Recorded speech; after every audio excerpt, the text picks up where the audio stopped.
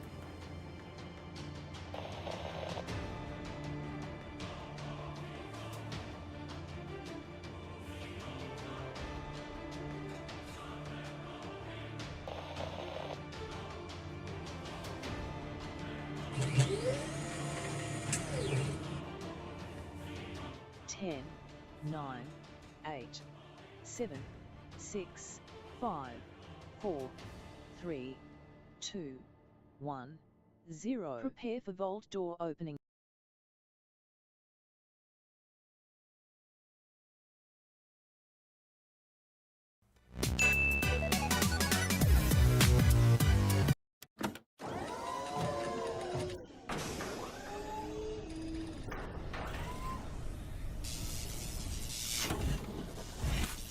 Whoops! Press both buttons at the same time instead of the one I needed. All right. There we go. Put a 1 in the chat if you can't see and hear me, everybody. Sorry for the slight delay here. Taking care of that IRL. So many IRL things going on right now. My AC unit's still not fixed, so I have to get these window units in to try to make it past this massive heat wave we're getting right now. You guys hot wherever you are?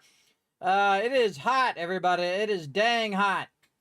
It sucks. It's hot at nighttime. That really sucks, bro. But yeah, it doesn't look like it's getting any cooler anytime soon either. Oh, God, it's just going to get hotter. All right, well, glad I'm getting this AC during my birthday. Now remember, everybody, my birthday coming up on Monday. That's right, Monday the 23rd. We're going to start a stream, and we're not going to stop it until you guys say so. That's right. So if you donate to the stream on behalf of the Vault Van Life Project, you can extend the stream either with bits or with direct donations. And you can make the stream go as long as you want. I'm going to uncap that sucker so it can go and go and go. Yeah, it's going to be awesome. Going to be awesome. But tonight, what we're going to do is we're going to be playing some Satisfactory. We're going to have some fun doing that as well. Remember, we got tons of giveaways coming up this weekend, 7 Days to Die.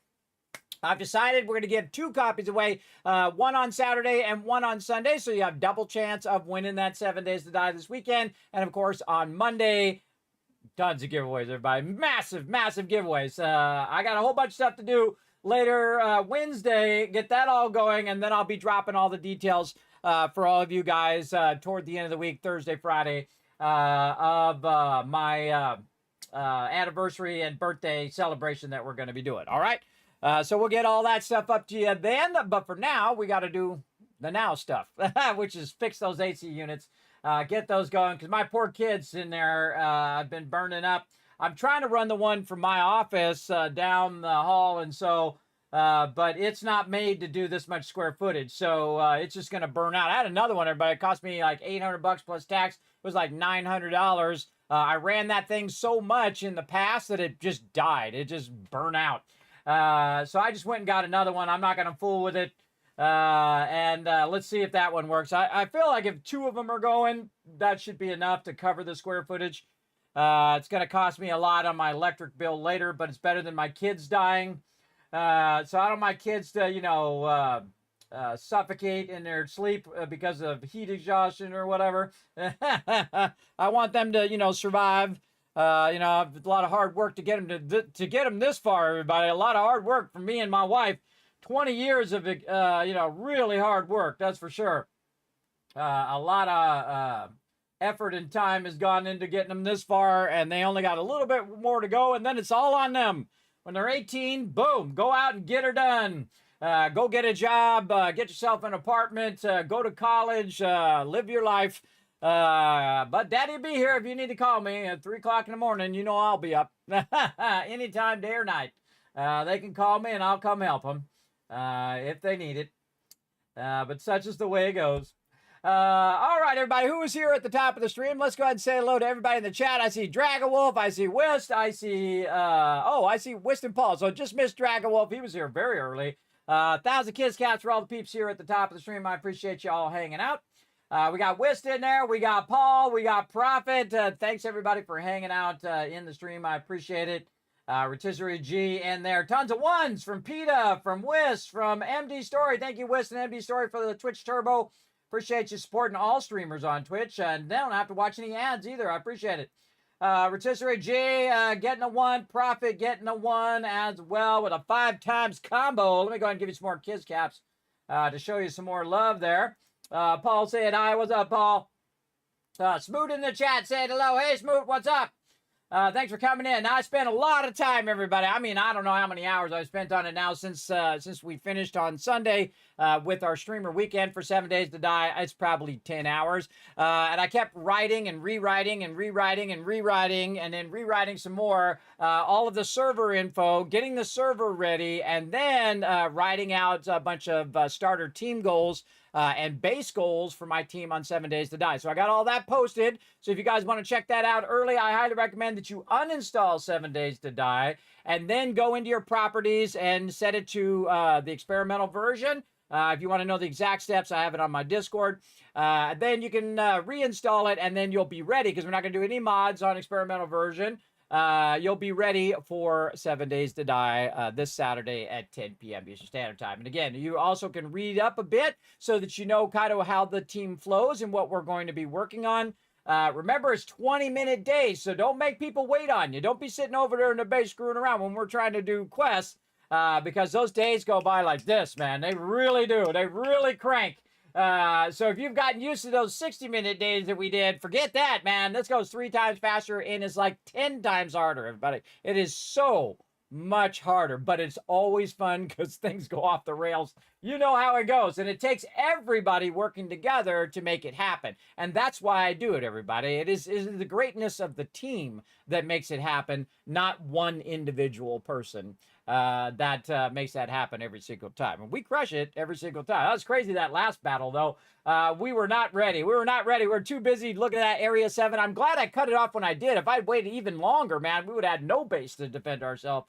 Would have been crazy. But yeah, that went totally off the rails, and we didn't have enough people to defend the base. And enough ammo and all of that as well. It got really crazy because I had to run back in to get stuff, and when I ran back out, they started breaching the base, and bombers started coming in. It was nuts. It was awesome, though. It was very, very awesome. So very cool, everybody. So definitely be around for that. If you didn't see my new schedule, everybody, it is up on my social media up there. I'm just kind of watching it run. I love watching it run, everybody. There's just something really magical about it running, for sure. So I'll show you that here in a second. Let's get into my main screen, and we'll talk about that. Let's go.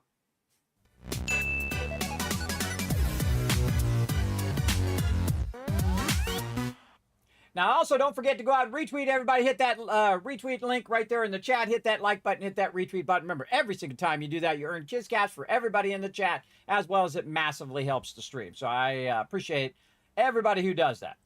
We're in the dealio over here. I wonder if I can pull my schedule up on this screen. I don't remember if I have it on this screen or not. Let's see.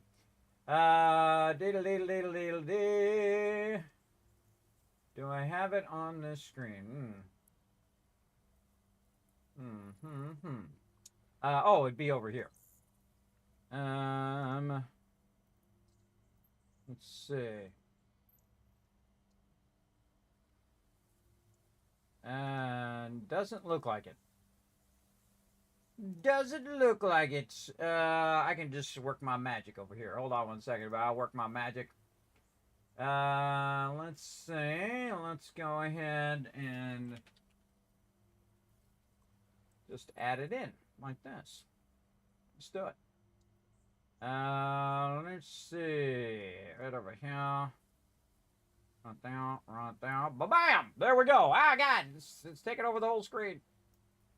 There we go. All right. Look at me adjusting the stream live on stream. Look at these skills, everybody.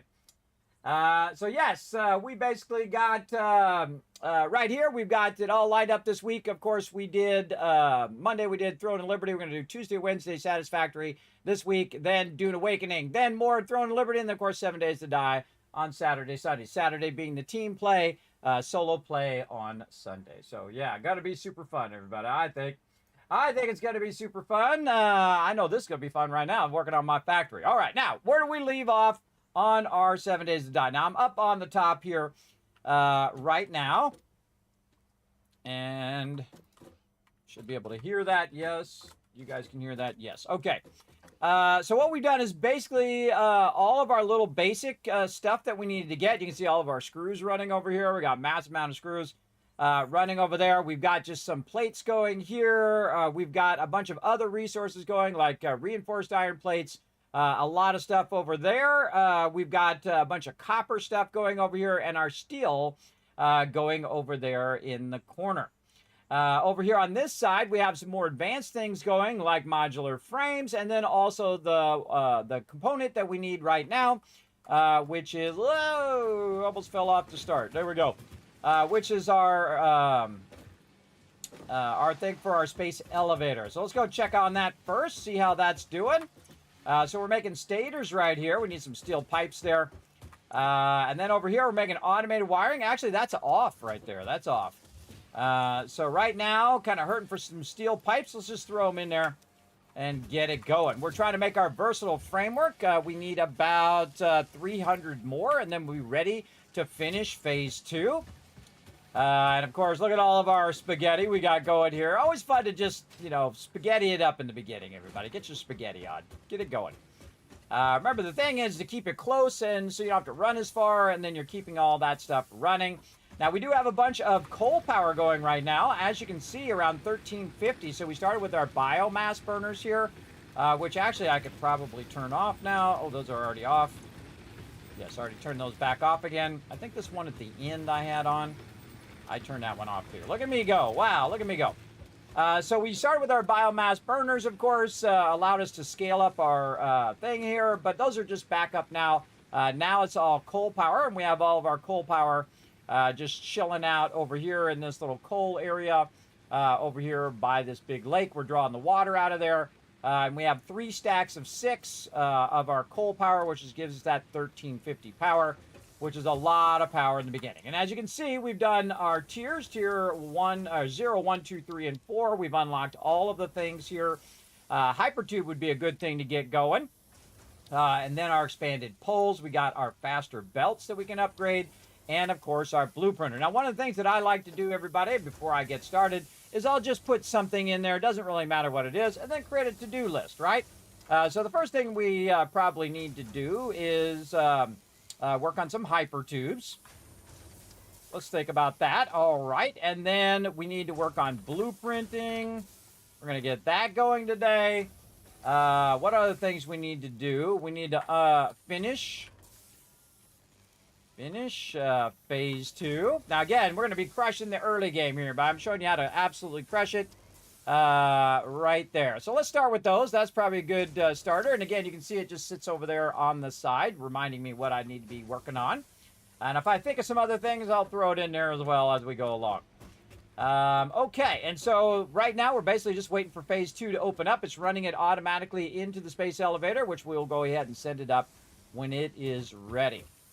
Okay, so the one thing that I saw that that needed some resources is pipes right now. So I see rods, needs a bit more rods for modular frames. How's our modular frames doing here? Oh, they're actually being used right over here.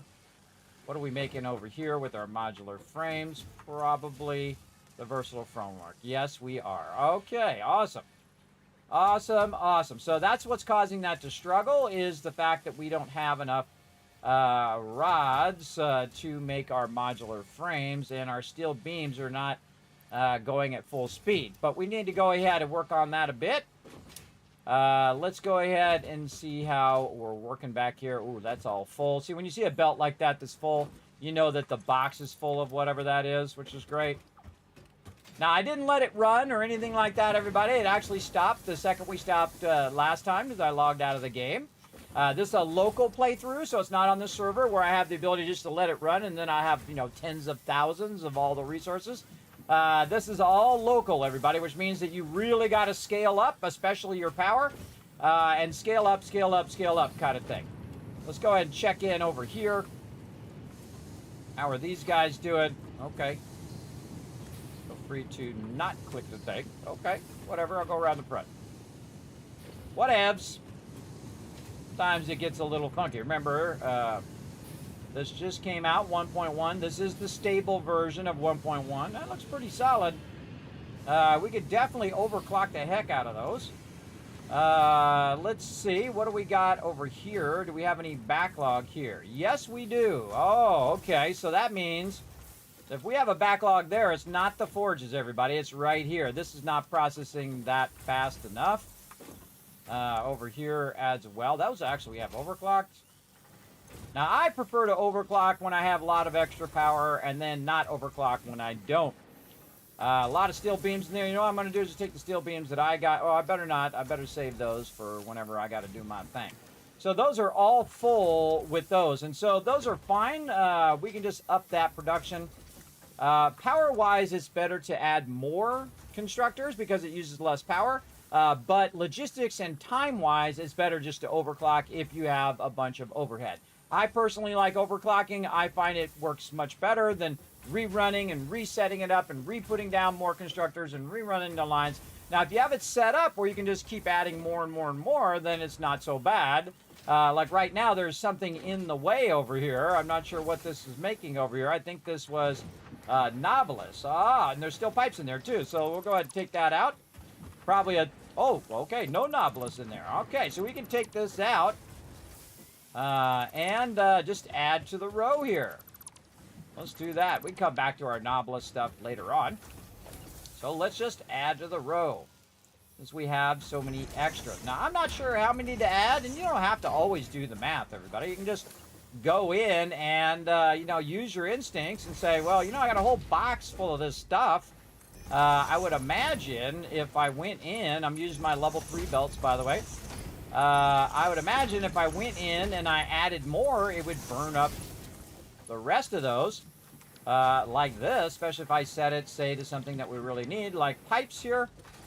And then over here, yep, some steel beams ought to be good. And I'll just throw the stuff I have on me in there.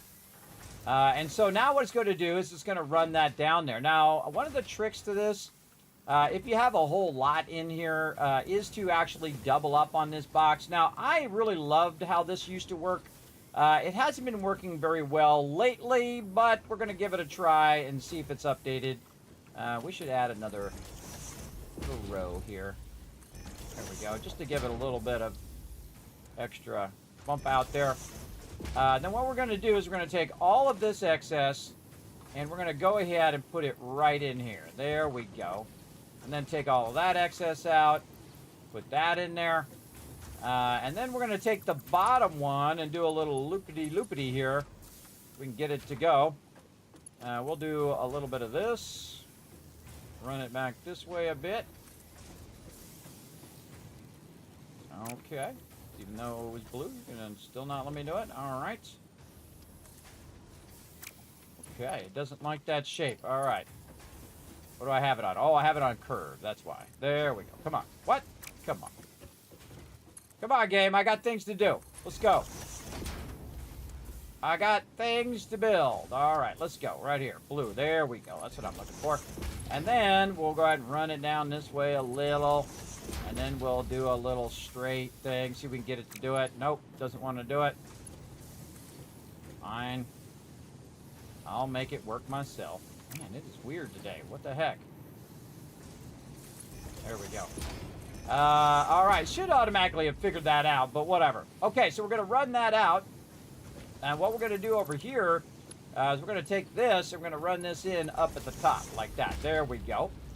So now that's running in that double box. So now we've got this running out of the bottom, right? But we can also infuse it toward the end so it's double running into the splitter at the end. And what we can do is just add a merger, right? So we just kind of say, hey, we're having trouble. I like to do it right there, but I got a pole in the way. Just do it here at the end.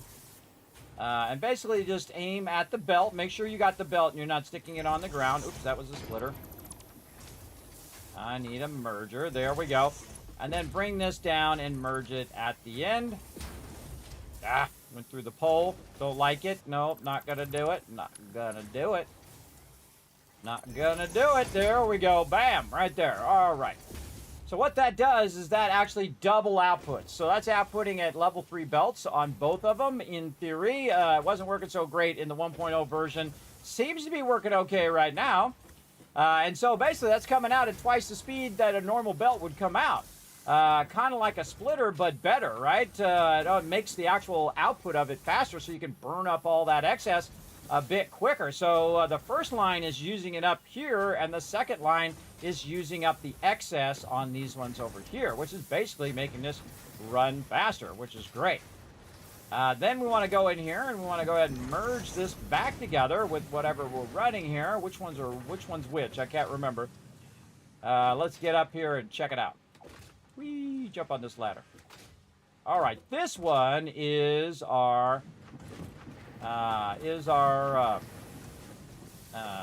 plates, or whatever they're called.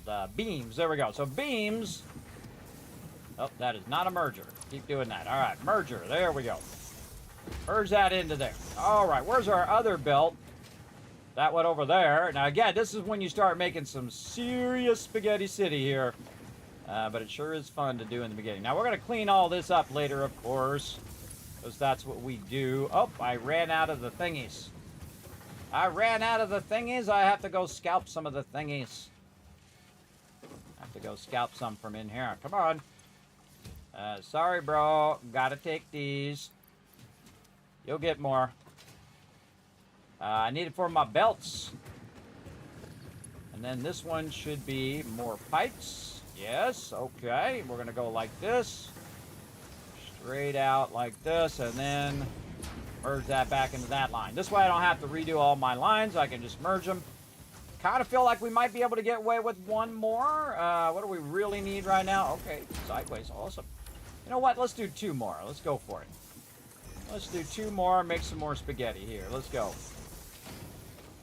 And here. Now, it doesn't really matter, everybody, because if you run out of resources, you can always just turn these off, right? Just turn those off and GG. But we know that we have extra, and if we have extra, burn up that extra. This is the moment. This is the moment to burn it up. To get it going. There we go. And then here at the end, we'll put that there. We'll connect this to here. We'll chain that to that one. And then this one is going to do steel beams. So, yeah, let's go steel beams and see how that works out on both of those. And then if we still don't have enough pipes, we'll switch one of them to pipes. Okay, and then we'll go ahead and merge. Again, I always work on my priority items first. Like, what is the thing I need the most right now? And right now, it's this. So I can get to the next stage, right? Now, I could have just probably left it and it would have been fine. But, oh, that merger is going the wrong way. Yeah, I just had that merger going the right way. Okay, there we go. There we go. Merging. And then, again, merging here. Which is kind of awkward, but hey, it works. There we go. We can fix that, everybody. But again, this is what happens when you do the spaghetti right here. And these are cranking. Look at how many are in there. Dang, I had a whole ton of them on me, too. Let's just drop some of those in there. Supercharge these, as I like to call it. You supercharge them by putting maximum amount in there. These are all already maxed, man. I could probably do even more. Oh, this one needs to be maxed. Okay, max there. This one over here. Sort that, max that. Okay, yeah. Now we're getting it. Get in there. And then that one in the middle needs to be maxed. Well, yeah, look at it using it up now. Yes, again, you want to see that box empty, everybody. Even if eventually your stuff is starving for resources, right now I have a big backlog, and I want to burn up that backlog so that I can get that next stage done, because it's going to make that stage go faster. So having a backlog is not as important as using it up in this stage, and that's why I make those backlogs anyway, so when I get to a point where I can actually, expand and make it go faster, then I do. Look at that. We're not even close, everybody. We're like 750 out of 1350. We can build everything we've already built all over again. And probably still have a little power left over. Which is awesome. I like to have a good headroom of power. Okay, now let's go ahead and check over here and see if this is doing... Again, you notice I didn't look at the numbers. I didn't figure all that. You don't have to play that way if you don't want. Yeah, much better, much better. Really backlogging a bunch of that. Our rods need some love over here. We're probably good on reinforced iron plates, I would imagine. I think that's backlogged. Screws are backlogged. Let's go in here and see if this is backlogged. How about here? Reinforced iron plates. Right, so yeah, this is... this could use a booster, too. A couple boosters. Yeah, it's iron rods that it's struggling on, not the plates. We go look in the box and see how our plates are doing. Oh, mama. All right, they're backlogged. All right, so we're good. We're good on those. We need some more of these rods. So what we can do is ease off on the screws and make some more rods go down the line, which is where we need them, down there. Another thing that we can do right here is the fact that we've got a bunch of tokens now. We got our 10 tokens. Print those out. Is we can cut off the awesome sink. And what that's going to do is backlog those screws. Those screws are going to go all the way back into the machines, fill up the machines with screws, and then backlog the pipes as well, or the rods. It's going to back up those rods, and then those rods will then put more rods into the other system simply by removing that one thing, right? So that's called thinking far ahead there, everybody. Big time. And again, we have plenty of screws over here, so we could probably do the same thing with another one of our screws that we might be using. That's being used in the main run. This one's being used in the secondary run, which is probably being used for something else because I can see it's moving. How's our screws doing over here? Yeah, our screws are being used for something, but it's full right now. So we'll probably just leave that and see if it ends up with more rods over here. Again, see our rods. Let's put some more rods in there and get it going. Yeah, our rods are slowing us down. Now, we also have it overclocked, so it is using more than it usually does. We definitely want to get those modular frames going. We're 140 away, and the second that's done, I'll flip this off and then let the modular frames and steel beams backlog. But I will let this continue, the modular frame, so it'll backlog me a bunch of modular frames as well. All right, so that's going to be a few minutes, and that'll be done. We'll be ready for the next stage. Now, what have we not done yet in all the stuff that we have so far? Let's go take a look. Because I'm doing everything on each and every stage in this particular playthrough. We got our blueprinter we got to do. We did our belts. Did we do our stackable pipeline supports? I don't think we did. I think we're going to have to come back to that. We've done all of this. We have a bit of our encased industrial beams going, don't we? Oh, we were switching it between the two. That's right. We were going modular frames, then encased industrial beams. We were switching that. We'll get that established separate soon. And what else do we have? Our advanced steel, we looked at that. We did a power. We have not done our power storage yet. We should do that right now. Hold on. Let's put that as number 1 right over here. Let's go. Batteries. Now, batteries. There we go. Sometimes my brain does not work 100%. All right. So batteries are very important right here, aka power storage. To balance your power in case it does dip above your power area. I like to have a little bit now. I actually usually neglect my power. I do like my power to be, my power backup and my power systems to be at my central base. Wherever my hub is, that's where all my power should be. It should be right there where I can walk over and turn it on or deal with whatever is not working. Because all you really need to do, say you're getting the oil, which we'll do at some point, hopefully today. If you're doing the oil, all you gotta do is just run the oil over here. It's only the one resource, right? And then all the other stuff that you have to do is probably already around your base already.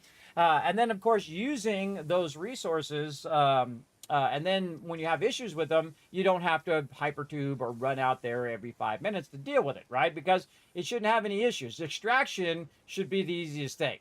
The issue should be you don't have enough extraction, or you have an issue with how your extraction is being produced or being converted into the resource that you need for power. Most of the time, you're going to your power station and not necessarily the extraction itself. Extraction is much rarer than, oh, wait, I forgot to turn on this factory, or I forgot to turn this thing on, or I didn't do this belt, or I didn't do that thing, right? That's usually how that goes. Okay, so we're going to start with some power storage. We're just going to go ahead and put down as many as we can right over here. We'll space them out a little bit today, because I don't know, I just feel like it. We're just going to bird up these resources. There we go. Okay, we're all out. And then we're going to tie all of these together. Let's tie this one this way. There we go. And then this will be our primary one here. Yes. Let's do this. This. Yes. We're going to have to do that in the back, I think. Like that. There we go. And then this will then tie into our power grid. And now we have an extra bunch of power, right? So we have an extra 500 megawatts to use at any given time. Now, I typically like to have online backup power and offline backup power. Why is that? Because if you have your online backup power running and it starts to use that online backup power, you may not notice. And so you're running around doing a bunch of stuff thinking your factory is working fine because it's using the backup power. But then all of a sudden that power gets drained and boom, everything turns off. And then you're like, oh crap, okay, I gotta go fix the thing. So you go fix the thing, and then now how do you start your factory back up again? you do that from your offline backup power. So you turn that power on, it allows you to start all your stuff back up again, and bam, you're back in business, everybody. Again, really brilliant use of your backup power to have both online and offline power. Now, I could make more, but I'm just showing you the gist of it. We're going to make a crazy ton of that when we get to blueprinting and doing all of that later on. We need to keep a close eye on phase 2 up there. Let's see, what else have we not done of all the things that we got? Again, the hypertube would be the other thing. Now, they do have hypertube junctions and branches. I've never used those yet because they just came out in 1.1. So we're going to try those out. I think we did all of this, yes. Base building, logistics, yes. We did all of those. We did the assemblies. We even did the jump pads. Everybody, I got a jump pad over there. We did some of the awesome sink, though we got to buy some more stuff there. We did all of our coal power. We did all our truck station, which is out there collecting us sand ore right now. We did all of our steel production. We've done our versatile frameworks. Those are almost done. We did our Xeno. And we did all of this. The only thing we need now is our blueprint designer, which is going to basically transform this entire base. Because we're going to tear all this down and redo it. We're going to do it in each stage as we go along as well. So we're going to use our level 1 blueprinter, our level 2, etc., etc. Now I like to put my blueprinter kind of off to the side here. Out of the way so I can just have plenty of room to go in. Get this going on just like a so. Let's go, blueprinter time. Okay, now this is the Mark 1 blueprinter. I do not have enough resources, of course. Of course, that's how it goes. So let's go over here. Let's clear. Now remember, when you clear this list, it doesn't clear your to-do list. These are public notes and private notes. I'm only on this playthrough by myself, so this is a solo playthrough, so I don't have to worry about it. I just put it in the public notes, and I would put it in the public notes anyway, even if I was on the server as well. We already did a server mega playthrough. It starts getting a little bit unwieldy, so we switched to a local mega playthrough, which is pretty rock solid. Pretty rock solid so far. Okay, so we need to scalp ourselves some steel beams from over here, not the rods.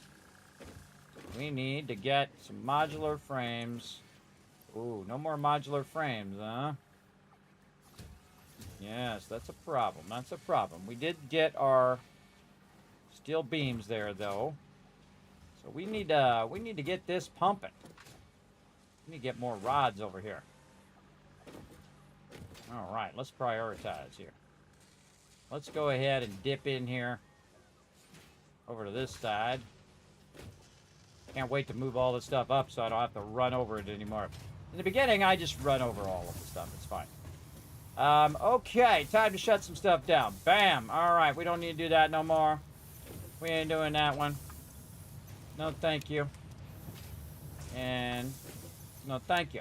Now, each of these are full of rods right now. So, since I'm going to turn these off, these are just extra screws I'm doing for right now. I'm going to go ahead and first turn them all off, which will make all of those go down the line, which will help it get where it's going, which is over there, where we have it. But also, I just got a bunch out of the machines, which allows me to do what I call supercharging it. Where you run on over here, and actually I could just do it right here in the box as well. Right here where our rods are coming out. I can just go ahead, bam, put those all in the box. I would keep a stack for you.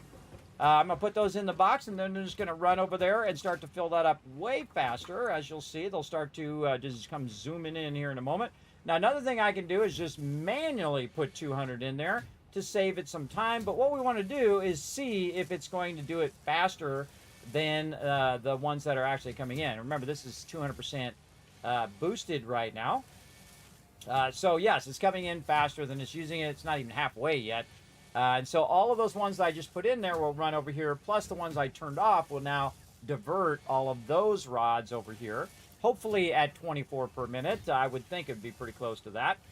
And that's going to go ahead and run over here and get it going. Now, the thing about the reinforced iron plates is when those fill up, those will backlog. And then also stop the screws or the rods being used over there to make screws. And that will also come down the line as well. So that's why we're going to go ahead and just let that go a little faster. Because we are 42 away. We are so close. So close.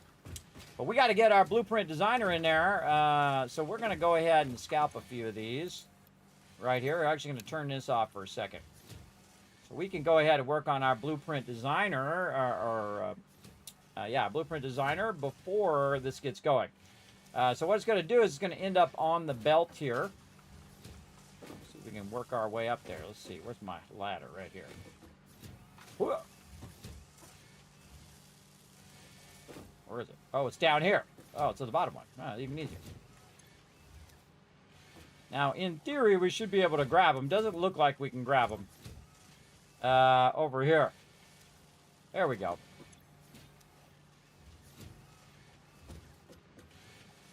That's very odd. There we go. All right. Yeah, now we're getting it. Very tricky. There we go. All right, 6 away. Now, I would stop this production so that you can move on, right? You as the player should be the priority versus running these out. Now, I need 40 more of them, and they'll take care of themselves here in a bit, but I would rather get the 15 that I need to progress.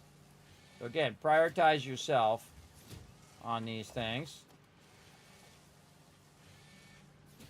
Right there. All right, 2 more. What are we doing over here? Get more boosters for that. More boosters! Now again, we'll scale all this up, everybody, but before you go scaling this anymore, you gotta scale that power. And we're gonna massively scale our power, because the next thing that we're gonna do is get the faster extractors, which we actually already have, by the way. I believe that we already have those unlocked. Let's go say, wee, whoa, missed it. Wee. I believe we have the new ones unlocked. And yes, right here, the Mark II. So these are still Mark Is that I'm using right now. But I would not go to Mark IIs because I don't have the infrastructure for running those Mark IIs right now. Right now, we're just trying to finish phase 2 first. All right. And we need 2 more. That's all I need. And then you can use the rest of these. There you go. Go do your thing, brother. All right. There we go. It'll take care of that. We'll run over here, throw our blueprinter down, and we will get started. Oh, man. Now, each blueprinter is of a different size. And they get bigger and bigger the further you go into the game. Add a little bit more room back there. And then, but you can't use your blueprints from one blueprinter to another unless you do a little tricky thing, which I'm going to show you here in a moment. All right, we're going to just nudge this over just a bit. We're going to try to line it up off the center of the these ones here too, in case you need to use the outside edge to line things up. I do try to line that up in the center. Oh, here comes that up. Once you have built a satisfactory blueprint, interact with the Blueprint Designer terminal to save it. It will then be available in the Blueprints tab of your build menu. Blueprints can always be edited to correct mistakes or optimize. If you find yourself struggling to work within the set size restrictions, remember that this is a you problem, and efficiency can always be improved. It's a you problem. All right, so what I try to do is I try to line up the grid in here to the grid down here. Now, you see I centered it, and that did not line up the grid. So I have to go in and say, okay, well, I got to move this over about a half thing. Even though it lines up over here, it's actually the internal grid that you're thinking about, not the actual item itself. So we need to move that over just a bit more. So we'll go ahead and put that down. I always put the thing that goes in the front right here, and we can nudge it around. By the way, I forgot to mention this the other day, but watch this. Bye, item. See you later. Bye-bye. See you. Everybody wave. Everybody wave in the chat and be happy. They took away the nudge limitations in 1.1. So you can nudge that thing clear across the whole map if you want to, everybody. You can just go and go and go. I forgot to mention that last time. So they've taken that nudge away, which is awesome. The nudge restrictions. So you can just nudge it how much you want, which is how it should have been in the first place. And I appreciate them recognizing that and fixing that, because that sucks. There's no reason to have a nudge limitation there, but it makes no sense to me. And apparently to a whole lot of other people who said that sucks. Okay, so we want to go ahead and line this up just like that. There we go. Now we're lined up. And this is because sometimes what you do is you use some pieces outside the thing to line things up, and then you'll build it inside there. And you can also build multiple of them, say A and B, and then you take A and B and you connect them together. Like, for examples, you're going to run some belts. And so those belts are going to run, and then they might go into a corner. So then you build a corner item and then a straight item. And then what you do is you build the straight one, and then the corner just snaps in there and do it. And also they have the ability to run your lines a little bit cooler as well, which is what we're going to work on in a bit. But the number one thing you should be doing in here, everybody, the very first blueprint that I suggest in the entire game that you should do is foundations. And you should choose whether you want them to be the big ones or the medium or the smaller ones. I like the 1 meter ones, so those are the ones that I'm going to use, but it is the very first blueprint that I typically do in the game, right over here. Right there, just like that. Now, I should have my blueprints removed. I do. Okay, so all my blueprints from before, they aren't gone, everybody. I just took them out of there. But I do have, we're just going to start over on the blueprints, but I do have a bunch of them on my Patreon for a bunch of my patrons. So if you are a patron over there, you can get all my blueprints. But what we're going to do is we're going to go through and we're going to design them based on the stage of the game. So we're going to go ahead and make a new blueprint. Now I can put those blueprints back in there, by the way. I can just drag them back in the blueprint folder. Pretty easy. But be careful when you do uninstall and all of that stuff, because you may lose your blueprint. So always back them up, everybody. Always back those suckers up. All right. So what we're going to do is we're going to start with our Mark 1, which is the blueprinter it is on. And then this is our 4x4 foundation, Mark 1 foundations. And I forgot already how many there is. Let's see. This is foundations, so we can just search for it. I find, 1 meter. 1 meter. How about foundation 1 meter? No? Just foundation, I guess. All right, we'll go with foundation. Oh, it's got the bug in here again.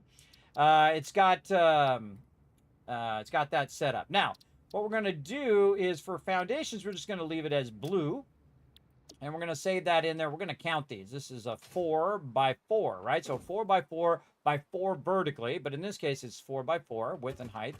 And the actual thickness of it is actually 1 meter. So it'd be 4x4 by 1 meter. So we'll say 4x4 foundations 1 meter high, right? Right there. A total of 12 foundations. Easy, right? So you just leave yourself a little bit of a note so you remember what it is. And these are Mark 1 foundations. So we're going to go ahead and save that over the one that we just did. And then we'll go in and we'll manage it. We'll hit Q, and then we'll go to our Blueprints tab right here. Then we can edit over here. We can add a category. And then we can edit the name of that category, Foundations, right here. Easy, right? And we can also select a thing here. What do we feel like doing? I don't think there's really any symbol for foundations in there. Yeah, we'll just stay with what we got. Foundations. All right, apply. There we go. Now we can take this and we can move it into our subcategory. Oh, wait, we don't have a subcategory. D. And this is right here, MK1 Blueprinter Foundations. Right there. So this is going to be our MK1 ones right here. Okay, so we're going to go ahead and grab... Whoop, did we cancel? Okay, we got to go here and then roll over there. There we go. It's very tricky sometimes. You got to roll over that top part so it shows up there. Make sure you hit apply changes or it's not going to do anything. Now we can also put this as something on our bar. So I'm just going to press the 9 button. You can see it pops up over there on the bar.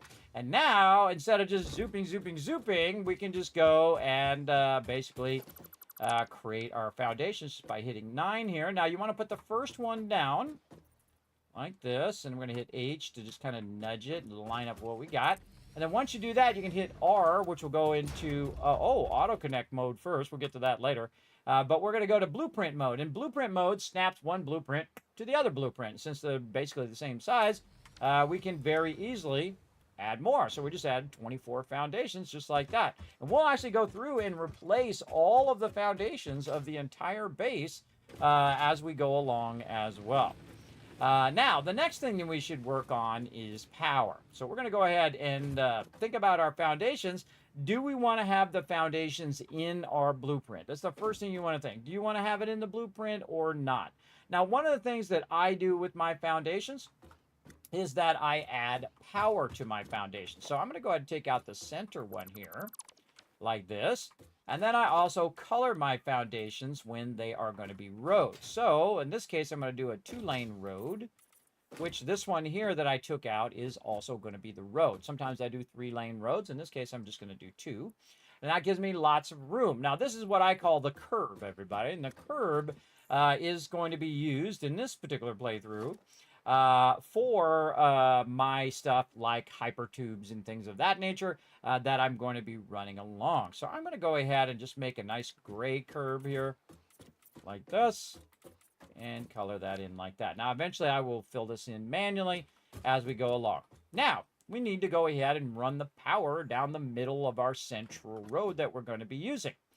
And we've already got our central road right here. You can see I've kind of left it open. But you can see it's messy. It's got a bunch of stuff in the way. It's kind of hard to navigate. So we do need to move that stuff out of the way so we have plenty of room to run back and forth and eventually run down to our water down there. So this is going to be our central road right here. So we want to go ahead and set that up so we can run the power down the middle of the road. Now, to do that, I'm going to need this awesome shop and these tickets that I got earlier, wherever they are. Did I actually pull them out of there? I don't think I did. I think I just printed them but didn't pull them out. Let's go through all this mess. Now, I do this on purpose, everybody, in the beginning so that you'll see the difference between, you know, running and jumping over that stuff all the time or having it lifted up out of your way. Because remember, you're building a human-sized factory, right? Not building it for giants. You're building it for you.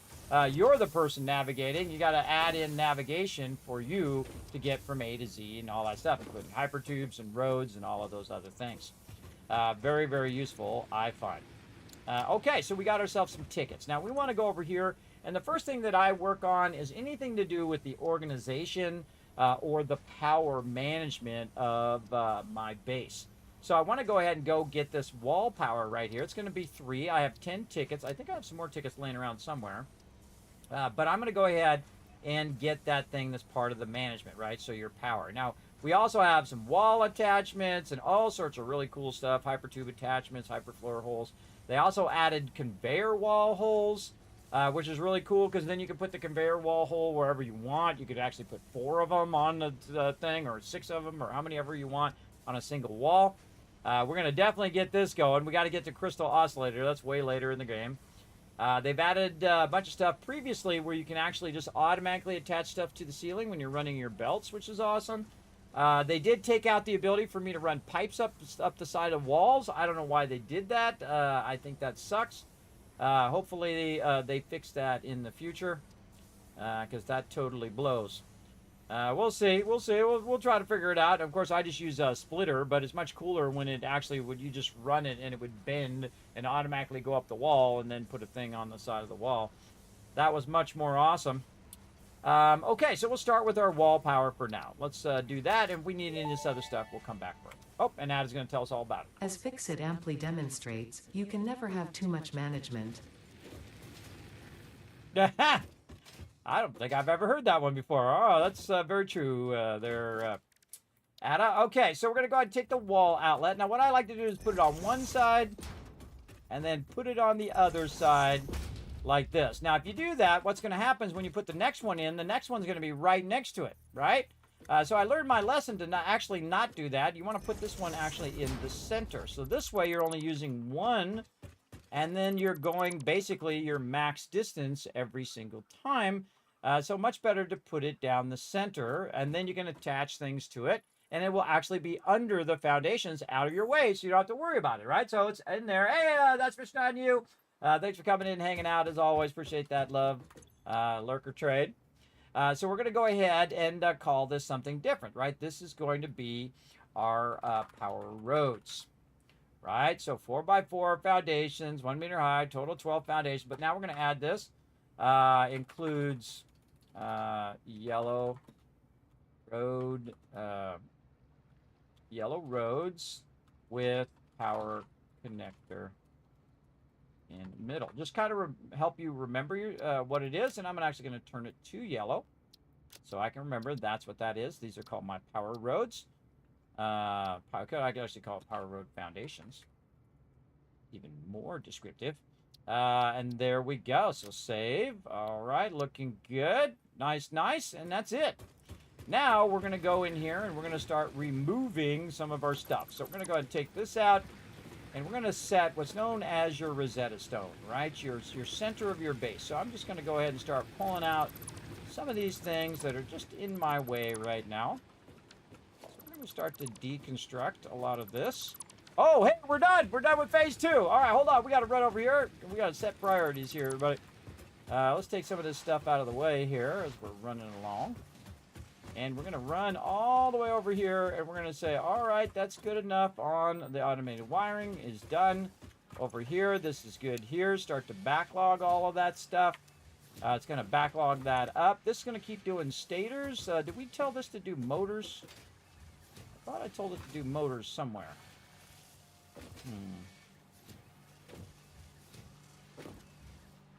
Where do we do those motors? Oh, out here. Oh, they're cranking. Yeah, all right, so that's it's cranking those out. All right. So we're going to keep these stators going so they keep making more and more of these motors. We've got a ton of them in there right now. Let all that stuff backlog while we go ahead and work on revamping the base. Now, I'm just going to put the first one down, and then we're going to upgrade to the next stage and work with that. Okay, we're going to leave all of this. I'm just going to kind of move right here, and I'm going to take out a 4x4 section. So that's 1, 2, 3, and then that's 4 there. And then 1, 2, 3, 4. You get the idea. And you can see I'm using the larger ones. Now, you can't just replace your blueprint with other things. It doesn't quite work that well. Or it doesn't work that way is a better way of saying it. And also when you're putting your blueprints down, if you're lining up foundations, you want to have the same size foundation, so 1 meter to 1 meter. That's going to help you tremendously. Okay, and I'm going to aim the arrow that way, and then I'm going to just nudge this into position so that basically it takes up the position of the other stuff. Now, that's not actually there yet, so if I were to walk forward, I'll boom, I'll go bye-bye right down there. So there we go. We put that in.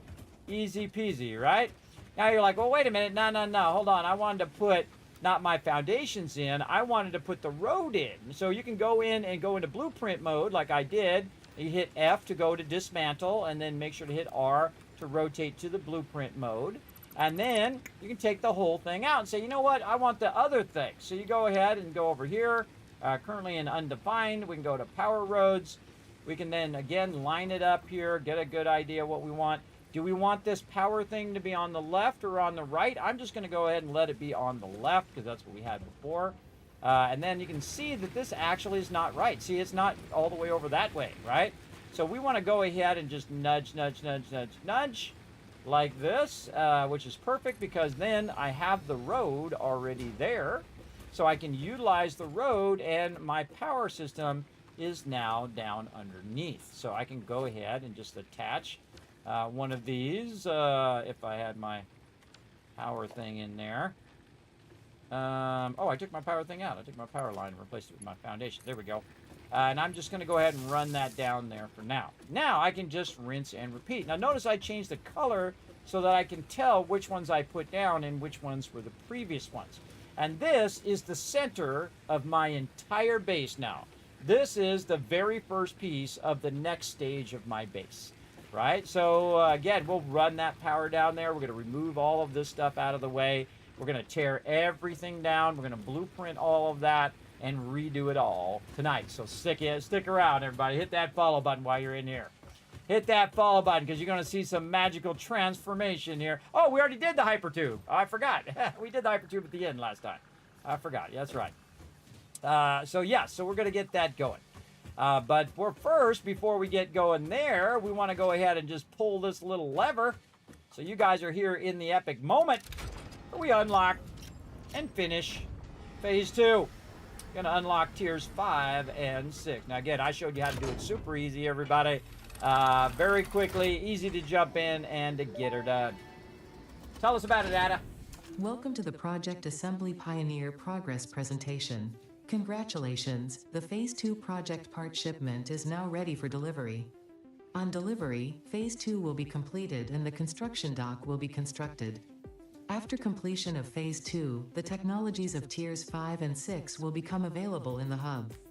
These might feel intimidating after your previous experience, but rest assured that you would not be here if you were entirely incompetent. Highlights are oil production, railway transportation, the jetpack, and many more. Completing Phase 3 of Project Assembly is your next main objective. Just remember to focus on producing and delivering the project parts, and Fixit's faith in you will be strengthened. Well, thank you, Ada. I love this moment, everybody. The next 2 phases, other than 3 and 4, 5 and 6 are my favorite phases in the earlier game. Now, we're actually kind of moving into the middle game now. Here we go.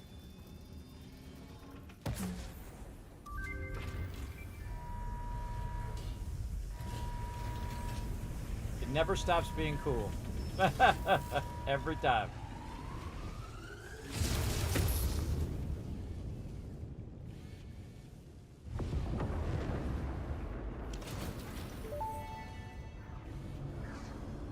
Phase 2 of Project Assembly completed.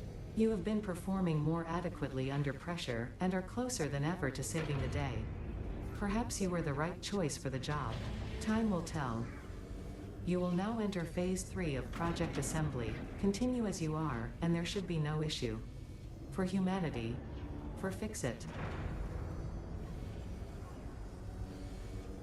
Okay, we got the space station going next. Wish we could do that in real life, everybody. They say we don't have anything strong enough to run a wire to space. We don't have any materials. Maybe you're the one who's going to invent that material. Maybe transparent aluminum. A little Star Trek reference for you. All right, versatile framework, modular engine, adaptive control. Now, guess what, everybody? Watch this. You want to run some versatile frame, run some more of these? Just click that on. Just click that on because you already got it set up from the previous one. So let that sucker run. Let it run. We'll go back to that. All right, now it is time to utilize our blueprinting. We got our phase 2 done already. Look at how we're on the ball over here. Let's go ahead and just add something over here so I can modify this. We got this done. We got our batteries. We already did our hypertube. We'll take that out for now. So we are on blueprinting, and then the next thing, rebuild entire setup with blueprints. Yes, let's do it. Boom, we're on it. Okay, so now the next thing we want to do is think about our production, our power production. Power production always first, because without power, you ain't doing anything, everybody. Now, the first power that we used before was these over here, which is our biomass burners. So we still want to use those, but we don't need them to be like this, right? We don't need them to just be slapped down on this location. Now, I wish they'd add a function, everybody, that was everything but. Because whenever I'm taking stuff out at this stage, I want to take everything out but the foundations. So if I had that option, that would have been amazing when it first came out, but I'll take it now. It would be great. It would be awesome. Anytime they feel like adding that, I'm all about it. For sure. Did I accidentally take out a merge down there? No. Okay. And then we're just going to take all this out because we no longer need it to be there. Now over here, I have a nice little box filled up with this biomass. What I'm going to do is just make my job a little easier over here by just taking a nice box, sticking it right here, bigger box, by the way. Put all that in there, take this out, and just do the same thing, right? And so we're going to go ahead and just put that over there. And then these are the things that are converting our biomass right now. Again, right? So we've got a little bit extra there. We're going to take that out. We're going to take all of this structure out of here. We'll pick up this wood that we were using just to let us know what was in those because we don't have signs yet. And then up here is our resources. And all of that can go bye-bye. Now, again, you just press Control. You can select multiple things. I'm just so old school, everybody, that I still just take it out one at a time. It's a bad habit. I will try to break that habit one day.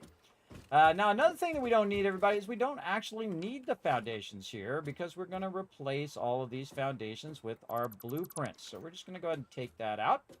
And now, again, remember, we're using our 4x4 blueprints. And now that we need some foundations, I can just press number 9. And bam, there we go, 12 foundations, just like that, right? So that's 2 more than you can do with souping, right there. Oh, did we get it done? Oh, we got the retweets done. Hey, great job, everybody. 1,000, 2,000, 3,000 caps. We got a few more retweets over there. We're going to give you even more caps for those giveaways, everybody, so don't forget to go out. Follow that link right there in the chat. Hit that like button, hit that retweet button. It does help the stream tremendously because I'm showing you some of my coolest stuff. Now, you know what I'm going to do in this playthrough, everybody? I'm going to actually do something different. I'm going to go in, and I'm going to go into blueprint mode, and I'm going to take these foundations out. And this time, what I'm going to do is, because I had a problem last time, I'm going to show you what that problem is. I'm going to clear that one out. I'm going to reload the other blueprint. There we go. And what I'm going to do, instead of putting that down, which is the same color and likeness of everything else that I have, I'm actually going to change the likeness of my foundations so I know which ones are the ones that I took out and which ones are the ones that I actually want to replace it with. Now, see, I can't actually do materials, but I can do colors. So I can go and use the same gray swatch to go ahead and give it a little bit of a lighter gray. So this way I know which ones are a blueprint and which ones are standard foundations. Which is, I think, a much smarter way. So we're going to go ahead and say colored with lighter gray to tell from basic foundations. There we go. Easy. All right. Remember, these ones will be available to my patrons when I get to the point of uploading them. Because I'm going to make them live on stream, and then I shall upload them to all of you. Again, exclusive content up there on my Patreon for all of you. Now, when we put it down, it's going to be very obvious that it is a different color than the ones that we already have. And I tell you, last time I did that, I should have thought of that, but I thought of it finally, and now we good. So we can go ahead and just see which ones are actually the blueprints, which is awesome. Now, speaking of the blueprints, we want to also take these out over here. I'll take those out later. But right here, we're going to basically use our thing. Now, our curb is this kind of gray, and I think, you know what? Maybe I want to use a different color than that gray, because now I don't know which one is the curb and which one is an actual foundation that I want to use. So maybe we'll go in and we'll say, you know what? Let's go ahead and use a different color. We don't want to use yellow, because yellow I use as a road, which is typically the first one that I use, which I forget which swatch I use. I should have actually changed this swatch to yellow. My bad. Hold on. We got to fix that. We got to fix it. We got the power to fix it. Actually, let's cancel. Let's turn this to gray, like this. There we go. Let's darker gray. This to yellow. Now, this actually affects everything that you put this on. So this will affect every other thing. So we want to actually fix up our stuff again. So this is the coolest thing about this game, everybody, is that you can just pull back up something you already did and modify it, right? So you say, oh, well, I got this yellow on here, but actually I want to make the yellow this first one, right? So now I colored that in again. Now, this one right here is swatch 3 right here, which I'm using for the side thing. So you know what I'm going to do? I'm going to go ahead, again, go in here and change this. Now, I like to just go ahead and pull this out, make this a little bit of darker gray.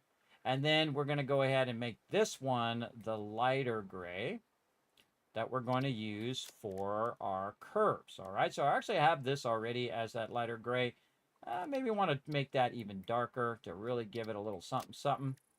right over there. And then same thing here. We'll make this other one a bit. I don't like to make it 100% dark. Otherwise, it doesn't have a the lighting on that gets bad. It's like anything that you do. If you make it 100% black, it doesn't have the ability to reflect. It'll just usually just completely absorbs it. Now, I can do custom swatches, but I just use the default swatches, everybody. The only swatch you don't want to mess with is these. This will change your entire defaults. These are your defaults here. These are swatches that you're using. You got 18 of them. That's quite a bit. Okay, so we're going to go ahead and take swatch number 3. And swatch number 3, we're going to go ahead and give it just kind of like a little turquoisey feel. Still be a bit dark here. And then we're going to take this one out again with the dark edges like that. Okay, a little turquoisey there. Okay, now if you notice, this changed. And you're like, oh, wait, how'd you change that, Kismet? That's because I changed the swatch. If you change the swatch, whatever you have applied to that will globally change throughout all of your stuff, even your blueprints. So actually we want to take this swatch now and replace this so we know this is our curve. So again, we're using the colorizer here in the very beginning, the customizer, I mean, to fix these colors. All right, now we're going to go to our blueprint and we're going to say save blueprint.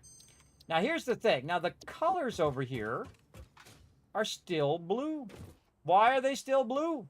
That's because this is actually not that blueprint that I just changed anymore, right? So that is now its own unique blueprint. It doesn't automatically change your blueprints that you set down in the world. So you got to change them. You got to go in and remove this blueprint, like so, and re-put the blueprint down for it to take effect. So we're going to go ahead and go right here and say, okay, I want to put this down just like that. And we should see this is the lighter gray, and that's that kind of turquoise color. There we go. And now we can see the difference in color. I use color a lot to help me understand if I've done something, what that particular thing is for, and so on.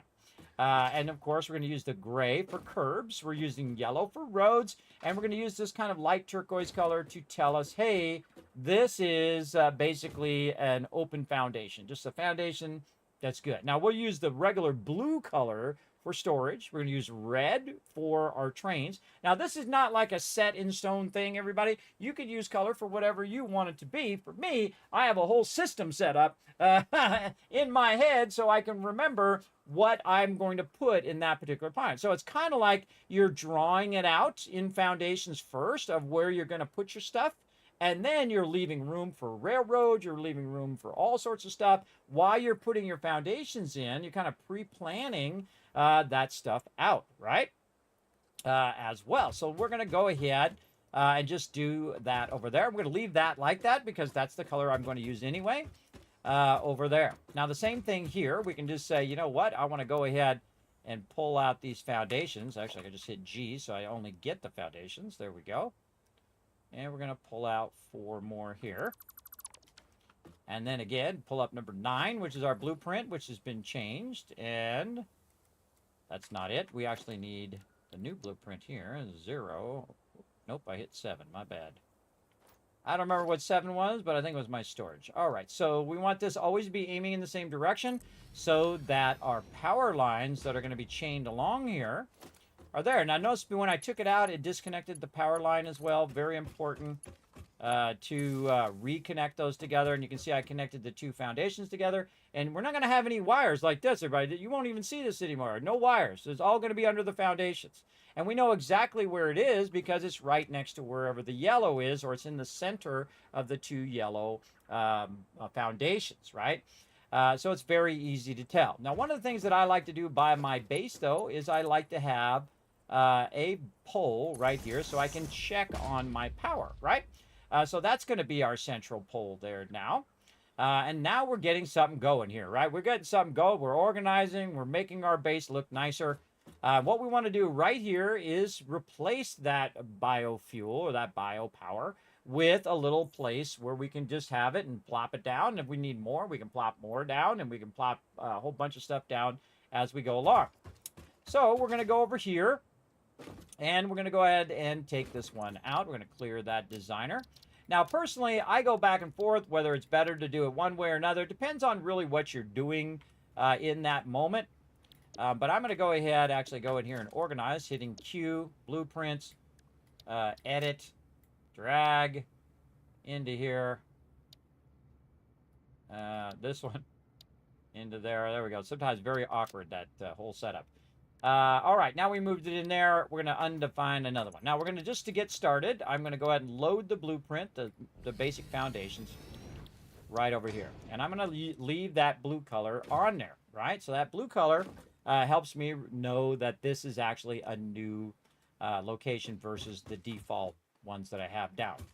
So what we're going to do is just basically build the thing that we want. Now, we could build it first just to get an idea, especially if you're doing something with an extractor, like an oil extractor or a resource extractor, which you can't put on the blueprinter.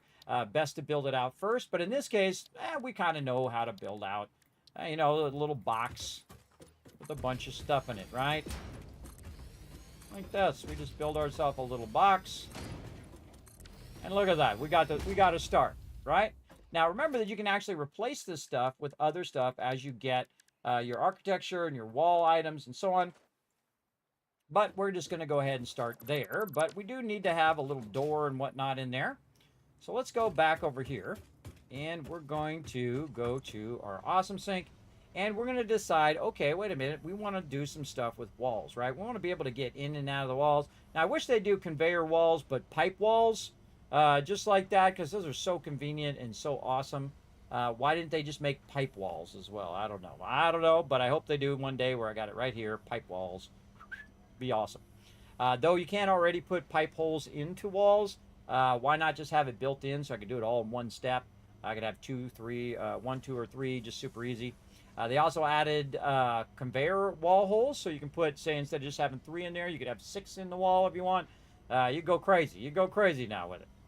But I like to have the gate. That's my thing right here. So we got enough, so we're going to go ahead and put that in the cart, and we're going to go ahead and buy that gate. Tell us all about it, Ada. Walls are one of humanity's greatest inventions. They definitely stand above floors. Oh, wait, we got the new thing. Oh, I didn't even see it. Yes, the new thing. Oh, man. I forgot that was even in there. Wow, that's cool. They added a roll-up gate, everybody. Oh, I like that even better. Yeah, we're using the new stuff. All right, cool. New stuff it is, everybody. I didn't even know that was in there. I knew it was in the game, but I didn't know it was in there with the door roll. All right, we're gonna put this on all the sides. Yeah, I like it. I like it. There we go. We're just gonna center that in there, so anytime we need to get in here. Oh, that's my new favorite door. That is awesome. They definitely was watching my stream. That's why they added that. They said Kismet needs a little bit more room when he's in there doing his thing. Love it. All right, really cool new option there. Now, here's what we need to do in this particular thing, everybody. We need to take our raw resources, and we need to process the wood, and we need to process the leaves and turn it into our biomass, all right? That's the first thing we need to do in this process. Now, we also need to make it real easy for us to get in there and add it in. So I'm going to go ahead and start using one of the new boxes here that we just unlocked, and I'm going to just set this back right over here, like that. Now, on the other side, I'm going to do the same thing. Now, remember, this is a Mark I blueprinter, so we're just going to start with our basics. And I'm going to set the other one right in the center over there. All right, very good. Now, I'm actually going to take this gate, and I'm going to change it, and I'm going to move it forward just a bit. Maybe something, something like this. Yeah, let's say that. Now, the reason why I'm going to do that is so that I can kind of create a little bit of variety in what it is, because we're going to actually build not just square boxes, but we're also going to create a little inset. Say I want to drive my vehicle, I can put it over there, or I can set up a priority switch, or I can control the power, turning it on and off, and all of that stuff, because we're going to start working very vertically. Now, the first thing that I want to do is have the ability to go ahead and put in my wood and my leaves. Now, I don't necessarily have to make it perfectly symmetrical. I made it symmetrical so that you can see that you don't have to make it symmetrical. So many people, when they're building, when they're new building, make stuff symmetrical. I make stuff efficient, everybody, and that's why typically I'll make a square box, because the square box is the most efficient way of building a base and building a factory. That's why they do it in real life. In real life, they build square factories because they get more square footage. It's all about them dollar bills, everybody. Now, in game, it doesn't matter because you don't have money in the game. You got tickets, which unlock stuff, but it doesn't necessarily, you don't have to use tickets to make resources or, build things. So, again, in real life, they do it because of square footage. Now, also, you have a square footage problem if you start making angles and all that stuff in game, but you could always make more of them, which is fine. Now, what I'm going to do is I'm going to put the two boxes together. And the reason why I'm going to put the two boxes together is because it's easier for me to feed the resources in the boxes. So that's why you put them together. Now, it'd be nice to have some signs right now that I could put on there. Let's go over here and check out what it would cost to get our signs right now. Honestly, I can't even remember which one this is in. Hold on, let's go see. Right here, there we go. We've got our display signs here. It's going to cost us 2, 5, or 10. We have 2 left right now. So I guess that doesn't give us too many more options. So let's just go ahead and buy those signs. Here we go. Where did you leave your lizard doggos? What's in this storage container? Where did you put the essential components needed to save humanity? Do you wish there was text to prevent you from constantly taking the wrong turn? Disguise your struggles to comprehend the complexity of your surroundings with signs. Well, thank you. Now, I can put a little sign and just put what it is right there, or I can go ahead and actually write out what's on there. So normally what I do is I take the leaf and I'll drop it behind there so I know what it is. I think this is probably the earliest I've ever unlocked signs as well, everybody. I usually don't use signs until way later, but this playthrough, we're going to use everything. We're going to get it going on. So what we're going to do is we're going to say wood here, right? And we're going to put wood right there, and you bet you know what I'm going to type. Wood, or I could just put raw wood too. That's what I would do in 7 Days to Die. Put raw wood, but there is no other type of wood. There's only raw wood. So you might as well just put wood and GG's, you're good. Now I would love if that would center itself and I could show the font size and all sorts of stuff. But me getting triggered aside, we're going to go in here. We're going to take this out. Oh, okay. Come on.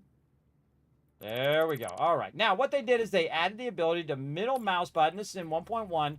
Middle mouse button. It picks up the sign, the sign's orientation, and what you have on the sign. Ah, that's awesome. I've been asking for that feature forever. The same thing when you're doing constructors and all your other factory items. When you pick up one of those items with the middle mouse button, it actually puts whatever you picking up, say iron plates, and it will actually put another constructor down already set to iron plates. A great addition to 1.1, I think, for sure. All right, now we know this is going to be over here, leaves. There we go. Don't type the whole thing out. Type it out over here, though. Leaves. All right. And now we have those with signs on them. Pretty easy. Now, the earlier signs take less resources, right? They take a little bit of quartz. You can see I've got some quartz crystal that I put in the dimensional depot, or I have it in my inventory, one or the other. A little bit of both.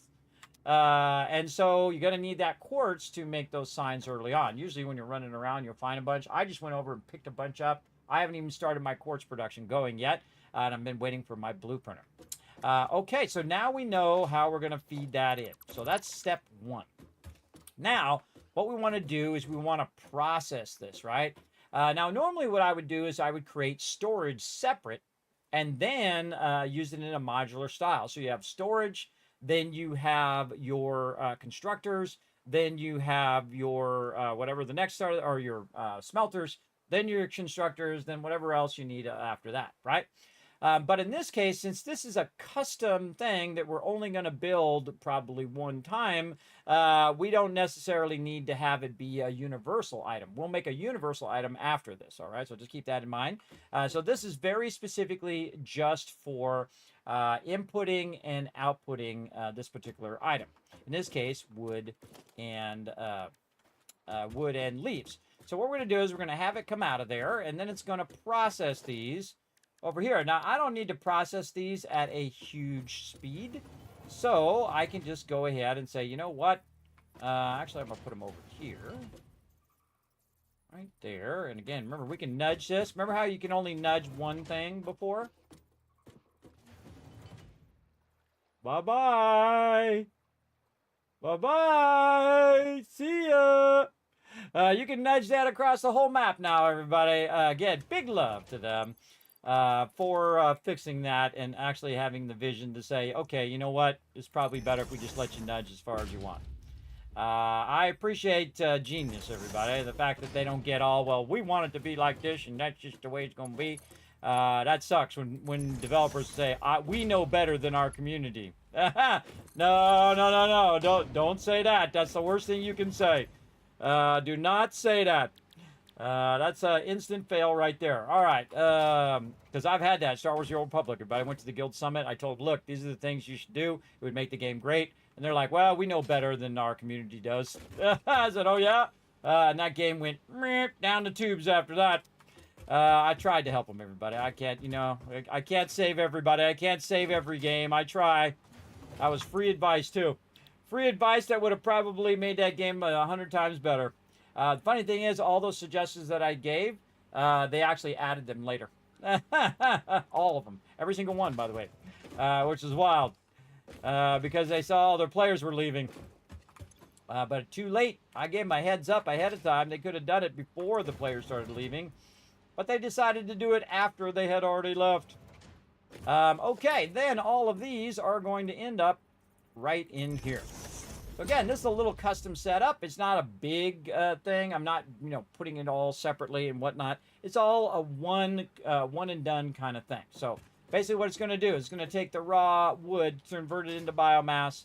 Over here, raw leaves into biomass. Now this one here is actually going to take the biomass and it's going to convert it into solid biofuel. Now, you don't really need to do this, by the way, everybody. Since this is a one-off, I could just build it and it would be fine. But I'm just showing you the difference between a one-off thing and one that you would actually use over and over, which is what we're going to do next, which I call modular style of building, because I'm pretty much the one that invented it. You can guarantee count that for sure, everybody. All right, so, wrong thing here. We need our merger. Now, I just keep it on splitter all the time, everybody. I just use the one. I used to put both of them in my bar. I don't do it anymore because I can just hit E to switch the merger, or I can middle mouse button on a merger that already exists. Okay, I don't know how that got out of alignment, but let's just try that again. There we go. Into there, into there. Okay, so we're looking good. So this is all lined up. It's going to come out of there, and then, of course, end itself up. Right in there. Now I have the straight function on, so I can make those belts real beautiful. And here we are into solid biofuel. Then what we can do is take this and turn it around the other way, and simply, okay, or didn't want to let me put it down because I'm too close. Oh no, I'm out of steel beams. All right, well that problem we can solve. Let's go. This is a slide technique, by the way. Slide, jump, if you want to go a little bit faster. Really fantastic way to do it. This way you don't have to get your vehicle out and do all of that and get in your vehicle, then go and then get out your vehicle and then pick up your vehicle. Just start sliding and then jump and slide and jump and slide and jump. Sometimes you can just slide, jump, and then jump, and you'll go faster. Both of those ways work awesome. Give me some of them steel beams. Wow, it's done 412 of those already. Holy mackerel. We crank it. All right, let's go. All right, back over here because we need some more belts. This should put that in there. I had to put the box down. There we go. All right, now this box is going to go that way. Now this is really close to this, so yeah, I'm going to have really trouble getting that going. So what we can do is we can just kind of give it a little UE here. We'll turn curve off right here, and then we can try to curve it back, but this should do this on its own, I think. That you should be able just to do that, and it will automatically do it. Now, what do we care? This is inside its own blueprint. We don't care if that does that little snaky thing. Now, there's a way to make it even closer, but all I care about is the output, right? So I want the output to end up right here, And then again, middle mouse button, that one. We'll put it over here. By the way, you don't have to go into deconstruct mode to do middle mouse button anymore. I do it because it's such a huge habit, for sure. Now this is going to be our biomass right here. Solid, or actually solid biofuel is the name of that. Solid bio. I told you we're going to go all out on this playthrough, everybody. Solid biofuel. Now, anytime I needed to make more faster, I can just put another one of these down and then be processing 2 of them simultaneously, or 10 or 50 or 100, how many ever I want to process. But I build to scale when I need it, right? I don't build 10,000 plates so I can say, look, I'm building 10,000 plates. Why are you building 10,000 plates? Do you need 10,000 plates? Probably not. I finished the entire game with 20 to 30,000 power and only needed about 10,000 total plates in the entire game, everybody. You only really need around 2 of the larger boxes worth of resources, which is about 10,000 or so resources. Each of the resources all the way up to aluminum, and then you can finish the entire game. I know, I've done it live here on stream, so there you go, multiple times, by the way. Right, for sure. Okay, so that is going to process that biofuel, stick it right here. GG's. That's it. We're done. That's all we needed to do. All right, and then we're going to go ahead and button her up over here and over here. Add ourselves a little thing here. Not only got to be so tall, it's only got to be as tall as it needs to be. Now, right here, I can go ahead and add some foundations up here at the top. And one of my favorite things is to kind of leave this coming out of there. Now, the reason why I leave it coming out of there is so that I can see if it's actually running, right? Whether it has any power, whether it's out of resources, all of those things as well. Now, I can do the same thing here with my boxes, right? So I can still access those boxes up here. And you can say you just took an angle grinder or, you know, a saw or whatever, and you cut that out, and now it's coming through the box. There you go. You made it work. Now, the other thing I need to do before I fully button this up is also do my power. Now, look at this, everybody. Since I unlock these little power things, they actually attach to the roof as well. Right there. Very, very easy. And then I'm going to add another one over here. And then I'm going to go ahead and run this up here. All right, now my power is looking good. Now, another thing I'm going to do is actually just go ahead and create a little thing like this. I'm going to take this part out. I'm going to create a little notch just to make it not totally square, right? Just give a little something, something over there. Might actually be a good spot for the door right there. Yeah, a little spot for the door there. Get that door to roll up. Okay, move away and come back. There we go. Look at that. Door roll up. Make it nice and easy to access that part back there. Now, I want to go ahead and take the power. And since I inset it, I can actually take the power and I can run it. Now, what I really want to do is I want to go ahead and take this little corner out. And you're like, why are you taking that out? Because, well, I'm taking it out so I can go ahead and run this power right down underneath here, which you won't be able to see from the outside. And then I can run that power to the connector that's on the road. That's right, so I build in the power into the floor as well. So I do like to leave a little notch out of there so you can label it. You can do whatever you want in there. Like if you had the bigger signs, you could put a big old sign up there that says, hey, this is my biomass production right over here. So very nice. Look at that. Even shows you the thing. We could probably take these out up here. Don't necessarily need those hanging over. Again, I told you I was going to build a little bit more advanced in the beginning of this playthrough.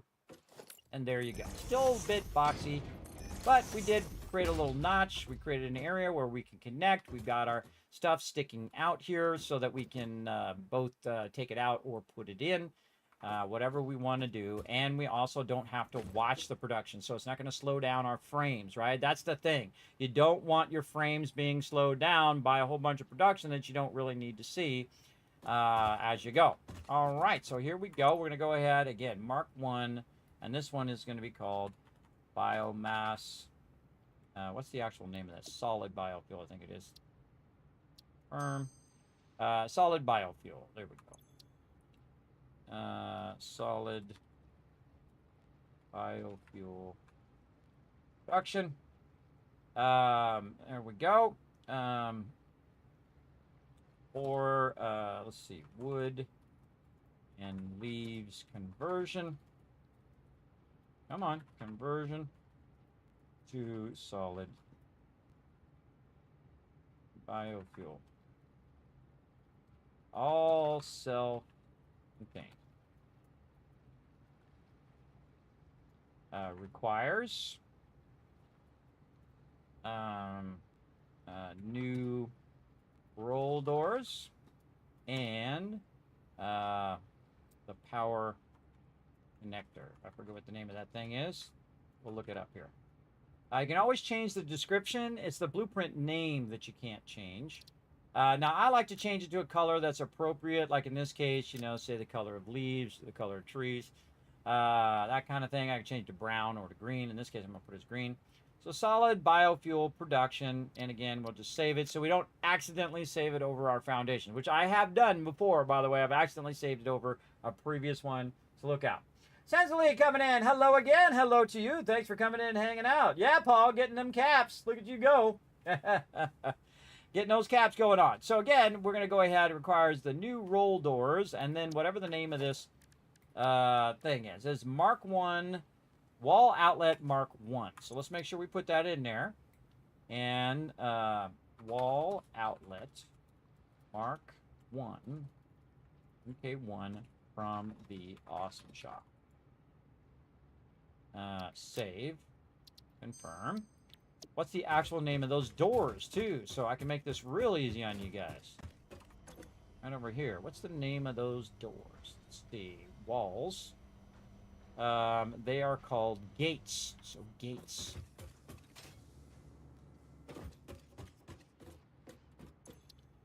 Requires gates. Put wall gates. And, or how about this? Whoa. How about this? Say 1. Wall gates. And then 2. Oh, that's kind of on the next line. Let's just do this. Requires, kind of better. This way you can see it all in one line. Wall gates and wall outlet Mark 1 from the Awesome Shop. I think that is pretty great. And we'll save there. Now, you can always modify the blueprint even if you've already saved it. Another thing that leaving this open does is that I can climb up this and get up on top if I want.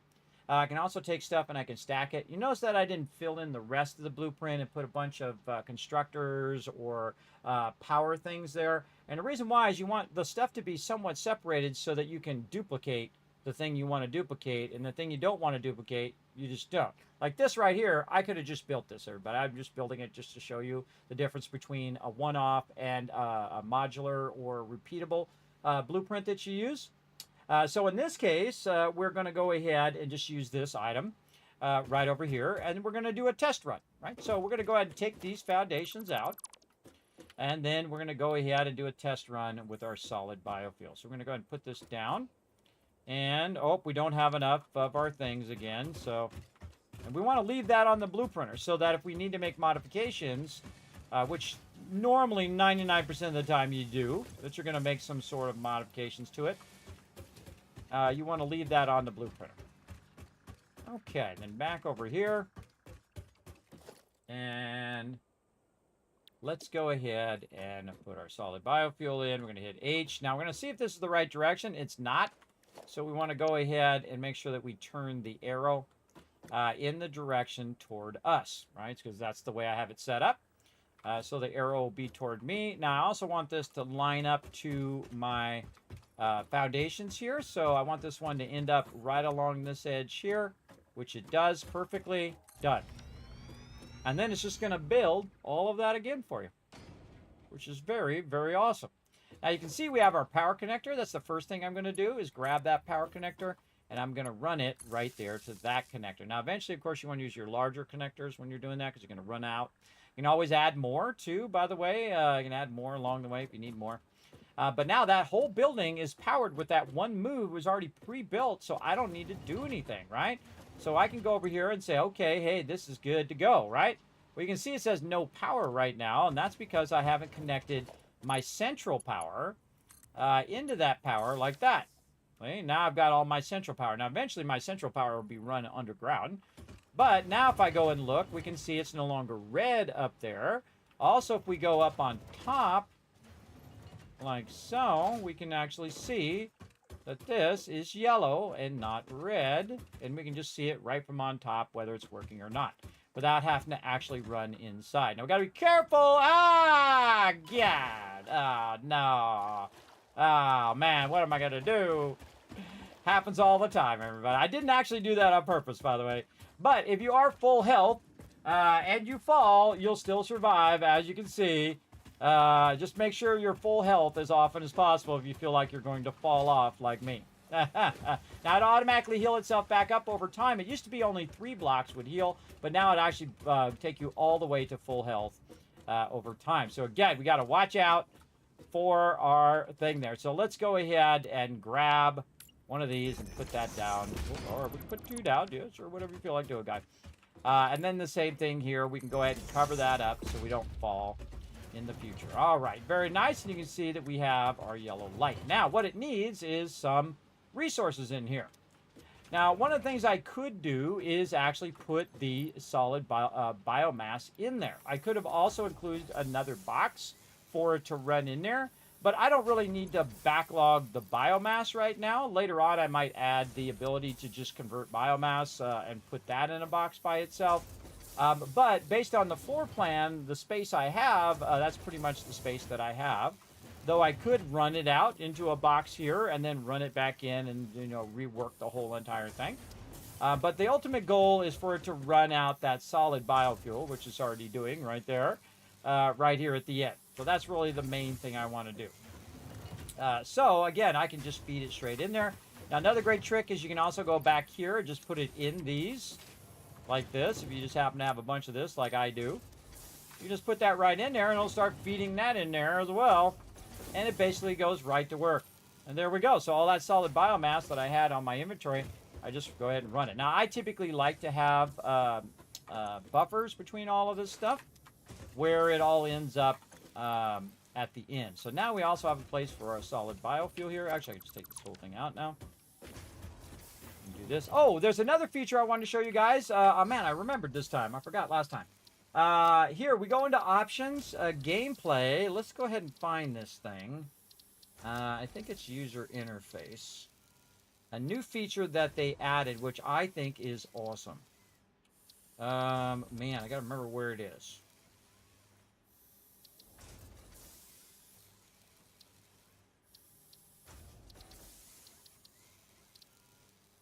Where is it? Might be gameplay. Yes, there it is. Dismantle crate placement. Now, I noticed this last time when I dismantled a bunch of stuff. It put the crate right next to me. So now the default is next to the player as opposed to the dismantle site, which whatever the last thing is that you're dismantling would normally be where that box is. And sometimes that box is way the heck up in the air. Who's done that? Put a 1 in the chat. One in the chat if you've ever done it. You deconstruct stuff and it's out in the middle of the thing and you can't get it anymore because you took the foundations out, or it's way up off over here, or it's way up over there, and you can't find the thing and you're looking and looking and looking. Well, they finally, which is a great feature, everybody, added that next to player. So now you can find your boxes, everybody. They won't be just randomly off somewhere. So now you're good. Also, they got the server restart schedule in there, which I really like as well. So I didn't change anything. That's the default. So enjoy that now, everybody. I did want to point that out in 1.1. All right, so it's doing its job. Nothing I need to do. GG's. Now, let's go ahead and test and see if these leaves are going to work. Let's go ahead and put the leaves in there. Let's go ahead and put those in there. Make sure that they are feeding. You want to test all this out, everybody, before you walk away. Okay, so let's go in that way. I like how it goes, that little serpentine. That's kind of fun. And then let's see. We got the leaves in there. This is the leaves one, so it is going into the proper one. This is the wood one, so it is going into the proper one. You want to definitely check that, because otherwise you got it swapped, everybody. It's not going to work. All right, so that's basically a one-off blueprint. I will probably not make any more than that unless I need any biomass. If you do need biomass, everybody, just go in here and flip this off. Flip that off right there. The other ones will backlog with biomass. You can just take them right out of there. I normally don't need more than a single stack of biomass, like 200 or something like that.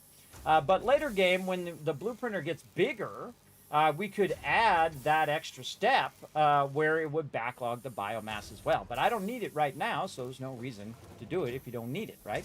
Again, just like doing 10,000 plates. If you don't need 10,000 plates, why are you making 10,000 plates? It doesn't make any sense to me. But there you go. Okay, so you can see it made that right where I'm at as the player. Now, we're going to go ahead and revamp. Oh, we can take this off of here now. We're going to say that that's good. And we're going to clear the blueprinter. Also, it drops resources in here, so you might want to grab those as well. And then we're just going to clean up our little spot over here. Just a bit. Like so. And then we're just going to say, please get all of these out here.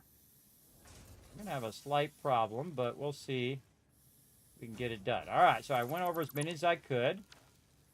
And then again, over here. Now, see that one that's way out there? If I hit F and then R to go to blueprint mode, boom, I take that whole section out because I had it set to blueprinting.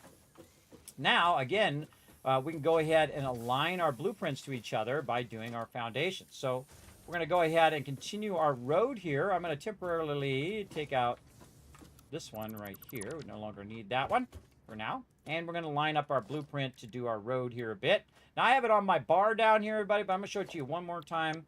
And then I'm going to start using my button, which is right here, Power Roads, under Foundations that we made. All right, so we're going to go ahead and do this. We got it set to blueprint, there we go. And then we want to make sure that we rotate it in the same direction. Hit H to double check that it is correct. It does look correct. It's lining up, and the part that has the gap looks in the same spot. There we go. And then watch how easy this is to make a nice road with a bunch of power all hidden underneath. Just like that. You thought I was going to not be able to get out here to get to it, did you? We got it covered, everybody. We got it covered right there because we're thinking a bunch of steps ahead. Look at this. Look how nice this is looking now. How clean that is. All right. Now, on our way back here, we're going to go ahead and we're going to connect all of our power so that if we want to do anything, we'll have all of our power connected together. And just chaining all that power underneath there. And then we have a problem here, right? Uh-oh, we got too many things connected right here. So let's go ahead and take this one out. And then we're going to go ahead and connect this. Now, these two are not connected, so I'm going to go ahead and take this out. I'm just going to temporarily connect that through there. Again, eventually all those other ones will be gone except for this one pole, which is by my hub there, which I'll use. And all right, we're looking good now. We got a road going. We got a bunch of power. We've got our solid biofuel going. Okay. Now, let's go over here, and we're going to go ahead and make some more foundations. Again, we got it set to snap under blueprints. And we just go ahead and make here. Now, remember, any ones you put in, you can just take them all right back out. Makes it nice and easy to do that.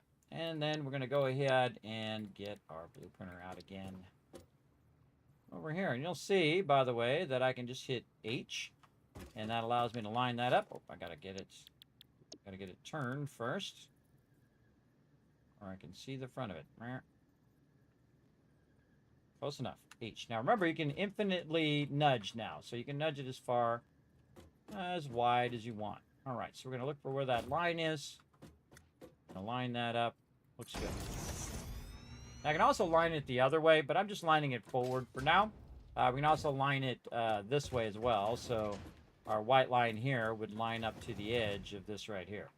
I'll do that later. Right now, I'm just kind of keeping it out of my roadway and my curbway there. Okay, so the next thing that we need is we need to have our biomass burners themselves, right? So we're going to go in and we're going to pull up our foundations again. And I like to have the foundations in on some of the blueprints, and on other blueprints, I don't. All right, so right now we're just going to start with the basics with the foundations in. Then one of the smart things you could do is right away you could rename this. And this is going to be our biomass burners factory. There we go. Like just going to put question marks in there for now. Put this under green. And then we're going to save it after we name it here. Thank you very much. Who's showing that love? Lady Asylum coming in with that 15 months of sub love. Show some love right there in the chat, everybody. I appreciate all that love. How you doing, Lady Asylum? Thanks for coming in and hanging out. So we're going to put in the description later, but what we're going to do is just rename it so we don't accidentally save it over our foundations. It's going to happen, everybody. I do it at least once per playthrough, if not more, but it's definitely going to happen. Okay, so now what we want to do is take our biomass burners. Now, I'm not really going to use these biomass burners. I can tell you already that I'm really not going to use them probably all that often unless I have to restart my power. But they are a good backup to have while you're doing it. Now, the first thing I need to do is I need to think about how am I going to feed the fuel into the biomass burner area, right? So say I have a biomass burner right there. Well, I want to go in and bring in some sort of belt that's going to go into there. Or, even smarter, I would go ahead and put a splitter in so I could go ahead and bring it in from the side, say, and then put it into this one. And then put it into the next one. And the next one. And so on. You get the idea. But, you know what would be even smarter is if I could go ahead and put it in on both sides. Right? What if I could feed that in there on both sides? Like that.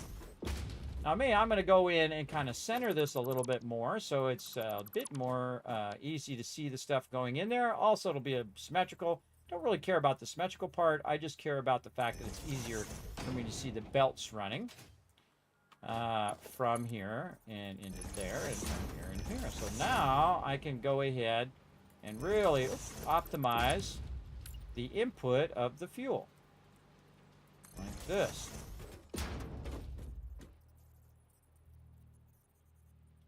And over here. Hold down control to snap it in there. Other side here. Lay down control again to snap it in. Hopefully it's going the right way. Change this one so it's going the right way. There we go. Easy, right? So now our biomass burners are more optimized for input. Remember, they don't have an output, everybody. So the smartest thing to do is to double up on the input like this. Much more efficient than the way I had it out in a big long line. Now it's using a lot less room and is easier to manage. And by the way, this is about how many biomass burners I had before. Right, like that. Very nice, looking good. Nice, nice. Now, how many biomass burners do I need? Well, if I need more, I can just go ahead and take it and make another one, and another one, another one, another one, as many as I want, right? So I can just make a whole row of them or go vertically if I want. Now, on these ones, we're not going to go vertical. We're going to be very horizontal building on these, but the next ones that I build will be for vertical building, all right? So we're going to do a bit of horizontal stuff right now. Now, same thing here. We'll want to go ahead and grab these really cool new doors. So I'm just going to middle mouse button those and try to hit H. Nudge those into the center. We got a good centering of all of that. Seems good to me. Then we'll go ahead again, fill in the edge of these walls. Okay, so that's looking pretty good. But you know what would be better than that? Would be the ability for me to control this later on. Very much like I'm doing over here. I left this kind of porch area so that later, when I get my priority switch, I can put my priority switch there and I can turn the whole thing on and off remotely, no matter where I am in the world. So that would be a smarter thing to do here. Now, here's a great little trick, everybody. I'm going to go back here to the back. And I'm going to say, you know what? I'm going to take this out because I built this incorrectly. I want this to be back by one more this way. Or I could just flip it and just make the other side thing if I want. But here's what I'm going to do. I'm going to fix the blueprint by making a blueprint. Now, one of the tricks to this also is you need to take the walls out. You need to take out any other doors or anything like that because it doesn't like that when you try to put that back into the blueprinter, which is what we're going to do. So we're going to save this. And then we're going to clear it. Then we're going to take that very blueprint that we just did, like this, and we're going to put the blueprint on the blueprinter. And if we've got it in such a way that we can just nudge it to the side here, and then nudge it back. I'm showing you some of my best tricks right now, everybody. This is good stuff. You're like, oh man, I built that wrong. I wanted to put it in the front. Well, guess what? Just take that stuff out. The stuff that you don't need in the back, the walls on the side, any doors, anything like that, you can put it in the blueprinter, nudge it back, click that button, and guess what? You just saved yourself all that time of remaking that entire thing, which is pretty cool, I think. Now, the only drawback is that the blueprint name and all that stuff that you did is not going to be there because you're going to have to retype all that in and redo that over here. But it does save us some time, so we don't have to redo it, and I can just type all that stuff again, no big deal. And I'll just give it the same name so it overrides what we had before. So there we go, much nicer. See, now it's set back a little bit, and again, we have the ability to do stuff up in the front that we want to do. So we can go ahead, again, put this in. Just going to put this in right over here and nudge this back. There we go, very nice. And then on the other side, in case we need to get in there. And then, let's say right in the middle of the back here. Love these giant doors. These are also cool in Fallout, everybody. I use those a lot in Fallout. We got a big Fallout playthrough coming up, everybody, starting Monday on my birthday, my 55th birthday and 10-year Twitch anniversary. We're going to be starting a brand new Fallout 4 playthrough. We got a stream takeover next week, so basically Monday through Thursday, we're going to be playing Fallout 4, and then we'll get back to our normal schedule where we're doing Satisfactory and all of that stuff the week after that, all right? But again, I'm going to stream as long as you guys want me to stream. And again, we're going to be raising funds for the Vault Van Life project right here.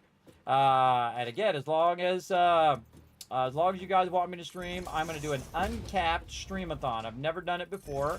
I certainly wasn't strong enough before because of my medical conditions, but we're going to go for it, everybody. You know, you never know until you know, you know? Until you go for it. Actually, this needs to go like that. Yes, this is incorrect. That needs to go a little higher. Interesting how that sets down like that. Yes, this actually needs to go up higher. This needs to set up. Ah, I'm glad I saw that before I got too far. These are setting down too low. Because when I put the gate in, the gate sits low. So we don't want to do that. We want that to be sitting up a little bit higher. The reason why is when we connect another one, otherwise it'll be down into the foundation, which you don't want. Definitely check for that when you're building. Now this is in the right spot. We can go ahead and put those in. There we go. Good to put those walls in first sometimes.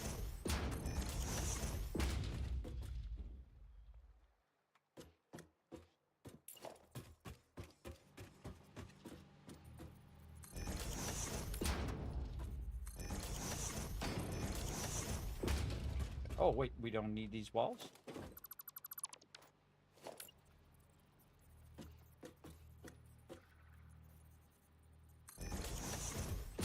Again, we're building very squarely, everybody. Again, square is efficient. Alright? Just like they do in real life. They make them very square because it helps them with square footage. And it's also easier to build. Find a lot more materials that are square. Oh, I'm in the wrong spot. A lot more materials that are square than you can find rounded materials. Rounded materials cost more to make and produce. There we go. So that's it. How many we got in here, everybody? Let's check it out. 1, 2, 3, 4, and then double that would be 8. So we got 8 of these suckers in here. All right. Let's see if we can remember what the name of this is. Right over here. I'll show you another trick as well. Go right here. Click on... Oops. On here, I have to hit the edit first. There we go. Click on this, and then click this, and you can look at what the name is there, or you can look at it underneath.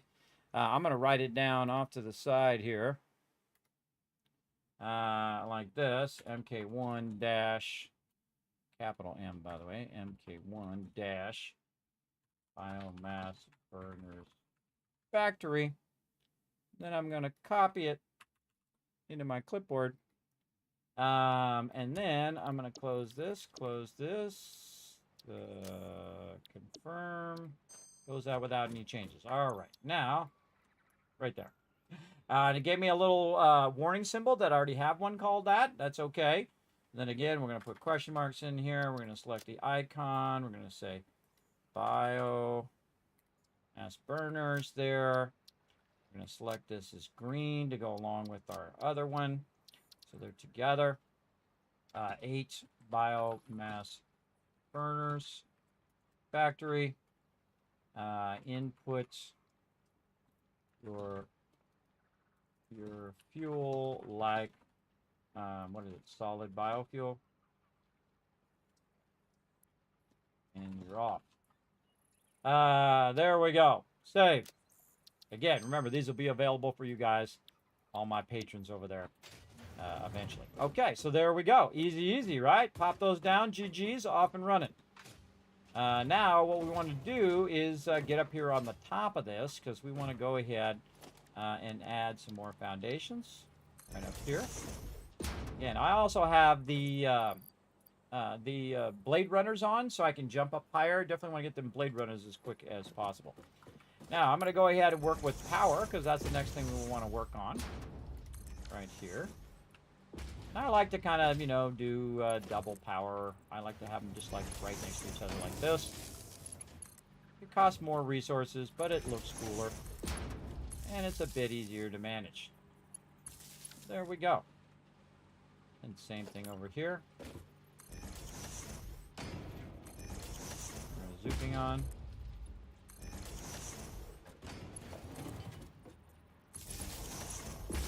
Also, I find in the beginning, using a group of 2 together allows you to have enough to chain them later on. So we can chain these together, and then we can also chain this one across. Right? Now, I left this one open specifically so I can go ahead and run that down and make that look nice by just running it down into the ground like this. All hidden down under there. Don't even know it's there. Though we will need to actually be able to access that here in a second, so we're going to leave that open. And then we're going to run up here in the front, just like we did before. And we're going to take this power. And we're just going to run it right out here to the middle of this. So we can find that later on, and you probably guessed it, that we're going to take it, and we're going to run it to the middle of the road later on. Now, the internal one here, I don't need to leave that one off of there. I can actually just put that one back in, if it'll let me. I have suit mode. Put it back in there because you don't need that one. This is the one that you're going to need out here. And eventually, again, when you put the priority switch down, you'll have it right there. Turn this whole thing on and off. Now, I find that the priority switch does not work that well with the biomass burners. Much better for you to go and turn them off manually, or just disconnect the input and let it burn up whatever resources you have, and then keep a backlog of those resources that you can just reconnect and let it run. That works as well. Or you can just turn off the factory and then keep your raw resources safe while the rest of that stuff burns up. And then once it burns up, then you can just turn it back on again. You got a bunch of leaves and stuff. It'll just start making that stuff again. Personally, I like to, you know, not waste resources for sure. I'm a big fan of not wasting resources. And especially my most precious resource, my time. So we're not going to have you guys wasting your time. And if you're just tuning in, everybody, my name is Kismet. They call me the Gaming Tycoon. I'm also your official Fix-It corporate trainer right here. I work at Fix-It Corporate, and so if you get lasered from space from being inefficient, it's not my fault, because I'm teaching you how to be inefficient right now, or teaching you how to be efficient and not be inefficient. Swap that, reverse it. Try to help you guys be super efficient, right? So you can put down your blueprints and get going. All right, 8 biomass burner, input to your fuel, like solid biofuel. I should have a comma. Like solid biofuel, and you're off. There we go. All right, save, confirm. We're good. All right, let's go ahead and see if this is going to work out. Now, you're going to see that I keep moving my blueprinter as well. But I'm going to take this one, and I'm actually going to put it back behind here. Now, I'm going to go ahead and just put in some foundations myself across the back here. Oh, has it really been 2 hours? Holy, macro time really does fly. And I'm just going to put this one right behind this other one right over here. So I'm going to hit H, and I'm going to go ahead and nudge it in. Oh, we're out of steel beams again. All right, let's go over here and check it out. Wow, we're 708 already. Our stuff over here. Let's go ahead and, ooh, okay, we got just a few. Have a good time to turn this off, let that backlog a little bit. Same thing with our modular frames there. There's some modular frames on us. We do not. All right, we'll just take those out of there then. Okay, so what we're going to do is let that backlog a little bit so that we'll have enough for us to use. Whoa, it's totally backlogged a bunch of these.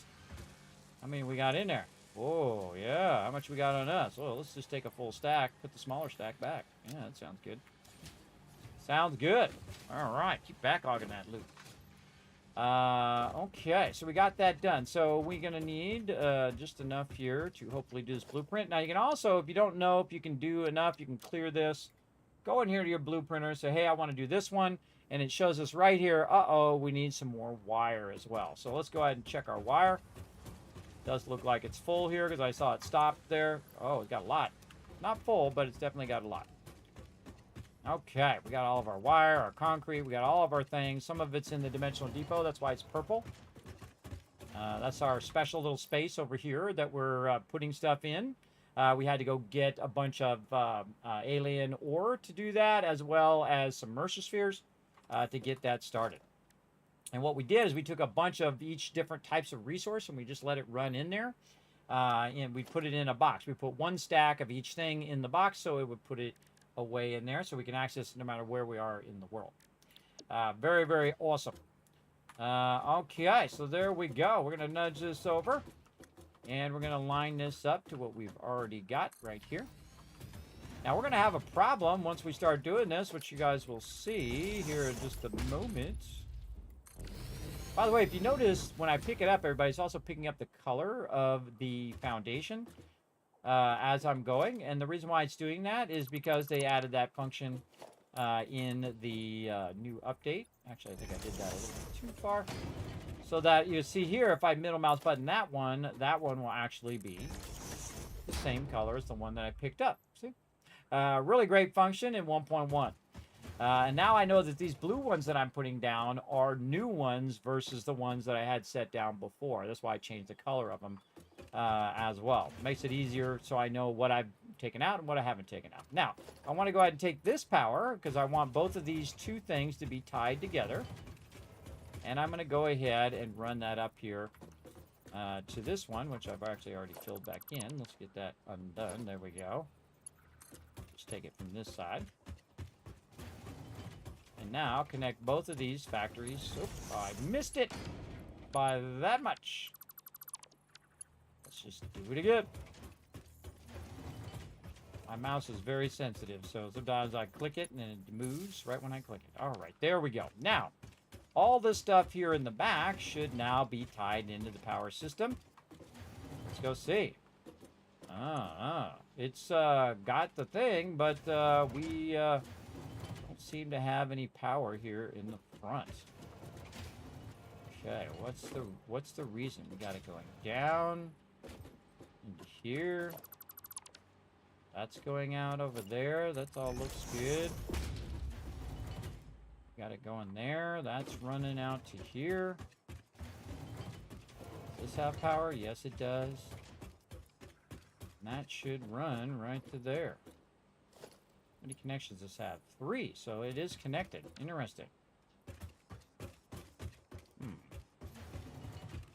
Might be that this... Oh, and I just remembered something. I forgot to put the input on the side here. And we have our door in the way of our input.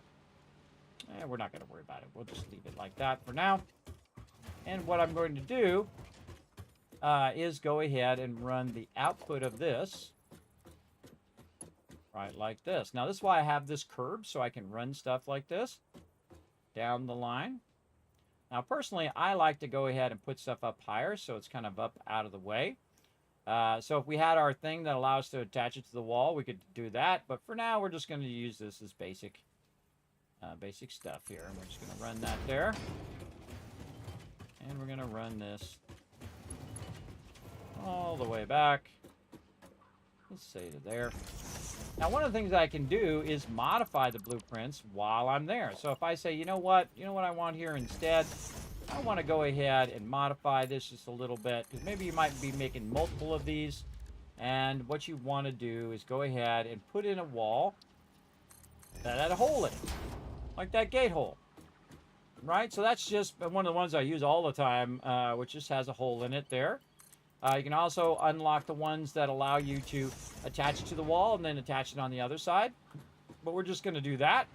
Now, if you notice that it said no power before, but now it does have power.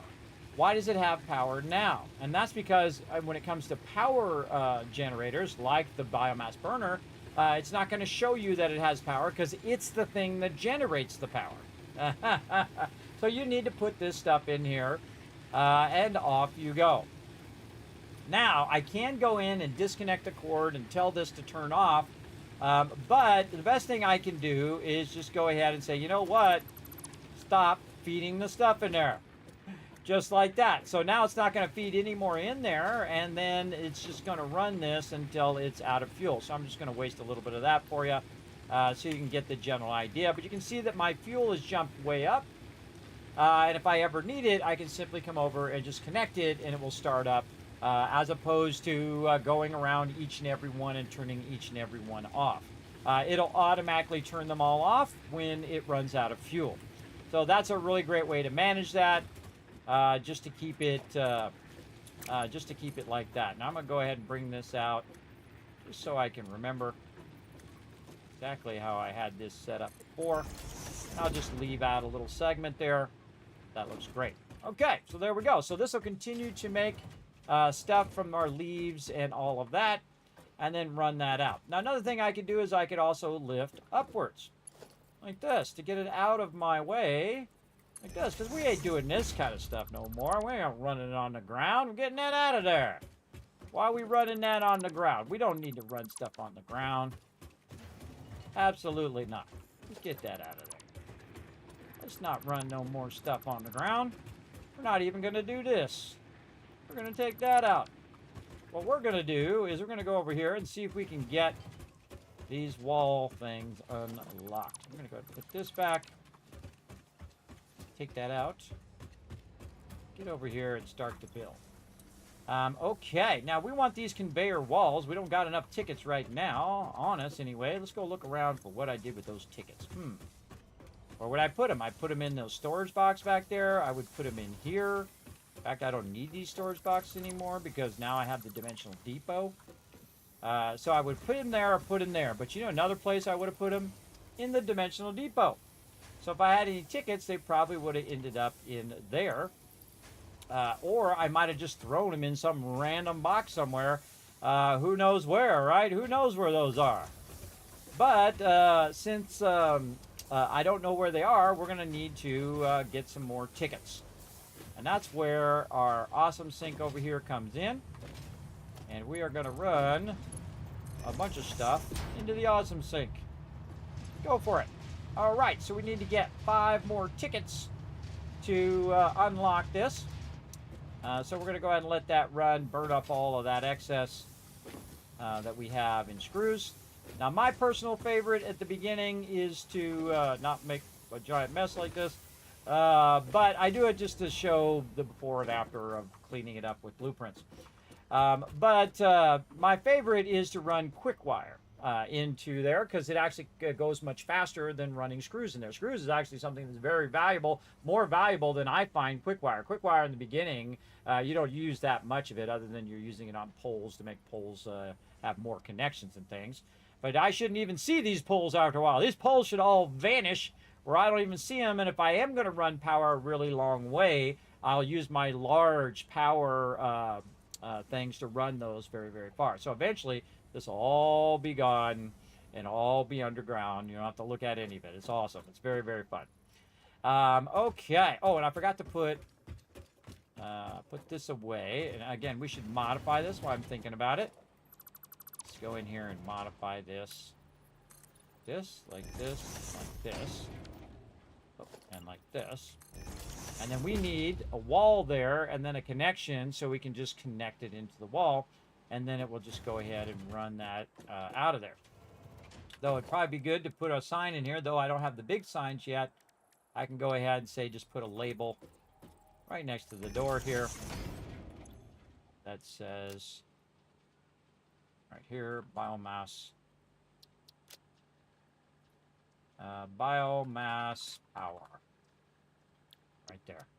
Now see, when I added it there, it added it to my other blueprint, right? If I go right out here in the front, it's already there. Wait, where's it at? It's not there, because it don't do that. It don't automatically update something you already have. So if you have something already existing, you have to either take it out, re-put the blueprint in, which is not worth my time right now, or just retype it. Biomass power. There we go. We got a cute little sign. I rarely ever use those signs. I use them more for lights than anything else. But there we go. We got it labeled. Everything looking good here. And we can also put maybe another little sign over here just to make it a little bit fun. And we'll have it stick like this. And we'll say biomass. Or bio there. Solid biofuel production. There we go. Look, we got it labeled. Now, if you're going to label it, you want to be consistent in the way that you label it. So I'm going to actually pick up this, put it on this side. They're both on the same side. And then now that I thought of that, I should put that on the original one back over here and put this on the side. Say right like that. Like this. Very nice. And then we want to save that. So that's all future ones of those that we build will be just like that. Then we'll also go ahead and clear that one and go back to our previous build that we did. Solid biofuel right here, which I didn't change the icon. I just noticed. Got to go change that biofuel icon. Solid biofuel. Solid. There we go. Right here. Change that icon. Very nice. Then we'll save that over the current one.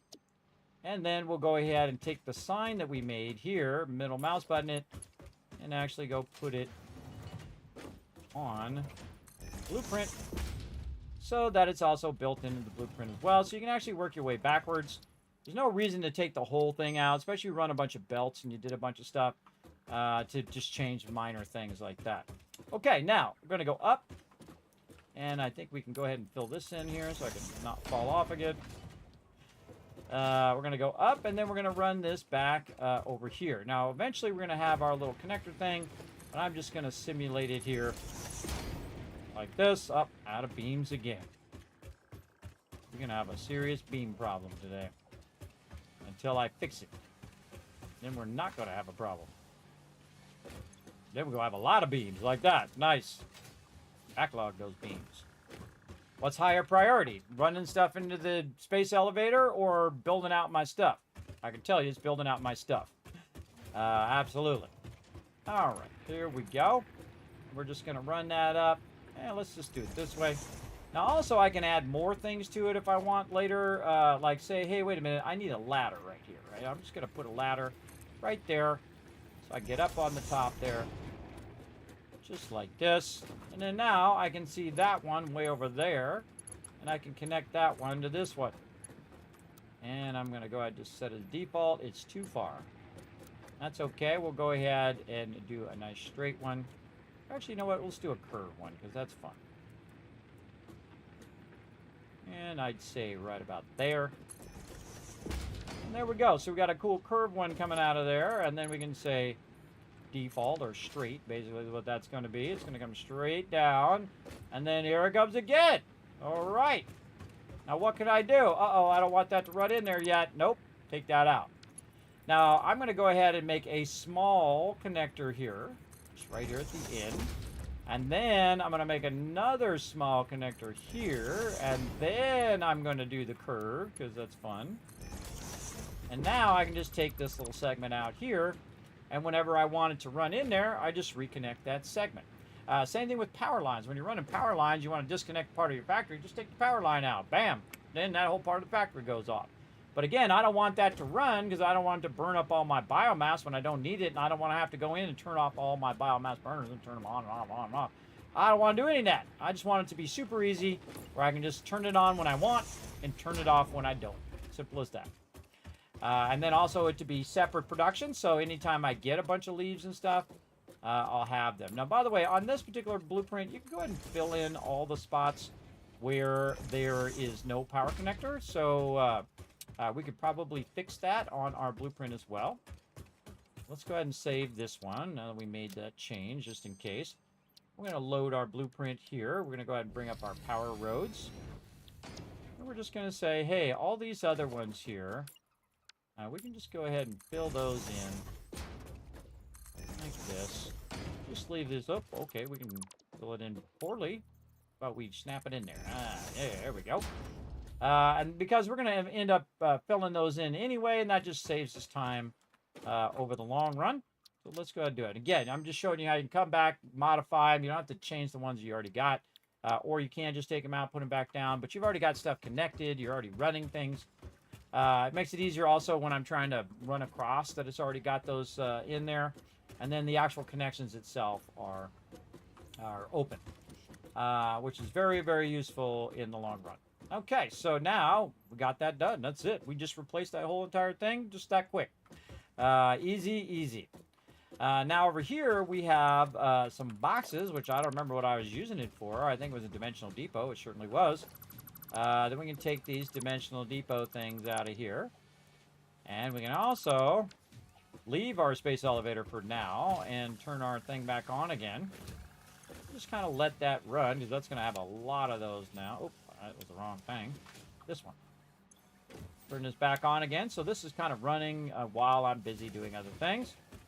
And we'll take this space elevator out later and reposition it because we want to replace all these foundations, redo all of that stuff later on. And this stuff is right in my way, too. Look at all this mess in the way of my beautiful road that I'm making.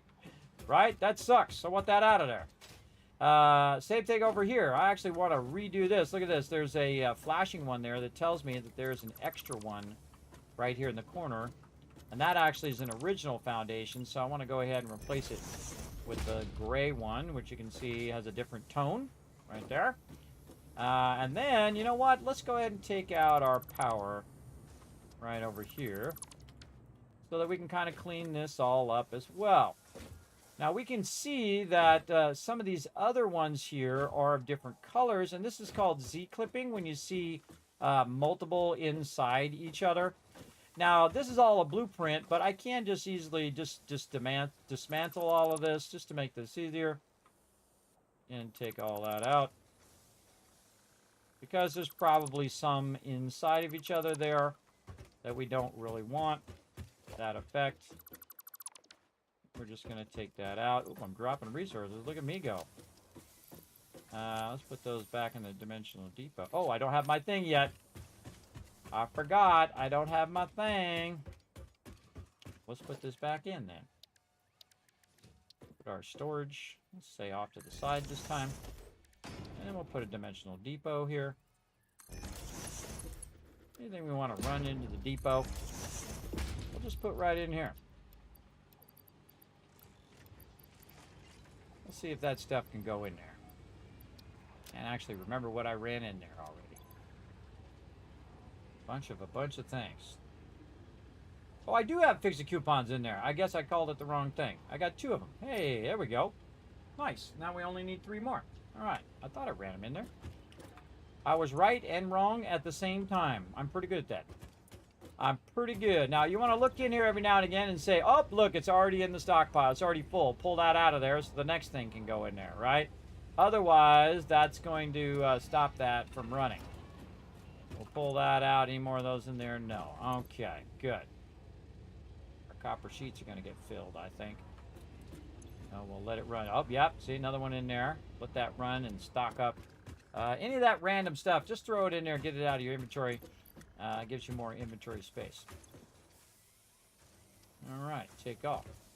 Now, we got some extra of these pale berries, so we're just going to throw those down in there. My inventory clear there. And again, now we can pick up this one. It'll pick up the color of it. Let me This one's out at the end. Just to make sure. Now, we could just take out the blueprint and re-put the blueprint down. That's kind of a waste of time. And the reason why is that you already have the power connected. So you have to go back and reconnect all the power where it's easy. Just to do this. Again, see the two different colors. You got the lighter gray and the darker gray. You can also change the way that it looks. You can change the concrete and things like that, which you'll see me do that later. But right now, we just want to know the ones that were there from before and then the new ones that we're doing. And so that has helped us. Okay, that's looking good all the way down. And again, we can go ahead and say, okay, you know what? We're going to go ahead and fill in these ones in between.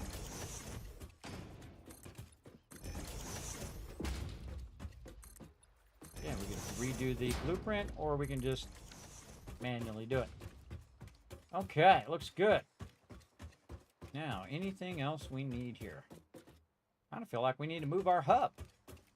Let's do it. Boom. Yeah, and here's my blueprinter right here, and I want my hub right across from my blueprinter. Where you at, little hub? Where are you hiding?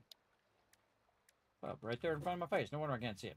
Now, me, I like to have my hub right here aiming directly at my thing there. Now, I don't like to use the biomass burners in the back. You can still use them if you want. So I'm going to flip it around the other way. And then I'm going to hit H. I'm going to want to run right out of here, right into that hub there. So I'm going to go ahead, let's put it just like that. Our power's over there. So maybe center that on the foundation. Good. And you can also see that I put it forward a little bit. It's actually sitting on the curb, because as I'm driving back and forth, I want to end up on that curb as well. Oh, I forgot. These actually should not be gray. These should be yellow, because this is actually the road too. My bad. I actually fixed that in the blueprint. But these should be yellow, because I'm making a 2-lane road here. So it's back up again. There we go. Very nice. And we got some loot. Oh, that's because we picked that up. All right. Let's see. What else? We got some ore we can just go ahead and get rid of. There we go. Take that. Okay. Now we're going to go ahead and put some of this down that we don't need on us for right now. This. There we go. And then I'm going to color this area here. Now that's going to be my third color here. And this one actually is going to be this color. So I can just copy it, paste it over here. And then this one here at the bottom, I can just go ahead and bring it way down like so. Now, my area in which I work is my kind of central base area, and that is where I'm going to color it. And I like to leave a little bit of room. All right, now the reason why I like to leave a bit of room is this is where all of my other stuff's going to be. All right, we can dismantle, we can decommission all of this stuff as well. So this is actually where my base is going to be, except for these ones right here are not part of the blueprint. So we're going to actually take a bunch of these out. Make sure we're just taking out the foundations. Remember, you can take it out even if your item is there. And again, just foundations all the way down. I think I accidentally took a foundation out over there. And then over here.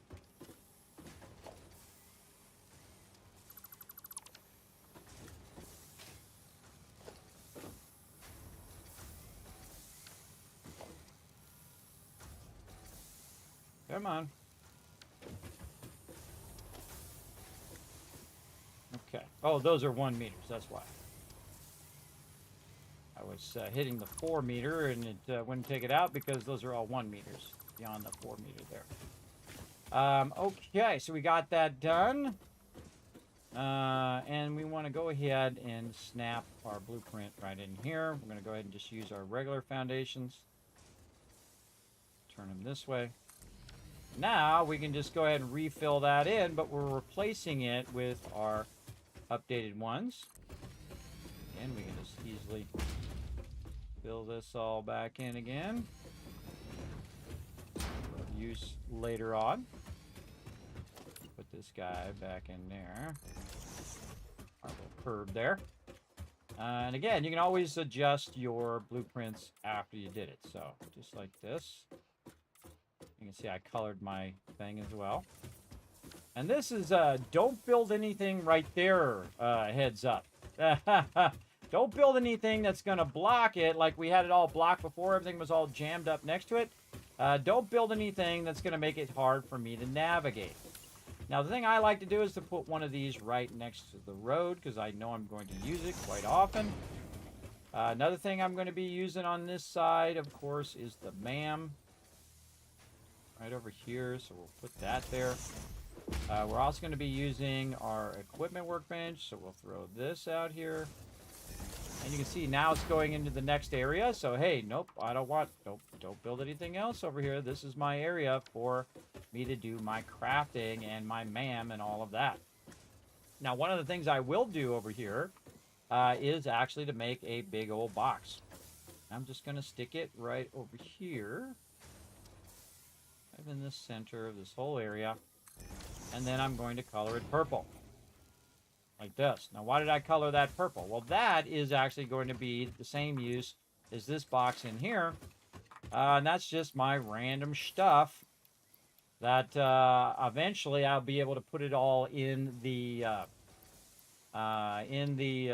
dimensional depot, or at least the bulk of it, and not have to have a special box for it. But this is really for stuff you're going to put in the MAM, any kind of food, water, that kind of stuff, any random stuff that you don't really need to carry on your character all the time, is a great spot to put it over there. And again, I just use purple because Twitch is purple. And it's a different color than everything else that I'm doing. So there we go. All right, so we got that going. Now, this kind of is blocking my thoroughfare here, so I'm going to actually take that out and just go ahead and say, you know what? I would rather have the MAM right over here. And again, you can change your mind. Right? I'd rather have the MAM right over here where I'm going to be taking the stuff out and put it in the MAM. And then take my equipment workshop and put it right over here. Go a little bit over into this. That's okay. That's okay. Do what I got to do. And then again, we can go ahead and take these out. 1, 2, 3, and then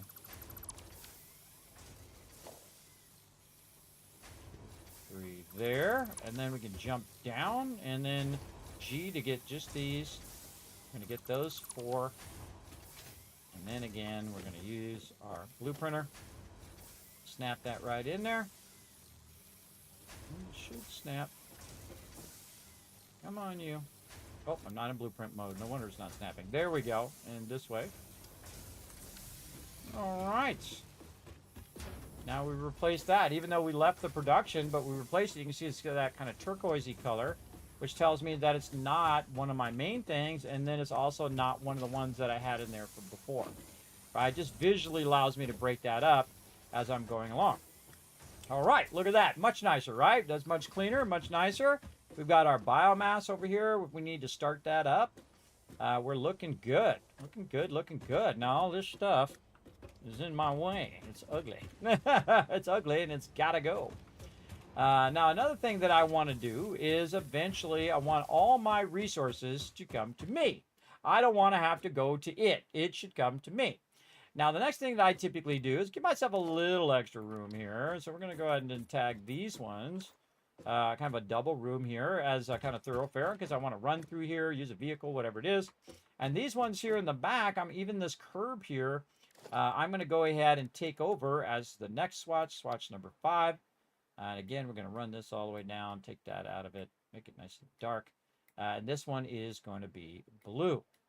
All right, nice, shiny, bright blue. And then we're going to click on it. Oop, that's not it. That's not my blue. I need the other blue. I can press the right buttons. Come on. Edit. We need a blue, like big blue. There we go. We need a nice solid blue in there. Really give it a pop. Yeah, there we go. Now, blue I use for storage. So I'm going to go ahead and just run this. Remember, I can always change the color back if I want. And we are going to change the storage, which is currently a bit down the way now.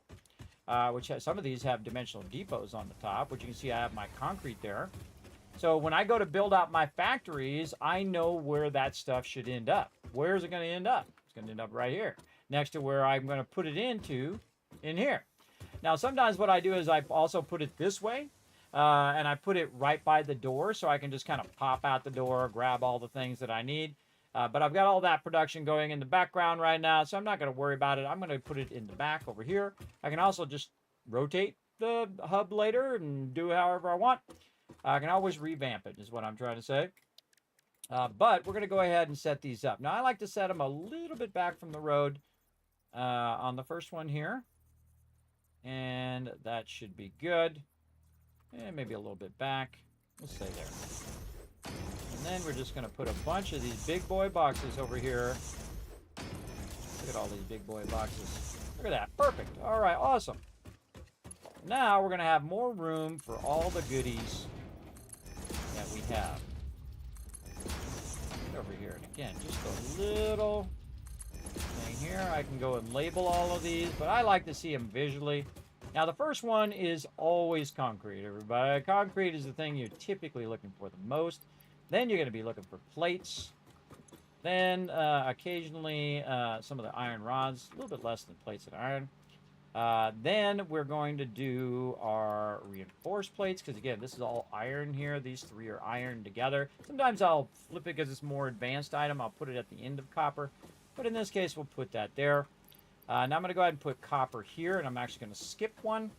And then I'm going to go ahead and put two more here after I get more rods. Sadly, I ran out of rods. Let's go get more. Let's hoof our way, slide, jump. Dip right over there. Oh, I see him. Wow. Give me those. Sometimes I take them out of the machine. Sometimes I just get them out of the box. Have variety, everybody. Have a little variety in what you're doing. Okay. Now we're going to put another box here. We're going to start crowding our way this way. Again, if you're like, hey, wait a minute. Oh, man, I need to mark that as storage again. Get in there, get her marked. There we go. Very nice. And then, again, we're going to skip one. This actually going to be my quick wire, because I like my two wires to be together. Quick wire doesn't really have anything else. Oh, I need my rods back. Have my rods back, please. Thank you. And then go here. Then we'll go here. There we go. Now, we can also go in and do our signs if we want. And just say, what is it? Yeah, concrete. Right here. Now, if we change the look of these signs, like I don't like the background there. That background sucks. Let's change to black. Now it kind of pops out a little bit more. Reason why it's shiny like that is because you have the emission on like that. So now it just looks a little bit better. Then also it lights up when you highlight it, but I think that's a little better personally. So I'm going to middle mouse button that. All the changes that I just did to it. There we go.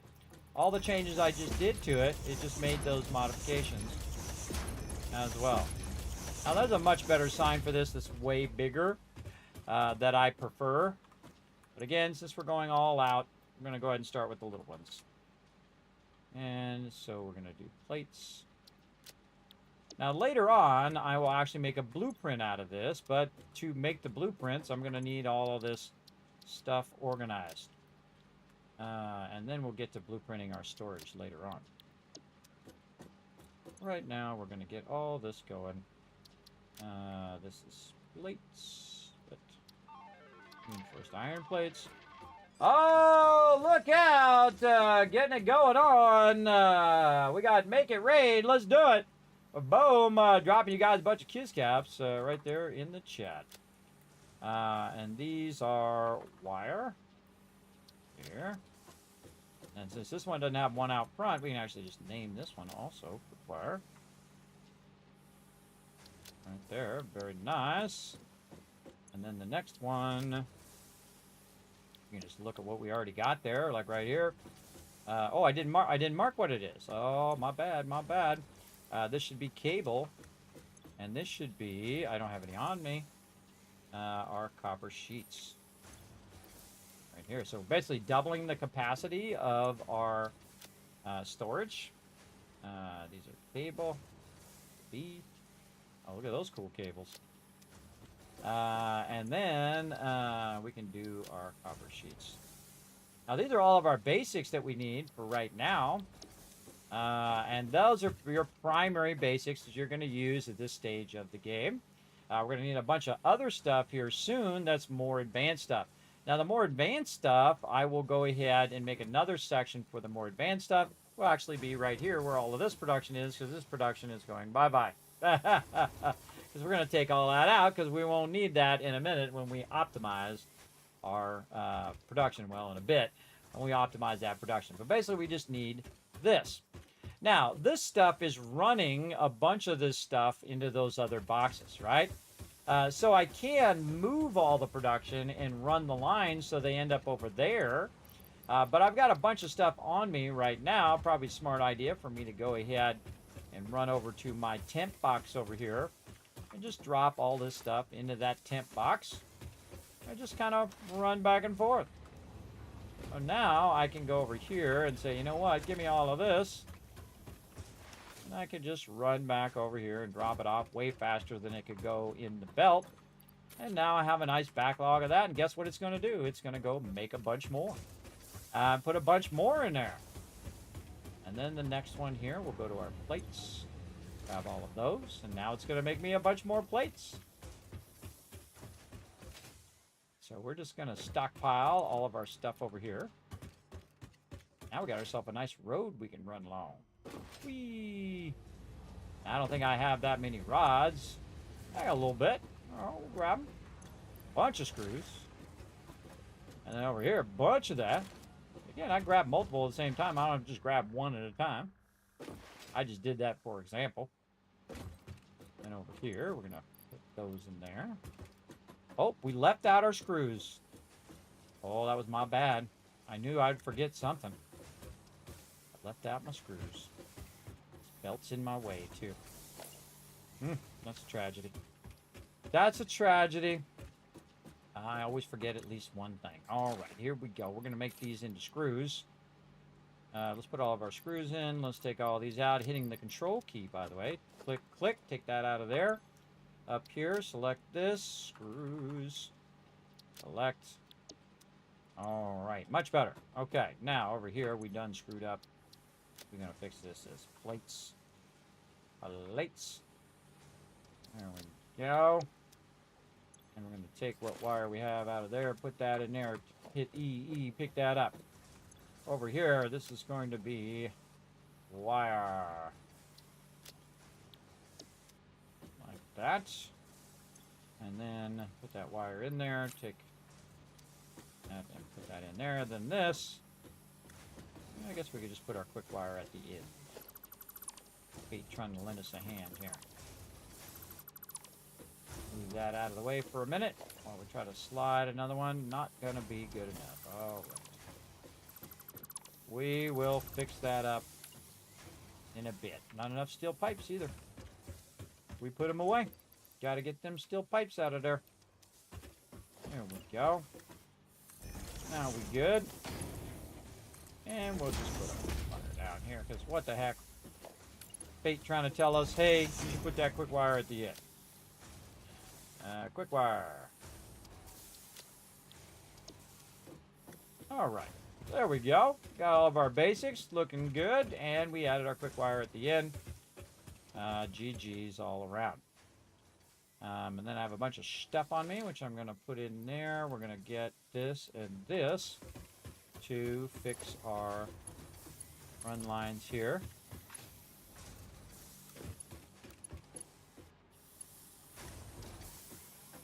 Oh, I'm out of rods. Now you know why I backlogged all this here.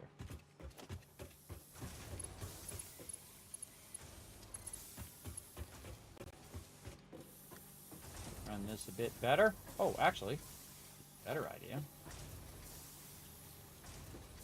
This. This.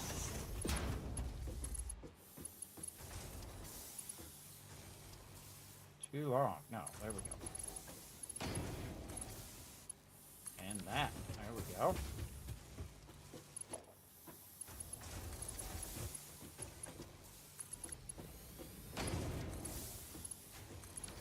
Now make it easier for me to run underneath there to get where I'm going. Using our conveyor belt lifts, which are awesome. Actually, they have a very specific name. I call them the lifts. They are called the stackable conveyor pole. All right, very nice. We got that looking good. Let's put all this stuff back in here. Let's sort it. Let's look at what we don't want. We can hold down control, throw all that away. Don't need to keep that on me. Grab this and this. We'll need this for our thing and that and this thing, and don't need those right now. Get all this other goodies that we might need. There we go. Keep all that in there. We'll use our tickets too. Let's go see if we got 3 tickets over here.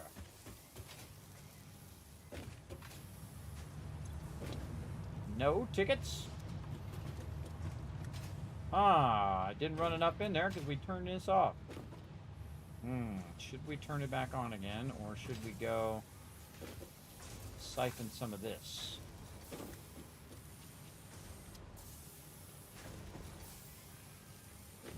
That is a good question.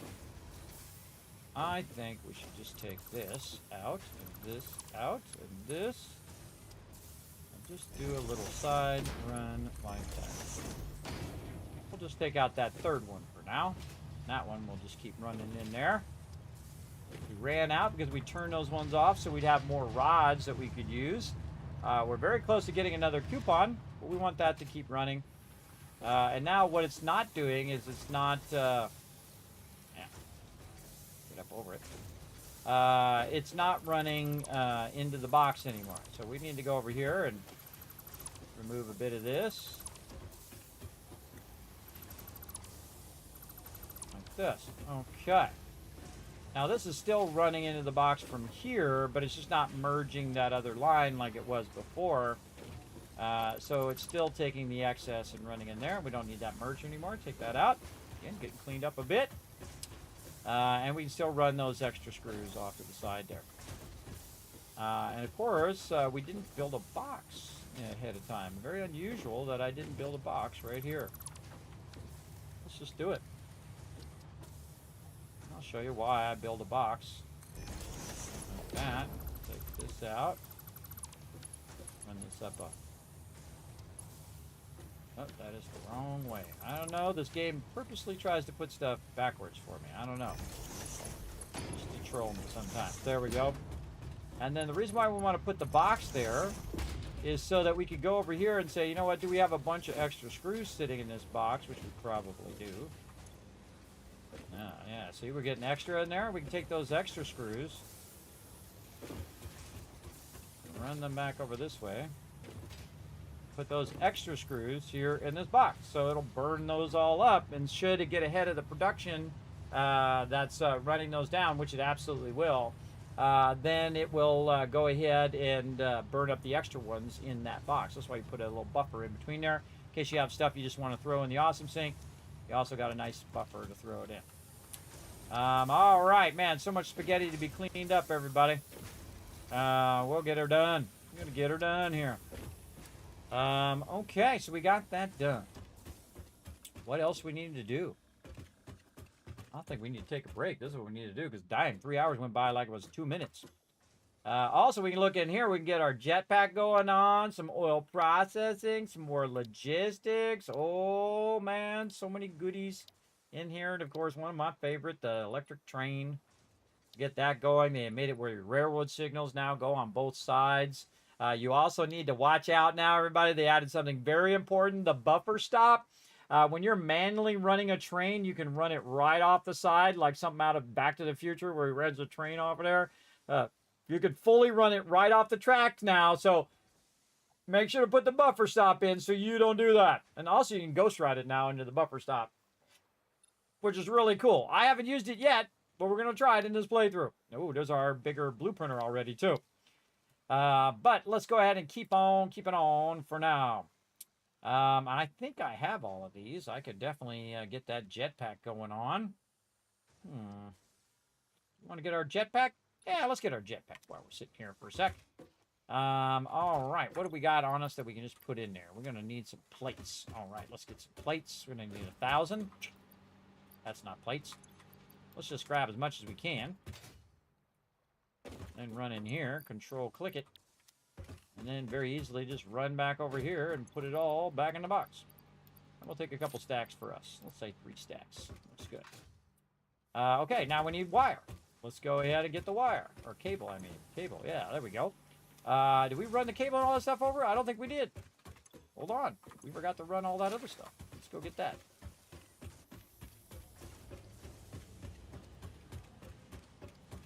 Yeah, we didn't do all of our wire and all of that.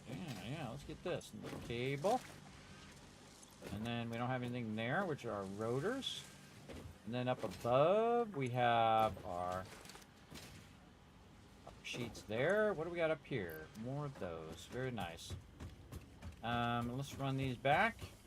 Slide jump. And, well, might as well just put some of these in here while we're at it. Let's just put all those in there. Very nice. And wire. And then cable. Copper sheets. Very nice. Okay. Have a bit of this. What are we missing now? We are missing our... Sort that a little bit. Oh, we got a bunch of random stuff that I took out.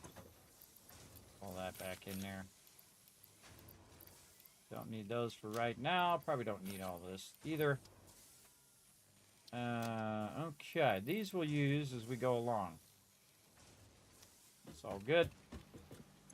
So let's see. Let's just run down the thing. We got concrete. No. Put the ones we got in. Take a couple stacks out. Very nice. Already got our stacks of that. Okay. How many there? 1 stack of screws. 1 stack of that. Wire, 1 stack. Couple stacks of cable. 1 stack of that. And we're good for now. Alright, that's good enough. No reason to fill up our entire inventory with that until we need it. Now we need some motors. Which conveniently, I'm over here making. Ooh.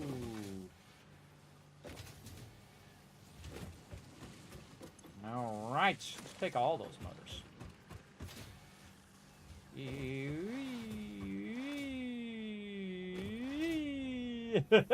Have fun, everybody. Hey, put all those motors in there. There we go. I don't need that many motors on my character, but now I got them up here by my base if I need them. And there we go. Jetpack time. Tell us all about it, Ada.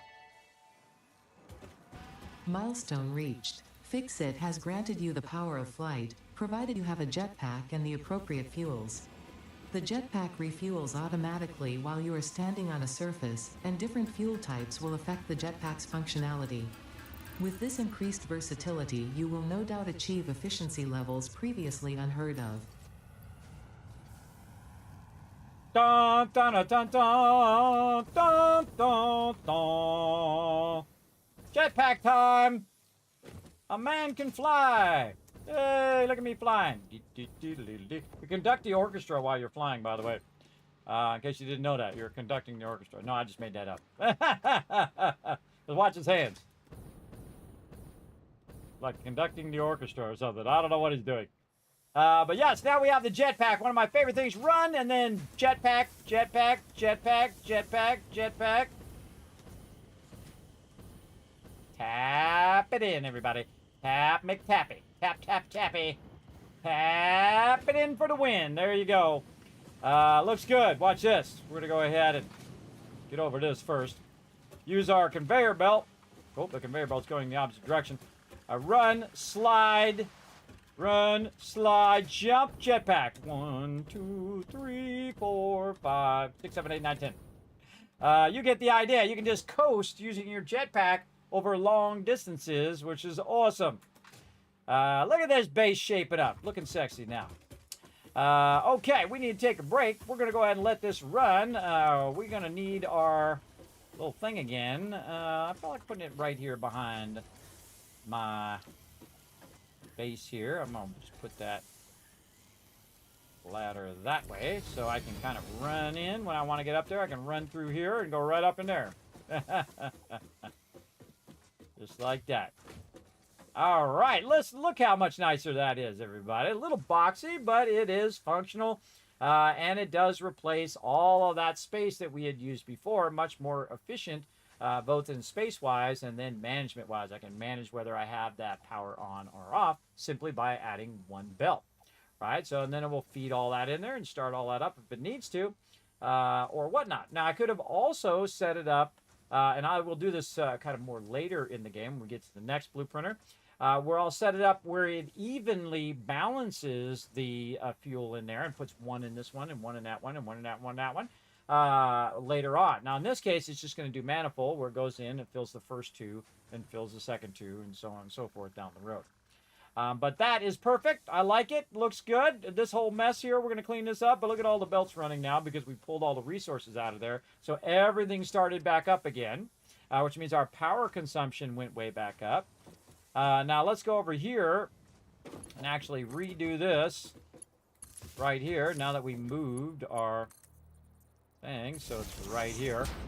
And now we can check our power consumption. You can see our power consumption is climbing, kind of going up and down. But you're going to see eventually it'll climb up pretty high as it's being used.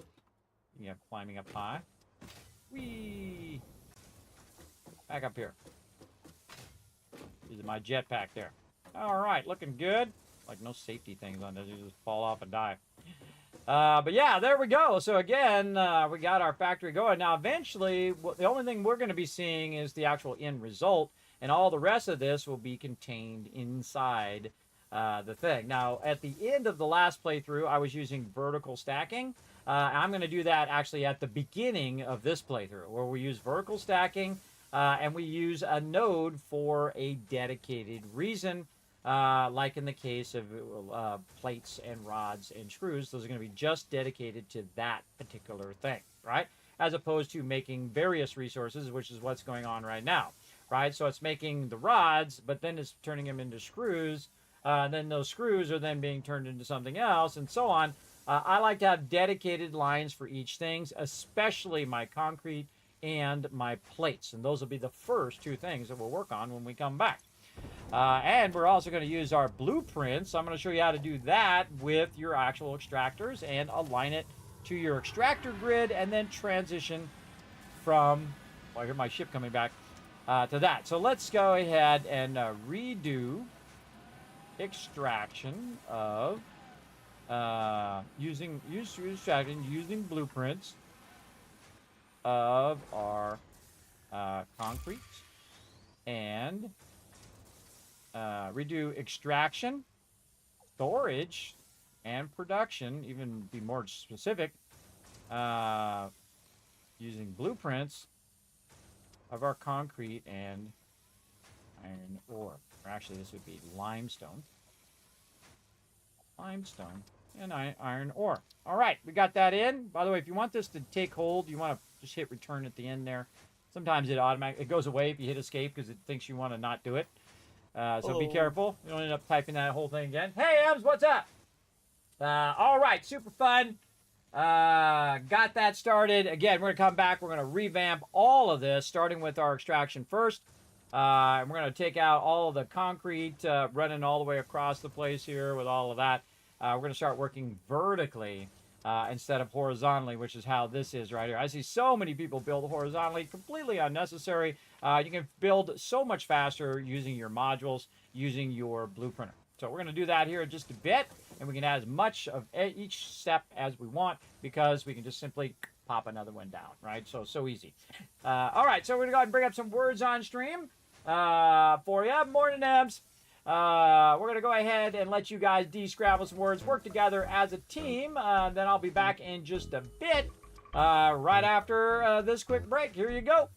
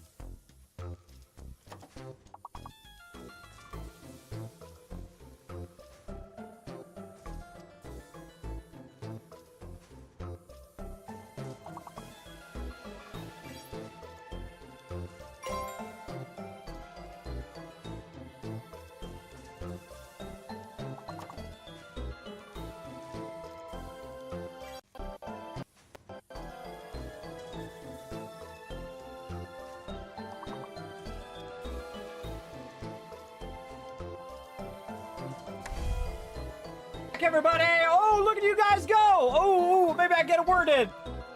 Let's see if I can help you guys out. Let's go. Let's go. Time, T-I-N-E. Look, I got a word in. Hey, look at me go. That's the only word I have time for because I ran out of time. You guys got it done, though. Look at you guys getting it done. Nice job, everybody. Nice job. Let's go ahead and give you guys a bunch of Kismets for working together. If it wants to work. Are we not going to work now?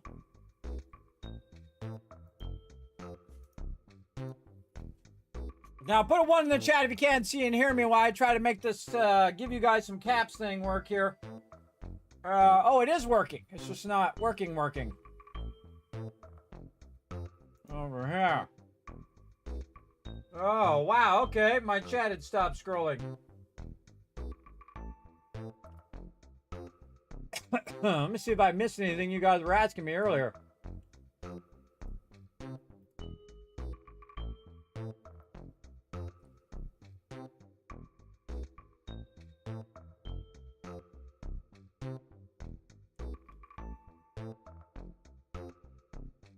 Oh, no, I was fine. All right, just stopped scrolling when I started doing the thing. Okay. Darn Twitch chat, sometimes it doesn't scroll, so then it doesn't show me on my mixed chat over here. That's not good, because I have it where I can see all of the chats from all 6 platforms I'm streaming to. I'm multi-streaming right now. Just double checking. Yeah, you gotta watch out you don't get locked there. Yeah, once you put a word in, you definitely want to do the lock. Oh, retweets are good as well. All right, well, let's give you guys some more Kismets. We got a whole bunch of giveaways coming up, everybody, starting on Monday. But also, this will actually start on Saturday and Sunday. We got giveaways, and then massive giveaways as we hit milestones for the Vault Van Life project. We got crazy tons of stuff to get out, everybody. Crazy. I love giving away stuff here in the stream. Super fun.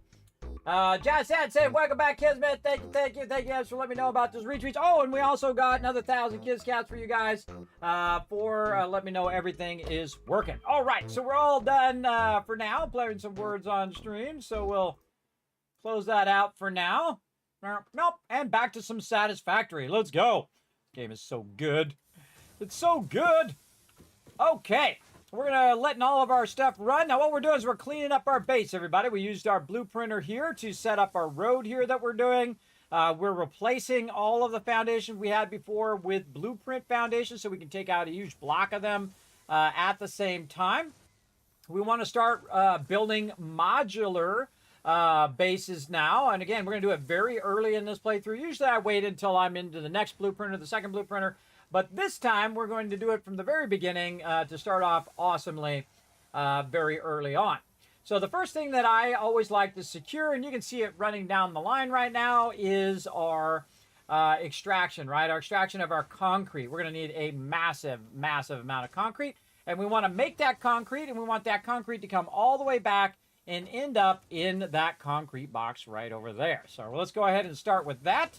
We're going to go ahead and jump off to our doom. Oh, no! But no, we got the jetpack now. So we got that jetpack, so we good. Now, also, by the way, what this is doing, and the first 2 that I put the... oh, there we go. Right off the side. I put the Dimensional Depot uploader on is the plates and the concrete. So they're just constantly putting it in there. So as I'm using it up, it's going to automatically take it out of the box, put it in the Dimensional Depot. No matter where I am in the world, I can just wait for it, and bam, I've got more concrete and more stuff. So that's what we also want to do over here, as we want to have it where it comes to me over there. I could use it in production as well as it will go in the Dimensional Depot. So let's go over here where we're extracting it, and we're ready for some upgrades. Oh, and I forgot, our vehicle's still going. Is it still driving? Oh, it sure is. Yeah, it's, let's see if it's how much fuel it's got left. Oh, it's got a bunch. Okay. Yeah, it's driving back and forth. We set that up last time. That's fun. Okay, right over here is where we're extracting our concrete right now. And so what we want to do is make sure that this is connected to the rest of this. Now, see how this is at an angle? That's because when we go hit control, that goes to the world grid. This is not part of the world grid. This is just lined up off the track itself. So we're going to be adjusting this eventually where it's actually on the world grid to match up to our base up above. You can see we've got all the foundations up there. But our goal right now is to go ahead and replace this with a blueprint that we can use. So we're going to need a little bit of space here. So we're going to go ahead and find our foundations here. Or wait, no, we don't need to do that. What am I doing? Use my blueprint. There we go. That's why we did it. So we could line it up. Oh, we don't have a thing to line it up because we don't have these as the other foundations. So we got to get these foundations replaced quickly before that vehicle comes back and gets stuck. There we go. All right. Now, because these are the same types of foundations, it's going to be much easier to line them up like that and hit H, put the nudge in. All right, there we go. Now we got a little bit of space to put our blueprinter over here. Let's hope we have enough to make the blueprinter. That's going to be good. Where is it? Right here. Redo. All right, we have enough to make another blueprinter. We're going to hit H, and we're going to nudge it. See if we can get it going. Oh, it's overlapping our old ladder here. All right, well, let's take out our ladder. Maybe add a couple more in the back. Now, the reason why we want to put the blueprinter down here is because we can have it on multiple levels. And then also we want it to kind of be out of the way of this. What else we got? Probably something like the ground in the way. What's blocking this? That's a good question. I don't see anything else blocking it, but it thinks there's something definitely blocking it. Maybe vertical space? Ah! Vertical space. Okay, we got to take those out. There we go. Try it again.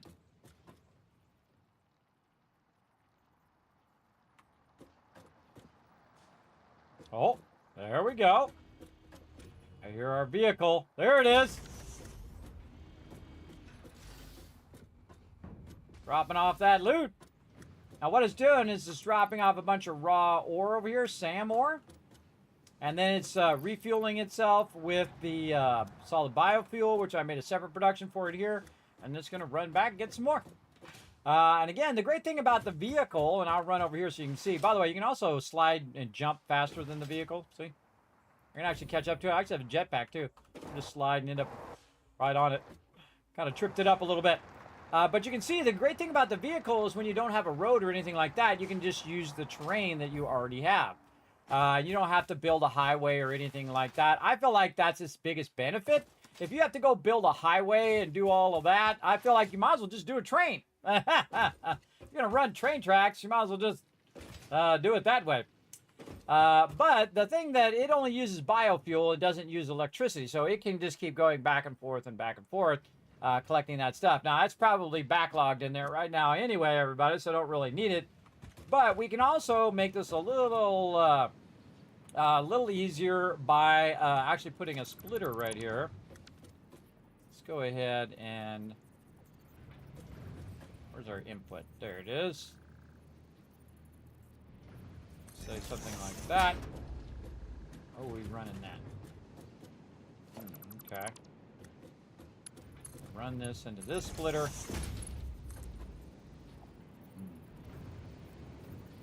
Yeah, we'll let it just clip just a little bit this one time.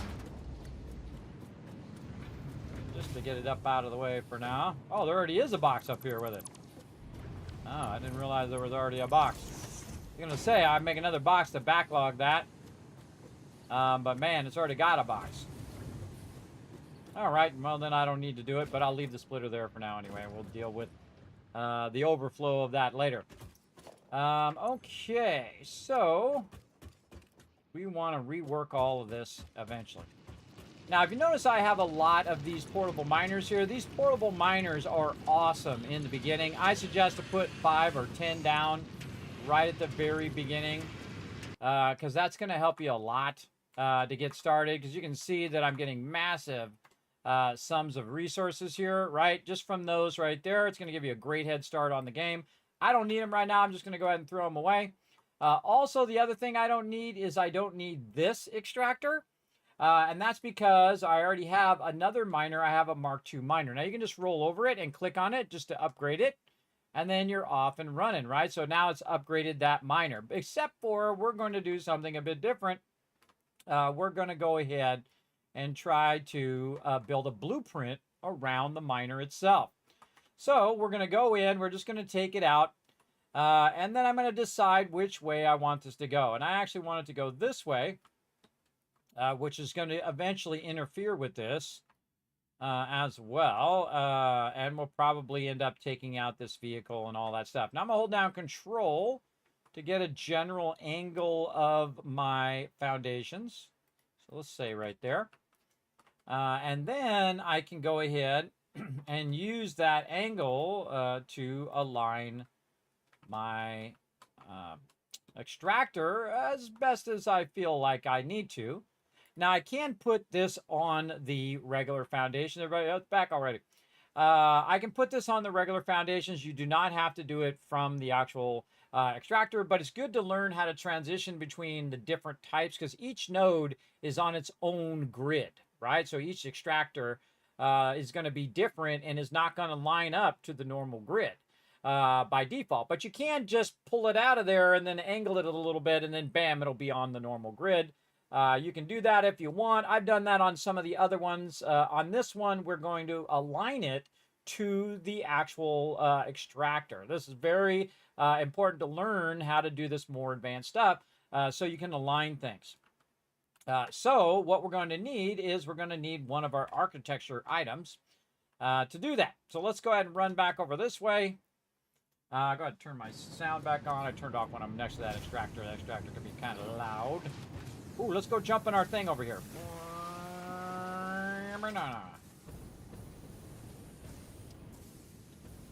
And bloop. Jelly. We're in the jelly. Slide under. Slide under, jump, and then jetpack over. Whee! There we go. Nice. All right, we can actually move our awesome shop, too. Let's go ahead and put our awesome shop right over here. So it's easy to find, right there. Okay, now we need some architecture items. Right over here, we're going to need our structural beam. What did I do with those two things? I think I left them in here. Yes, okay, so I've got two. No, I did not want to do that. Hit the wrong button. Hit the wrong button. This can get trashed. In. That's okay. I got some other stuff I need to throw in there too. I'm going to keep these portable miners on me because what I'm going to do is go ahead and take these portable miners, run way over here to our kind of miscellaneous dimensional depot uploader, drop this in here, and that's going to go ahead and actually upload those into the dimensional depot. So anytime I need them, they'll actually be right here. Which is our portable miners. So you don't have to like go and make them every time you go do stuff. What I do is I make like 50 of them and I throw them into the dimensional depot and I never have to think about the miners again. And I can access them no matter where I am in the world. So very, very easy to do. But we're just going to take the ones that we have, let those upload in there and deal with it later. We're not doing that. We are over here doing something. Yes, we are getting our tickets for this right here. All right. Oh, man, this is going to be a while. It's going to be a while until we get our tickets. Man, we got to get our quick wire going. There's some over that way. We could go get it. We'll get it later. We'll let that run. All right. So we're going to have to wait on that a little bit. We just need 4 tickets.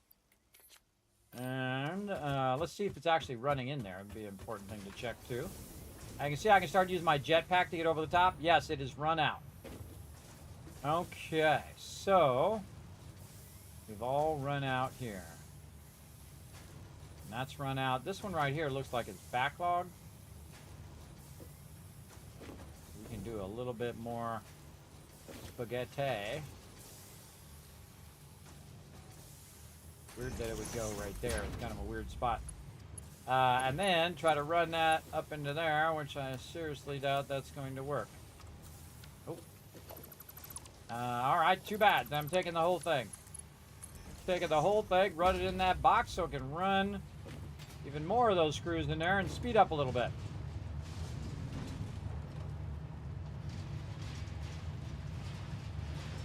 That's going to take a minute. I'd say we go work on our other thing, our quick wire, while we're waiting. Again, I can use the jetpack to kind of soar over so I can have a little bit more hang time. Now, there's some Caterium nearby, and since I've found random stuff is running around, I can actually search for that Caterium.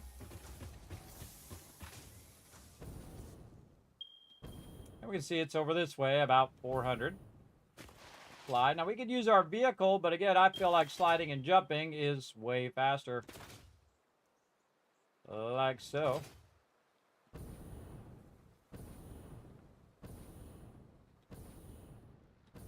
Using my jetpack. Problem with the jetpack, you'll eventually run out. It'll let you hang for so long, and then your little thing goes down. You have to refuel it. But up we go. All right, here we are. Better be ready for any baddies. But here we are. This is a pure node right here, everybody. That's pretty sweet. Now, we'll come back, and we're going to modify this after we do the other one. But just to kind of speed this up just a little bit, we're going to go ahead and do that extractor right there. And then we're going to have it come out of there.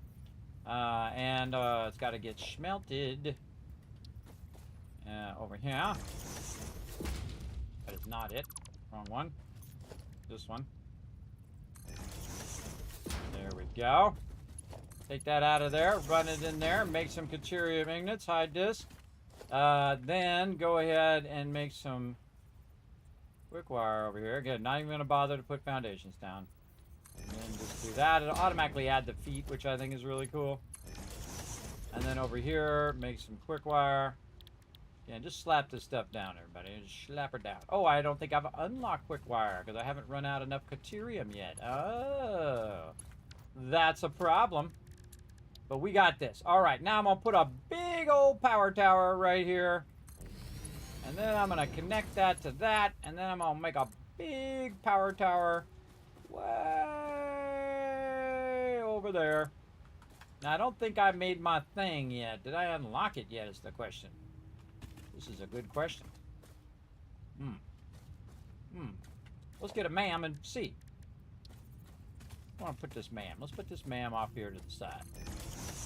All right, let's look in our Caterium line here. We have not unlocked quick wire yet, which means we have not unlocked our zip line yet. Ah, I see what's up with the what's up. Okay, okay.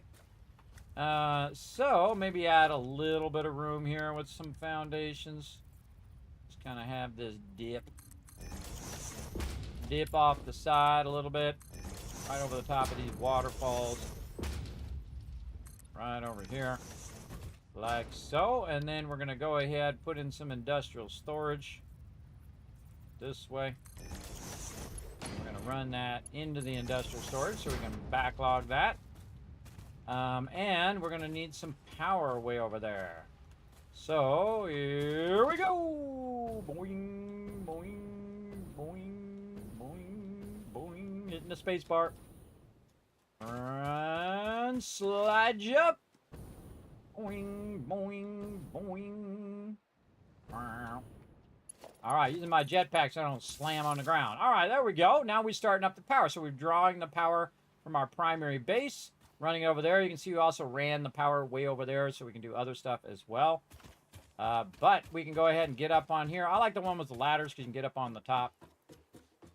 And we're going to see what we can do. We can see what we can do. Run jet. Woo! There we go. I think we did it. I think we'll make it. Let's go. We made it. Slide jump. And our stuff is off and running. Look at that. Nice. Now we can also feed this from this big boy. And we've got that stuff popping and locking right there. Very nice. Now, because this one is a Mark II, it is already started at 240 because this is a pure node. So that's popping out of there way faster than that can possibly process it. It is way too fast. You can see now it's going to start to backlog that. And then over here, we've got to tell this to actually make the quick wire, but we don't have the ability to make the quick wire because we have not taken enough Caterium ignits here and put them into the MAM. So we're going to need a whole lot of those. So we're going to let those run. I forget how many I actually need. How many do I need over here? I need 50. Okay. I'm going to go in here and I'm going to clear that list. And then I'm going to go into the MAM here and remind ourselves that we need 50 of those. Okay, now while that is running, you can see it's got a lot of Caterium backlog there, so we're just going to go ahead and make this go a little faster. And we're going to make our own Caterium ignits. In fact, we can make exactly the right amount. For some reason, of course, the the answer to the question, why are we all here, is 42. There you go.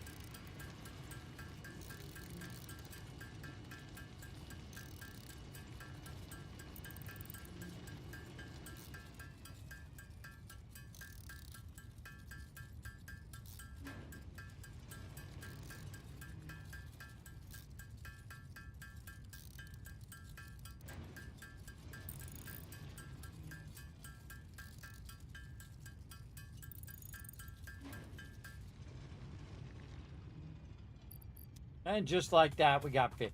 Nice. All right, then we're going to go ahead and unlock our quick wire. Very nice. Tell us all about it, Adam. Research completed. Quickwire recipe unlocked. New Caterium research available. Cool. All right, we got that done.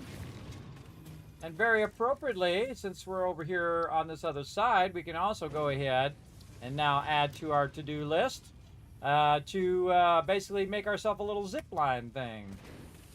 Now this makes a lot of quick wire, but it makes a massive amount of quick wire. And while it's pumping out that quick wire, we need 100. It's already done 25.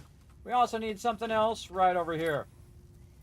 But we're going to add a little bit of more space here. Now I could use my blueprints, but we just need enough to plop down an awesome sink. And then again, we're going to tie that in right over there. Now I'm not going to run it into the awesome sink yet, but you can see we're around 4,000. And we're going to wait till we have about 100 first so that we can get our zip line. And that's going to take a minute to get it going. And while that's doing that, we can also use this back little outcropping over here to make ourselves a nice little equipment workshop. Now to make the actual zip line thing itself, we need to go in and take a look. We can go in here as well as zip. Oh, it actually doesn't show in there until we unlock it. I forgot. Yeah. We can go in here though and click this and click this. But it doesn't show us what materials it needs. Got to get it unlocked first. How are we doing? 90. All right, 10 more. Come on, give it to me. There it is. All right, we got it. Let's unlock it. Right over here. Start research. It's going to tell us more about it. Zipline unlocked. When equipped, the zipline facilitates travel along power lines, regardless of whether the line is powered. Note: based on previous Pioneer events, Fixit recommends not using ziplines during thunderstorms and typhoons, or while drinking coffee. Okay. Now, we got to make another Xeno Zapper, which I did. We already have the other resources. We need more quick wire. We need 30 quick wire. We got 40. Awesome. Now, any excess, into the awesome sink it goes. I don't even bother, everybody. I don't bother. I run it in there. Now, if I want to backlog quick wire, I can totally just put a splitter in front of this and put one half of it in here and one half of it in this box. I can tell you I don't need to do that. If I need quick wire, I can literally just take out this connector here and let that backlog. I can tell you I'm not going to need that much quick wire for right now. And usually I backlog thousands and thousands of quick wire and usually don't use that much of it. as well. But hey, we got our zip line thing. Very cool. Let's get that in here. Now, here's another trick, by the way, everybody. If you have your novelist thing, you can also throw that in the Dimensional Depot as well. We got to get the manual uploader going. We can also put our chainsaw in there, which I actually think I already do. Yes, it's already in there, so I can pull it out. I don't have to keep it in my inventory the whole time. So you can use the Dimensional Depot to hold all those other things as well.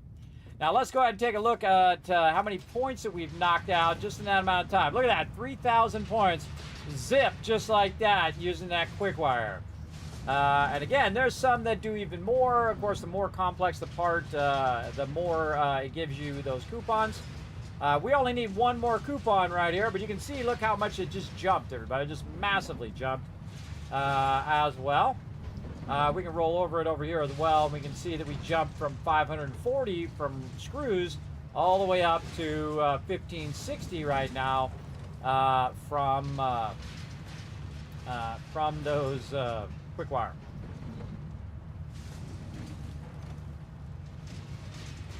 Now, I try to unlock this stuff early, get this Caterium going for sure. We'll just wait it out.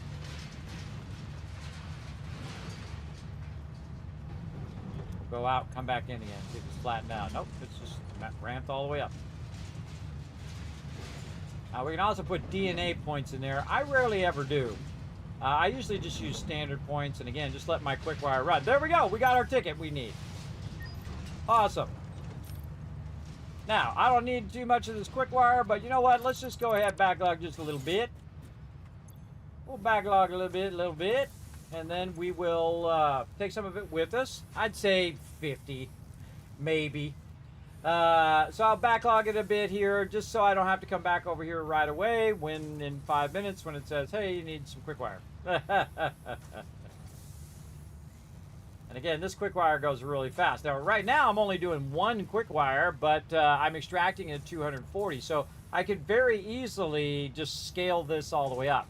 But what we want to do is get this item unlocked and then use that item to revamp all of our extraction. So yeah, there we go. That's enough right there. 50 is good enough. All right, rest of it. Make sure that stuff is running right there. Into the awesome sink. Away it goes. All right, now we'll just let that run. And then we get to have a bit more fun here. We're going to go over here. We're going to get up on this. Jump across this ladder and fail. All right, we're going to get up on this ladder. And now it's fun time. I love the zip line, everybody. I didn't use the zip line all that much in my previous playthroughs, but I actually have come to love the zip line. It's very, very fun. Now, I'm going to show you another little trick, too, that I learned in my last playthrough. I couldn't believe I never thought of doing it. We're going to jump off here. See these lines right here between these? You can actually zip line these ones, too, which I never even thought of doing. But, of course, you run into the pole, so that part's not good. Now, the bigger ones you can slide along, but you can't just go dip and then grab it again. And then dip by hitting the space bar. And then dip past these. Oh, I missed it. Now, remember, it also goes up as well. So it does go up at an angle. So if you do have one way up there, it'll actually go upward as well. As long as it's not straight up. If it's straight up, it doesn't work. But if it's at a slight angle, then it will go up that angle and bring you up to a higher level using your little zip line thing, which is very, very fun. All right, we got our zip line going. Okay, so now we're back over here to the blue printer. We need the awesome shop. Instead of running all the way back, I'll just make another one. And then we'll get our thing that I like the most, the structural beam. Let's go. All right. Oh. That's got nothing to say about it. All right. So what we did is we put a world grid one down. Remember, this one's not on the world grid. I just did that for the vehicle. I'll probably end up clearing that path and stopping that vehicle here in a minute, because we're going to need to basically build this out and build out a factory here for my concrete. In fact, speaking of chainsaw, I feel like we might want to clean this area out just a little bit. Of course, we could also use Novelist as well. But let's just go ahead and clean house here a little bit.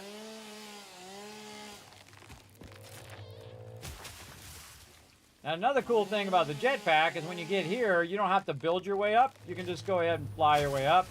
If you haven't seen the new animation for cutting down trees, it's pretty cool. Very cool.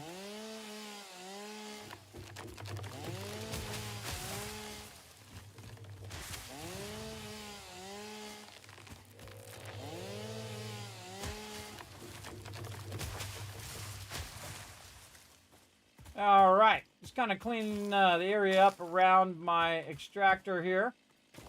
I like to clear all the foliage out of the way. By the way, once you take this out, you can't put the trees back, so keep that in mind. You can take out individual trees if you want. You can go into solo mode and pick out just one tree or one thing that you might want to take out. I take it all out because I'm going to build a base here, and I don't want that stuff in my base because I don't like it. Nope. I'm going to put my zip line back on. Guess I need that later on. Okay, so I want to go ahead and align this off of this, which also aligns to my stuff up here. So when I'm running my line out later, it'll be good. Okay, so now we can go ahead and take out the alignment of the world grid just to, again, try to angle it in somewhat the same way. Then we're going to go ahead and use our new item, the metal beam. Now, I can also use the painted beam, but I like the metal beam, so that's the one I'm going to use. And it's pretty easy. So you hold down Control, and you're going to rotate your mouse wheel forward so it rotates underneath there. Make sure it's nice and straight and in the middle. Then you're going to left click. Now, if it goes underneath there, you're doing it right. If it doesn't, then you need to rotate it the other way, right? Then you bring it out so it's sticking out just a little bit, and it'll be yellow because it's clipping through the item right now. And what you want to do is come forward 1. See, we'll count that as 1, right? This doesn't count. Then forward 1, 2, 3, and 4, and that's it. One-step alignment, everybody. I'm showing you one of the best things I discovered in the game. I see no one else doing it other than me. They're doing it the slow and hard way. I do it with a single step. And now that is perfectly aligned to your extractor. And the cooler thing about it is that the extractor's into the extractor's not hanging over the foundation. I hate that when I see people doing that. That bugs me, everybody. Why not have it perfectly centered in the foundations like that? It's a beautiful thing. Because you could build walls, you could build a whole thing around it, you could use your blueprints, all sorts of fun stuff that you can do with that, which is very, very fun. All right, I need this vehicle to come back here. Okay, it's on its way back here because I'm going to need to work on this vehicle. Now, what I'm going to do is just build an area around the extractor itself. And what I'm going to do is build in some storage. And we're going to kind of use a bit of what we did last time, except for we're going to kind of extend this out just a little bit right here. And so we're going to go ahead and add some storage here. Like this, and we need to think about the direction at which it's going to end up, right? So if I add storage there and I run this into this, well, now it's going to end up going that way. So I can't turn my extractor around the other way, or I can change where my storage is, right? I can put the storage out in front.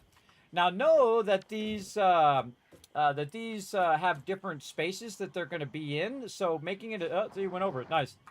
Hold on, we got to take over this vehicle. Disable autopilot. There we go. Delete path.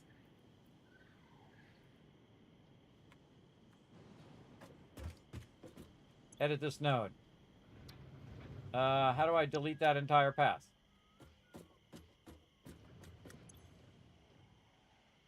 Delete the node to edit the path of the vehicle. Oh, good question. No, stop doing that. Get in the vehicle. Nope. Get in the vehicle. Delete path.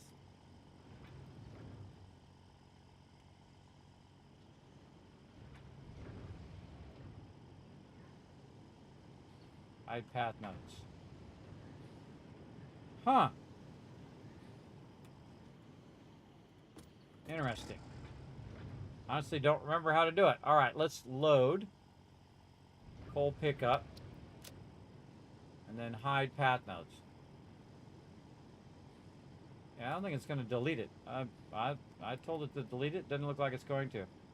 See, watch. I bet you if I get back in and I hit Q and I say show the path nodes. Show it again? No. Okay, so you got to have it loaded in there, then delete it, then hide or show it. Or whatnot. So yeah, if I load it, show path nodes, I can delete path, but it doesn't delete the node, so I have to have it loaded, hide the path nodes, delete the path, then show the path, and now it's hidden. It's still there, everybody. It's still there. I can tell you it's still there. We just can't see it, and that's good enough. Good enough for me. All right, I'm going to go ahead and take this vehicle out, which is going to drop a box right there. And all right, this whole vehicle stuff is over now. All right, come on. Get this out of here. Get this whole vehicle stuff out of here. I don't use the vehicles that much, everybody. I use them just for you guys to see that kind of fun stuff. Give me all these leaves. Get them out the way. Like obsessed with picking all these up. Okay, so there we go. So we can go ahead and put a storage in front of it. But what I like to do is I like to put the storage separate. And just have it just the extractor itself, right? So we're just going to have just the extractor area. And so what we want to do is be able to extract it. And then also let us know that everything is working on the extractor as well. So we're going to start with some basic walls here. Actually, we can start with some of these really cool roll-up gates, say on the sides. Some a bit different this time. There we go. That makes that easy. Like in a garage. That's cool. Then we're going to do a back wall here. There we go. And then I like to have it where the foundation goes right over the top. Like this. I can also have it a little lower if I wanted to. Do it in the back. Have a little lower if I want. So I can see the little red thing there. Now, I don't have the ability to make it transparent right now. So what I'm going to do is I'm just going to use this hole right here. So I can kind of just peek in there for now. You're going to see we're going to make these more and more elaborate over time as we go. Okay, so now we got that. Now, why do we want to do this? Why don't we just put the extractor down and let it run the extractor? And the reason why is because I can attach to it and have all of my power systems already ready to go, right? So I can go in and say, you know what? I'm going to put a power connector right there on the outside. So I can rebuild this thing in the blueprint and then use it over and over again. Actually, get rid of this stuff. Now, think about it. I'm going to get my box over here. I can use it over and over again as much as I want. Throughout all my other extractors as well, which makes it really easy for me to just connect that power and let that run and then do stuff from there. Now, one of the things that I like to do, though I don't have the ability to do it right now because I don't have the splitters and all the stuff that I need, is to have a spot in the front that runs around so I can see if it's running from the outside, and then another side on the other side, which is the overflow, which tells me that it is full, right? If you see my previous build, I was doing that on the extractors as well. So we got some things to unlock, but we're just going to use this purely so it makes it easy for us to connect the power up here. Another thing that we're going to do is just to make this a bit easier in case we need to get up on the side here instead of using the one inside, is we're going to go ahead and put a ladder here. I kind of feel like maybe in the front. Feels good.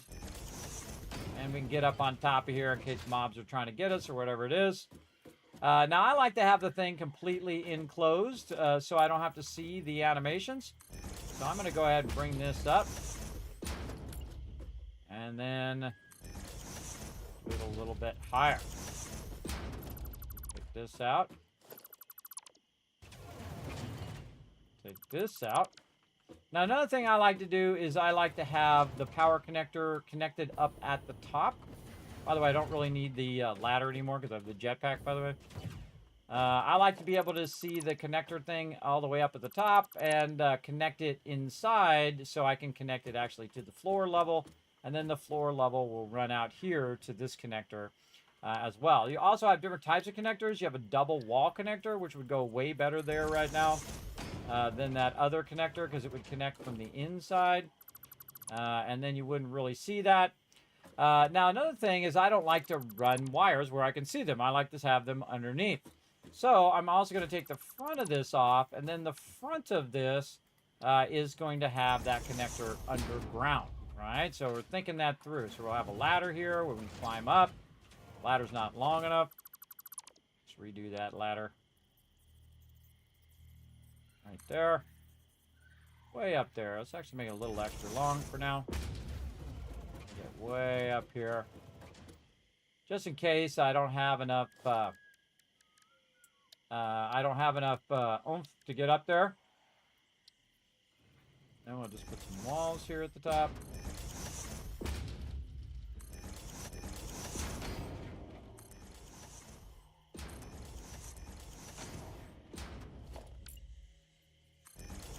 Again, very boxy for now. We'll come back and make it more fancy when we have more materials and whatnot. All right, so we're going to go ahead and use this one here, or actually the other way. I'm going to use this here. Connect that there. And then connect. Get it to go. That there. All right, nice. And then we're going to take this and we're going to connect it to the one in the front. So now we got our wiring all nicely run on the inside. We don't have to see any of that. It'll be all inside. I can kind of see the wire a little bit there. I can go in and adjust that if I want to as well. Again, just kind of fine tuning it. Maybe put it along the backside. Like this. And I would take out the actual thing so it takes out both the wires. And then maybe line this a little straighter. And come on, you grab it. Bring it down. See if you can find where that aligns. Say right there. Come on. Now we got nice straight one back, nice straight line down, I think. Nope, it's one over. Now, if you have one there, here's what you want to do. You want to put another one down, just so you can use this as a reference. And then attempt to take it out. Like this. And again, do all of your building at the extractor here, and just get everything down the way you want it. There we go. And then we'll run this underneath the extractor here. Now the extractor will actually be up a little bit, so it actually won't be running through the extractor, and now we got it running right to the front, and so we can connect everything in the front, priority switch, whatever we want to do later on. We're good. And there we go. I really love these doors, though. Those doors are awesome. And now we have all that wiring done. It's tucked away. We don't have to think about it. Really easy to do. Put that down. Connect this to that one up the top. And then connect the actual power to the front, and that thing's up and running. It's good to go. Then when we run it out, we can go ahead and run it up, or we can run it in a horizontal way. We can go ahead and feed that wherever we want it to go. So we want to go ahead and also think about the verticality of where we're going to be running these things, right? So we're going to go like this, and we'll rework this ladder again. Again, in case we lose power or something like that, or we're just trying to get away from mobs. Put that right there. Okay, that looks pretty good. Now, normally I would put a door there that has just the wall hole, the single wall conveyor hole. But in this case, I don't have it unlocked yet, so I'm just going to leave it like that. And we'll keep iterating on it, and we'll make it more and more fancy as we get further and further along. I like this, and then if I fly up here, see this just opens up. I can dip out the other side if I want. All right, digging it, digging it. Okay, great. Except for that's not a blueprint.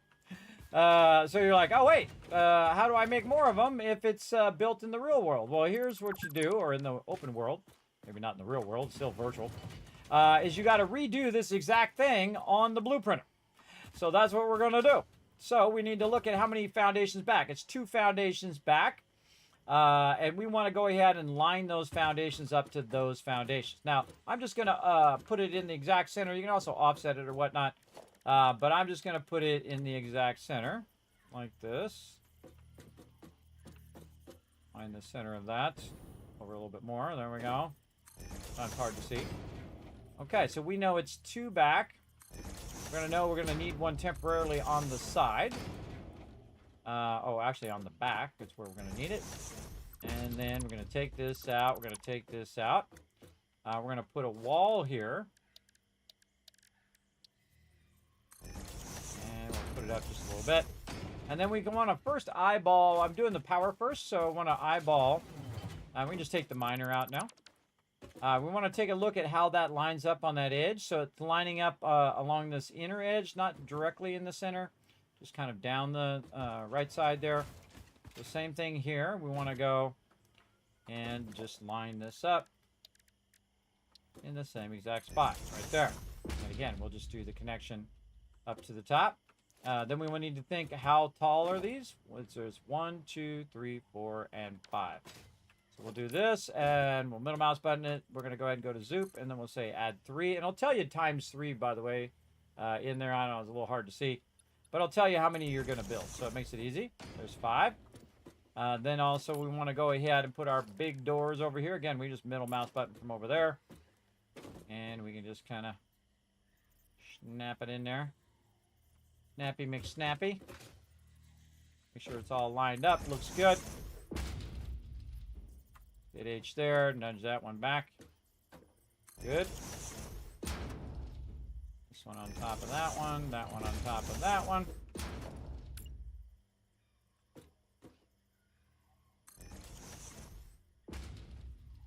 It sits on top of that very weirdly. It doesn't just snap squarely. Got to kind of move it around to get that to snap properly. Okay, and then we know we're going to be doing our wall here. And then keeping the rest of those. We'll count these out. 1, 2, 3, 4, and 5. Good. And then foundations for a roof. So we get our actual roofs. And there we go. So we just kind of rebuilt the thing over there. And then we'll go ahead and pick up the ladder. We'll put the ladder. Oh, ladder can't go on the outside. So we should probably back up one. Like this. Now I could use the blueprint to make another blueprint, but I'm just going to rebuild it again real quick. If it would line it up, that would be nice. There we go.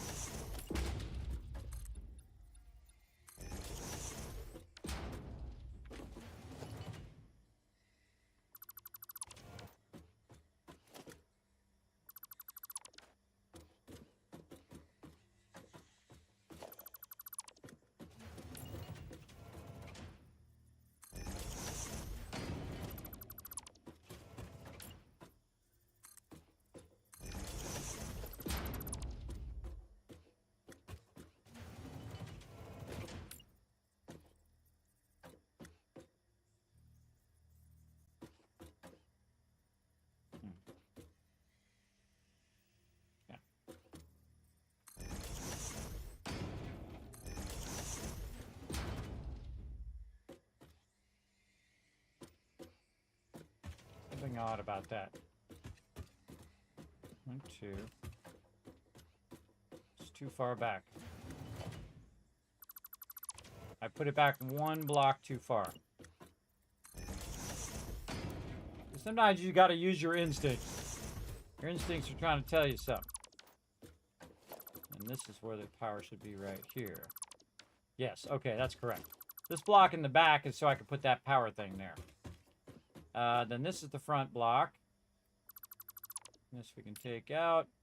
Put this back here. Actually, we'll just put this in to make this a little easier to put in. Maybe make it a little easier for it to snap.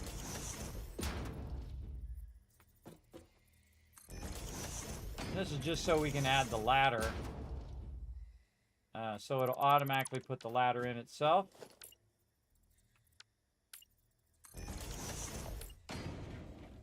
Anyway, just doing basic builds in the beginning. Not unlocked all my fancier stuff yet. We'll get to it. Take all that out. Take this gate, move it here. Go. We might want to do this, and we can also put our power out here in the front, which would be great. Speaking of power, we'll go ahead and outlet there. I'll take this one out. Connect these together.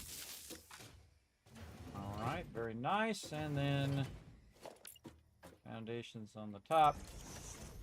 Like this, and then this one is going to end up right there.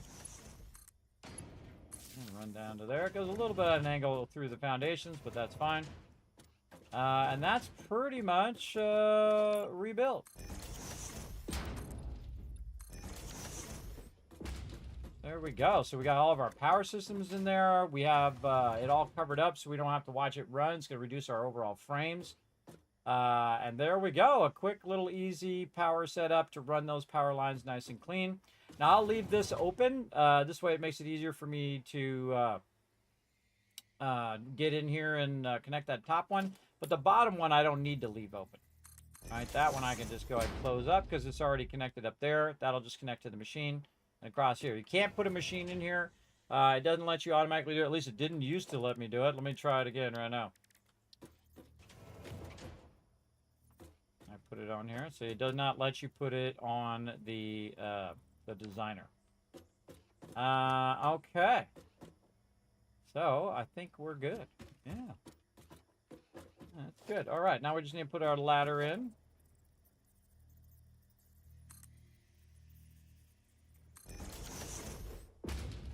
Nice. Okay, and we got a little extractor area there. MK1 extractor. Extractor what? Extractor building.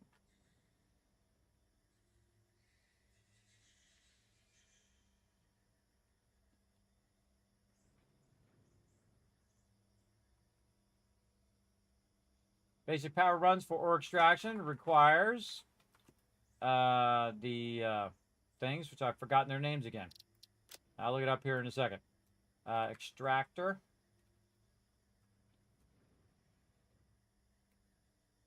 It doesn't matter which miner extractor you're using. But, you know what? I'll just go ahead and just do Mark II here.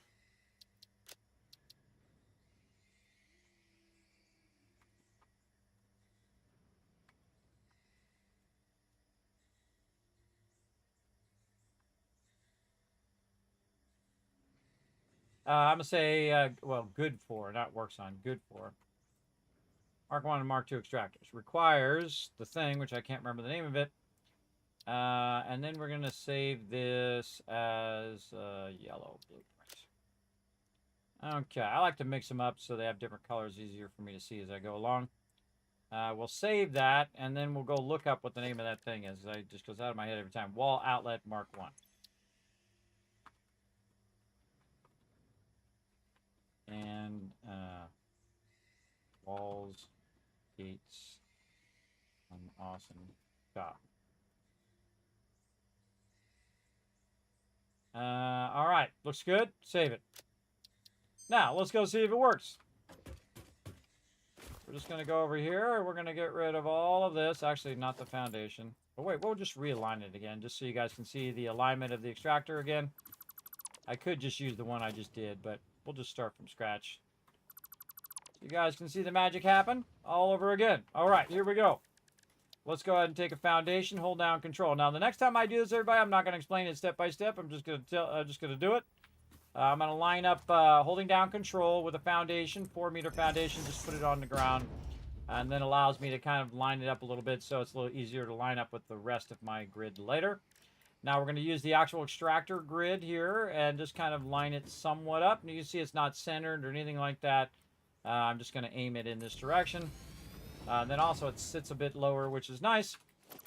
Take that out now. Don't need that anymore. I'm just getting a general idea. It doesn't need to be perfect. And then again, holding down control, scroll wheeling forward. I suggest to dip off to the side, a little easier to see.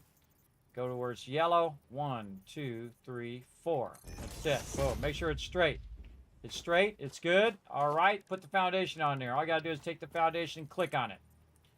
I still hold down control, thinking I need to hold down control. You actually don't. You don't need to hold down control. You just go ahead and click on it. It'll put the foundation right on that metal beam. Now we no longer need the extractor here. We can go ahead and run the extractor like this. Now see how the thing is clipping through the ore and coming through the bottom. I don't like that. I want this to go up a little bit higher. So we're going to go ahead and put another 1 meter in here. And then we're going to run that 1 meter back. Like that. And that's going to go ahead and elevate that up just a bit. Like that. Now, before you put your blueprint down, you want to go ahead and put in your extractor with the foundations there. So your extractor can go there. Now, if you aim at it, you can see that it doesn't want to go there. But if I go over here and I aim down here, it will actually let me put the extractor back in because it's putting it on the node itself, and then it just happens to be aligning vertically to wherever I put the foundations, which is a great tip, everybody. An awesome gaming secret right there for you. So now that's nicely aligned. Now, how do we align the blueprint? Well, we want to take out these because we're going to be adding some of those back. We also are going to be adding one of those back. We want to take that out. Should have took that out before. I didn't see it was back there. Take that out. Anything else? We got everything else out. All right. Now we're going to use this right here, this spot, to go ahead and line it up because it actually starts right underneath the extractor. So I'm going to use 3 of them wide.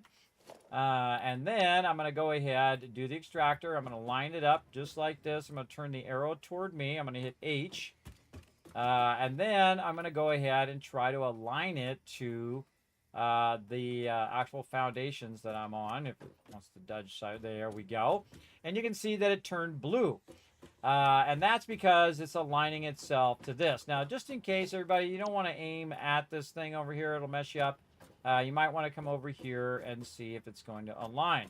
Now, see how that thing's a little bit forward there? That kind of stuff drives me crazy because that should snap right in. But because of the width of the thing in the front, that's why I usually put those things on the side. But you can just go ahead and nudge it forward 1 meter, and you can see that it is now perfectly aligned. Looks good. Then we can go ahead and just nudge it right over here where the extractor is. Click. And then we'll take this one out because we're going to be connecting power. And then we just run in here and connect the power. Ooh, okay. Or we fall off the side, one or the other. We take this. Oh, we take this and we connect it right there. Very nice. That's straight. Yep, that's straight.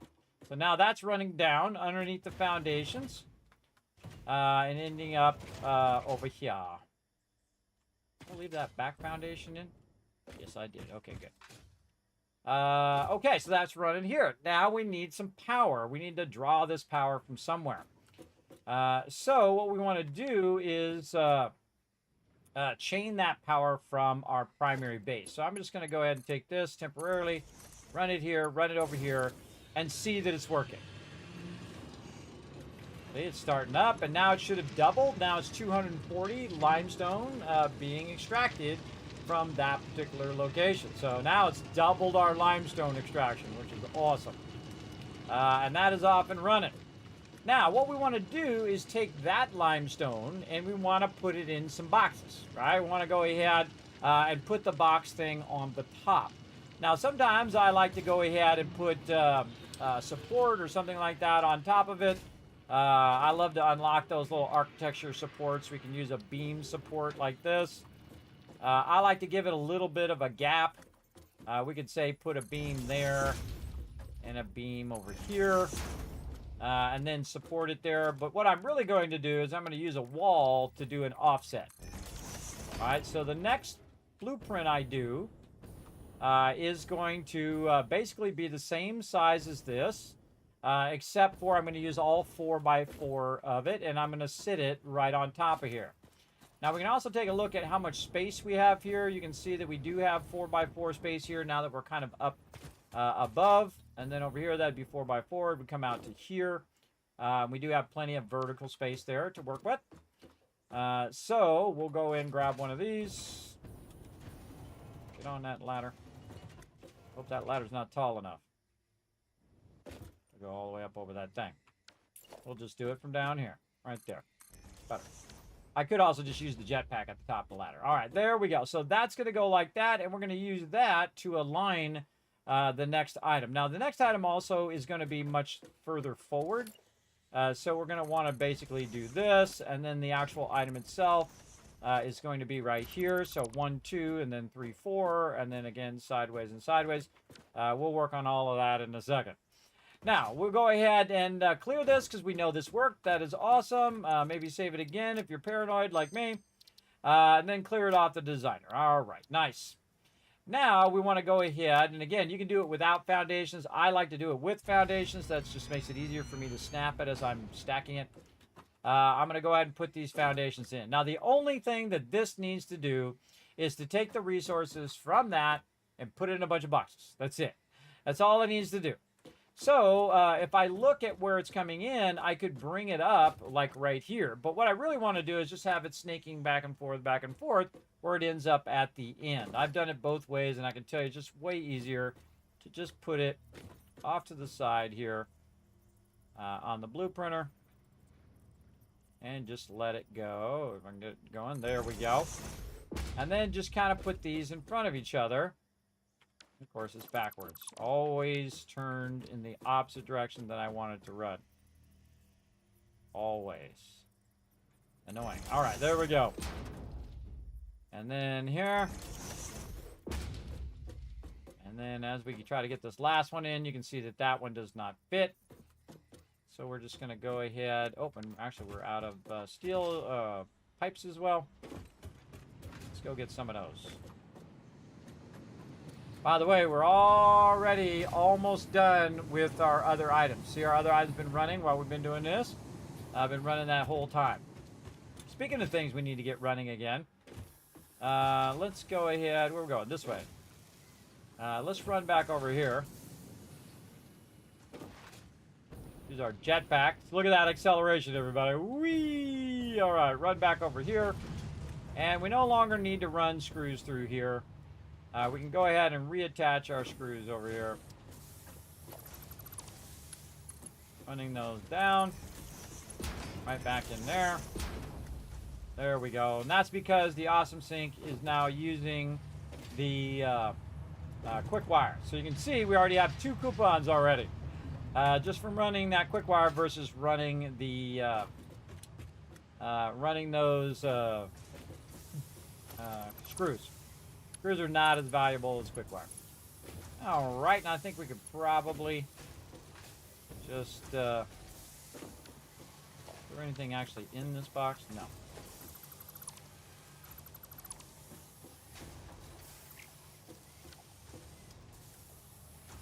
The merger here.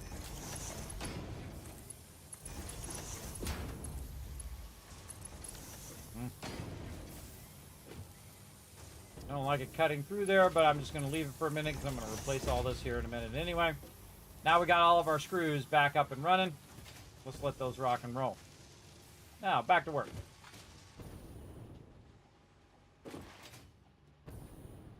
Okay, let that slide jump slingshot you, and then use your jetpack to kind of fly over. Make sure you don't run out of jetpack fuel, though. Like right over here, everybody. You want to see it's going back up? Watch out you don't run out of jetpack fuel. All right, so we got that. We're blueprinting down here. That's what we're doing. Oh, and we were getting, I already forgot. We were getting some of the, oh wait, we should use our thing. I always forget. I made this thing over here. Let's go. See if it still works. All right, I like to turn this way. Here we go. Up, over. Oh, blue. Once you get the jetpack, this thing is completely obsolete. I think it's obsolete before you even start using it, personally. What do we got in here? A whole bunch of stuff that we can just ditch. Don't need any of that. Clean that up a little bit. All right, what are we looking for? We're looking for pipes. If I can remember what I'm doing. Pipety pipes. Right over here. Ooh, we might have a whole box of these. Oh, man, we got a bunch. Let's grab a bunch of those. We're going to need those. All right, keep going. We better double check over here, though, that this thing is actually zipping. Oh, yeah. Let's cut this in half. Give it a little extra boost. That thing is cranking. We're going to have those done in no time. Okie dokie. Now we got our pipes. We're ready to run back over here. Slide, jump. So we can make more of these boxes. Okay. Now, to turn these around, you need a little bit of room to have them go into the next box, right? So what I do is I try to think of what's the maximum I can pull it back on each row. So say I put it like halfway back on this foundation, if it feels like not being crazy. Let's say right there. Too much of a gap. Out of control. Let's say there. And this one's going to go here, and I'm going to use the straight function so that it does the 90 degrees.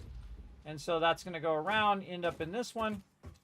And then this one, again, this one's much smaller than our other one. Our other one, we made very, very large amount of storage in them. Out of steel beams. I gave them my steel beams away. Always out of something.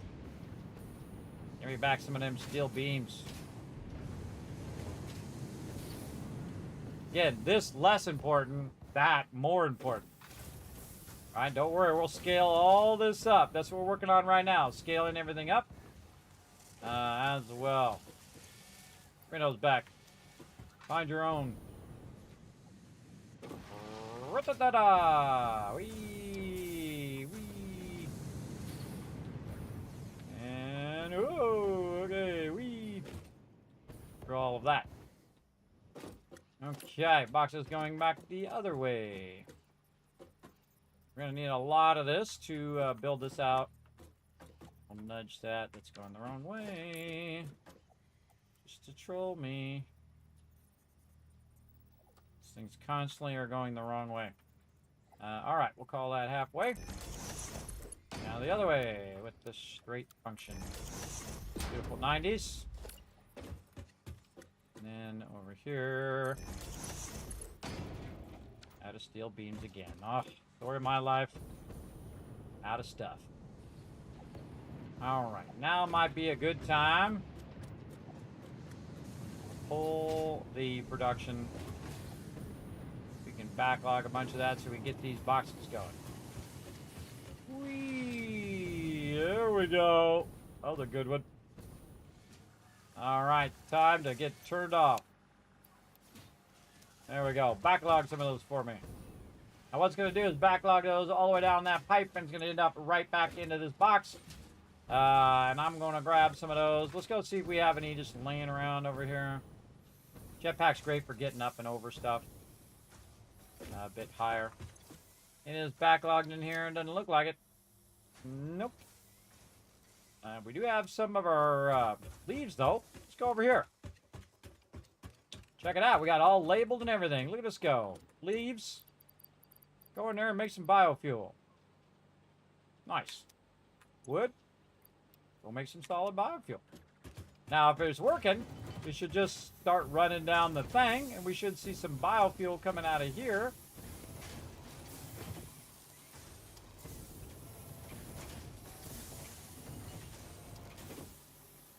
And there we go. We know it works. See, now we just drop it in there like a drop box, and then it does the rest for us. And then we'll just fill this box, which is twice as much than it had before. And if we need the fuel, we can just connect that little spot on the top that we disconnected over there, and that'll start back up my biofuel. But it's automatically off because it has no resources in it. And again, we'll balance that later in the larger blueprinter where it is balanced. Okay, what are we doing? We're backlogging. Yes, I can see them backlogging now. Yes, yes. Make me plenty of those. And that has stopped our production for our space elevator for now. We're going to need a lot of these.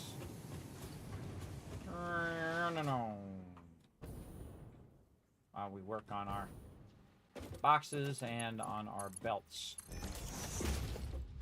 Okay, other way. Backing it up, turning it the right way, hitting H. Making sure it's going to line up to that other one. And somewhat halfway. There we go. And then doing our straight function again this way. And you're like, Kismet, why do you need to backlog so much stuff? Well, I like to have a backlog of resources. This way I can, if my power goes out, it'll automatically backlog those resources. When it comes back on, it'll burn up the excess of those resources as well. It is definitely worth your time, for sure. And we got to get our steel production really going. We're going to get it really going after this. Whoa, drop down. Ran out of jet fuel. Jetpack fuel there. Had to reload it. Alright, a lot of running back and forth today. Luckily we got our jetpack helping us out. What you got now? 71. Alright, we'll just go ahead and keep doing it while we're waiting. There's no good standing over there staring at it.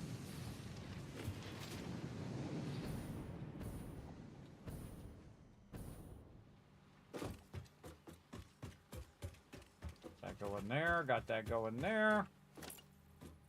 These boxes around. I can line it up to this box over here.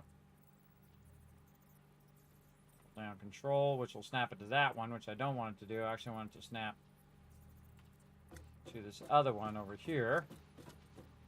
That one's got it right there in the center, so like this. Out of this one. Into that one. I think we have enough for doing 2 more, but we'll keep collecting it as best we can. Oh, let's go this way first. Those together. Yep, we're going to be 1 shy.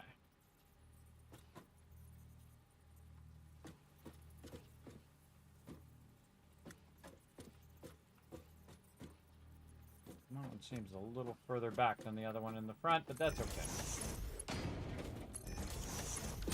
So close.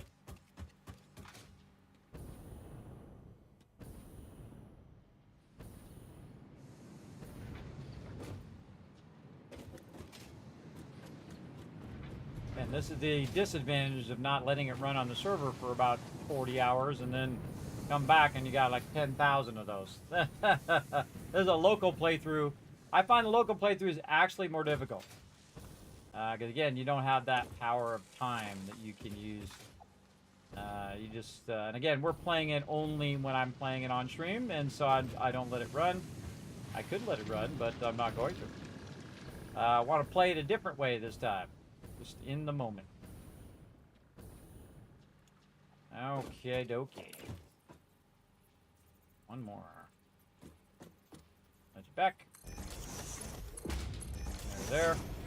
Okay, now we want to think about where is our input and where is our output, right? We're going to put them both on the same side, where our input's on the same side and our output's on the same side, and that's because if we wanted to chain multiple of the storages, we could then just make it go to the one up above, and then that one could go to the other one, and so on and so on. Thinking about how you're going to chain it vertically. And this is actually going to be turned around the other way, right? Because this is the front, so this is actually end up that way. If that's too hard for you to understand, everybody, put your blueprinter in the same direction as the thing that you're building, so it's easier for you to visualize it. Me, I can work it anyway. I'm good. All right, so there's my storage. Now, again, my input of my storage is going to be right over here. Now, what I'd really like to do is to go to this awesome shop right here and get my next thing that I really want, which is my wall conveyors right here. But I seriously doubt that that thing has 5 coupons in it. Whoa, we totally missed. All right, we'll go use our thing over here. Totally missed it. Boing. Oh. Boing. Boing. Nope. What the heck? Do it. Boing. There we go. Whee! All right, we made it.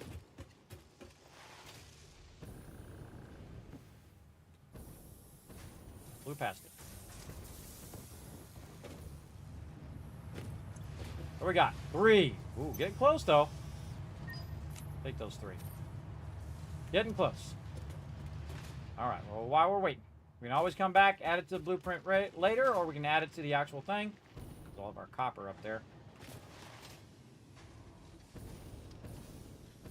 Jetpack is great for keeping that momentum going, too. Once you set up that momentum. Really great for when you use a hypertube cannon and you go boom and it fires you off. And then you're just floating across the map. And then you just tap, tap, tap with your jetpack. And, man, you'll end up way on the whole other side of the map in no time. It's pretty fun. We'll build one later. Not right now. Where is this location in the map? Like the West Coast, Southern Edge, Grasslands? Okay, I see where you're located now. Yes, this is one of the best places, I think, in the entire game to start. This is where there is a ton of pure nodes. Just absolutely all pure nodes. This actually is my favorite place to start because you have your pure nodes here. You got your coal, you got your oil, you got every single different resource that you could possibly need right here within this circle. Right about there, well, maybe down here. So right here, this little circle right here, you could get, actually a little bit more up here too. Kind of right in there. I'm going to make it a little bigger. There we go. Right in here. You pretty much have all the things you need to finish the game. How do I know? I've done it. With only 20, 30,000 power, everybody don't really need that much if you have the power of time. So if you have a server, of course, by my awesome people over there who have mega servers, by the way, that you can do. You can pop on over to G-Portal for just a couple bucks a month. You can go ahead and get your own server. Right over there. Follow that link, get yourself a server, and then you can just let this run, and you'll have tens of thousands of resources to finish the game. Pretty easy. Now, in this particular playthrough, we are doing a local playthrough, which means we don't have that ability. We don't have the ability to just let it run, though I could do it on my computer, but then I'm playing other games instead. Why am I doing that? I'm not using these. I'm going to use the very cool new roll-up gate. That's what I'm going to do. There we go. Make sure it's up out of the foundations as well. There we go. Yes, I'm loving it. All right, and then over here. That is not right. That's really an odd thing. It really doesn't snap that well, but we're good because it does like half snaps. We'll get it done. Love these gates. One of the things you're always doing is trying to get into whatever it is you're trying to get into. And since this is a 4x4 and these gates are 4x4, we're good. Now this is going to be the input side and this is going to be the output side. And again, eventually I will put a wall conveyor hole there. But you know, just do something a little different each and every time. That's what I like to do.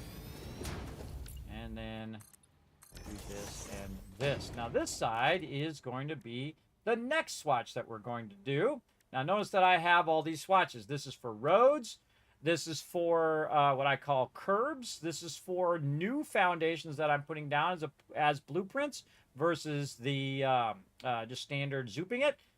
Purple is for where I have my area where I'm doing stuff like my MAM and all of that stuff and the hub. All of those things. And blue is for what I have storage. And then the next thing is going to be green. Now, what is going to be green, everybody? Well, we got to set, it doesn't matter what color you set it to as long as you're very consistent in the way that you're setting it, right? I like to use green actually for output. So we're going to go ahead and say the green spot right here is going to be the output of this area. So I'm going to go ahead and bring this forward.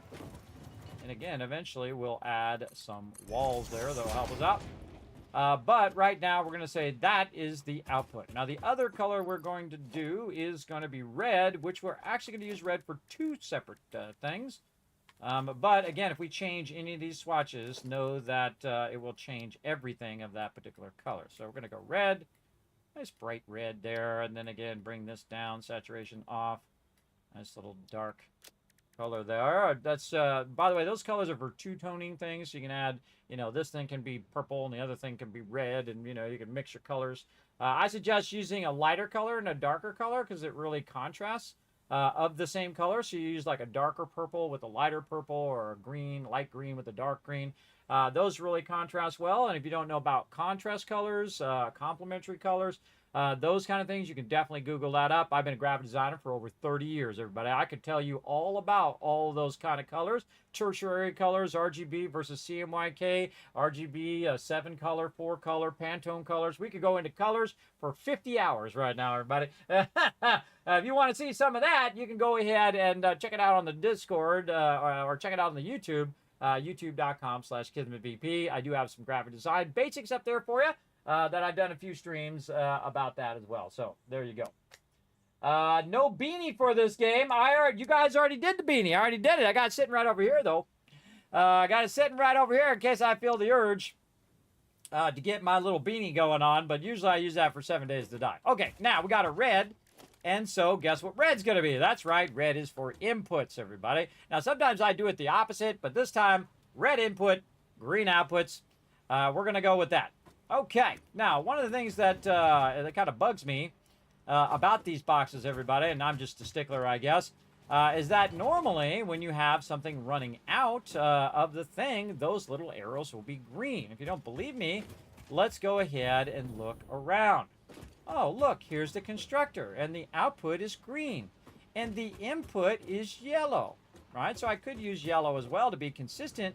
But you know what's really annoying is that this is green and the boxes are not green. Why are the boxes yellow on both sides? Why is the arrow not green? I would think you would have consistency, but I blame Fix-It Corporate.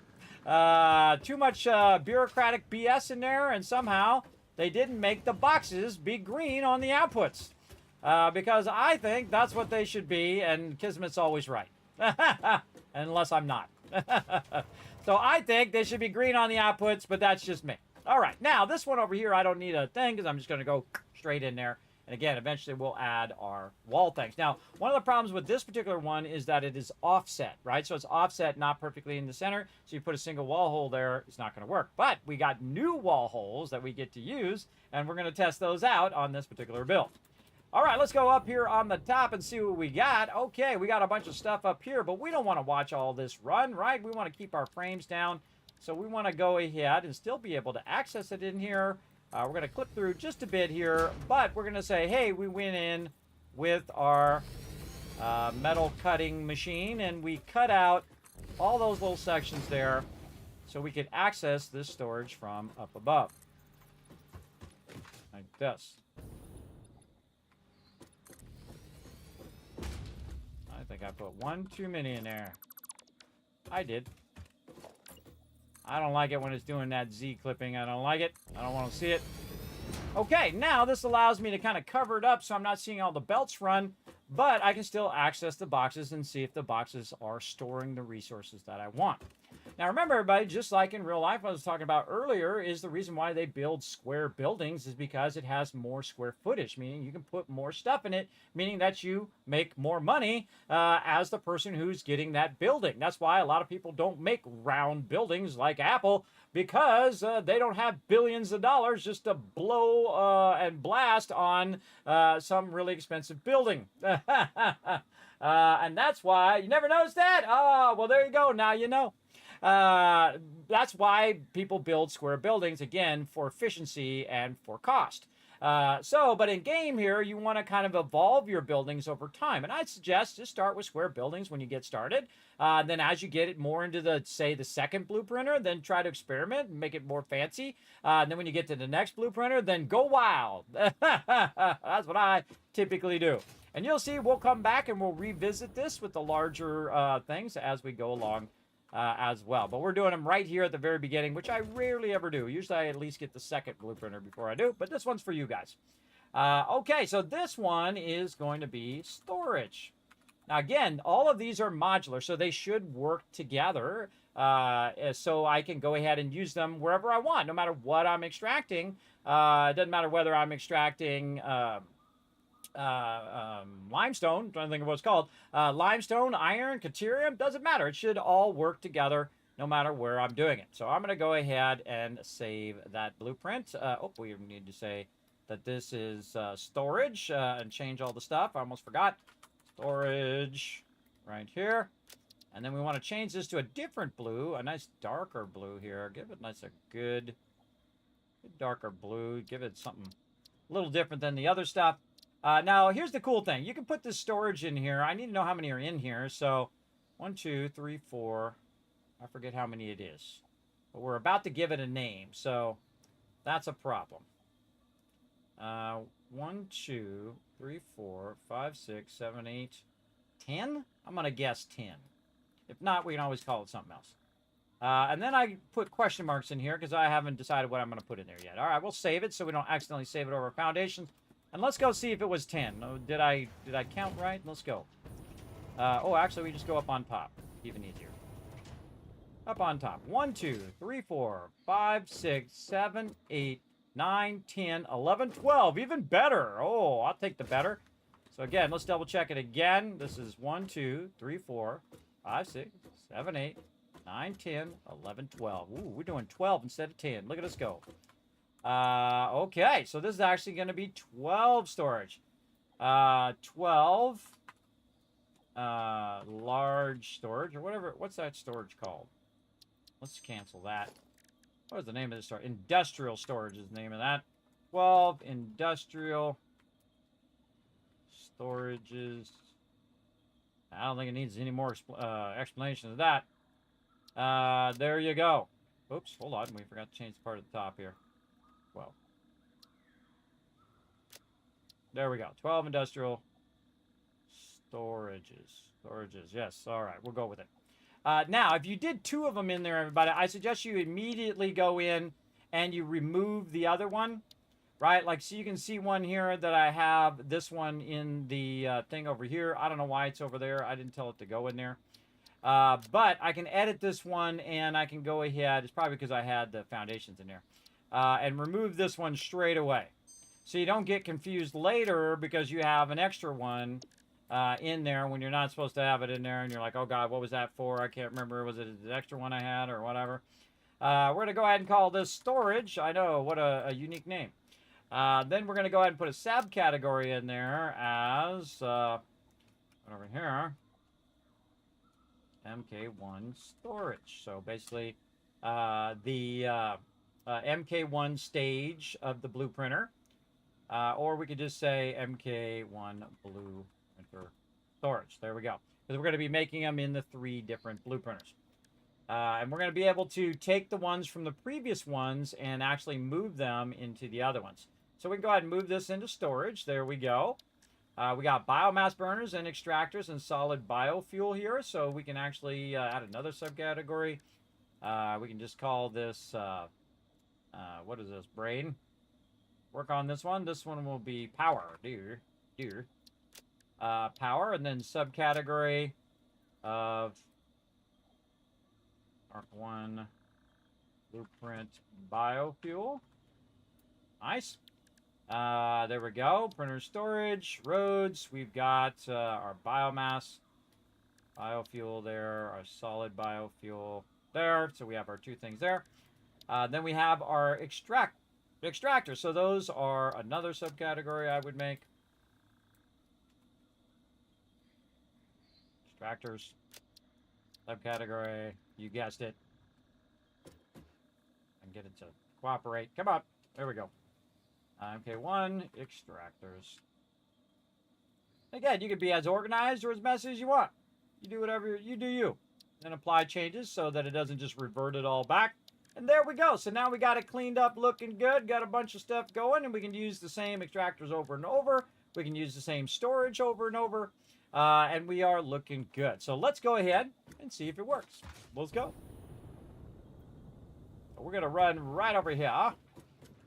And we're going to see if that's there. Yes, it is. We're going to get up here on the top. And we're going to go ahead and dip right over here with our jetpack. Then our goal, put the storage right over the top of that nicely. Now, again, I could offset it backwards or forwards, wherever I want. In this case, I want it to sit as squarely over the top as I can. So I'm going to go ahead and take this storage. I'm going to put it down right here. Uh-oh, we got a problem. We don't have enough resources. What a surprise. So if we don't have enough resources, we'll say, oh, wait, we got to go get some resources. How many resources we need? Well, we'll add it to our blueprint list over there, and we need about 210 steel beams. So let's go ahead and slide a little bit and then jump. Use our jetpack to get us a good ways there. Use our belts, slide, and woo, look at that momentum. Whee! All right, that was fun. Oh, look, we got a whole bunch over here because we let it backlog because we were smart. We got our smartness on. It happens every now and again around here. Boom! Whoa! There we go. And now we have enough over here. Actually, we have 3,000 now, or 900. I forget how many we got there. We got a lot. Okay, now we can go ahead and make sure that arrow is pointing toward us. Hit H, make sure that is nicely lined up. And then we're going to nudge this over to kind of line it up like that. Remember, this is our output. That's our input.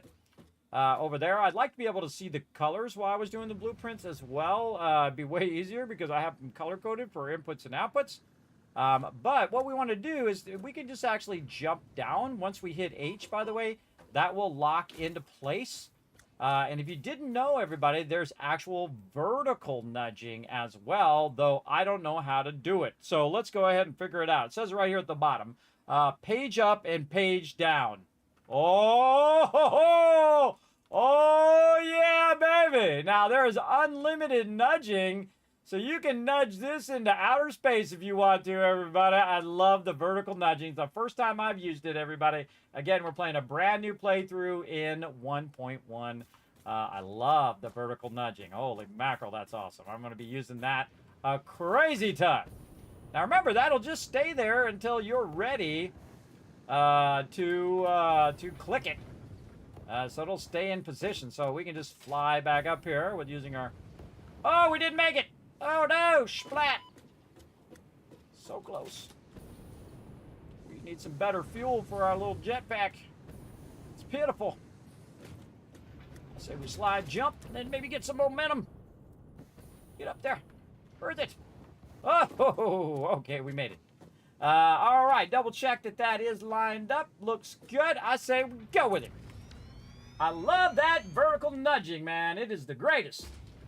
You guys start a new single-player game. Get on it. Let's go. Come on. Come join me, everybody. Start up a new Satisfactory playthrough. This is a mega playthrough right here, a local mega playthrough, which is actually much harder than playing it on the server because you don't have, again, that ability to just let it run. Now, we know where our input is there, right?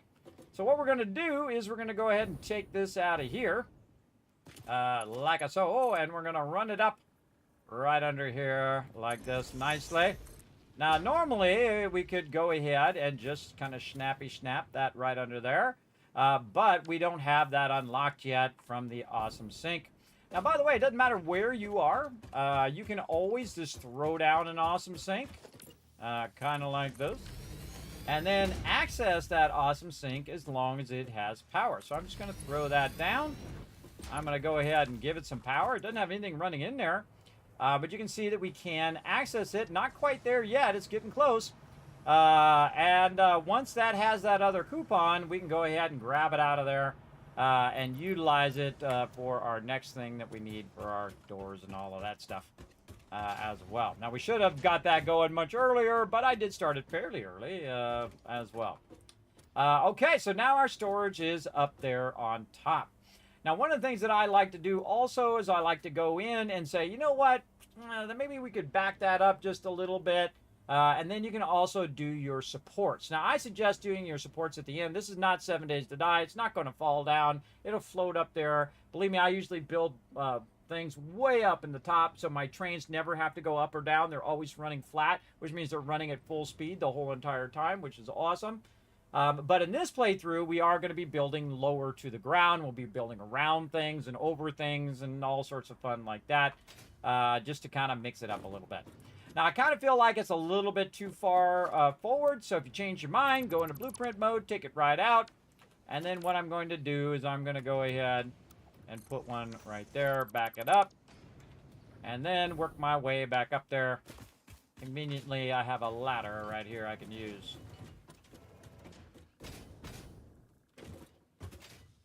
Up here. And let's move that back a little bit more. Yeah, and I like to go take a look at it and turn that arrow. Always be watching the arrow directions so that you can line stuff up. That looks good on that side. Back this way.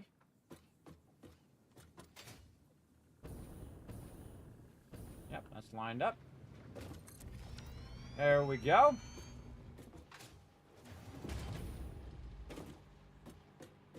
Looks good.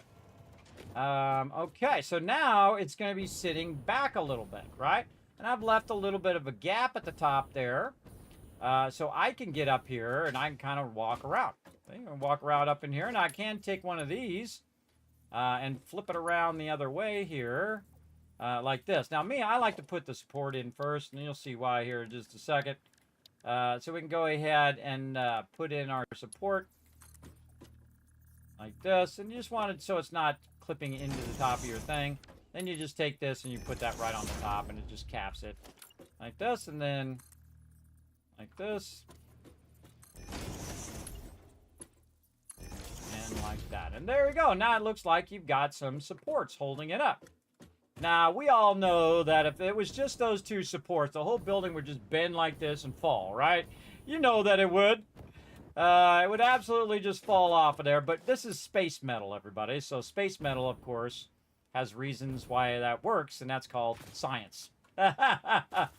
Because science reasons, everybody.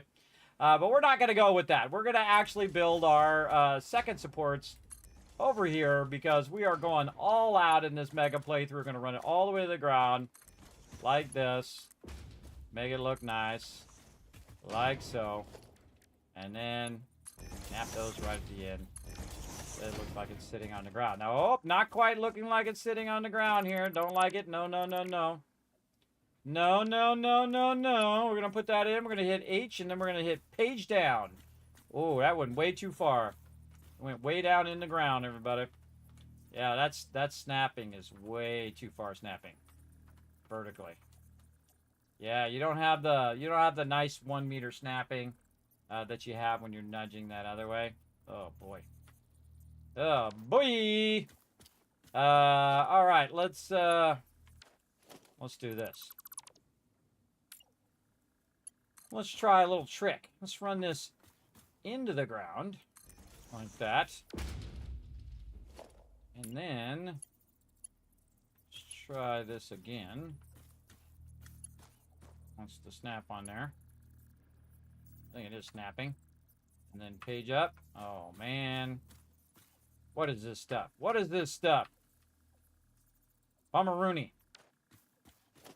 Bummeroony. We're gonna have to get tricky. Nope.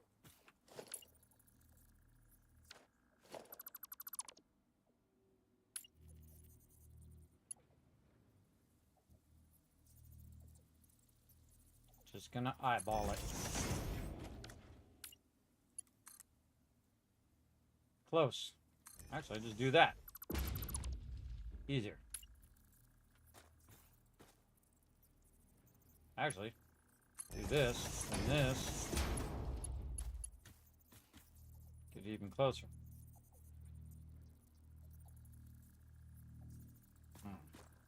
This way.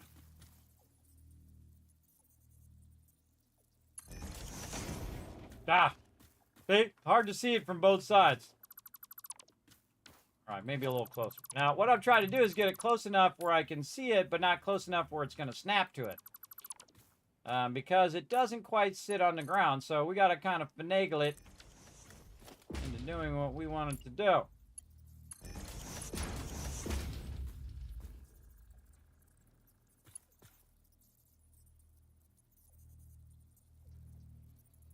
I'm kind of physically moving the mouse. Close. You'll get it one way or you'll get it the other, but not usually the both. Oh, that's pretty good. That's pretty good. I think we're going to go with it. Let's see what happens. Dang, I'm good at my job. Sometimes you just gotta eyeball it, everybody. Just kind of manually put that thing in there. There we go. Okay, so we got some supports in there holding that big old storage up. Now, we want to get the storage in the storage. I want to get the stuff in the storage. Ah, God, I missed again. All right, so we want to get it in there. So we don't have our floor holes or anything yet. Oh, man, come on. We need some more tickets over here. Get these tickets on.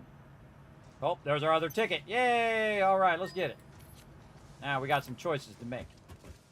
We got to make some choices.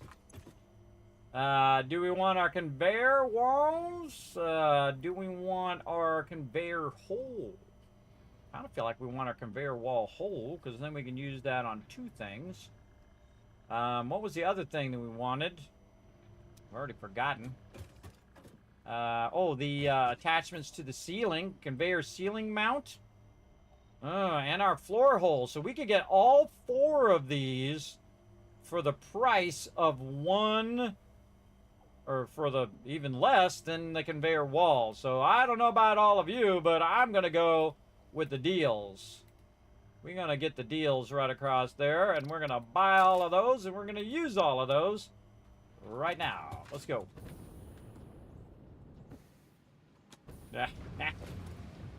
Way to miss it there, guy. Way to miss it.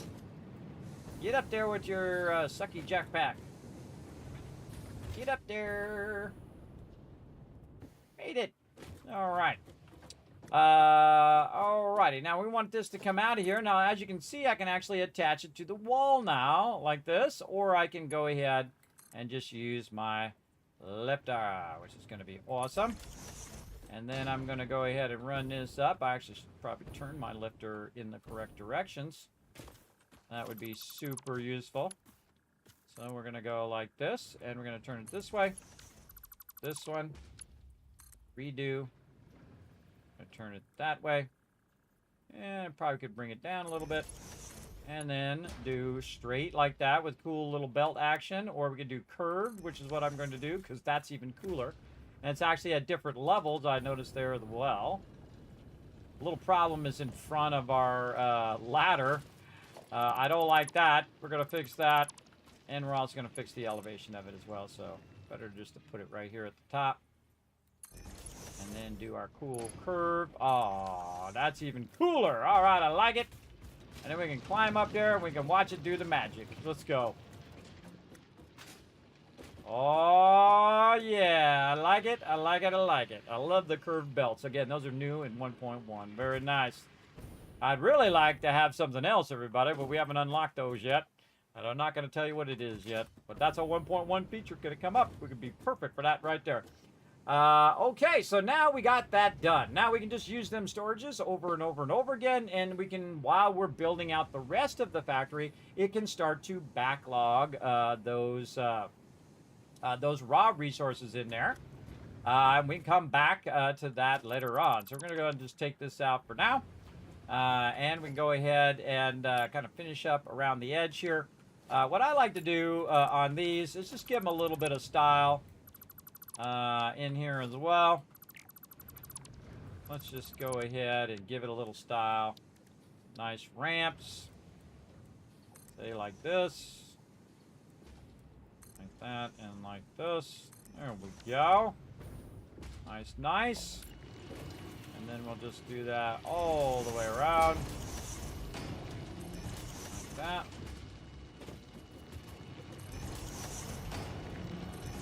Not only makes it look cooler and the fact that it's sitting on the ground, but it also makes it a little bit easier for you to navigate. And that's what you really want. Now, we're going to go ahead and also work a little bit with this right here. Let's go ahead and try out this new feature and see if it works. We're going to take this out, and we're going to put that right there. And we're going to see if this actually snaps. That's what I want to know. Does it snap to the thing on the other side? This is a good question. Oh, it does. It has a direction, too, I just noticed. Never used these. Let's try it. All right. No, it doesn't have a direction. It's the thing on the other side has the direction. Ah, okay. So let's do this again. This.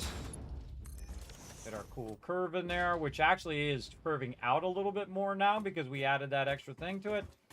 Then we want to go inside, and oh man, is that close, but I think it's going to work. Do your thing. Now, did you notice that I turned it so that I could see it going up? You can also turn it around the other way. If you're using your floor holes, you can control the direction of which way this is turned so you can see it. I want to be able to just look over here and see that it is running. And so those wall holes were great. That's a win. Now, the same thing on our stuff up here at the top, which we could add ourselves another ladder. Let's say over here. I love these ladders, everybody. They are awesome.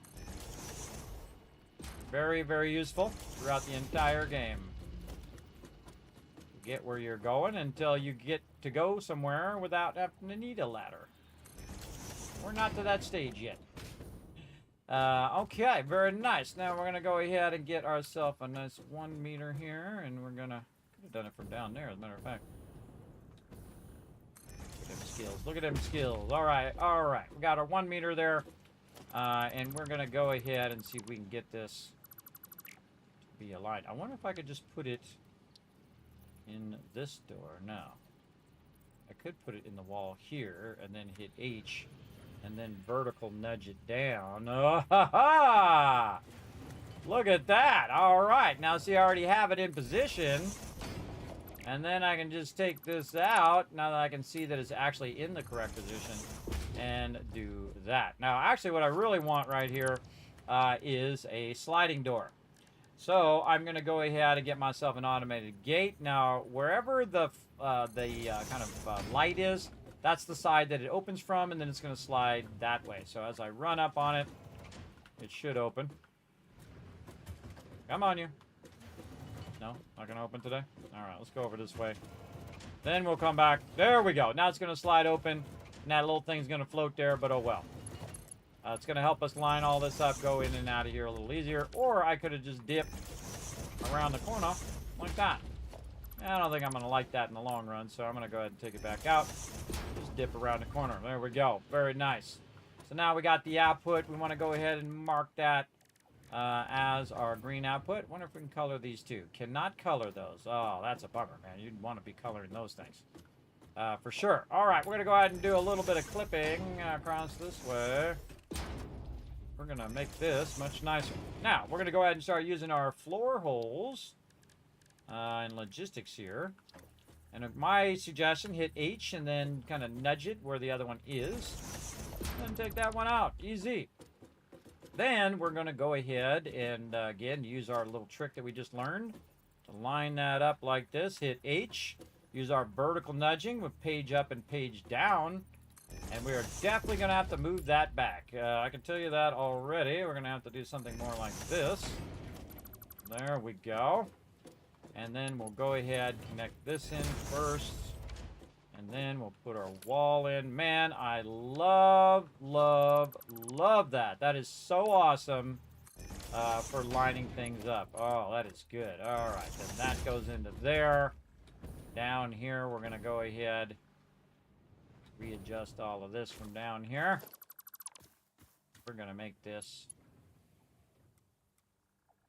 go like that. So we can see some cool curve action. Not a perfect arc, though. I don't like it. I don't like it. No, I want a perfect arc. Probably not going to get it either, because we're offset. Maybe if I move forward just a little bit. Oh, no, I spoke too soon. All right, nice arc. Yes. Perfect. Perfect. Go with it. All right, take this out so we go up the ladder. Oh, take that out. Up the ladder we go. We'll get something later that'll make that much easier. Okay, so we got that going in. It's backlogging. We can go ahead and go up here on top. And what you want to do is you want to check this last box, right? So if it made it through all those other boxes, boom, it's going to be right here in this box. If it doesn't show up in that box, we got problems.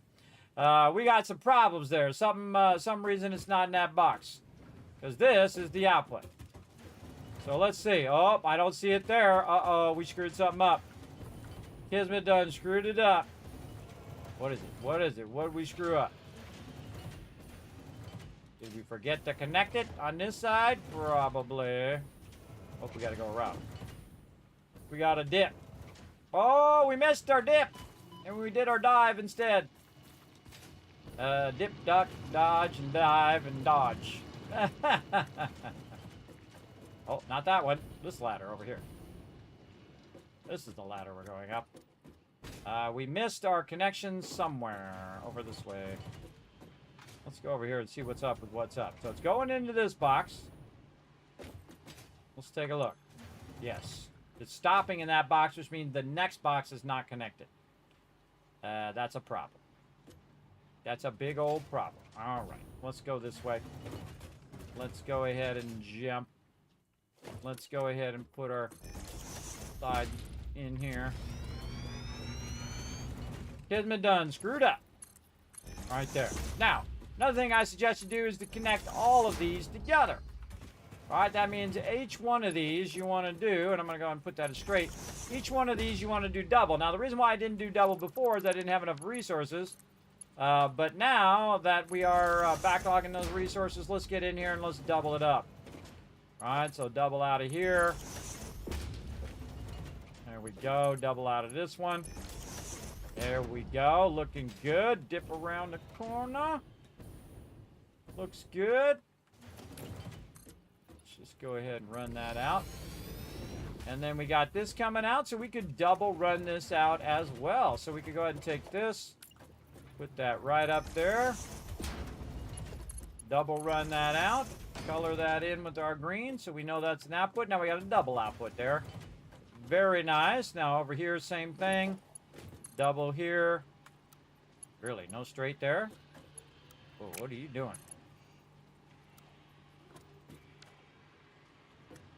What the? Oh, it's over here. Well, that's why. Something crazy going on there. I was doing the wrong ones. There we go. Okay. A little hard to get past this to get to this door. Yeah, that's a problem. That's an issue.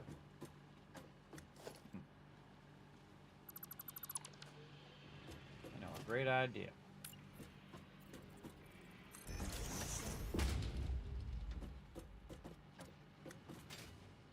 Move back. Ah, it's not going to roll up because it hasn't rolled up once. There it goes. All right.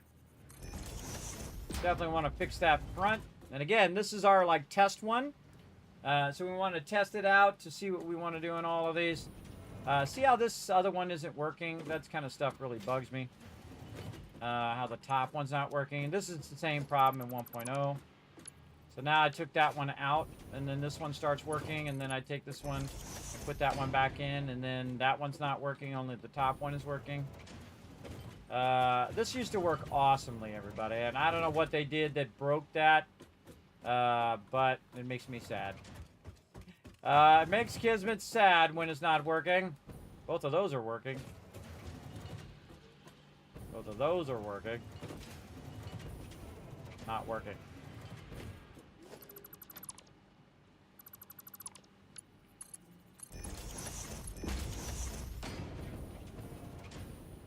It kind of works. Yeah, the problem is that there's not enough of a backlog to have them both running at the same time, so it's just bringing one in and one out, and that's why it does just one of those.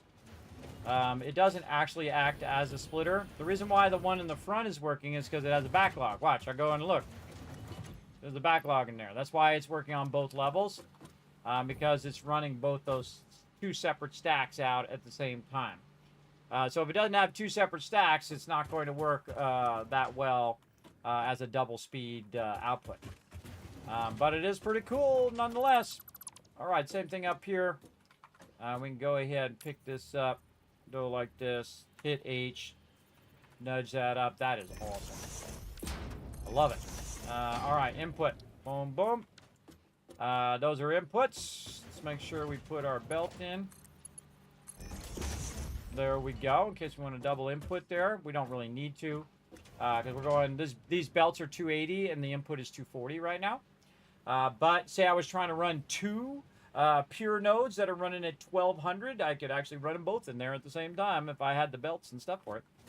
Okay, so now we got our storage. We have some things that we want to change on the storage for the future one. So let's go ahead and do that real quick. Make some changes to the actual blueprint. That's just the finished one over there that we did it on. So let's go back to our blueprints. Let's change all this out. Now again, it's not going to affect that one. And I could just take it out and put the other one in, but I've already connected a bunch of belts and things of that nature. So we're not going to worry about it. And we're going to find our wall here. Up there. Up there. And we'll take our little wall hole thingies, conveyor wall holes. Ah, we can't put them outside the blueprinter. Oh, that is a tragedy. That's right, you can't put that outside the blueprinter. That should have been forward just a little bit. We could probably make it happen. Yeah, we can move that a little forward. We got this. We got this. Yeah. That one doesn't have any belt in it either, so I got to fix that belt too. That's I just remember that too. Okay, so bring this a little bit more forward so that we could go ahead and do what's known as a nudge offset. So you hit H. Okay, or you can just go completely crazy. Yeah, okay. H, and then use your arrow keys to nudge it inward like that. And the reason why you nudge it inward is so that you can put that thing on there like that. See? So it'll line up to where you want it to line up, and then you can put it on the blueprinter and not have to come back and add it later. Right? So you do a little bit of an inset, and you're like, oh, Kismet, it's got a gap. I don't like the gap. Oh, I can fix that real easy. Painted beam right over here.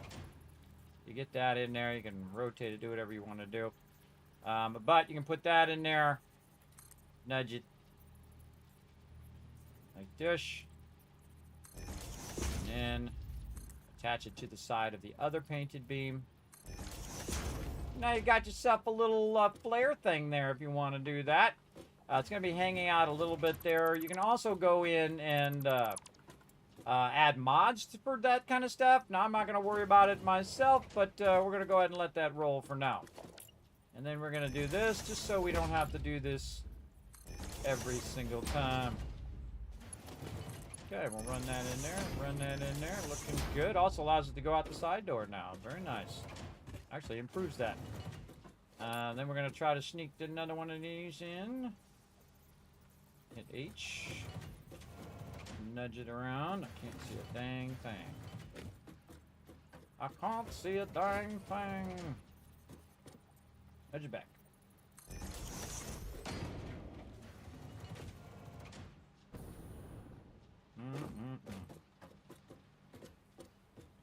Open that door.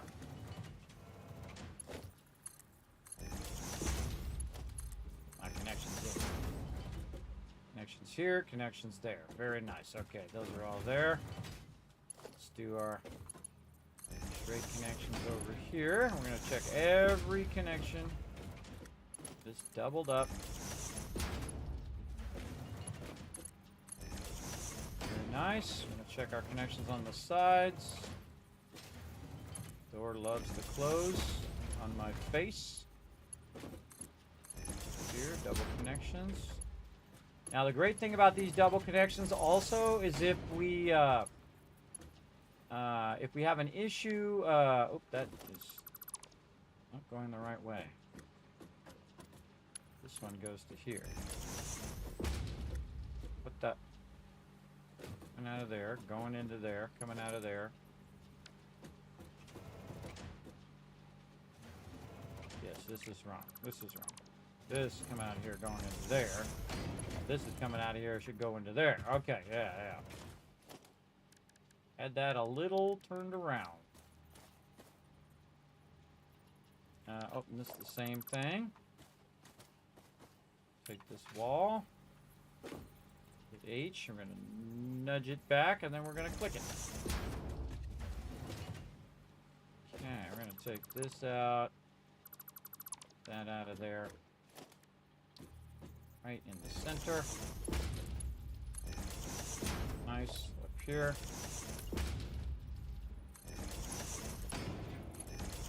There we go. Okay, we fixed all of those. Fix these. good. These are good. Those are good. We're going to find out when we do the next one, that's for sure. Good. Input's good. Okay, now again, recolor all of this. Oop, wrong way. This is the input. So we know because of the belt direction, we can just look right here and say the arrow is going out. And then this is green for output. All right, see, now we don't have to put those in after. We can just have them built in. Now, this doesn't use any power, so there's no power I need to add to it. And if you like it, you save it, everybody. That's what you do. Make sure you save it. Otherwise, it doesn't do you any good to spend all that time fixing it. All right, so again, that's 12 storages every time. That's 12 boxes of limestone, everybody. That's a lot of boxes of limestone. But what we really need to know is what is the rate at which this is coming out, which is 240. So we want to go ahead and make ourselves a little note over here. Now we could actually probably put a label on this. I'll probably upgrade these labels later on. Where is it? Organization. I'm just going to go ahead and put a little label over here. And we're going to say limestone over here. And then we're going to say 240 limestone.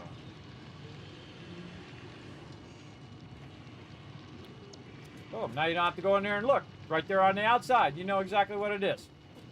Now, it's time for the next stage. Now, I already have a template for the next stage right here. Why? Because I have the outputs and I have the inputs already ready to go. So, all I need to do is clear out all this other stuff that's in my way. So, what I'm going to do is go ahead and save this blueprint one more time before I screw it up. And then I'm going to go ahead and say constructors. Now, I don't know how many constructors are going to fit in here, so I'm going to just probably have to guess and probably have to do this a couple times, but we'll go for it. Because honestly, I can't remember how many we got in last time. So we'll get that going. We're going to leave it on... actually, we'll change it to something else. Let's just go to... What are we feeling? What are we feeling here? Some orange? Yeah, some orange action for production. All right, so MK1 constructors, good to go. This is just so we don't accidentally override our storage. Just hit G for storage. Move all the storage out of here. And then all the belts that we don't need.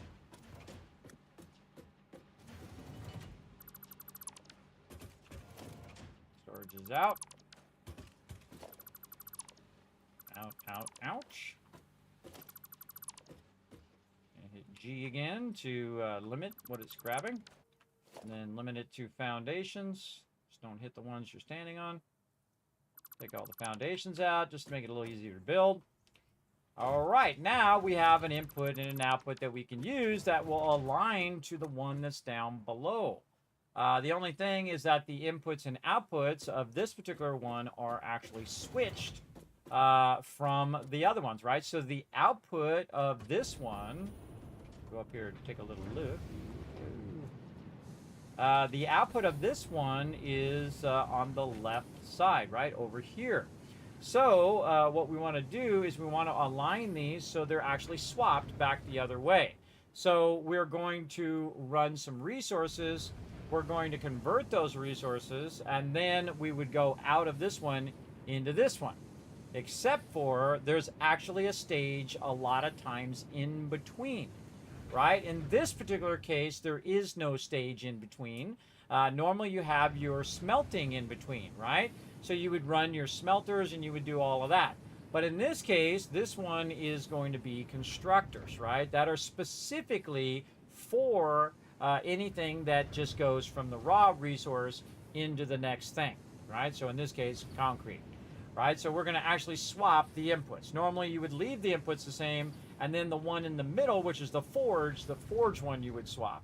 So we'll do that later on, but for right now, we're going to do these constructors swap back the other way. So let's just go ahead and label them properly here with the red on this side, and then the other color, the green, on this side. There we go. Very nice. And now we know this is going to be our input. and our output when we swap this around, right? Let's just double check that. We're going to think this. We're going to turn that around the other way. Comes green output, red input. That's correct. All right, good. It's actually this side is the input. That is the output. All right, so we're going to go in here and we're going to try to see if we can put a bunch of constructors in here. Now, one of the things that I like to do, again, is what I call the center constructor, where you run in your resources and then you just run them via the center. We can also go up and over the constructors, use our vertical space to get up over the top of them. We can also just run it here and then have the constructors aiming toward the output, like this, where it's lined up to the output and then the input is coming in. You can also merge inputs, bring it around, bring it over, bring it through, a whole bunch of options. But we're not going to make that many constructors in this one. We're just going to make a few to get started. There we go. And then we're going to go ahead and take a look at our concrete. Now, this takes 45 per minute. Now, there is math in the game. You can just hit N for search.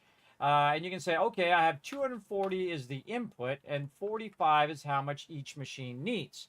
So I need roughly about 5.3 of these to use up all of the resources and to be 100% efficient of that extraction. I personally always like to go one extra whenever there's a decimal. So if it's 5.1, I go 6. If it's 5.1 all the way up to 9.999, 5.9999, I will add a sixth one. If it's 6.2, I'll add a seventh one. You get the idea. So we're going to try to get 6 of these in here, which is going to be a tall order, that's for sure. Right over here. Try to squeeze that in. All right, so we got 3 across there. Not too hard, except for we've got a problem with inputs. But we can go ahead and try to flip it around the other way so that we can kind of merge in the middle like this. And see if we can get this one to line up nicely over there. But we know if we can make this go straight across there, that we can actually line all the rest of these up because they're basically just the same width as the other ones. Quite lined up there, holding down control. Get you in there. Nope. So crazy. There we go. All right, got her in there. She's looking good. Now, I could actually move these all over, which I might do.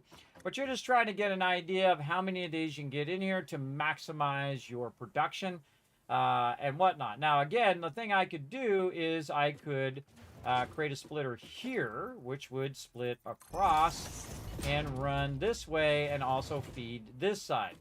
The problem on this side is I don't have enough room, right, for that splitter.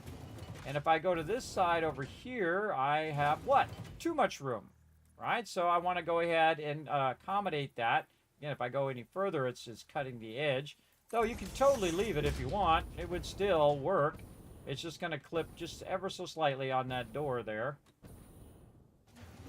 Right there. But we're going to go ahead and try just a little back here. We're going to go ahead and do something like that, and then take this out. We'll go ahead and put this back in, holding down control, hit H, and then we're going to left arrow to nudge it back 1 to give us that extra spot. Then we're going to do the same thing over here. We're going to take this right here. We're going to hit H. We're going to nudge it back 1 spot. Over here, we're going to do the same thing. Hold down control. Make sure it's aiming the right direction. Hit H. Nudge it 1 spot. Boom. All right, let's see if we can get that splitter in there. Oh, so sad. Now, you can get it real close like this. I'm not a big fan of doing that. Not a big fan. We're going to have to nudge this out 1 more if we want to see these belts running. So we're going to nudge that out and just let it ride that edge. And then once again, we're going to grab this. We're going to hold down control. Going to be super awkward, of course. And it looks good.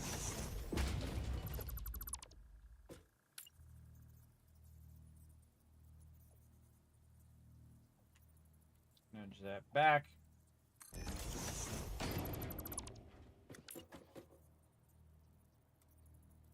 You know, it just flips it back the other way. Don't want it to go that way. Alrighty, now that's a splitter, everybody, but I'm just using the splitter to line it up. And that looks pretty good. I think we can get away with it. Alright, let's take out the splitter and actually put the merger in, because that's actually what we need. And it's going to be going back this way. We want to line that up so it goes across there. The green arrow's pointing toward me, because I'm going to have it come back this way and end up right in the output like that. See? Nice, nice, right? Very nice. And then all of these other ones are incorrect. So we're going to take those out. We're going to use these as the alignment. I don't know why when I hold down control it just does not work, because there's something else just trying to snap to. I don't know what it is, but it's super awkward. All right, get over there. Again, this blueprinter is really close in. We're going to maximize our production here. So it's going to go this way.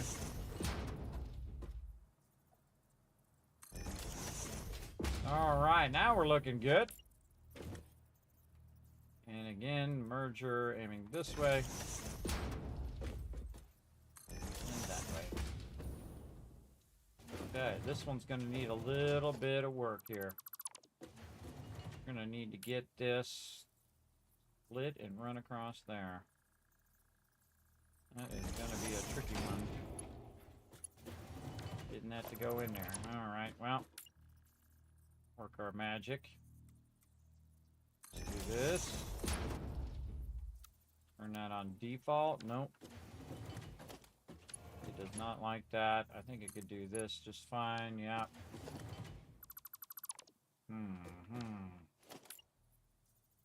Yeah, I was running into issues. Gotta split the difference here. I can get that one. Can I get this one? Nope, not quite. Not quite. I know, double back. We're gonna double back. See what I mean. We're gonna go ahead and put one right here. Like this. So the splitter is coming from that side. Actually, this one needs to go back a little bit because the merger's there. And we're going to go ahead and run this. Then we're going to run this up a bit. Then we're going to put a vertical splitter on it. Nope.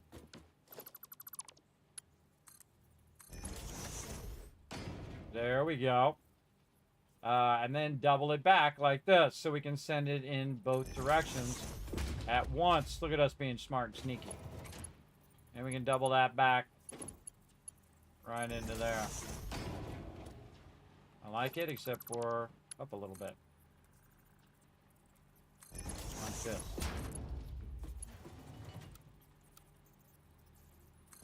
Default one better. Okay, so it's coming out. Going up. We don't even need the splitter. We got a splitter up here, so we don't really need this splitter. Maybe if we do something like this, very beginning. And then, yeah, that's not going to work because we can only split in two directions. Yeah, we're going to have to bring it out. Something like that. These vertical splitters are awesome. Come on. A little finicky.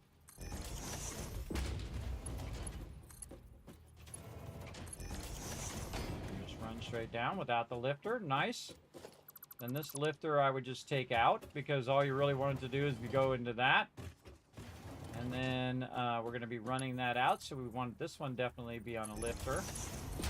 And that one's going to be above our head into there, so that the input is going to come in. It's going to go up that lifter. It's going to split in two separate directions and run over here and run down there. And then the output is going to end up here, which will eventually end up out there. So very nice. Like it, like it. And let's get it going on.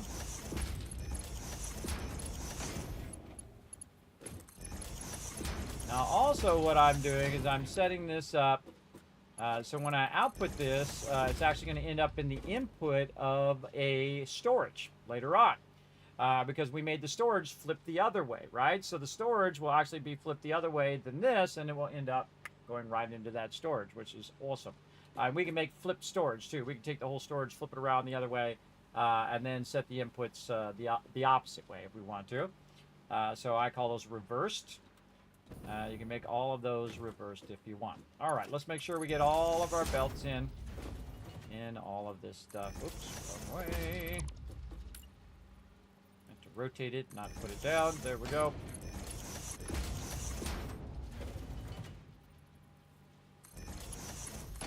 Just double click when it's really close like that, by the way. We're getting our blueprints going on. These are our Mark 1 blueprints, very start of the game here. In the early stages, showing you how to crush those early stages with your blueprints. Let's go. Good practice in the beginning as well. And those are all inputs, and then we're going to tell it what we want this to be. Right over here, checking all of our outputs and inputs. Our jetpack is great for that. That's why you take the ceiling off. So you can just survey it all really quick. Look at that. Brilliant idea. Come in, lift it, split it. Nice. We'll see if it works. That's it. It doesn't matter how nice it looks. It's got to work. And then the output going here, and then eventually going up to the storage up above. Okay, so we are going to be making concrete. Now, luckily, I had put one of these on concrete and didn't realize it. And then all the rest of these are automatically on concrete because I picked up the other one. But I would check every single one. All right, very nice. They're all good. And again, you want to set the first one and then make a copy of it because it will automatically pick up whatever the first one was producing. That's a long time coming, man. I asked for that forever ago, like in a whole last lifetime. What it feels like. Okay, now another cool thing about blueprints, everybody, is that we can get our power in here. So let's go ahead and do some of our power.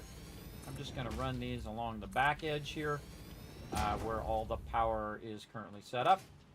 I love to put them on my thing here, but I love even more the ceiling attachments here, which I think are awesome.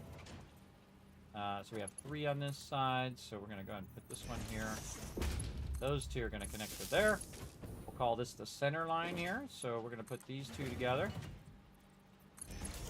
Like this. And then we'll do the center line so we can connect those to the other side. This one here. And now we have all 6 of those connected. Easy peasy. Now, how are we going to connect the power to this particular level? Well, what we want to do before we do that is figure out where do we have the power connected right now? Right? What kind of power can we go and tap into that we can go ahead and run? Now, we have this line in the back here that we could go ahead and run up. We can see that it's 1 block in and 2 blocks over, right? So 2 blocks over, 1 block in.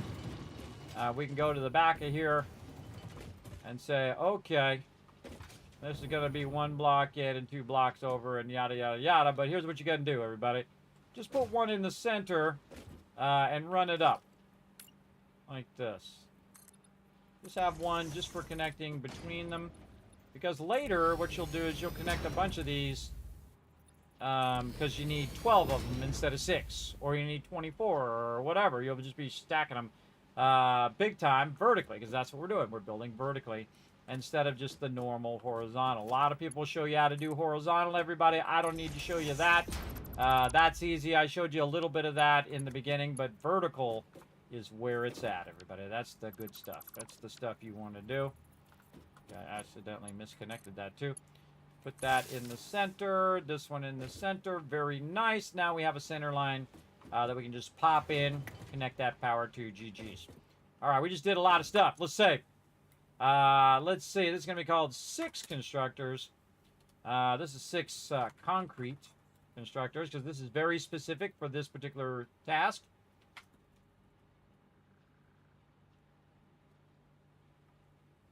Now, say I add another concrete node and I want to double that up, or maybe this node, I double this node up by overclocking it.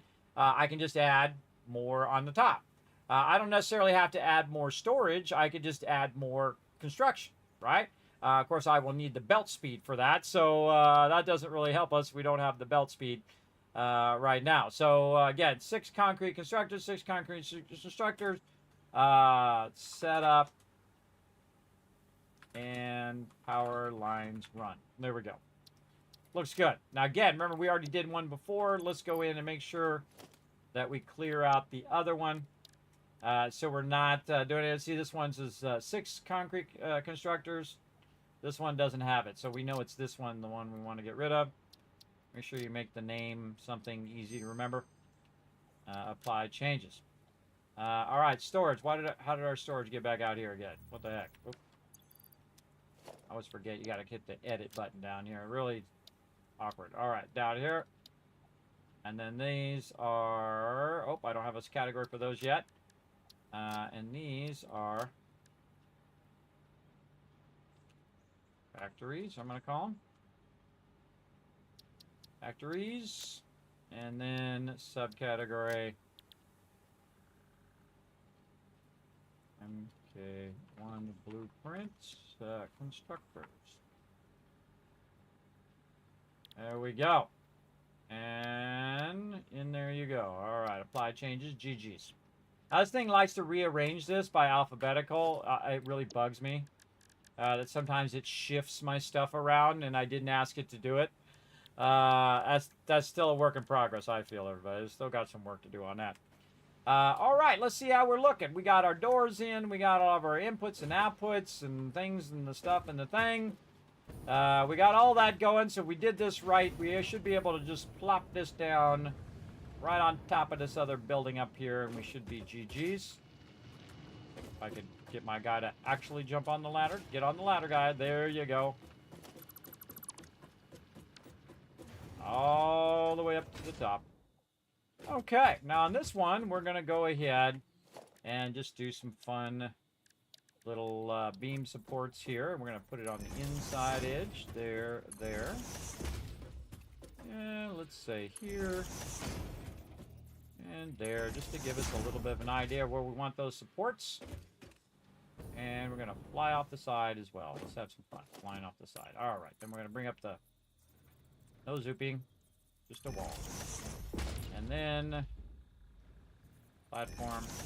We can see that this default thing is actually one platform out because I added these platforms because they're a different color than the ones that are in here. That's why I have them like that, so I'll know which ones are the ones that I added and which ones are the ones that are actually part of the blueprint, right? So I gave it that kind of teal bluish color because I know that those foundations are part of the blueprint. So yeah, that makes it so much easier. I thought of that in my last playthrough, everybody. That's going to save you so much time. What that allows me to do is to know how to line up the next blueprint because I'm lining it up off of this row and not that row or one more row out that way. Really, really helpful for sure. You'll see here in just a second. Now we're going to go ahead and line this up across here so we have the 4 that lines up to this. This just makes it easier to line it up. We don't need this anymore. And now we are going to see how good this works. All right, we're going to aim it toward us here. We're going to hit H. Now see this? We can infinitely nudge now, everybody. You can just nudge on until forever. But I like to go ahead and line it up on the edge like this. That makes it so much easier. And then, bam, put that down. And then we'll want to go get some power. Get that power. Whee. Slide. Okay, we're going to go tap this power right here. We're going to go up this ladder right here. And then we're going to get over here, and we're going to hope our jetpack is strong enough to get us up to the next level. Oh, barely. Barely, but it did it. All right, and then we're just going to bring that wire right up here, and you can just say to yourself, you went in there with a drill, and you drilled through the hole in the ground so you could run that wire. There you go. Just RP in what they haven't added to the game yet, everybody. They all, you know, this stuff is hard. Programming a great game ain't easy, everybody. First coming up with the great concepts and then making it work. Okay, now if we did this right, all we should have to do is go right down here, run this up here, put that right in there, and that thing should just start right up. Wait for it. Now, let's see if it came out of there. Oh, it's not running in there. What's the problem? Oh, we got a little bit of a gap. All right, let's put that gap in there because we pushed that back a little bit. And there we go. Come on, baby. Make me some concrete. In fact, make me concrete at 6 times the amount that you were making it before. Let's go. All right, we're looking for some green lights up in here. We want to see these machines going up and down. Here comes that concrete already. There it goes. All right, we are working. All of them are up and down. I see green lights everywhere. That's all sorts of GG, everybody. All sorts of the GGs. Now, watch this cool move. As we go ahead and take this yet again, we're going to put this right up here. We're going to take this. We're going to put that right there. Then we're going to fly up on top of here. And we're going to fly up on top of here. We're going to take this out. And this is when I blow your mind right here. Here we go. We're going to be like, no way, Kismet. No way did you think that far ahead.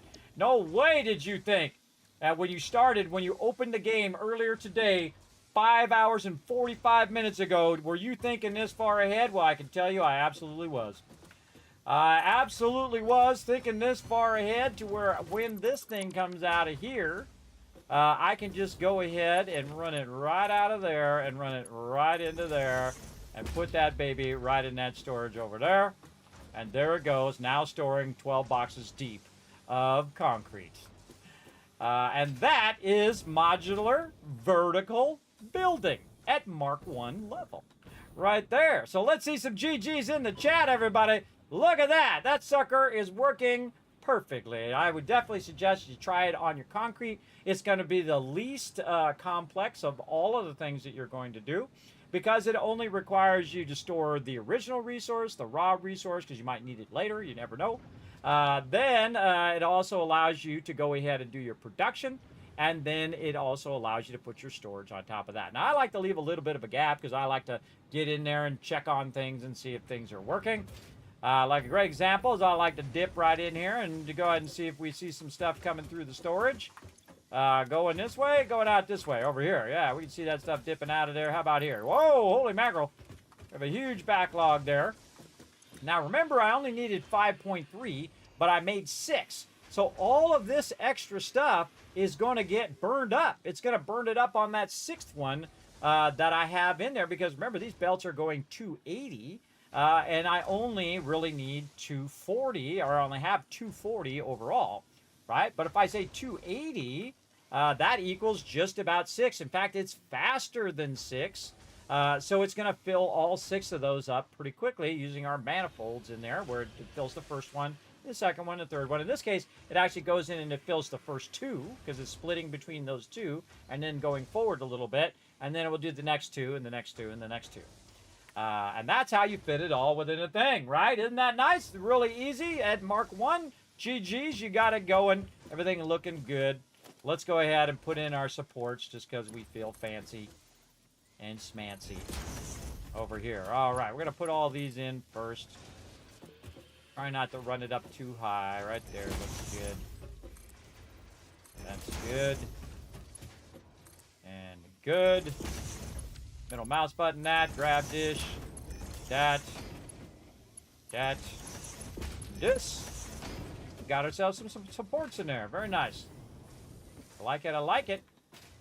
Now, we're going to go down here. I'm going to try anyway. Get down there, guy. Back down here, we're going to middle mouse button that. And we're going to take it right up here. Now, where did we put those other ones? That's the question. You got to remember. I'm going to say I put them somewhere like right there. And then over there. And we're doing the outside edge here. We'll say there. And there. This is like the most I ever do supports in the beginning of the game. Absolutely. You can see we can do them either upwards or downwards. Doesn't really matter. As long as they're not interfering with you getting around. Holy mackerel. Really? 6 hours later, just like that, everybody. Bam. And then here. And this. And that. And now we even have our supports in there too. So it looks totally legit. Supports all the way to the ground. Supports off that other building. somewhat centered off that building as well. So we're using the thing. It doesn't have to all be symmetrical, everybody. You know, make it a little bit non-symmetrical. Give it a little flair, a little something, right? Now, again, we're just in Mark 1, so we're using basic square buildings. And as we get into Mark 2, we'll make them a little bit more. And then when we get into Mark 3, we're really going to go crazy with some fancy stuff. That is for sure. All right, now, the coolest thing about what I'm doing right here is now I can eliminate the rest of the process I had before. Now, what I was doing as I was running right over here, a bunch of this right over here, right? And then in these were making a bunch of concrete. But they don't need to do that anymore. You know why? Because now I've doubled my production. I don't need that anymore. I don't also need to run that over there. I don't need to do any of this. And we're just going to hit G, get all of those, get all of these. Over there, we're going to hit G again. On this and this. Hit G on those belts. Hit them belts. Just trying not to get something way off in the distance, which sometimes I do. And that sucks when that happens. Right here, we don't need any of this anymore. Go to all of that. Look at that. Nice. What's in here? Nothing. Now you're gone. All right. Now this was up on the back of it to provide it power, so we're just going to take that out. Now be careful when you're taking this power out because it could be connected to something that you needed to connect it to, right? You're like, oh, God, I take that thing out, and then bam, now my thing turned off, right? You got to watch out. Watch out. That's still on. I don't know. I can't see because the light is still way hidden in there. Oh, it's down there. There it is. It's fine. All right, we'll open that up a little bit. Okay, so now we can just eliminate all of that. And we can eliminate our line run, which right now is just spaghettiing all over the place. We're going to come back, clean this spaghetti up. This is our mission for today. Our mission is to make this awesome. And to dedicate our... Get those conveyor poles. Very nice. Limited those. Then we're going up and over into this box. Just like this. Spaghetti. Too much spaghetti up in this business. All right, there we go. So now we also got this right here, which was making us a bunch of concrete while we were busy doing other things. But that concrete no longer belongs there. It now belongs in my sweet little storage spot right over there. That's just for me. That's for my building. Now, what I really want to do is take this one out and take all of this out. And this here. Oh, I took out some foundations there at some point. Let's put those back in for now. Deal with those later. All right, you can see that I took the dimensional depot off of there as well because that's going to be super useful right now. Now, if I had more dimensional depots, which we're going to go work on here in a moment, we would put more down, but we're going to start with the 1. The alpha, the omega, the falling all the way down to the ground and getting hurt. Totally missed it. All right, get up there. Get up there on the top. Jetpack sucks. Well, it's not the jetpack, it's the fuel that sucks. But such is life. Get up there. We'll make some better fuel here in a bit. Go! Get up there. Get up on top. We can make some ladders, everybody, but I'd just like to see if I can make it. It's kind of fun. Okay, so now we are backlogging our concrete. We can see it's working because it's making it all the way to the end of the box. And so what we're going to do is we're going to take our concrete here. I'm going to run it right up here on the roof. And on this particular roof, we're going to go ahead and make ourselves a very nice, we can find it here, dimensional depot right over here. Ba-bam. And then we're going to put another dimensional depot. Come on, relax. Oh, we don't have any more SAM fluctuators. Why are those not going into the thing? I think we used them all up. I think that's the problem. All right, we got this. We got this. I know right where they are. Let's go. Right over here somewhere. Where'd they go? Are we making SAM fluctuators? That's a good question. This is a good question. I don't think we are. I don't think I got to it. I think we were just making those. And we were manually making those fluctuators because we never got back around to doing the thing. Holy moly, we forgot to turn the thing back on again. Just dawned on me, but man, are we going to have a huge backlog of resources, though. Holy moly, are we going to have a lot of steel beams. We should just go take a peek before they all run in there. Let's go take a look. Ooh, mama! Ha ha! I forgot to turn that back on. All right. I was going to run those out, everybody. We're going to get that done. We're going to get it done. So look at that. You can see it way off in the distance. Oh, it's going to look so much cooler when we go to do it, when we really mega build it. Okay, so what I need is some of these SAM fluctuators. Now I got a whole box full of this stuff over here that I can utilize. And I can make 16, but really, what I can do is I can do this, everybody. In fact, here's an even smarter idea. Put those back in there. Find yourself a nice little spot. We'll say over here. Pick up that box. Stick that box right there temporarily. Put all your stuff in there. And here's what you do.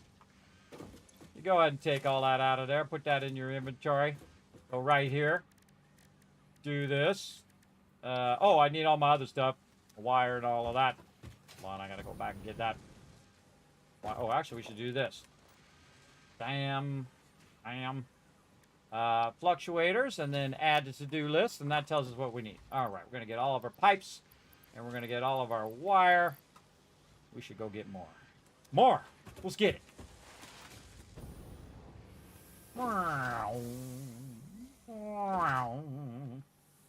Okay.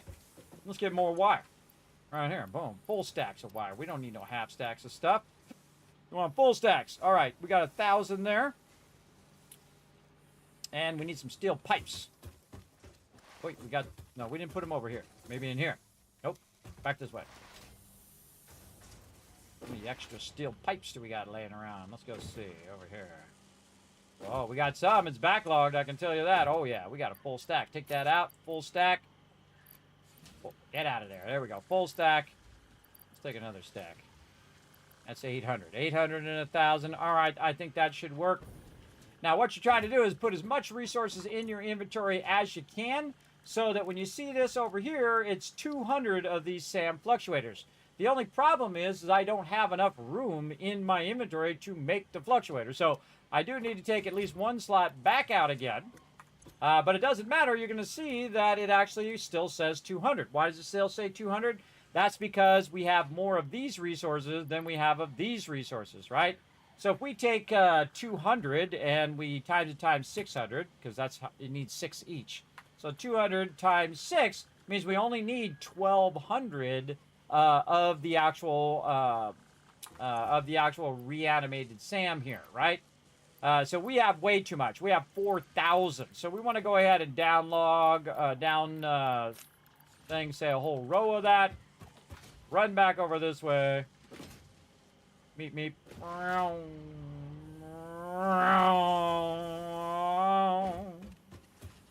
Get some more wire.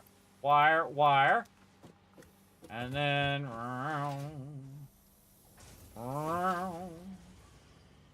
over here. We want more of these. In fact, let's just take them all. All right, now what are we at? Now we can make 400 of those. Okay, so what's 400 times 6? That's 2,400. Still too many reanimated SAM on us. All right. Take that out of there. Let's go down to 3,000. All right, now we need more wire and more of our beams. But hey, we're probably out of beams. No, we're not. We got more. Let's take them all. And let's go check our wire.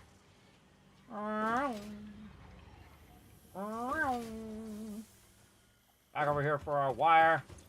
Let's take it all, get what we can get. Let's just go over here. Where's our bench? Out here.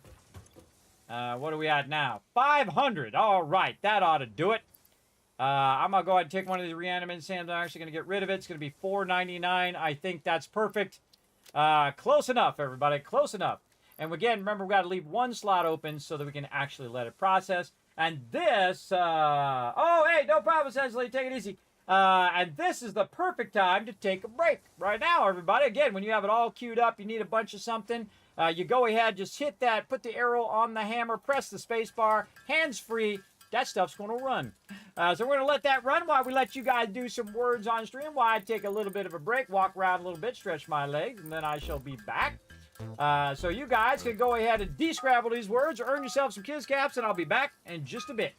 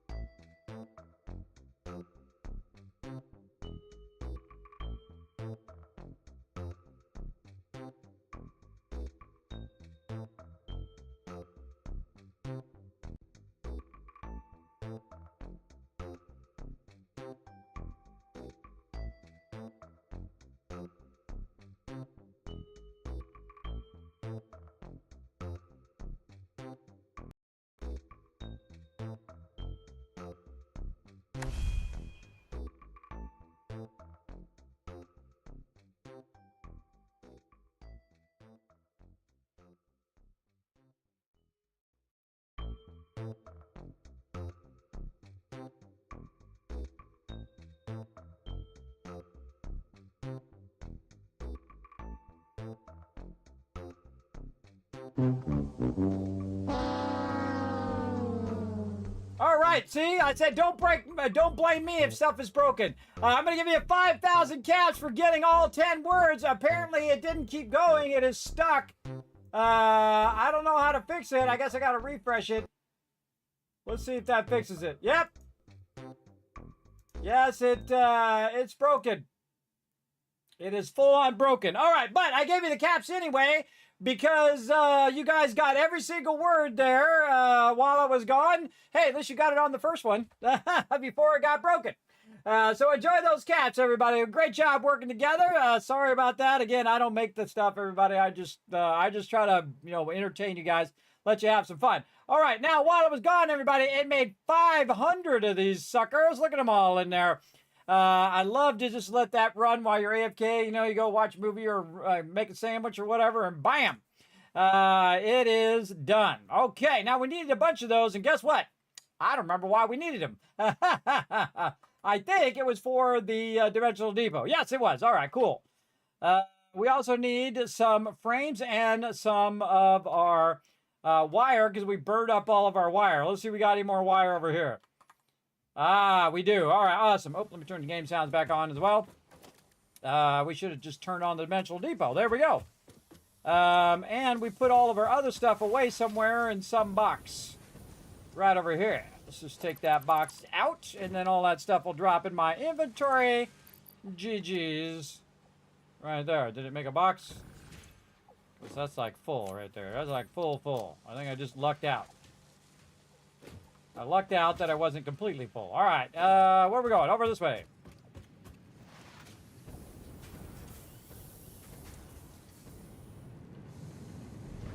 All right, we'll let our jetpack refuel.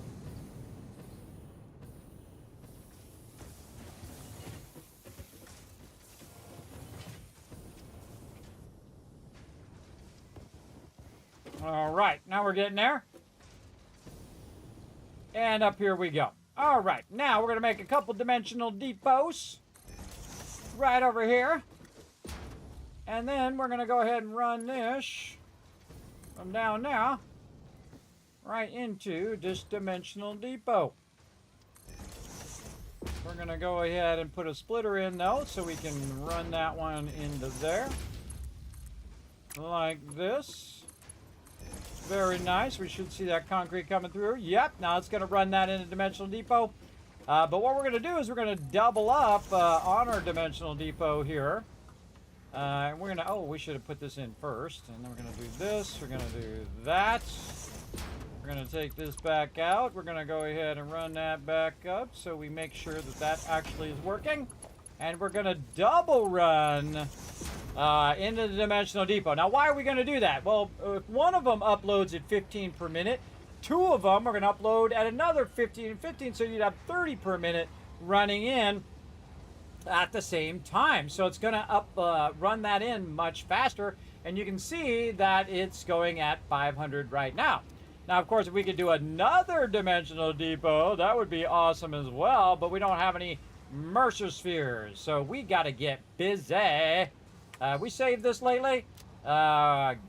Getting busy.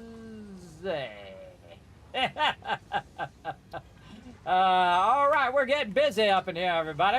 Now, we have built our first Mark I blueprinter box storage and conversion so that we're replacing a lot of the stuff that we're doing down here. We're going to do the same thing with all that other stuff. But at this point, we definitely want to take a minute and go look for some Mercer spheres. Somewhere out here. There's some power slugs. No Mercer spheres here.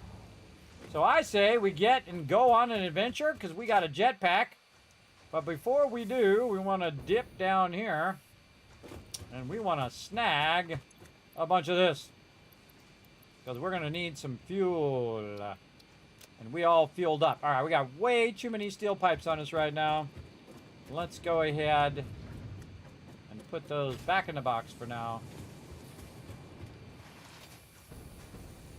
I don't even know which way I'm going. This way.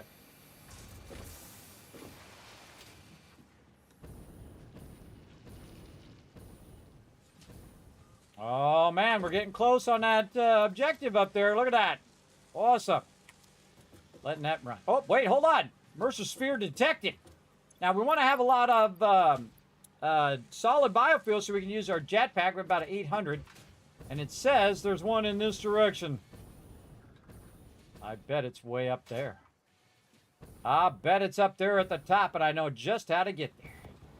What do we got going on over here? I think this is... Oh, that's our stuff left over from last time. I'm going to guess it's right up there. I don't remember. But that's what I'm going to guess. I'm going to eyeball that there. Let's say... I can hear it. Here. Well, let's go. Take a look. It might be down there. We don't know. Now, here's what you do. You go ahead and aim it. Now, when you're going up and down, it's going to get... The line's going to get longer or shorter. Whoa. It's going to get longer or shorter. So, here it's more than halfway. And if we go up... way up here, and then aim in the same direction, we can see it's halfway. That means it's down, right? It's down from our current position because we were closer when we were down there than we were when we're up here. So we're just going to take this out. Jetpack for the win. All right, now we can go ahead and just do this, but I can just see it's right there. I just wanted to show you the ladder thing over there as well. All right, now we're going to get tricky. We're going to go ahead and see if we can just hit this from here. Uh-oh. We got no things. We got problems. We got problems.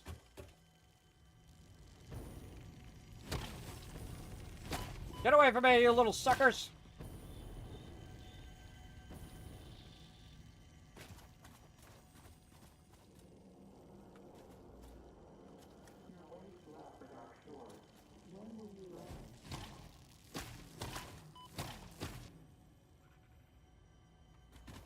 Charge!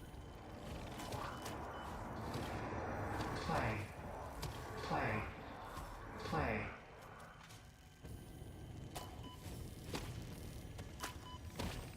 This is not going well.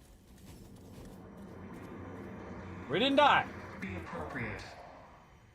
Be appropriate? Too late. Too late. All right. Did we get the other ones? Look through the Right window. here. Look through the window. That's not appropriate. That's creepy. I think she's confusing appropriate with creepy, everybody. I don't know, it's just me. Consume. Did I get 3 of those? How many did I get? 2. There's another one somewhere. Where did I do the other one? I can't remember. See, that's the problem. Sometimes you can't remember where you were fighting the baddies because you were in the middle of fighting them. Where was it? Honestly, don't remember.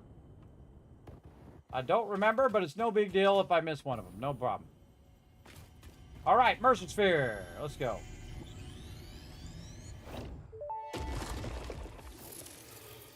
Our blood could fill the effigy veins for a resonant song. Scripture becomes harmony, becomes composition. Defile our temple, and threads will sew the windows open. Pattern analysis continuing. New instruction. Repeat pioneer exposure to alien artifacts. Brain damage compensation packages may be available on successful completion of a special claims form. Our expert Fix-It medical staff are impartial and always open to assess your claim. Uh-huh. I seriously doubt that. Remember, everybody, HR is not there for you. HR is there to protect the company. In real life, by the way, I'm talking about, not just in-game. They're there to protect the company against you. Yep. Don't think any different, everybody. They can be as friendly as they want to be, but when it comes down to it, they're gonna just let you hang. That's corporations for you. All right, let's go ahead and put this up on the top, like this, and we'll get up here, And put that in now. And then we're going to split this 3 ways now. Right there, up into there. Come on, jetpack. Get me back up there. Ooh, barely. All right, triple input. So now, instead of just 15, it's going to be 45. And again, the more of those you stack, the faster it's actually going to go in there. And right now, I'm trying to stack 500. It's going at the slowest rate. Like, what would I rather do? Put more of them in there, use more of these to make it go faster, or would I want to use those to upgrade? Now, the upgrade via the MAM over here, we'll just throw one down over here. The upgrade for the alien technology here is 3. So I can make 3 of those, or over here, or I can make it 50% faster. So if I put 3 down, that makes it 45. But if I only put 1 down and I make it 50% faster, that makes it go 30. So that math don't work out. Until you get way up here, everybody. Then all of a sudden it goes faster and really faster and really faster. Like right here, this is like 30, then it goes to 60, which is double. And then it goes to 120, which is, 4 times the original one, roughly. Or 3 times the original one, 3 times the original one. And then this one's really fast at 240 a minute. So when you get down to the bottom ones, awesome. But the one at the bottom costs 23 upgrades. So 23 upgrades is 23 dimensional depots that you could do, right? So that would basically be 23 times the speed of the original one. So I don't know about you, everybody, but I kind of feel like it's not as useful. I feel like it's more useful to use those things. Now the storage space, that I think is useful. But the speed is not always that useful because, again, you can just make a whole bunch of them. I could make 23 of them, and that would make all of that stuff upload very, very quickly. But it depends on how many you already have. So if you have 100 of them, and then you make them go, say, double the speed, well, then that's the value. Right? Depends on how many you actually have of dimensional depots. Then that makes that exponentially more valuable. Me, I just eventually do them all anyway. Because you have about 200 of the dimensional depots, and that's usually more than enough. My last playthrough, I didn't even bother getting them all. I got a good amount, though. I can't remember how many I got, 100 or so. Very, very useful. We've got to get over here and do our production amplifier, too. Oh, we got things to do. I got to get my computers on, too. And over here, we could do this if we had 3 of those. And we could do this with 3 more. And this with 7 more and 7 more. Man, if we just went around and found how many total does it need? Hey, Siri. What's 3 plus 7 plus 13 plus 23? 46. So we need... Hey, Siri, what's 46 times 2? 92. 46 Mercers times 2 per line, per upgrades, times 2 is... Hey, Siri, what's 46 times 2? It's 92. Then we would need 3 more. So basically 95 total. So for the full upgrade, both sides, all the way down, we would need 95 total. And we would need a crazy ton of these SAM fluctuators, which we could actually get going right now, but we need our manufacturing. So we would need quite a few of those. And then we would need the Mercer-spheres for the actual dimensional depots themselves as well. And some of these places where you find these are really scary as well. So that gives us a general idea that we need 95 for the rest of those upgrades. And then we would need, 100 more for all of the ones that we would want to put the resources of each and every one. Now me, I would start with stacking these 5 high. I would definitely stack these 5 high so that at any moment in which you need concrete, it's just going to put them in there at that 15 times 5. Hey Siri, what's 15 times 5? At 75 per minute. And that costs you only the 5 Mercer spheres. So we're going to take this off of plates over here. Is still full plates? Oh, it sure is. And then we're going to run this one back. Oh, we got our other one over here. Let's get this one too while we're at it.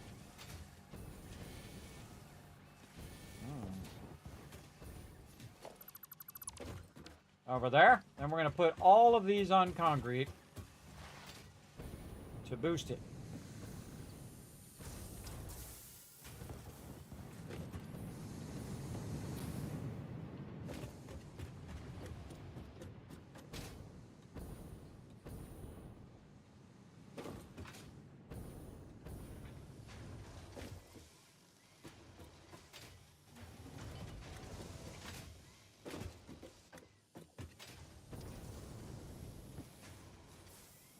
Whoa, okay, I missed it. That was funny. I went up the ladder so I could come out the other side and not use as much jetpack, and then I didn't have a thing to land on. That was funny.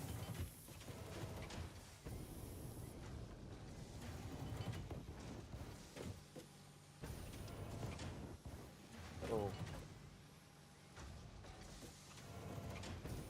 I need to use my jetpack. All right, now we got that all the way up there. Now, one of the things is that it's coming out and splitting also up here and on that second one, right? So you want to go ahead and add another one here. I'm just doing this vertically. You can also do it horizontally. I just think vertically is pretty cool. And we want it to come in from this side. And so awkward when you're using the jetpack. Right there. So we want this to come across from this one and then merge back into that one and then go into that one.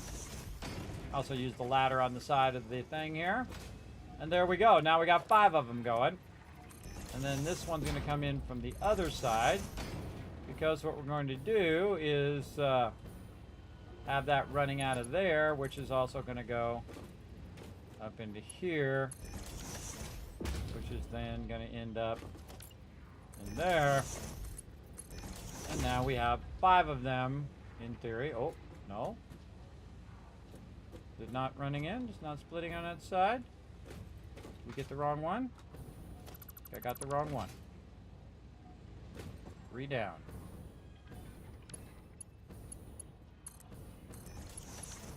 There we go. All right, 5 high, now going in. Again, that's 70 right there at the beginning of the game. And again, this is 15 per minute. Right here, we can see that's going, and going. Now, just for the sake of test here, we're going to go ahead and hit Control, take all that out. And we're going to take a look here. Yeah, 15 per minute there at the bottom. And we're going to see how long it takes that to fill up. Let's go. It's already got 10 of it in there. Let's go ahead and set a timer. This inquiring minds want to know. Let's pull this out and start.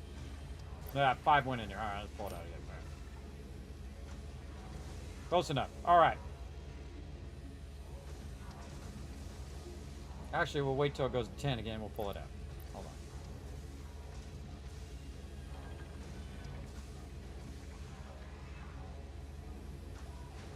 I gotta pull it out. It already is. Yeah. Reset. It's already the next thing. I'll wait till it clicks over. Go. All right, close enough. There we go. 0.50. All right, there we go. So now we're going to see how quickly all of these go in. Now, what it's going to do, by the way, is backlog 500 in there. When it backlogs 500 in there, it's automatically going to be full. Now, normally, when you're letting this run, it's automatically going to have the 500 already backlogged, right? You can see this is running here.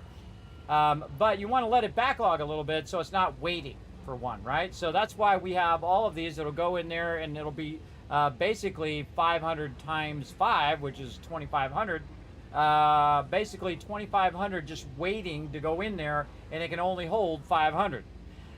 So yeah, very, very cool. So again, the speed of how fast it goes in can be done by adding more versus having more in there, which is what you really want. You want to have more in there so that when you use it, you have more available for building larger and larger projects, and you don't have to run back to the box as often.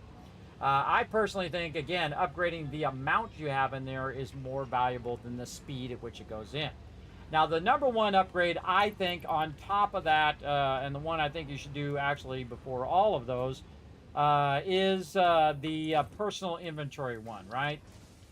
This one right here. So what we need is we need some computers to do that. We haven't set up our computers, and we haven't fixed our production yet. We'll get to all of that in a bit. But we want to go ahead and let this run for a minute while we check every now and again to see how it's doing. We can check it from anywhere. So again, that is done. That's ready to go. That's now going to pump that in there at 70 per minute right here at the beginning of the game. So pretty awesome.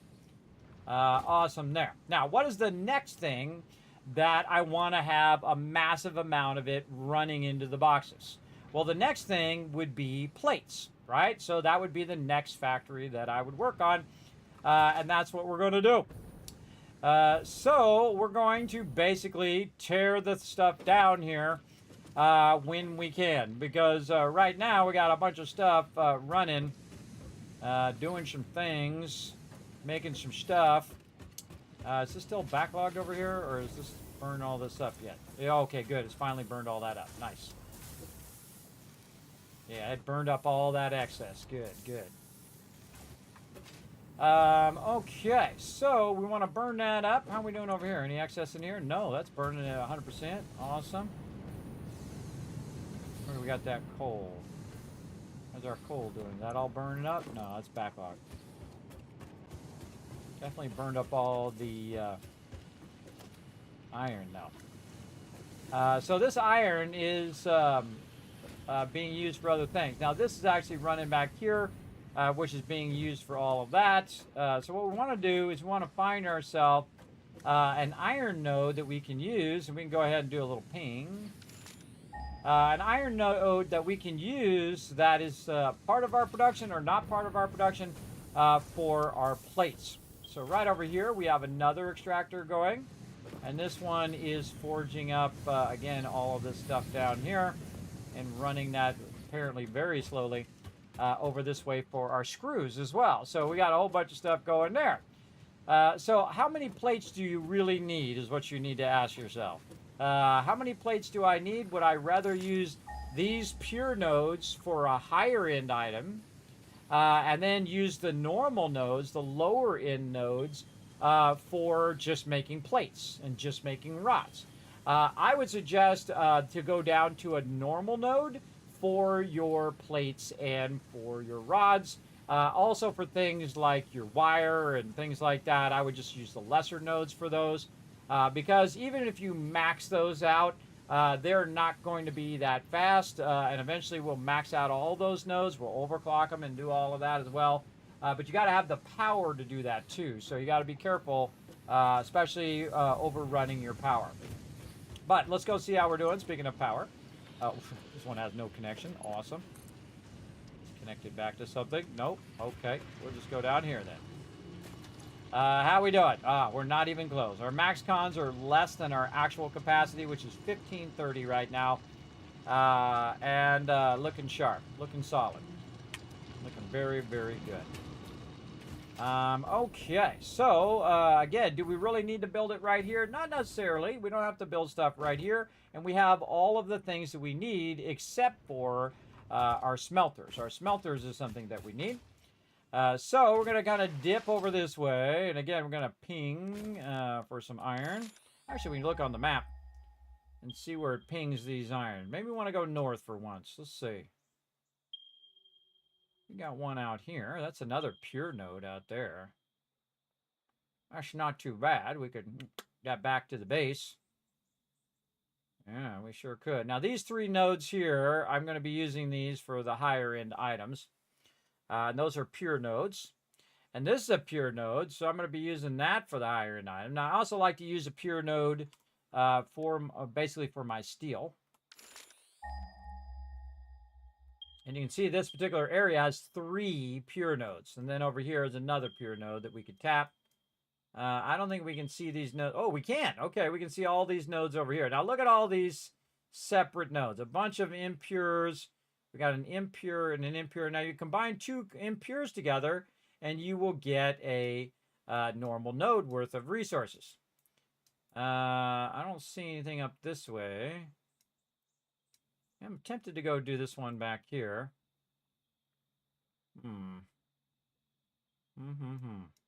I like doing these ones down here again, utilizing these impure nodes like we did last time. All right, let's do it. Let's get out of here. Let's tool down the road. Make sure we got a lot of resources, which we do.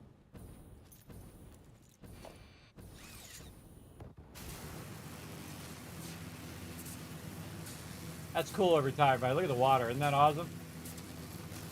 Looks amazing.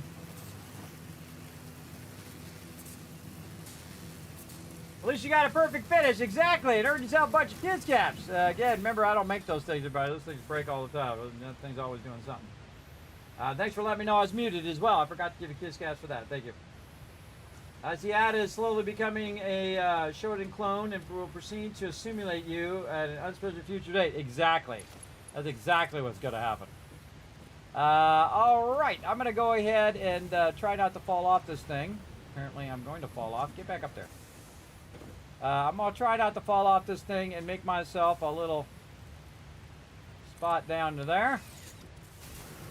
And we're just going to roll this way. Pretty cool, right? I like using these things now. I very rarely ever used these in the past. And again, we can use it in combination with our jetpack. I'm going to put this way out there. And again, I'm going to turn it so that we can see it. Uh-oh, we're out of cable. All right. Before we get too far, maybe we can travel back up again. I think it's really fun to travel by this. By the way, you can also control. You just aim, look this way, and you should transfer. See? That's the great thing about the big poles. The big poles you can transfer between lines. The small ones, you just smack your face right in the pole. Unless you jump to the other line or you jetpack around that line. Now, depending on how you have them turned, is also what happens. So you go in and you smack yourself in the head right there. Grab it. Yep. Oh, didn't quite make it over. At an angle. And good enough. All right, now we need some wire because we used up all of our wire. Up the ladder. Always something. We don't want to get all the way over there, and actually it's our cable. We want to get all the way over there and realize, oh man, we don't have any cable. But you can see I'm getting around a lot faster now.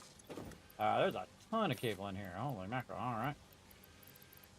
There is a ton. I got a bunch of other random goodies on me. I should probably dip those over here before I get too far. Come here, random box. Definitely don't need this. I can just throw that away.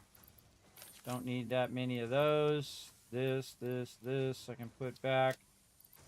What do I not have in here other than plenty of this? This I could probably just put in there for now. I want to kind of upgrade my stuff as I'm running along.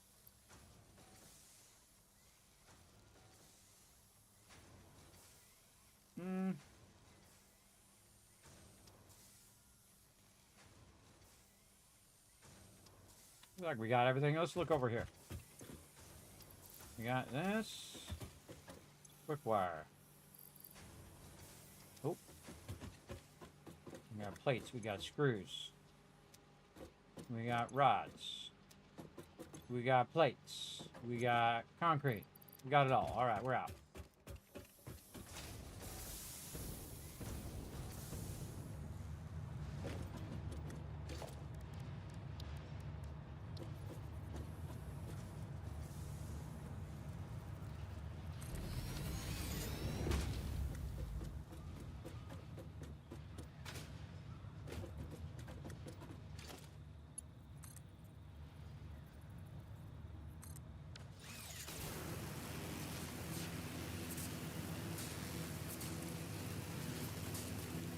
Save us some time. Just dip straight over this way.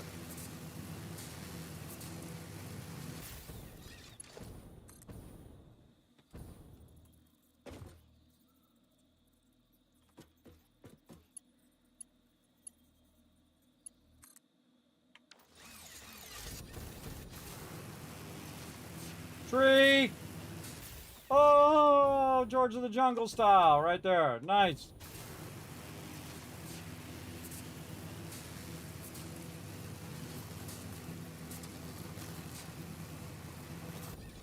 Dip.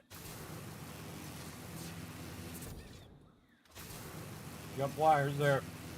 Jumping wires! Yeah, I should have put this one slightly at an angle so I can dip to the left there. Actually, I want to be on this one. Oh. Okay, whatever works. Whoa, look at the Aurora Borealis there.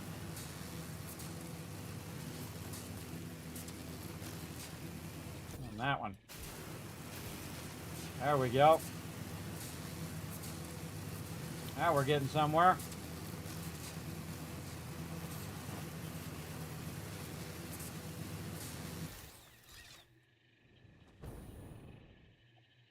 Well, how convenient. We're there. Surprise, sucker! Oh, where'd you go? I got a jetpack. You don't. You don't have a jetpack. Bad monkey. All right. We got ourselves a couple impure nodes here. Let's get it going.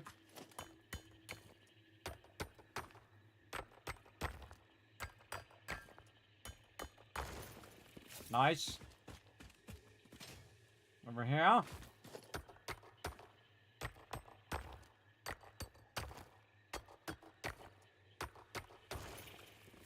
Okay, looking good, looking good. Now, what we want to do is put down a block, and now I'm going to speed up. You guys saw me do this earlier. If you missed it, well, I'm going to do it in fast motion right now. You can always go back and watch the VOD as well. I'm going to line that to the world grid. Then we're going to go ahead and get our Mark IIs out here. Oh, I forgot the steel pipes. I told you I was going to forget something. Oh, I didn't pick that up. I told you I was going to forget something. It was steel pipes. Ah, it's always something. Hey, I know what to do. I don't think we can do it, though, because we need steel pipes. Yes. Ah, okay. Maybe fix that on the other... another time. But luckily, we got our dealio here. We can use.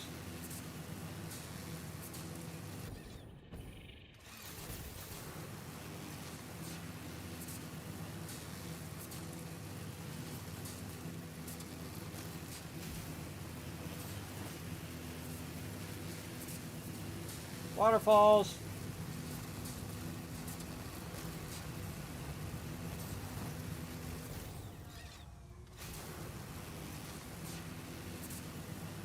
These actually are quite effective. They're quite useful, especially when you go up and over stuff.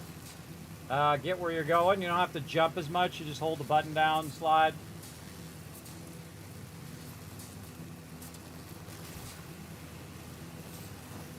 This is a problem, though. Gotta move this one out a little bit because there's a rock here. Yeah. Let's move it out just a little bit. You go from the top, you can connect it to another one really far away. You go from the bottom one, it tries to put a little pole down. So we're going to use this, and you connect that way over there, which is awesome. You can just travel over the top of the mobs. Use this as a travel thingy. Again, since we have the jetpack, we can kind of use the jetpack to keep us from falling while we're trying to grab the wire. What's going on down there, Mom?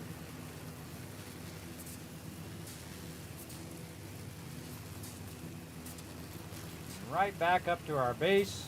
Awesome. We'll build a whole network of those just for fun. And we might even do some hypertubes. We'll see. Okay. Actually, we should probably build a hypertube from here and then make a junction that goes out there. That actually is a good idea. We might do that right now. First thing we're going to need to do is get some of these things that we put away back again. Get a whole bunch of these. Back while we're at it. Not those. This way. Right over here. Like this. Man, we got to get this all squared away too. Alright, now we got some stuff. Let's see what else we forgot when we go all this way and find out. Alright, we want to do a hypertube and a hypertube junction. So,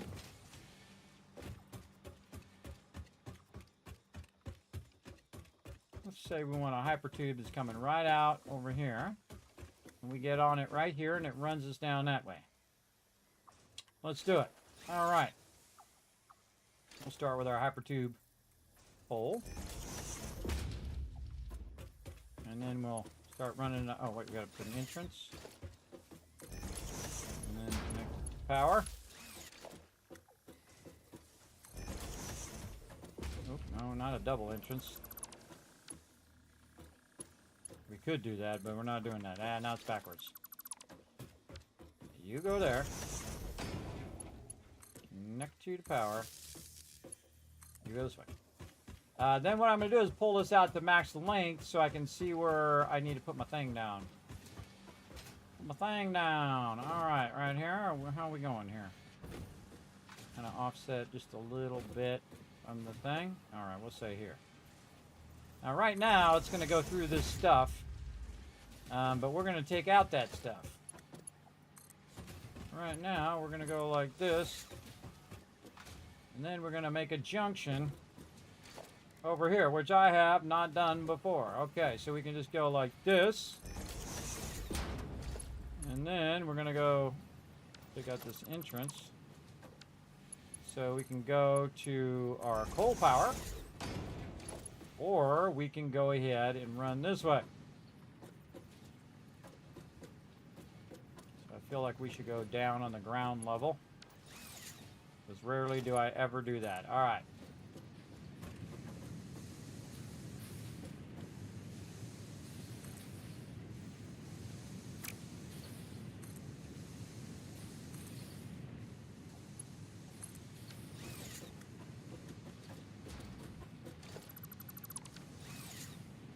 Alright, let's test it.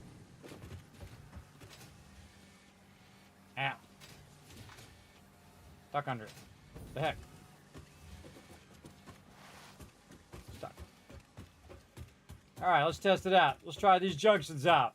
Show you a little trick, too. There we go. Okay, right now it says I'm going to go left. See how it's lit up? Now, if you hold down the opposite direction, it'll make me go back. Now, look, it'll let me go left. Or I can press right. Let me go right. No, I can't go right. Oh, I can only go back this way. Now, what if I go back this way? Okay, now I can go left. Oh, that is cool! I go this way. I can press right. Go right? No. Why does it... oh, change travel. E. Okay, you press E. Okay, I was pressing F. I'm going this way, press E. It's hard to see, but you can see I can switch. Oh, that's freaking cool, bro. I don't care who you are, that's cool. Awesome, love it. All right, right down here. And so we're going to make some hypertubes. Then we'll make another one right here. See, I think this is the best use of junctions here, everybody, when you want it to come to an end. All right, so say you want it to go right here. And you need to work on your limestone.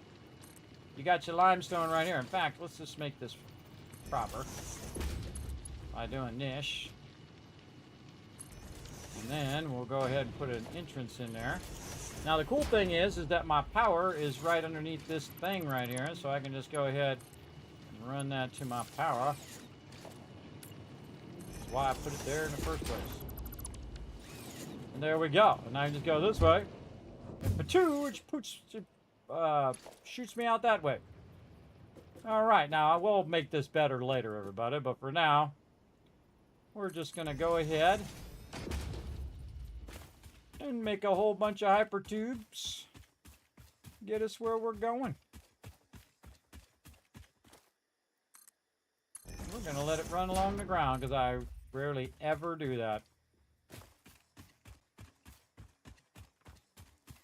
And the cool thing is we can check our lines. If we run it by our lines, we can just take a look while we're going by. And I like to go max distance. I'm gonna go up a little bit here, so I can get over the stuff. We're just gonna zip along this belt. Try to do it on the high side, so you're getting that lift up. It's gonna save us from running back and forth too much. And then why go down when you can go over with a hyper tube? Hey, this we can't do with a belt. Hey, this we can just dip. We can just dip down. See if we can make it all the way down. Can we make it all the way down? We sure can. Oh, man, that's going to make us go fast on the way down. That's going to really accelerate our deal here. And... oh, a little too long there. A little too long. We got this. Come on. There we go.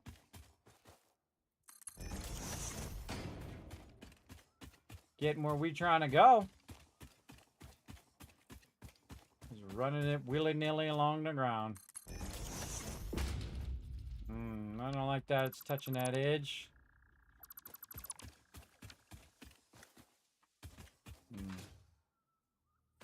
Probably work that up first. Work that up to the high side. There we go. And then run it.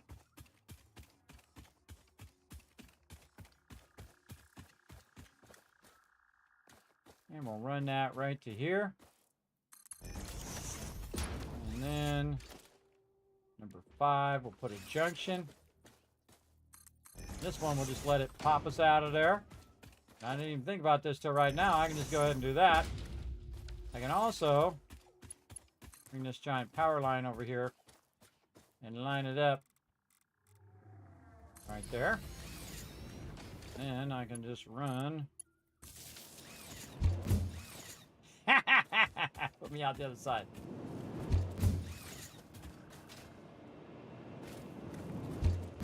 I'm not in there long enough to change it.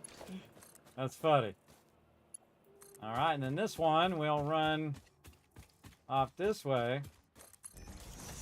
Yeah, that's a really good addition, everybody. I really like the tubes, the junctions. I think that's a good idea. This one will come up here, which will work with some of this stuff up here. All right, just so happens we also have power pole here, which is going to help us. Here we go. Bam! Oh, yeah. See a little acceleration? Going a little faster. Oh, man, on the way back, it's going to be nuts. Now we're going to slow down on the way up. But we had already had a good acceleration, so that kind of helped us. But then we're going to go back down again, which is going to accelerate us some more. I should have made it go straight down and then curve out, because that would have been even faster. See, we're building momentum. Ah, we got some stuff through some rocks and through some trees there. I would definitely fix that. On left. I like how it shows you which way you're going. That's cool. You can see the junction coming up.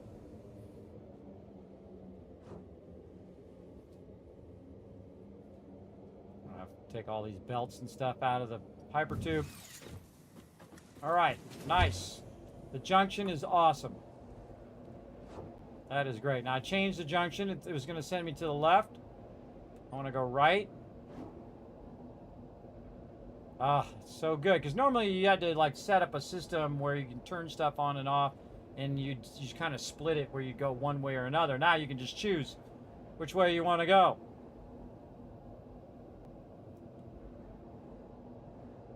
Oh yeah, here we go. There we go. Now we going fast. Yeah, see, that side didn't show up, so it put us right here. Nice. All right, now we got our hypertube set up. That'll get us around. Let's get to work over here. in case we need some more resources, we got this all squared away now.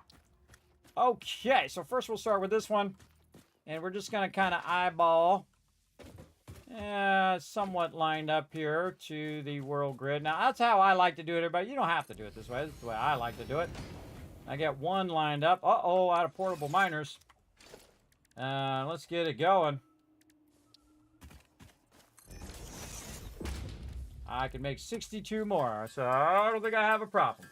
But I do want to make a bunch of these and put them in the thing. I can also automate a lot of this stuff, everybody, to make like a bunch of object scanners or whatever, and then have it automatically go in the dimensional depot. So anytime I pull one out, it puts more in. I highly recommend not doing that, everybody. You want to make just enough where it's maximum, and whenever you take one out, it actually goes down, so you can actually put it back in there if you want to. Otherwise, it'll just keep maxing them out all the time. All right, I think 11 ought to get it started. Okay. Put that right there. Nice. Okay, now we got 2 of these that we want to put down and build. Are those going in the same direction? They are. We're going to take this out, and we're going to use my alignment. One-step alignment, everybody. If you haven't seen this, you're in for a treat right now. This is awesome. Right here. Again, if you missed it earlier, 1, 2, 3, 4. Right there, right over here. Again, you can use the same one. Hold down Control. Line it up nicely like that. Left click. Oh, see, it's reversed for this one. Take it out, put it in again, hold down Control, click it, reversed again. I don't know why this game likes to torture me. All right, I'm going to turn it around this way this time.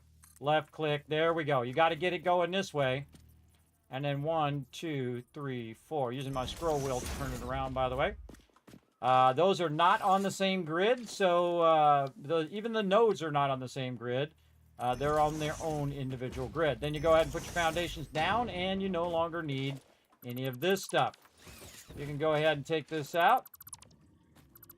Like this. Feel like bringing it up. 1, no.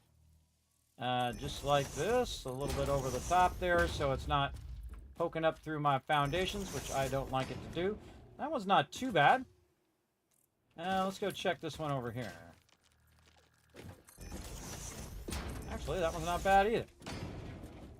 Kind of running into each other there, but maybe I will keep that down. Let's go see this one over here. Let's see. Ah. Not what I wanted to do.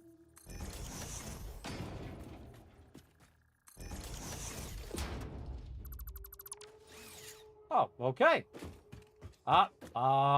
So close. Nope, sorry, rock in the way. Second I got a rock in the way. That's too bad, too sad.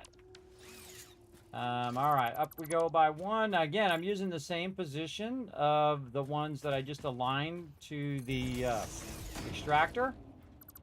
And so that's going to allow me to bring this up just a little bit. Put my zooping on. That's going to allow me to put my extractor up a bit higher, and I can rotate it around to match up its original direction. This one's already the same direction because I already did that one. And there we go. All right, very nice. Now remember, everybody, we got our extractor blueprint right over here. We can see that it has 1 more in the front, right? Or in the back, I mean. And in the front, it doesn't have an extra one. So we want to go ahead and align it to this one right here. So we want to go ahead and take these 2 out. Make sure this one has an extra one in the front, which it does. And then we'll take this and this, this and this one out. And we want to leave the extractors there because we have to build around the extractors. We can't put it down and then put the extractor in there because it doesn't let us do that. But it's about build order. So you build that first, and then you can very easily just do this. And hit H, because remember we have the thing in the front there. We got to nudge it forward just a little bit there. Double check that it's lined up. Bam, done. All right, next one. Line it up. Nudge forward. Oh, hit H. Nudge it forward. Lock it in. Good. Now I'm going to go way faster. We already seen this once. So you got the general gist of it. Disconnected into there.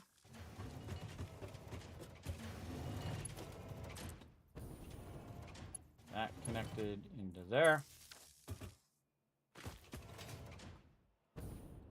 these front ones out for now. This one connected to that one.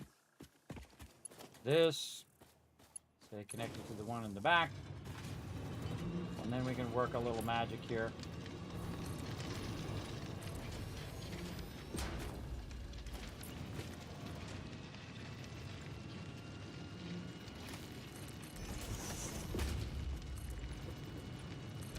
Don't need this world grid thing anymore.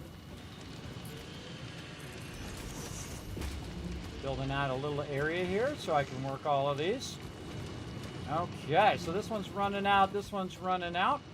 Now what I want to do is combine these two together because I want to combine the speed of both of those. Now this is a coarse node right over here, which is the lowest end node, an impure node. The impure nodes come out at normally 30, but I'm using a Mark II extractor, which means it doubles it, so now it's 60. So this is 60 and 60, this is 120. So this is half the amount of we're using for our concrete, but eventually what we want to do is come back and overclock all of these. In fact, that might be a smart idea to do right now. Let's go ahead and see if we can find some of our little power slug friends. Let's go this way and see what we can find. In fact, hey Fred, you like the thingy? I think it's cool, isn't it? Let's just go ahead and take the hypertube. All right. This way somewhere. Oh. This way underground. Yes, it's underground. Okay, well that one we'll just say, okay, it's underground somewhere. We'll come back for it another day. We're going to dip over this way. Now, we have these things out here for our vehicle to drive, but we can take those out now. Our vehicle driving is all good. We got what we needed.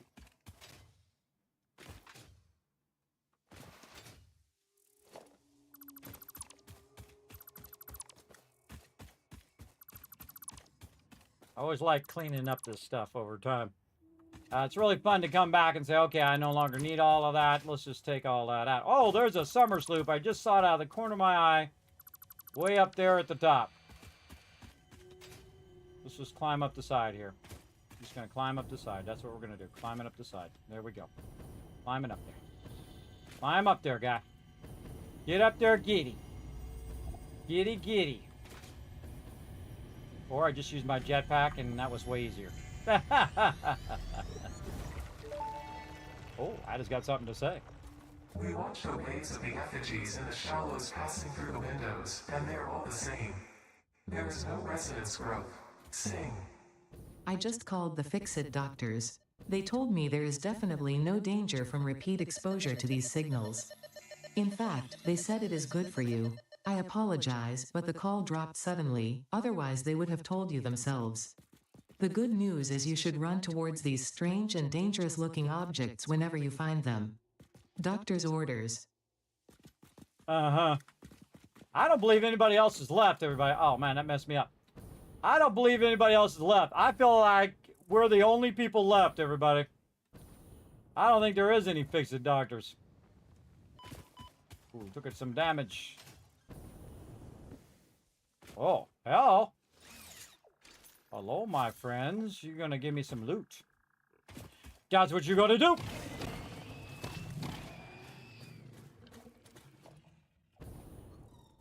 I got a jetpack, and you don't.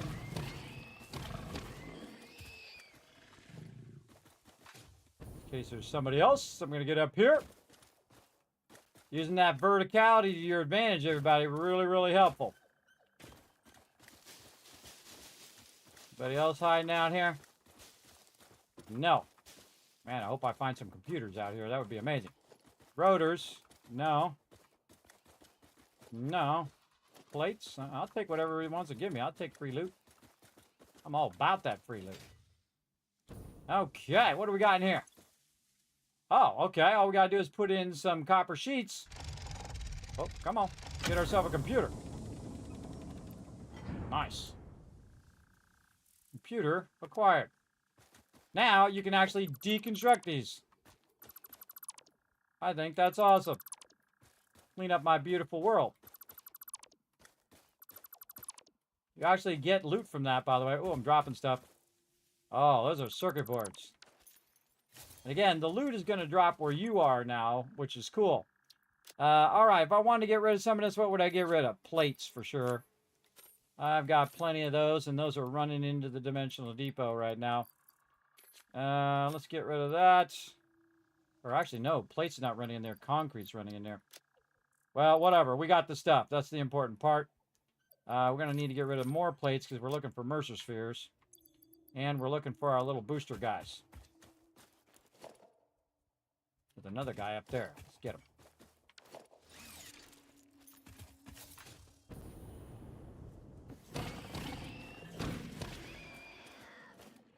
Get wrecked. All right, he's just going to come after us later. Let's take care of him now.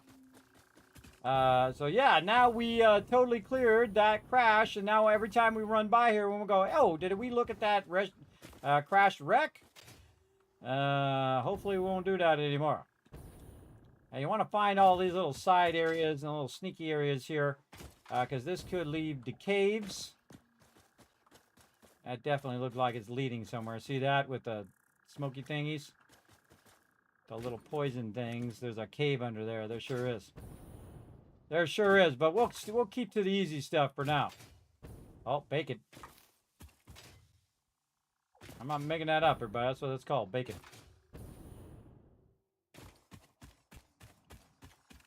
I like to grab all this other rando stuff as I'm running around as well. I could probably turn this off now. Got this thing highlighted. I'm in the way of it, though. Ah, man, I wish you could zoom in a little bit more on this map. I like to think. Come on. There we go. Move stand. There we go. You can see over here it's bringing my SAM ore in, and that truck was bringing it back and forth. It was very fun. Doing a little truck stuff. Now, I don't usually use trucks. Again, I find them completely and utterly useless most of the time. Oh, there's one back this way. Oh, that might be the one that's underground. Yeah, let's go this way. I know there's one up here. On top of one of these, we saw a yellow one out here somewhere. Somebody's trying to get me. Where are you? Oh, you want some of this? Come on.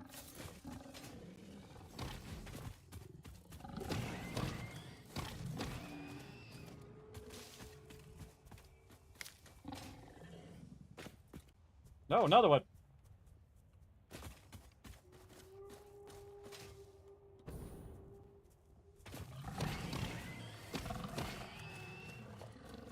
Okay. I mean, I might as well wipe them out while I'm here. Sulfur.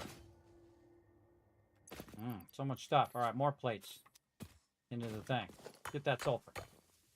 I mean, we go get sulfur from our sulfur one that's up the way there, but I like to clear those out as I'm running around. Again, this is the mega playthrough, everybody. We're going to get it going on. All right. Need some more of our power slugs. This way. Oh, yeah, it's right there. Okay, we're also going to need... wow, we're going to need more room. All right, what do we... Get rid of concrete. All right, concrete. We're going to need our... thingy. Where did it go? Oh, we put it in here. Where is it? In my inventory. I have it on me. No. Did I put it in the box? What's it called? Oh, man. Oh, I'm gonna need some Nobilis as well. More plates in the trash. Man, what is that thing called? I forgot. I forgot. Man, I could have sworn I put it in the thing. Maybe I put it in the box and it never went in there. Well, let me just make another one. What is that thing called? It's called detonator or something, right? Yeah, Nobilis detonator. What do we need? We need another one of these object scanners. And then Nobilis detonator.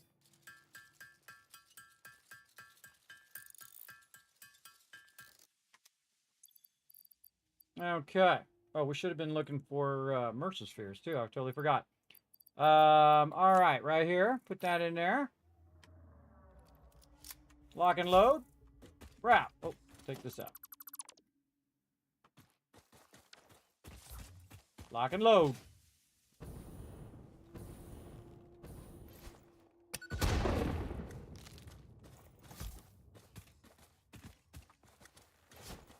That's poison. Not good for you, as you would imagine. Kobe! Did I get it? I think I missed it. I've ever tried to hit this guy with a Nautilus. Let's go for it. Pull! He was up too high. All right, that doesn't seem to be working. Let's not burn all our Nautilus here by goofing off.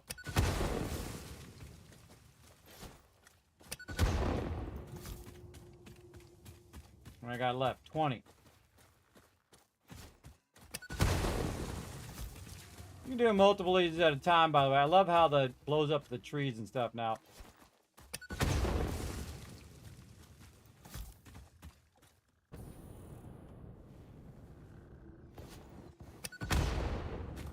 I missed it again? What the heck? Oh. Aim at the ground. There we go.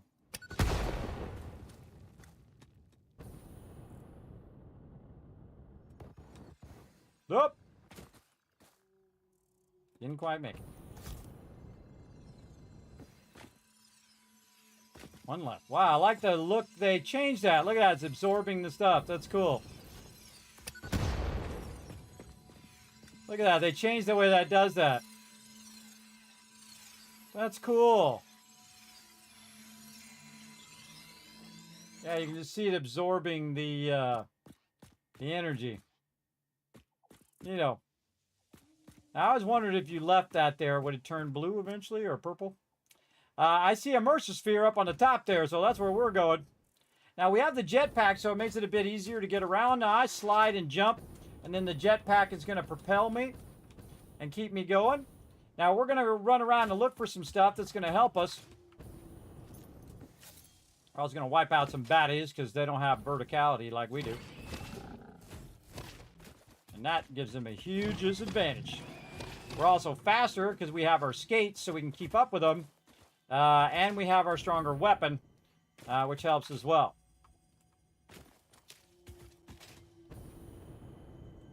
Now, this is a jumping puzzle if I've ever seen it. Right here.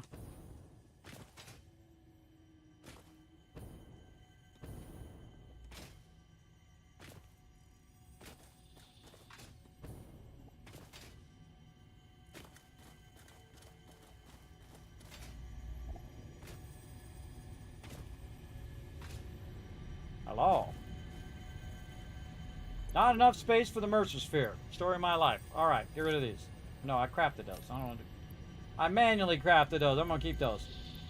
More plates or more concrete? Good question. Screws. Go.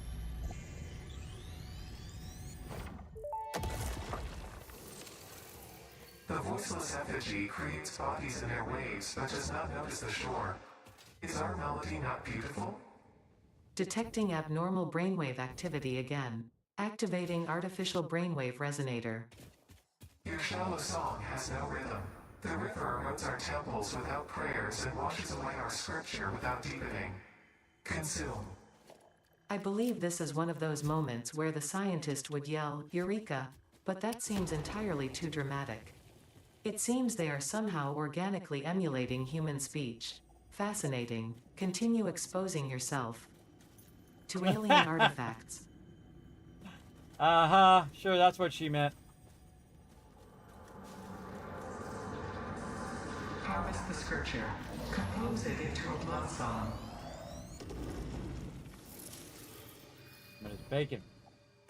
See, now, I use my little scanner to find this little hidden cave. And then I use my Nautilus to blow it up so I can get in there. We're looking good. Now, we're looking for 3 Mercer spheres. And while we're at it, we're also looking for some of our little friends that we can turn into. Now, right now we have a total of 3, which actually would work. but we actually want 6. We want 6 of them so we can basically overclock both of those to maximum speed so that we can get that 240 going on, which is what we need right now. More power slugs this way. Now slide and then, oop, okay, or just run into the thing. Slide and jump.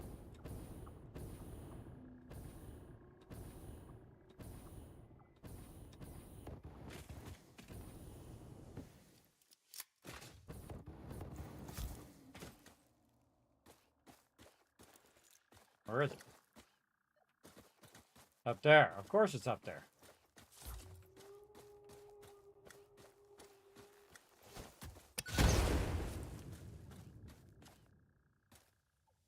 I think that's the only one we need to take out. Let's go. Nope, didn't quite make it to that thing. But we bought a lot of solid biofuel. So we can use it for our jetpack. Now you use different fuels in your jetpack. And depending on what fuel you use is how much it boosts you and how long it boosts and all of that. We'll get into that bigger fuel as we go along. Bet you there's something over there. I just can't see it. The one that way. I'm going to go see what's over here. Let's get a good running start on it. This way. Run, slide, jump. What we got? We just came up here and already got it. Back that way. On the top, maybe?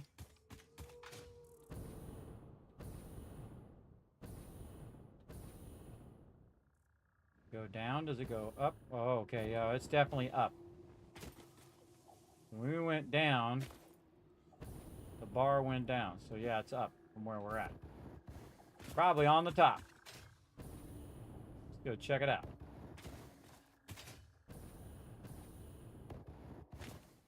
Climb up the side of here. I don't think I ever climbed up this side. I usually make a ladder. It's easy, or a ramp. Okay, this is being really awkward on this side. Okay, why you be so awkward? Get up on the thing. There we go. All right, now we got to get up there.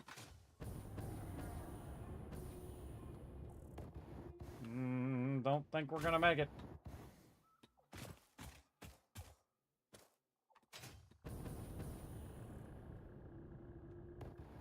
Nope. I can jump, but I can't. Oh, okay, right there.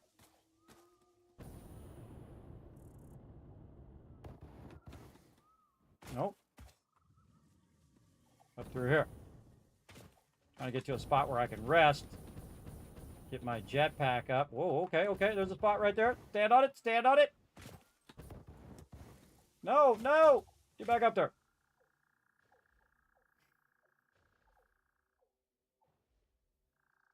I could just use a ladder, everybody, but this is more fun. There we go, there we go. Get up there. Oh, no, oh, no. Okay, that went way down. We didn't go all the way down, though, so that's good. All right.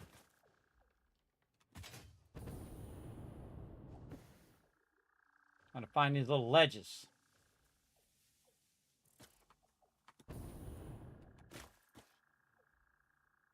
I don't know where that other spot was now. Over here, maybe.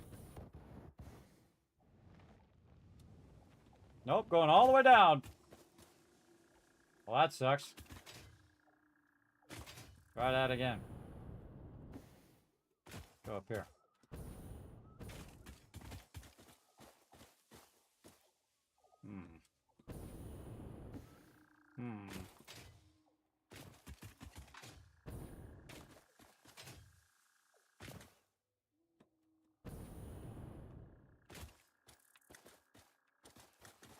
We were so close on that other side, too. Oh, man, come on, right there, ledge. Get in there.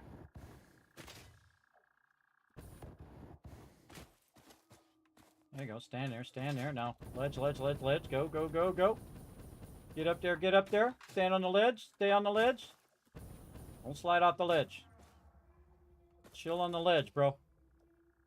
All right, Now, left or right? That's the question. Left? Nope. Back on the ledge. Left, not good. Right?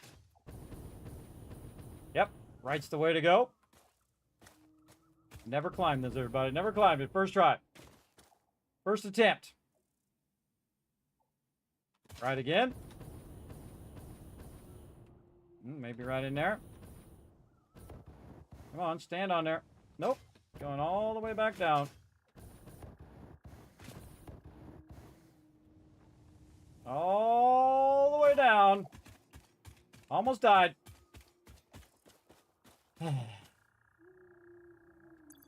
That's a tricky one. Very tricky. Very, very tricky.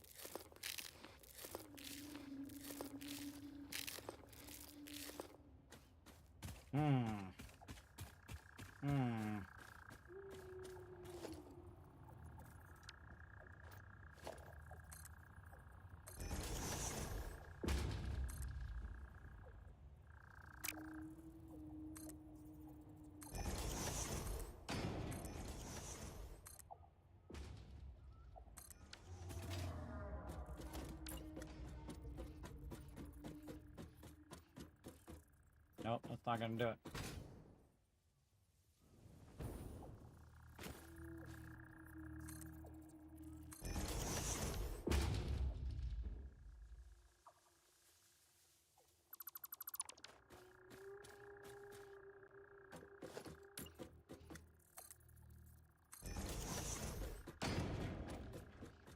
And we can try that all day long, but I'm gonna do a way that I know works. Still gonna hit that top edge, but we got this.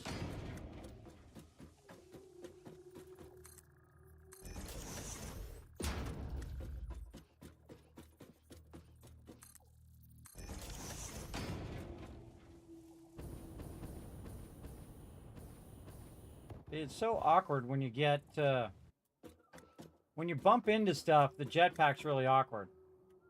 We got this.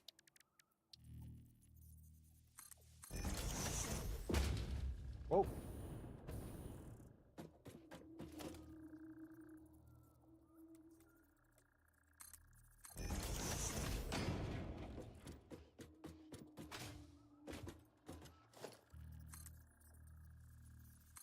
Whatever gets it done.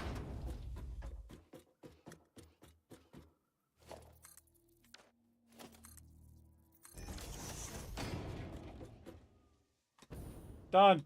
All right. Nice.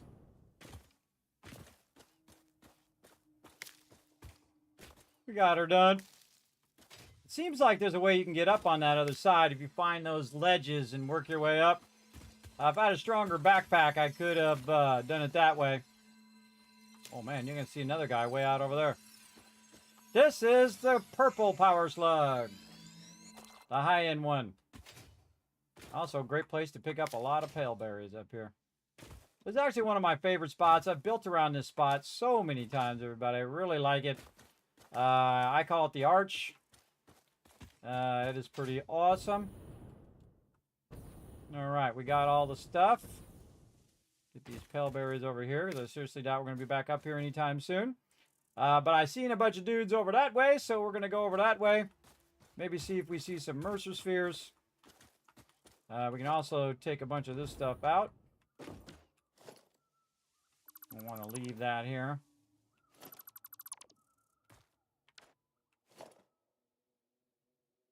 Uh-oh. Dropping resources.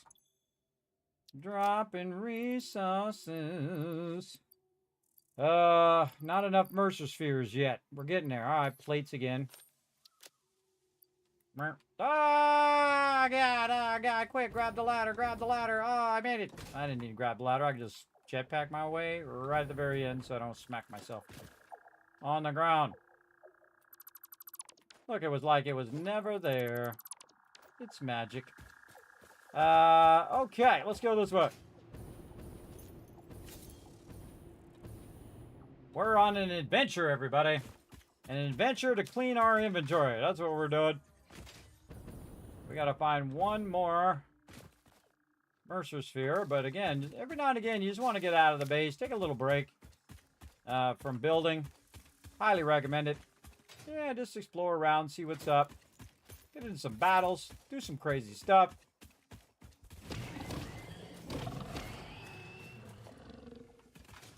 Like that.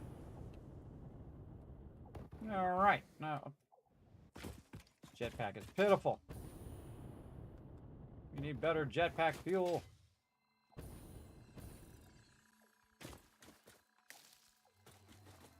Oh, there's something up there.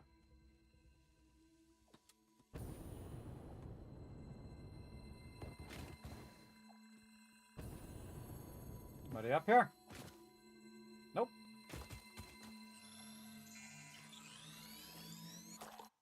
I say we go over there. Let's do it. Oh, messed me up. Yep, that lip is messing me up. There we go.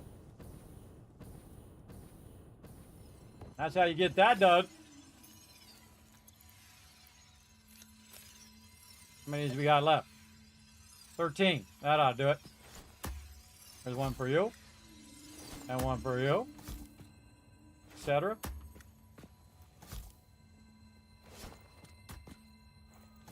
And one for you. Miss somebody? Yeah, this one. And one for you. Which I missed. I'm going to go over here. Actually got them all. All right, awesome. All right, found another one. Sweet. Okay, Mercer Spheres. Oh, yeah. One over this way. Line her up. Run, slide jump. Tappy McTappy. Oh, there's another guy right there. Oh, we got some bacon. Get our bacon while we're here. I don't know if I'm making you guys hungry. Talking about bacon. I didn't name it.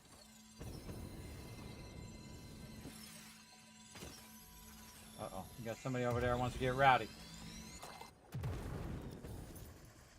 Come on.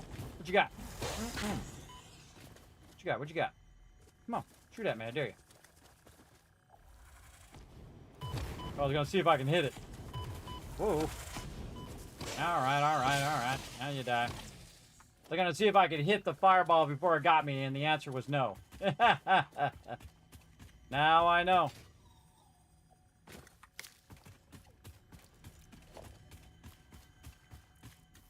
Oh, back this way.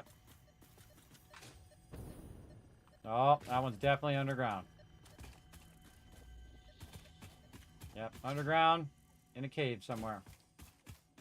I'm not looking for the cave ones right now. We'll come back for those.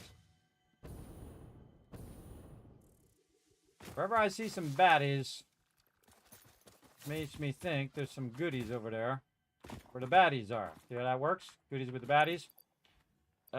Concrete.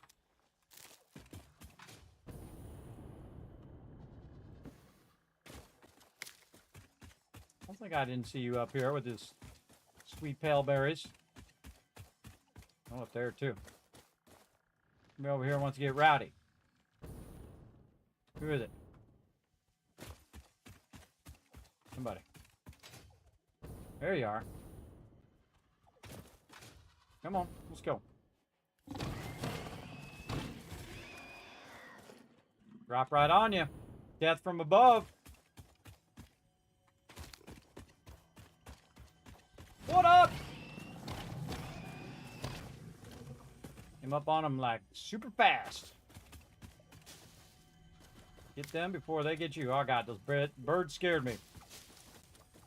Alright, what we got? Oh, Mercer Sphere here. In the water. Perfect. Our instruments echo in the deep. Do they not pluck the shallow threads? Can you hear me? Crescendo, the effigy found the key. Sing more. I was not created for artistic purposes. I am incapable of singing. You sing. Noted. I think she's saying talk more. I think that's what sing means. Talk more. Okay, now we got the 3 that we needed. Now we got to get it unlocked. So we got to go in here and we got to get our Mammity Mam, which you can put down no matter where you are. You don't have to run back to your base. Alien technology. This one right here. Don't have the computers yet. I could unlock this, but we got to see if we can find ourselves some computers. No computers yet. Oh, I should, you know what I should have done? Was I should have done this. And then I should have done that. So I don't have to look in there again in about 5 minutes. All right, we got a lot of stuff on us here. I say we look around for a crashed ship. All right, up there, right here we go. Run, slide, jump. Get up there. Oh, man, there's a bunch of these up here.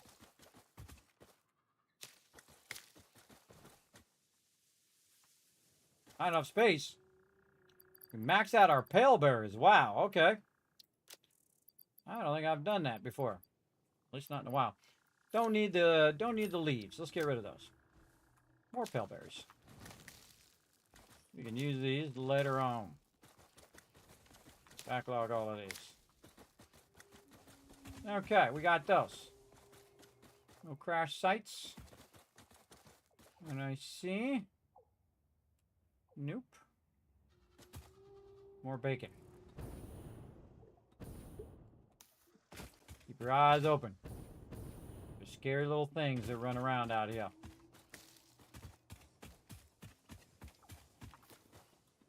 I try to keep moving. Try to keep moving. Sulfur. Oh yeah, something definitely over here. Right there. Try to hit me. Not enough space. Alright, we'll get rid of the sulfur. And some of this. Making some choices. Keep getting them pale berries. Are Mercer spheres nearby? Nope.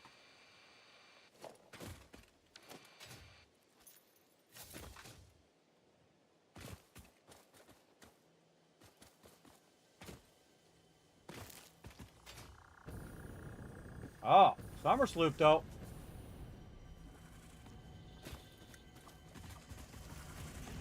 Oh, there he is. Get him while he runs away. Yeah, summer sloop. We'll take that for sure. I love just running across it, everybody. Just run across stuff. That's very fun. Oh, there's a crash site. I don't remember where these all are, but oh, okay. Okay, we got this. Toto! Get rid of one first.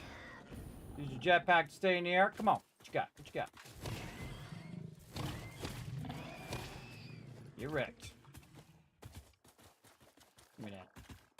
Alright, we got screws. Come on, computers.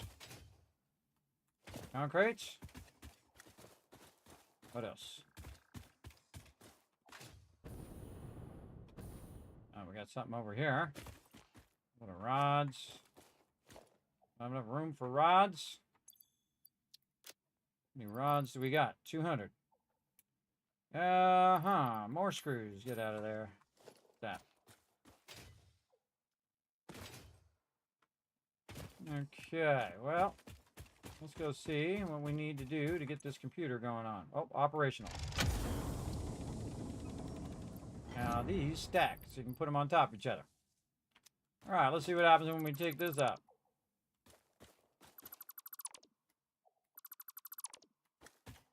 Man, I love doing that. That's so cool. That is so cool. Oh, there's something we missed. Right there. Reinforced iron plates. Cable.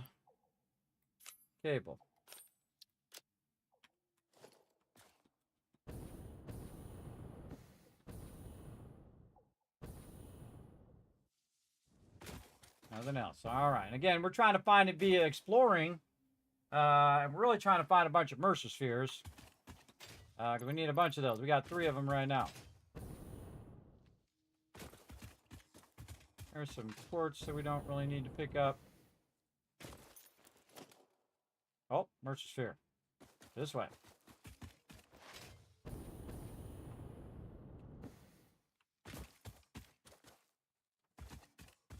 Running through the thing. Oh, hazards. Where are you? Bitey's! Bitey's trying to get me. Come on, Spideys. Want some of this? Come and get it. Come and get it, bro. Oh, I'm getting shot. Fireball over there, too. Get those Spideys first. Oh, don't have enough for the loot. There he is. Oh, wow. Actually, I anticipated my stuff. Get wrecked. Give me that. All right. Now, more stuff we got to get rid of. Pipes. Give me that. Keep the stuff that stacks. Okay, what are you guarding over here? Oh, okay. Another one of our little friends here. Oh, man, don't fall off. That's a bottomless pit right there. That's a see you later. Nothing else here? I feel like there's a Mercer sphere here somewhere.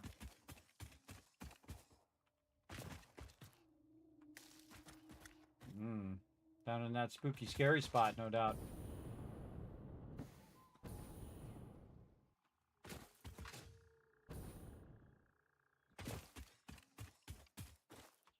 Definitely this way. I bet it's where all that gas is.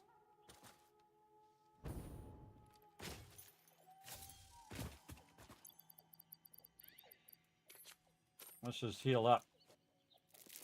Feel like some stuff's about to go down.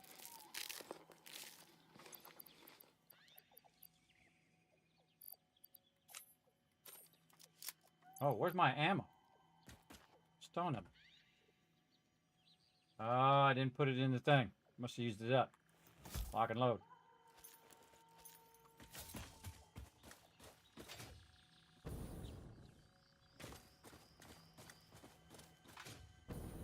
You hiding it. Oh, I hear something.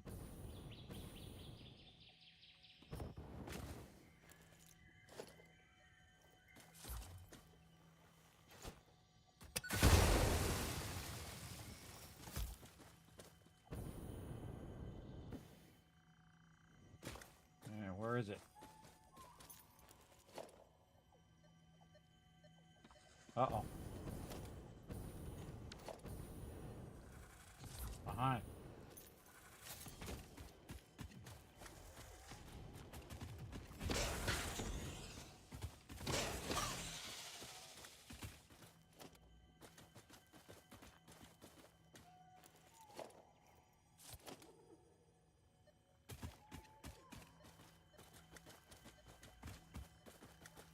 Oh, is it underneath again? Am I just not seeing it? Must be in a cave underneath us.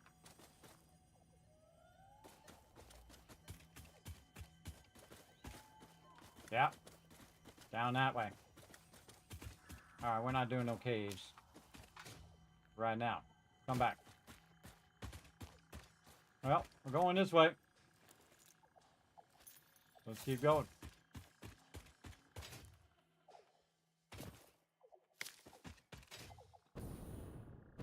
Let the loot guide us.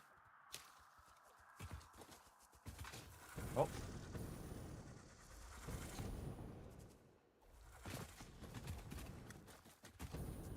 I don't see him. There he is.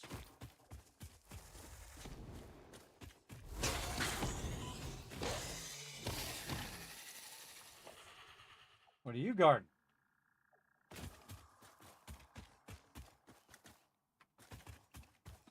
Must have been guarding something.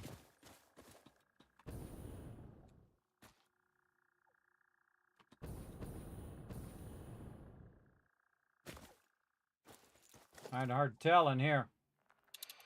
Barrel nut, pellberry, mushroom, power slug, summer sloop. Summer sloop that way.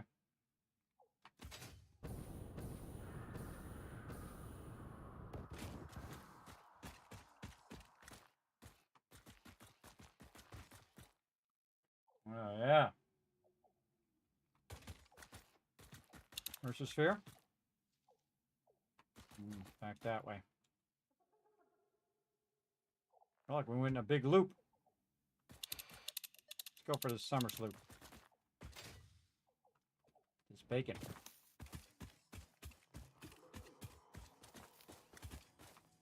Whoa.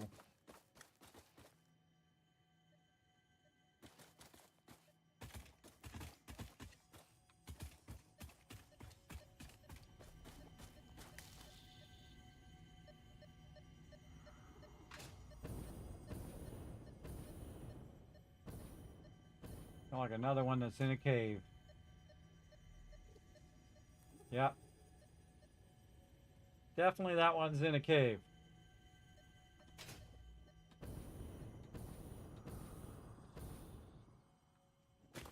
Some of them caves are real scary.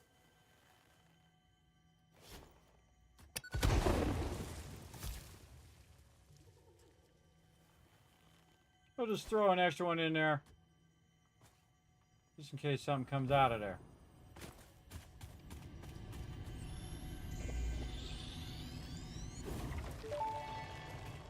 Got it. Your mimic tapestry grows in the shallows and the clouds, but not through the windows. What is your root? I have no roots, nor do I operate on Windows. But perhaps you mean something akin to the human saying, "My point of origin is Earth. I was created by specific individuals of the human race." Incompatible music. Did I say something wrong, or did you not understand? You cannot be shallow deep. The ripples you cast into the void have no skin. It seems I may have said something paradoxical. Interesting. Oh, we got one of them big boys down there. Throwing stuff at me. Yeah, we out. We dipping. We dipping out of here. Hasta la later, bro.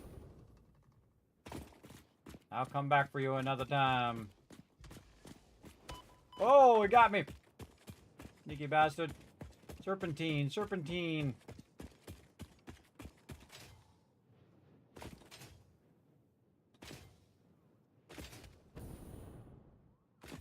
What's up?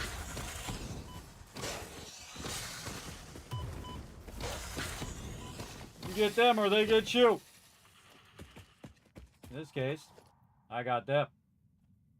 All right. Oh, man. We are on quite the adventure. Ooh, mushrooms over there. Let's go.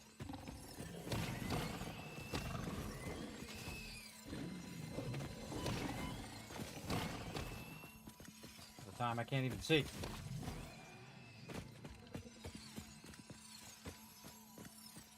You die at right here. Well, it's hard to see where the stuff left off. All right, get this going off. We're having a grand adventure, chat. That's what I like about this game, everybody. Put your feet on the ground and start walking. Reminds me of Fallout in that way.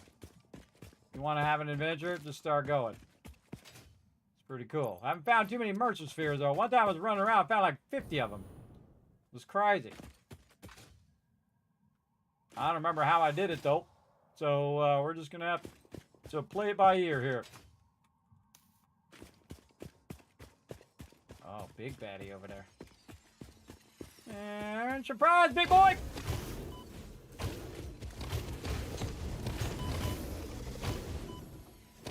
You or me? That was close. That was close. You want to see how close it was? I was at full health, too. All right, let's take a moment. Nom nom some stuff.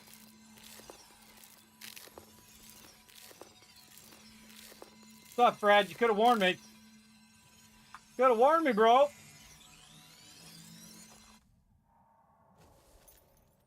Getting a little tougher now. Summer sloops? Mercer sphere. Ooh, that way. What we got here? Went on and give me a little lift there, would you? Boing. Thank you. Didn't work. Didn't work, bro. Oh, bacon. Bacon.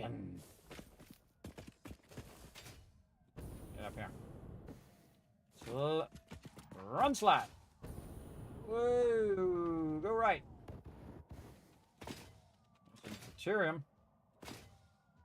Here's the sphere this way. Let's just hope it isn't underground. Oh, inventory full again. More concrete.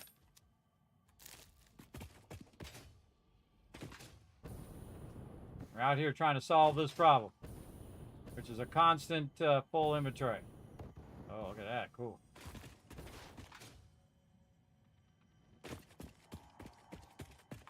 I've always crafted my way to it, everybody. I've never went out and explored for it. And I'm not doing a great job of finding it right now either, but we do what we gotta do. Oh, there's a summer sloop. Man, a lot of bacon out here.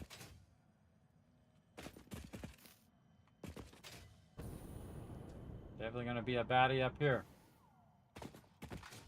Who's it gonna be? Oh, jeez! Holy mackerel, that made me jump! That was the perfect timing! Holy mackerel, what timing there! Construction coming in with a 25 drop there, raid.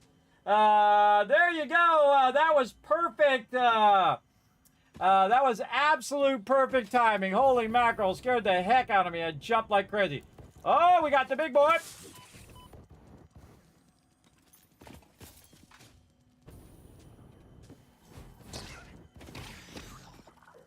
Another one! Oh, there's a big boy.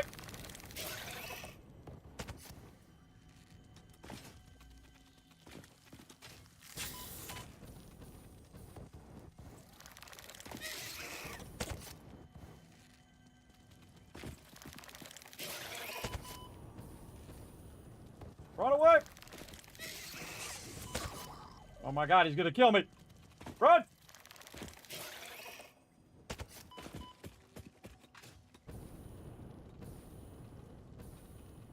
Woo! All right, all right.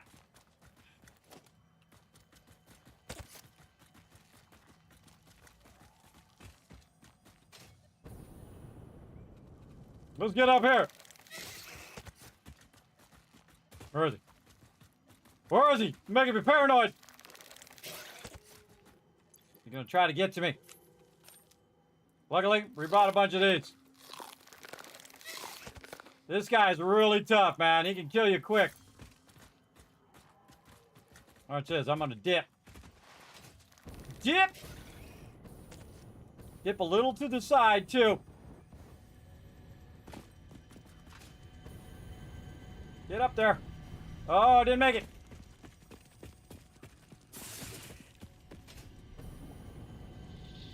Get up on there. Oh, I made it. Better lucky than good, everybody. Better lucky than good. You lucky I got no ammo, you little buggers. That was pretty lucky. All right. Woo! Got it going on. Man, you just absolutely made me jump because I was getting in the spider area, as you can see. And there's usually big spiders here, which we also saw. And at that exact moment, that's when you raid. So thank you very much for that love. Appreciate it. Come on in, everybody. My name is Kismet. They call me the Gaming Tycoon. I've been gaming for 50 years. I've been playing Satisfactory since day one. I played every single update. I've finished it 20, 30 times in early access. I finished it a couple times in whatever this is called, release. And we're doing a mega playthrough, a local mega playthrough, which we haven't done yet, in 1.1. At least in the 1.0 version or later, we haven't done a local playthrough. Now, normally I play on a server, so what I do is I set it up and I build a gigantic mega base and I let it run, and then I come back in like a week, and guess what? I got like 10,000 things of each and every resource. But if you do this, it's a lot harder because you got to dip out, you got to get up more resources, you got to build more power. You can't just let it run. And whatnot. You see, sometimes you battle and sometimes you bravely advance in the opposite direction. As well. And I'm looking for some Mercer spheres, and it told me there was a Mercer sphere over here somewhere. But at this point, I don't even care. I'm out. Spideys are so creepy, man. They are creepy to the maximum, especially those big boys. Look at them chasing me. Ugh, freaks me out. We're out of here. Dip! We are out of here. Now watch there, I'm chasing you. Watch your back. Because you'll think, "Ah, okay, I'm good," and then you turn around and then they're right there in your face. All right, speaking of, let's go. Get one of them first, then go after the other one. Get wrecked. All right, got her done. Now, again, we're in the early game, everybody. We, again, restarted yet again, because I've already finished it several times. And now what we're doing is just kind of wandering around. Now, you build your base for a while, you build it up. Have a bit. I always suggest, you know, that you switch between different modes in any game, just to keep it fresh, keep it going. So very fun to just kind of run around and grab a bunch of resources that I might need later. And I'm suffering from the horrible, my inventory is full mode right now because I'm trying to unlock the next step of the upgrades for the, with the Mercer for the personal inventory, which you can do. Now I could go back to my base and do what I did 100 times before, where I go ahead and make a bunch of computers and then I just upgrade it that way. But what we're doing is we're doing it differently, as we like to do each and every playthrough. Try something different. So what we're doing is we're running around and we are trying to find some computers before we can even make them. And so I'm just kind of, you know, YOLOing over stuff here. Oh, there's definitely somebody around here. What is it? What is it and where is it? Oh, over there. Whoa, summer sloop. Bad guys. Get this one. Whoa, more of them coming in. Now, we could have snuck up on it, but we didn't do that, did we? No, we did not. Oh, oh, and then big boy. Oh, I think we're definitely going to die. All right, let's not do dumb stuff. Let's run away. We got to run away. Dip, left, right. Do what you got to do. Get underneath here. Get your stuff out. Chomp, chomp, chomp. Do what you got to do in the early game. Later on, I'll come back and I'll annihilate every mob in here. All right, let's go. Come on, big boy. You see me over here? You see me? See me? Look, I'm grabbing your thing. What are you going to do about it? Okay. Ha! I grabbed it. You didn't even see me do it. I'm out. Organs and veins are grown. I'm out of here. Now, again, don't forget to hit that follow button, everybody. I am a Twitch and YouTube partner. I do stream to 6 different platforms at the same time. Patterns are starting to emerge in vocabulary, sentence structure, topics. How fascinating to once again solve a true mystery, to be unable to create any accurate predictions. Yeah, your predictions are kind of off sometimes, Ad. I'm just gonna throw it out there.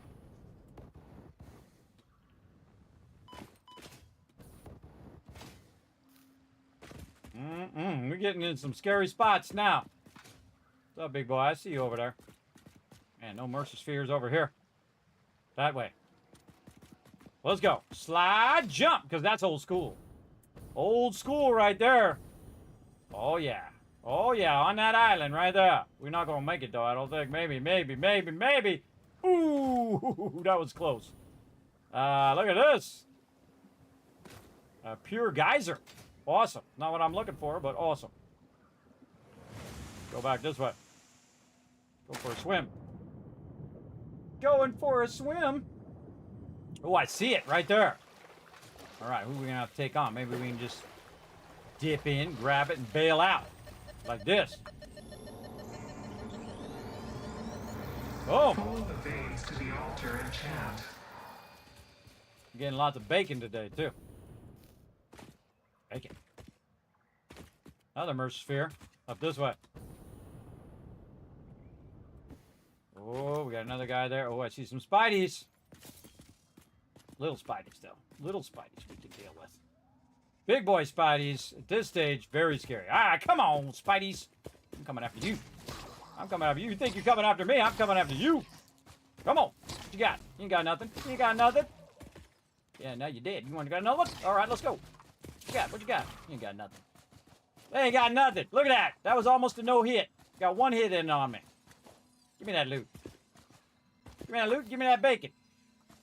Yeah, I hope there's like not 3 big guys in here now. Oh, I hear somebody somewhere. Grabbing it. This game makes you super paranoid, everybody. Hello? Is there a big old Spidey up here? Nope. This is such a scary spot, everybody. There's so many Spideys in here. All right, we're going to go. Oh, I see another guy over there. We're trying to find some of our slugs. Oh, please have computers. I think I see some fuel. Oh, man, I wish I had a gun right now. Maybe I got enough to make some bullets. Hold on. Hold on now. We could just be smart. Grab this, throw this down, do this, get in here. Go in here and make ourselves some rebar. And do a little side-to-side, dippity-dippity, as well. Yeah, sorry about those ads. You know, Bezos has got to get his money. Bezos has got to get his dollar bills. We wouldn't want to, you know, make King Bezos mad. All right, yes, now I got some weapon ammo. All right, time to play a little side-to-side dip here. Let's go. We're going to go play with big... Whoa, hold on, we forgot to do this. Oh, bad, bad, bad. My bad, my bad. Whoop, good jet. Get out of here. Get out of here, you crazies. Too many, too many, too many. Oh, big guy on me now. Oh, come on. What a shot. Anticipated my dip.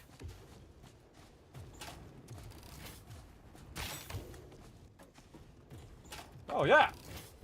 Well, line of sight, sucker. I didn't mean to do that, but that did help.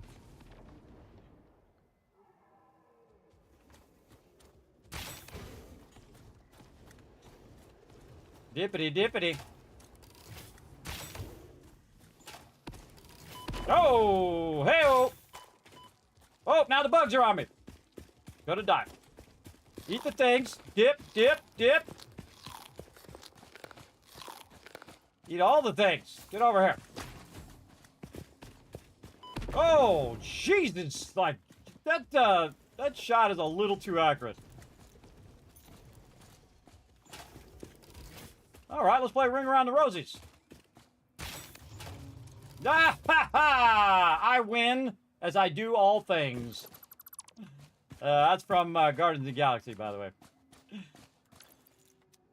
If you didn't know that one. All right.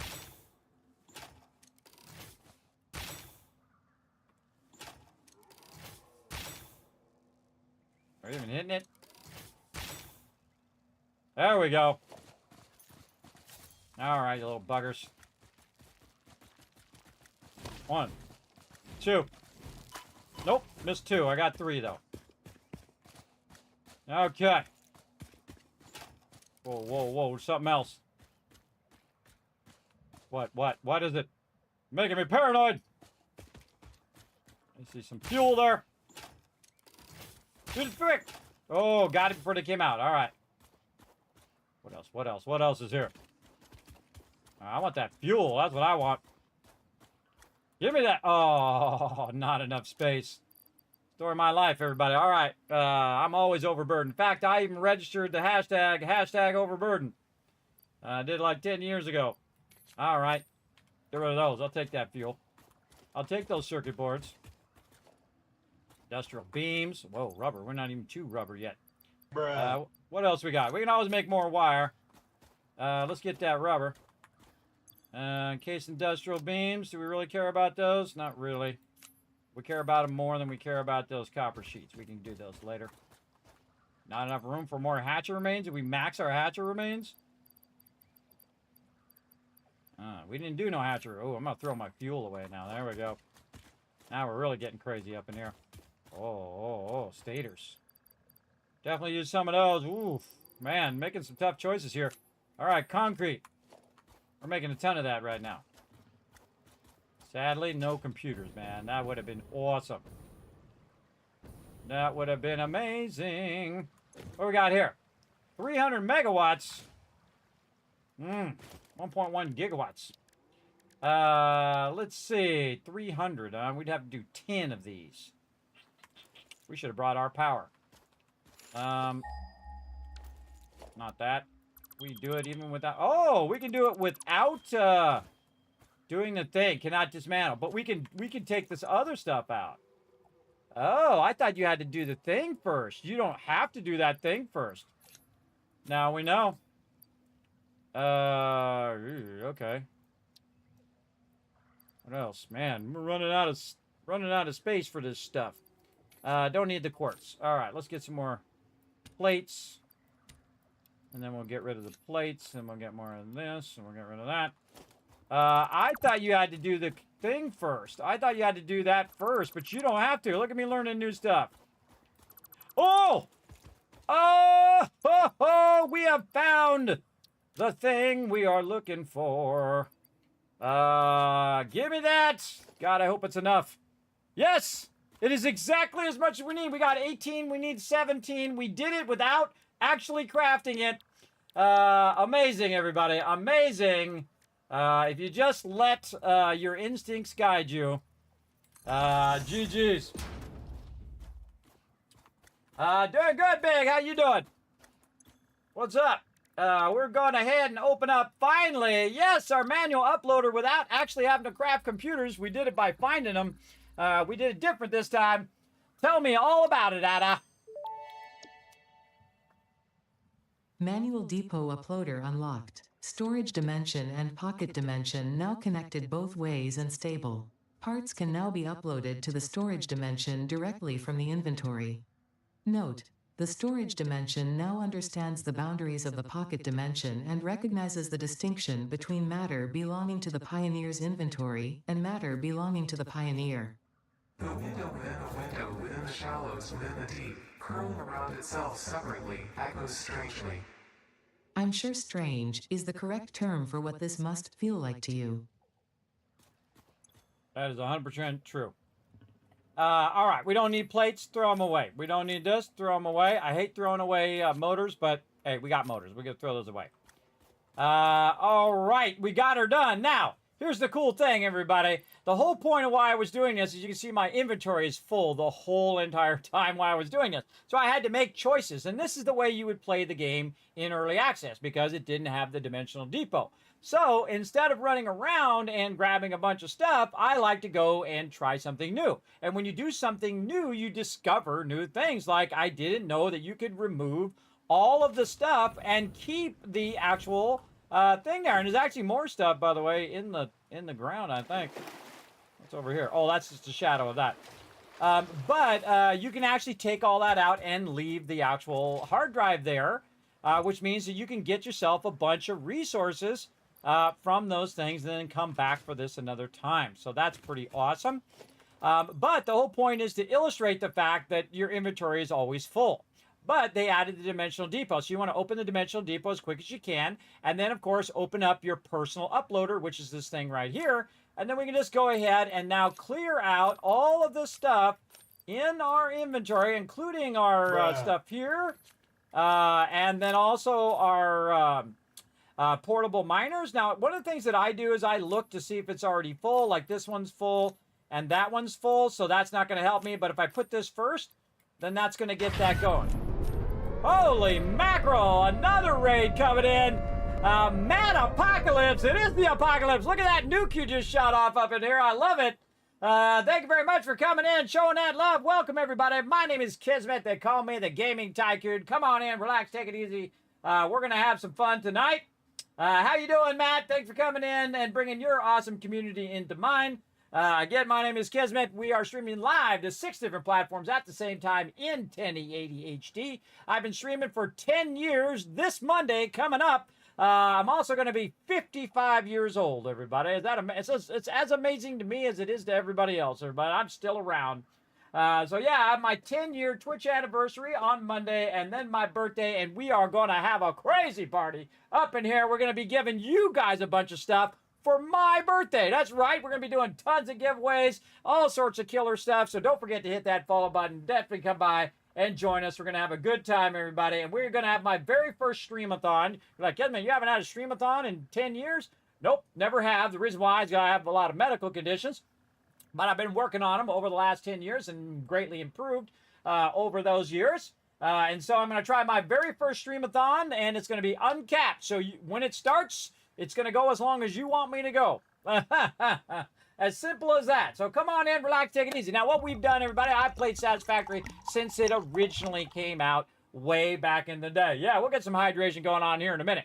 So I played it when it first came out on the Epic Game Store. I bought it on day one, played it on day one. I played every single update. I absolutely love this game. It is one of my favorite games of all time, and I've been gaming for 50 years, so that really tells you something, right? I've been gaming since before some of you were even born, but not all of you. Some of you are even older than me, I know.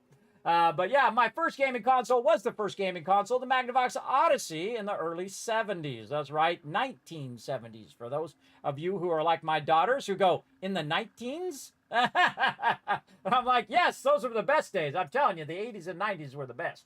They were the best, bro. Fantastic music, party time, have a good time with your friends, all that kind of stuff. And you could actually afford some of the stuff. Back then. You couldn't afford all of the stuff, but you could afford more of it back then than you could today, that's for sure. Like you go do a whole bunch of fun things and still have a few dollars in your pocket. Unlike today where you don't have any dollars in your pocket to start with. So it does get crazy. But thanks for coming in. Now, what we're doing right now is we're doing another mega playthrough. We did a server-based mega playthrough where I used the ultimate power, which is the power of time, right? So if you have an awesome cheap portal server like I do, and you can set it to be a mega server, you can go ahead and run it 24/7. So you just set up all your stuff. You say, keep running even when I'm not in game, and it will just make you tens of thousands of resources. And all I need is 10 boxes of each resource all the way up to aluminum, and I can finish the entire game. I finished the entire game with about 30,000 power, everybody. That's all you really need when you're doing that. But this is a local game, so we're not going to let it run. We have to do it live on stream. So we're going to let it run when we're running around, but not off stream. Only on stream are we going to let it run. So very, very fun. And we've just been having a giant adventure. We thought this time, instead of getting, computers and all that stuff, which I could get going, I'm going to go ahead and go and explore and try some stuff out. And I learned something new, that you can actually extract it. I don't think I heard anyone else say that. I thought, because what I heard was you had to do this first before you could take the thing down. But that's not true, because you can see I just did it live on stream. You can go ahead and take that stuff out, leave that there, come back when you need the computer or you have enough power. Now, what I like to do is I like to run power lines all over the place later on. So I'll just run a power line from my main base and then bam, throw that in there, get that computer later. Now, you might notice that I'm not using alternate recipes as well, everybody. We will use alternate recipes in this playthrough, but I like to play in a way that you can play exactly like I'm playing. So if you see something like me perfectly aligning to the extractors, if you missed that earlier, I will be going back and doing some more of that here in a minute. But it allows me to align perfectly to extractors, put the foundations in, have it right in the center, snap a nice blueprint to it, and bam, you've got yourself an awesome extractor blueprint, and it is doing whatever I want it to do, which is pretty cool. And we're starting with our Mark 1 blueprints right now, and then we're going to work on our Mark 2s, and then eventually the big boy, Mark 3 later on. And again, I finished the game, I don't know, 10, 20 times in early access. And then, which was, the finishing was a different thing as you went along, everybody, because they didn't have some of the tiers yet. So you would get to the highest tier and then you have nothing else to do. I consider that finishing as well. But then I've also finished it in 1.0 several times. And last time I could just finish it, but we just were fooling around mega building, which was fun. Now, in this particular playthrough, we are going to do everything as we go along, and we're doing it on a local playthrough. So again, we can't let it run. So we're going to try different stuff, like we just were looking for computers so that we could unlock our uploader, right? So our uploader is amazing, everybody, because you just do this. When your inventory gets full, you don't throw it away. You just put it into the uploader. Now, I always start with the ones. I do it in mathematical order here. I try anyway. Get in there. I put the 1 in there in the first slot, and then I put the 2 and the 3 and the 4 and the 25 at the end. This way, it clears out those inventory slots much quicker. Great, another example is our little guys here. I'd probably put him toward the end here. We'll wait till this is done. Then we'll put that 3 there. We got a 1 here. We got another 3 there. And again, I do it in order because then it frees up your slot faster. And then you can just put more stuff in there. Like say we'll take this 3, dip that in the front now. And so on. Like I got one that's like 28. So we'll go ahead and wait for that. Now, also what it does, if you die, all your most vital things that you really want to save, your Mercer Spheres, your Summer Sloops, all that stuff, all that stuff is safely tucked away in the dimensional depot. And if you die and say you're dumb like me, and you go, hey, wonder what happens if you get on top of the little jetpack thing, or the little flying ship that's on top of your thing, and get up there and see what happens when it flies up to the space station, right? On top of your man, I can't think of what it is. The hub, yes. So the little thing that takes the resources up to the space station, if you get on top of that, well, I flew up there and it flung me clear across the whole entire zone. I hit the edge of the map, I fell into the water, and then I couldn't get back over there to get my resources. So learn from my foolish mistakes. And it had a summer sloop in it too, which is a bummer. So that's why I take all of my stuff and I put it away. A great example, Nobilis. I don't need that right now. These two are full. I can go ahead and now put my 28 in there. Flip these around a little bit like that. And then there, we're good. How about this fuel? Well, fuel I want to keep a hold of right now. We got 87 circuit boards, so let's go ahead and slide those to the back.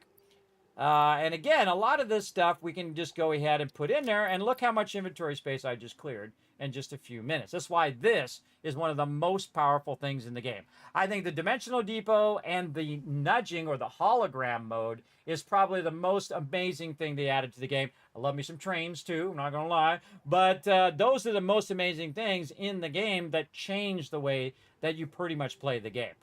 Because I was suffering all this time. For those of you who are watching me, I was running along, and I just, every minute I'd say, okay, I got to throw away some plates. Okay, I got to throw away some concrete. I got to throw away something here, this stuff. I can make more of that. I can get more of that. I just keep throwing it away.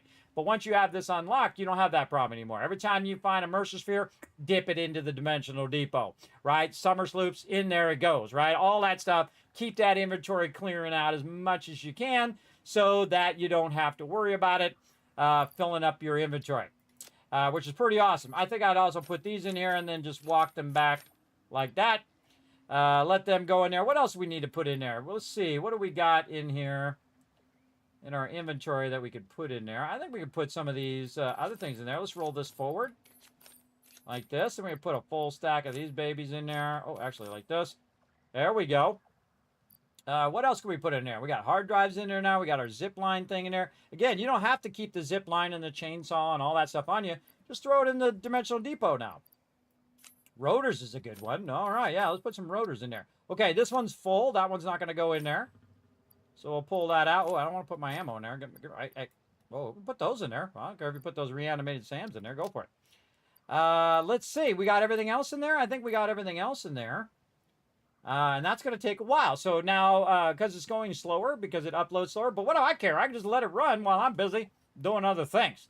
Now, we have accomplished our mission, and we're ready to peace out of here. So we're going to get the heck back to base, and we're going to get back to revamping our entire base. Now, I got my base right over here, everybody. If you've ever been here in the forest area, you've got the arch right over here, where I've got a dismantled crate I have to go back for later. This is the forest arch here. So we can go ahead and just try to walk our way or get our way back to that arch by running this away. So let's go. If we see any more stuff, we might grab that on the way. Hopefully we don't find too many more spiders. We could definitely find some more Mercer Spheres. Would be awesome. Anything this way? Of course, it's always that way. Oh, I bet you there's some Spideys in there. Wait, we could use our little pew-pew.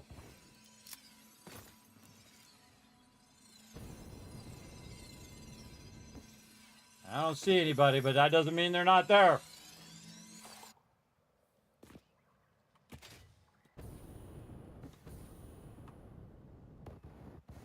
Okay, didn't see anybody up there. Oh, damaging Fix-It property.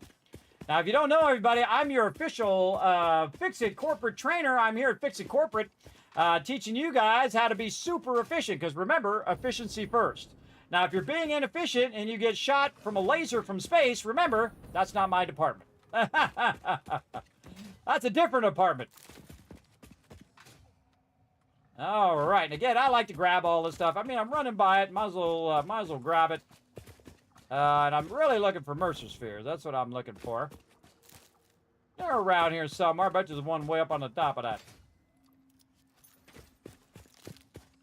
There's my buddy Fred.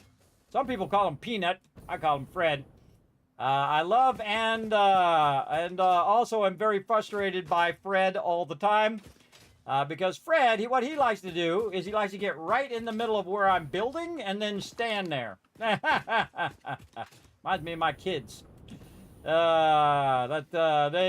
do the craziest things, you know what I mean? What's up, Analysis? Thanks for coming in and hanging out.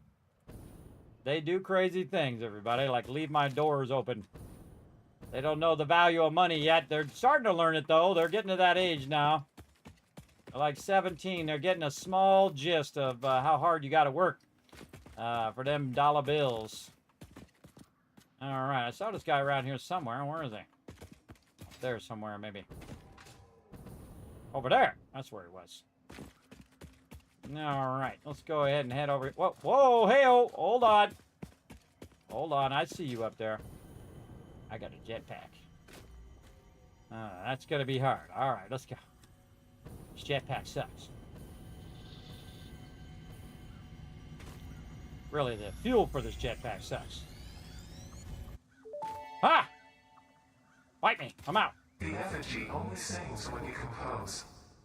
I was not built to use organic components for communication. I am adjusting. The effigies make a flow. You are not the current. I am not sure what you mean. I do run on a current. I am a digital construct.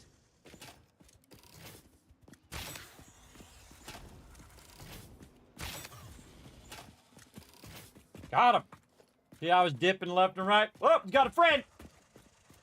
Got two friends.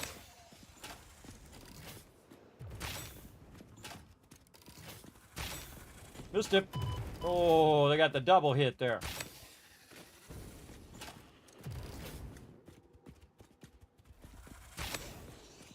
Wait for him to stop, then dip.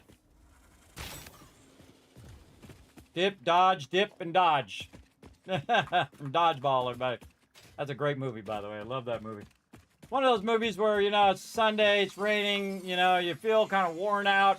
You got the remote control, and you're like, oh, okay, set the remote control, watch the rest of this. It's one of those kind of movies, right? You watch half of it about 50 times.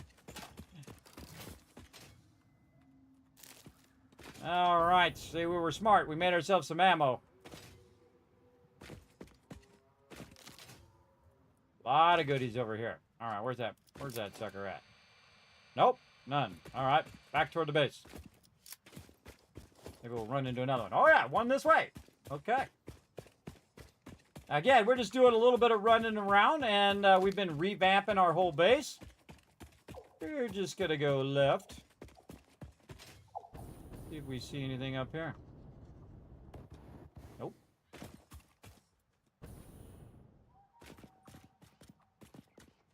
Up there, maybe. Using my jetpack to kind of get up off the bottom there.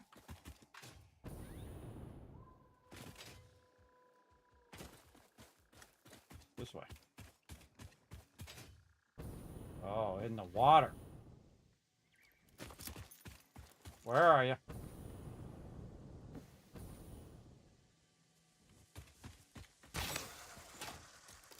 Always just focus on one.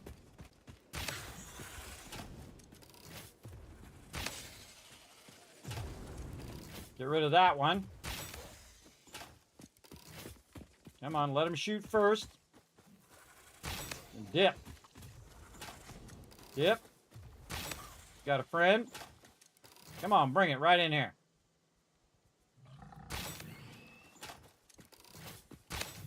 Verticality, baby. Come on. And that's how you get her done.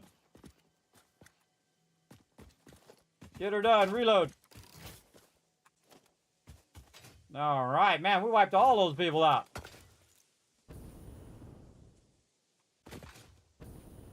Just feel like there's something over here. Something's telling me. It's definitely going to be in the center. How many more of these we got? Oh, we got one. One more? No, we got none. Oh, sucks to be us. All right, we'll see if miracles happen, everybody. Let's see if I was smart enough to put the stuff for making nobelis in the Dimensional Depot. Let's go see. Nope. Wait, no, hold on. Black powder is what we got to make. Hold on now. We got to make some black powder. Let's try that first. We make black powder. Well, we can't make black powder there. What makes black powder? Sulfur, which I threw away earlier, and then coal. Do we have sulfur? Yes. Do we have coal? Ah, I didn't put coal in there. All right, that sucks. That'll teach me not to put that 10,000 tons of coal I have sitting over there in the boxes into the Dimensional Depot. That happens. We'll just have to say, take a mulligan on it. Take a mulligan on it, come back for it another time. Of course, we could look around for some coal. See how far away it is. That's not close. If it hasn't pinged yet, it's a ways away. 890 in that direction. 1,000 that way. Not worth it. Not worth it. We're heading back to the space elevator. Let's go. Boing. Boing. Whoop. And I hurt myself. Hurt myself yet again. There's a ton of these out here. We ate a bunch of these too earlier. I just collect them in case I need them for health, and then I'll also keep them around just in case I need them for crafting later.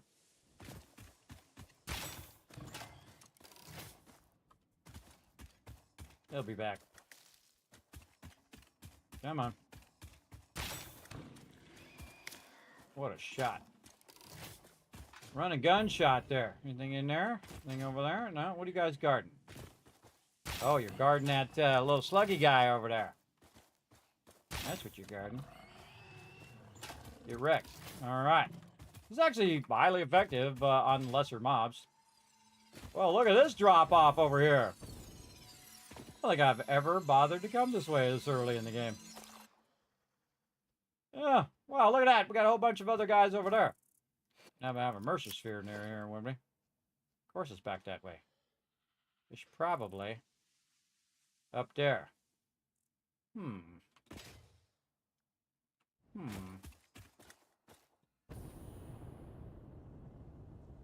Oh, it's definitely up. It's definitely up there. Luckily, we don't need no ramps. We've got the super ladder. The super ladders are awesome. This is one of the first things I unlock in the game, everybody, is the ladder. The ladder is amazing. So incredibly useful. I like to be up a little extra high in case people start shooting at me. Get up here and evaluate what's going on over here. Oh, there's a crash site up there, too. We got a big boy over here. Take some pot shots at him on the way down.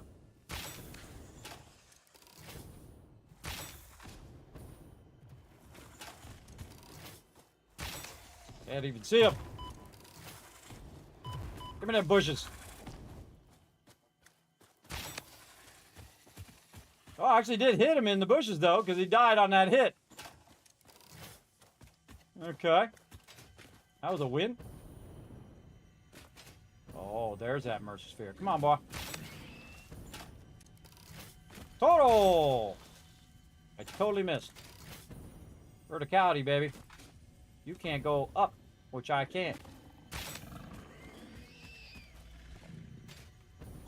I don't trust it. Assume there's more mobs. That was too easy.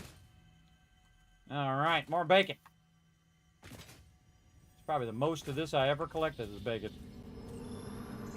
Another Mercer sphere. This is a shrine. Man, we're gonna have a party. Put that in there.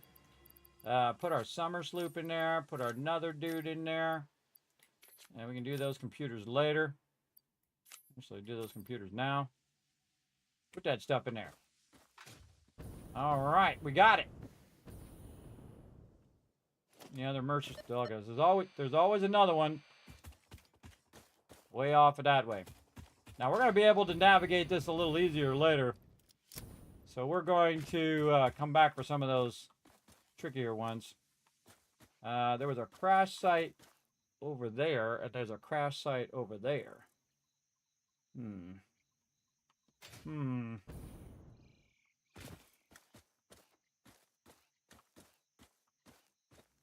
Oh, we went up that ladder to go to there.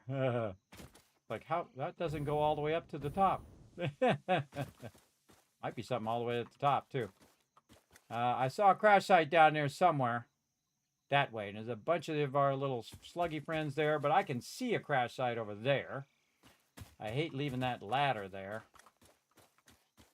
We'll just see what we can take out from here. Oh, well. We'll run by it again and we'll take it out in the future. How many more bullets we got? 31. All right. I say we go try to get that crash site. And we're kind of working our way back. A very indirect route. And you're like, Kismet, you're going to fall and you're going to die. Now, I got a jetpack. Let's use it. You just float right over, and then before you squat and splash and splat, you go ahead and use it. The perfect time to explore with the jetpack. Normally, I don't explore with the jetpack, by the way. Normally, I wait till much later in the game, where there is something that just makes you super OP for this. Which the jetpack right now is not the greatest because I'm using biofuel for it. But I said I was going to do it earlier. Whoa, okay, big boy. Come on, big boy. Here's what we're going to do. Watch this. Come on over here, guy. Come on. Right here. Come on. Let's go.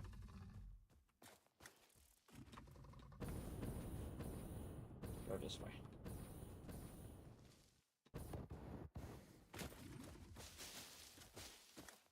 Come on. Come on, big boy. Come on. Hoop! Later, sucker! That never stops being fun, everybody. It's fun every time.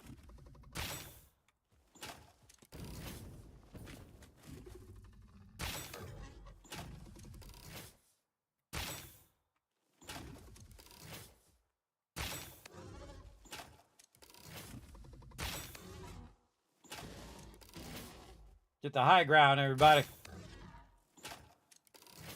God, he takes a lot of hits. Ha! Kismet for the win. What do we got? Oh, we got some goodies. Come on, something good, something good. And we'll take all this. Unless I gotta make it.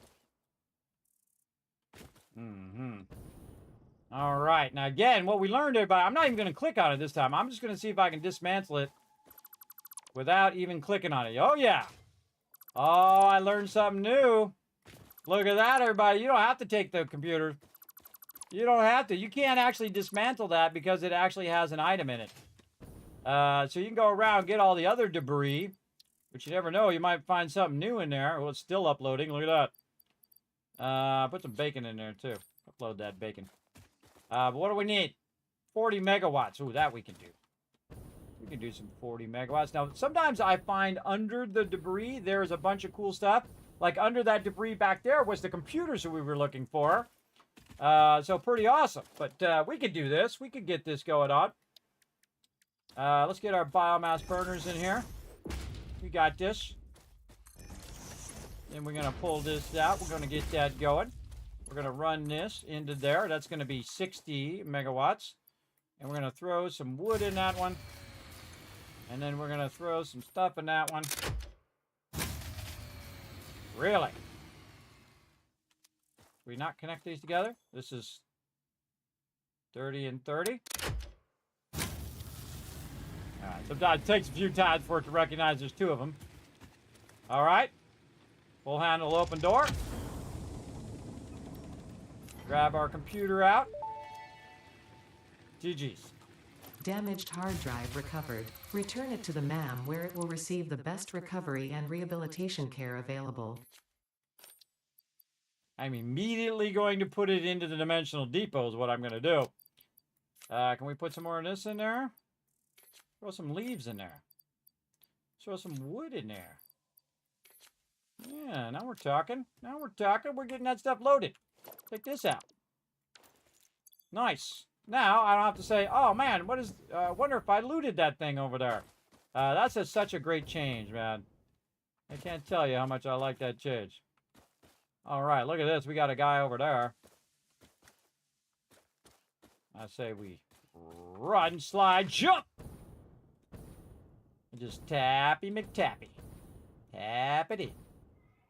Tap it in for the win. Let's see what we got over here, though. It's probably going to be some rowdy guy who wants to kill us. Or worse, knock us off. Nope. Well, let's see if he runs into the back of us and kills us. Grab it. Ha! And then throw it in the thing. Nice. Okay, there was more. Look at them all. Boom, boom, boom. I see them all down there. Mercer Sphere. Oh, yeah. Mercer Sphere this way, too. Probably in the middle of something that we can't get to because we're out of Nautilus. We got a lot of sulfur back at the base.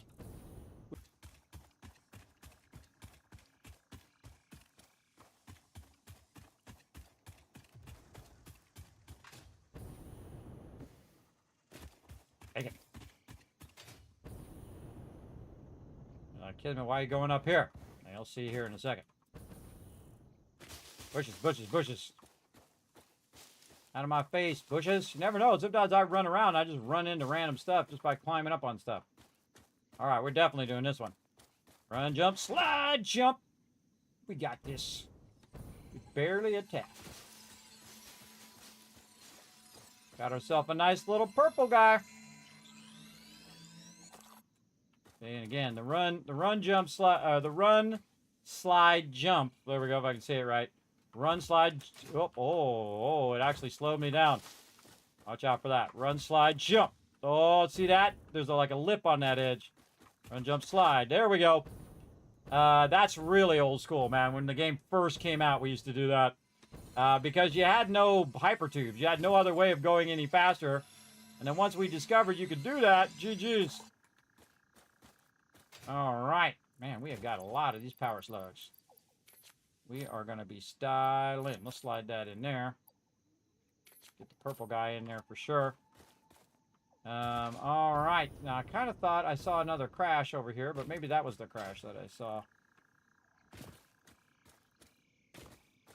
There's another guy in the center there, but not worth going through the poison right now. There's a dude way over there. Let's go.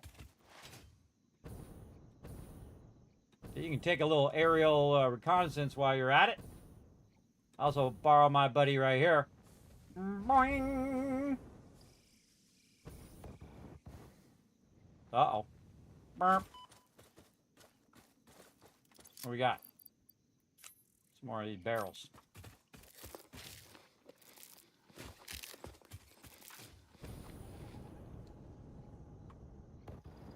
There was one on a tree over here. That way. One back that way, too. I saw him that way.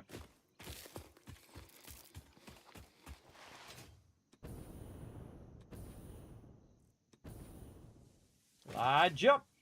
Slide. Jumping up hills doesn't work. Coming in hot.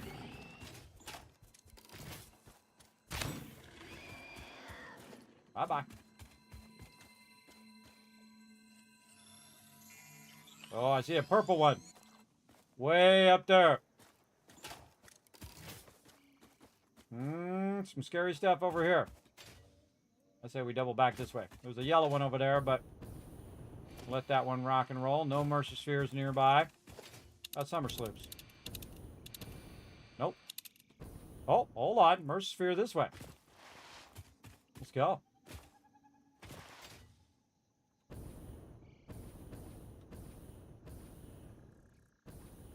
Oh, wait, back that way. Up there, maybe.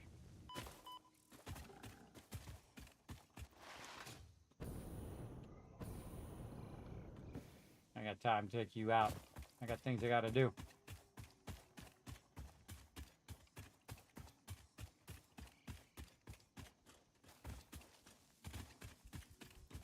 Slide uphill.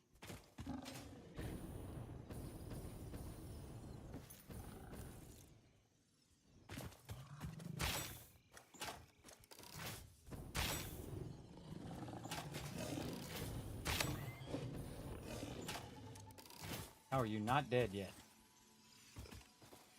Come on. I always look behind me in case there's another one. There we go. Like I said, everybody, grab it and put it in your dimensional depot as quick as you can in case you die. You don't have to run back for it. All right, keep just pumping that stuff in there. Oh, that's all good stuff. Right there. Put this in here. Put those leaves on there. Put these up front. These up front. There we go.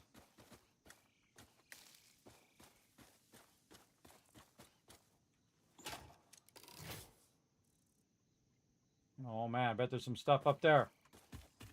We'll come up for all those high places later, man. You'll see, it'll be easy mode. Bet you there's something up there. Need some better fuel. Oh, there's the big boy. Could just annoy him. Take a free shot.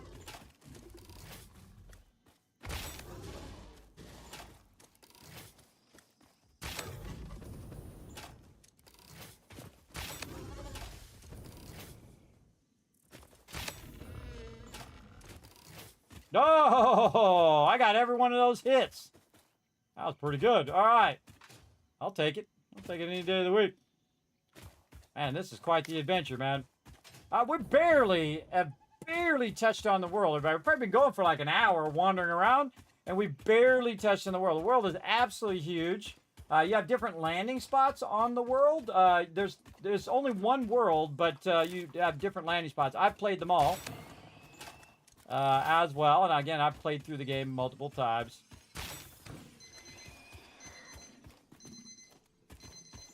Oh yeah, break time. And hydrate, I forgot both of those. We'll get to it, man. What time is it? Holy mackerel. We're having too much fun. Too much fun. It's getting warm in here, too. I gotta check my AC. What the heck happened to my AC here? Hopefully my AC thing didn't die. I got another AC thing coming today, and that should hopefully solve the problem. While we're working on our primary AC, trying to get that fixed. Oh God, my headphones made me jump. Ooh, bet there's something in there. Oh, this is the starter zone here.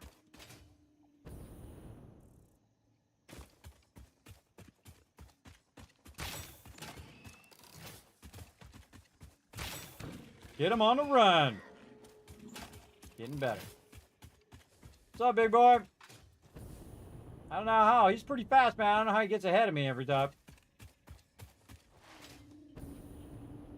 Oh, not gonna make it. That's way too high up there. Way too high up. All right, we're working our way there. Why do we have that marked? I remember marking that. Did you mark that? What is it? My docking station. I thought I took that out. Apparently I didn't. Go a different way. We already went that way. Guess I have my docking station marked too. I took that marker out. Oh, I think I took the marker out and it left the marker thing. That means I have to make another marker, no doubt. Like over here. And then I have to tell... I don't know how you can just stop it from there and then highlight that marker.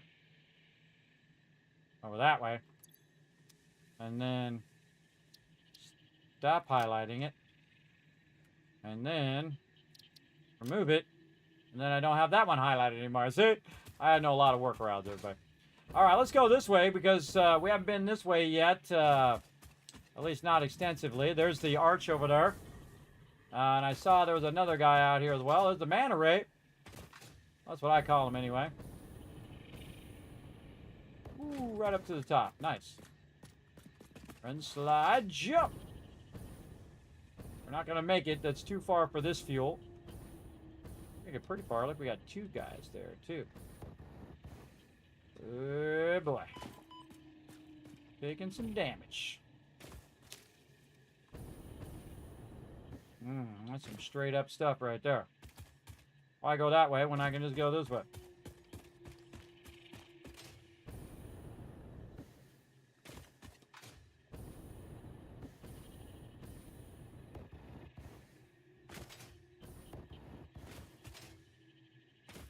Run up here this way.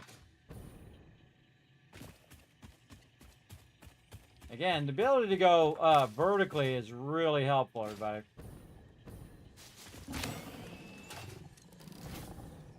So using your jetpack to get up above them like that. They have no defense for that, man. You can just rock and roll them.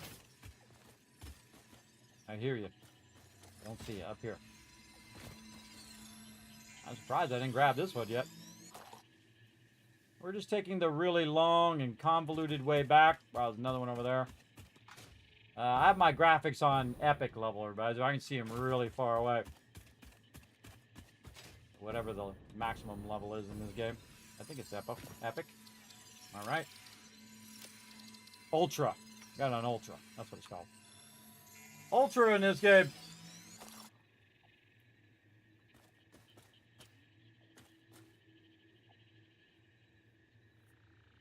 No, no. Friendly fire alert. Yeah, we're going to play some of that Dune Awakening this Thursday at 10 p.m. Eastern Standard Time. It's been sitting on my desktop for a while, but again, a little dangerous to play really fun games like that. You never know. You get all wrapped up in it. I don't know anything about it, considering I've been playing this game for 9 hours. It feels like 10 minutes. That's how you know. That's how you know it's a great game. I just run up on him now. Take a shot at him. You get a little bit more confidence after a while. Hey, Fred, can you give me a lift? Give me a lift, brother. Come here. Fred. Ah, out of jetpack fuel.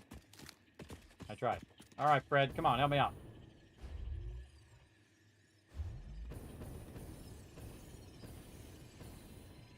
Oh! Oh! Ha ha ha! So close. Fred.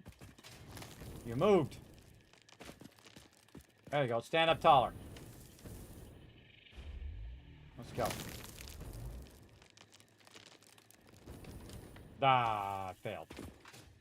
Could have got up there faster just by flying up here. All right.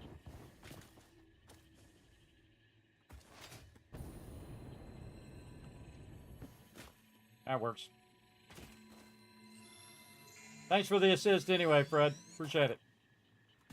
Oh, by the way, our things are done. They've been done probably for a while. Mercy Sphere? Nope.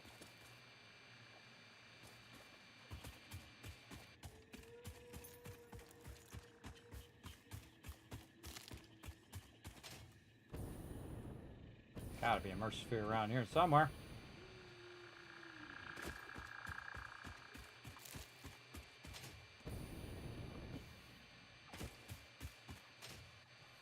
What's up, buddy?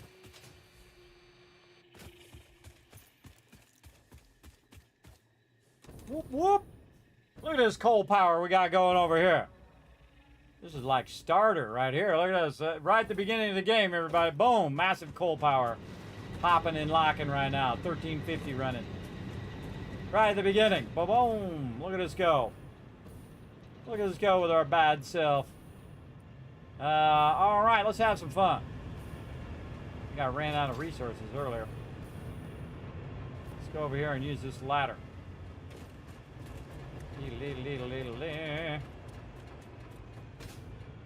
I'll find out why my AC is not working. Now this is old school right here by using belts as actual transports. This is what we typically would do when we didn't have hyper tubes. So we just slide along these and use the momentum. You're really good. Look, I flew right under there. And use those to get you going forward. Now, I was running my hyper tube, but I ran out of resources. So we let the resources run, but we got this one.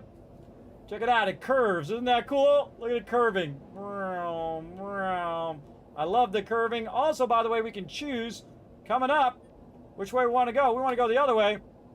So we can choose at our junctions there which way you can go. So you don't have to create multiple hypertubes to go to different places in your base now. You can just use one and make choices when you want to get where you're going. Very cool. All right, that was a lot of goodies. Let's go ahead and head over here. And I think we can go ahead and now set up our separate dimensional depot.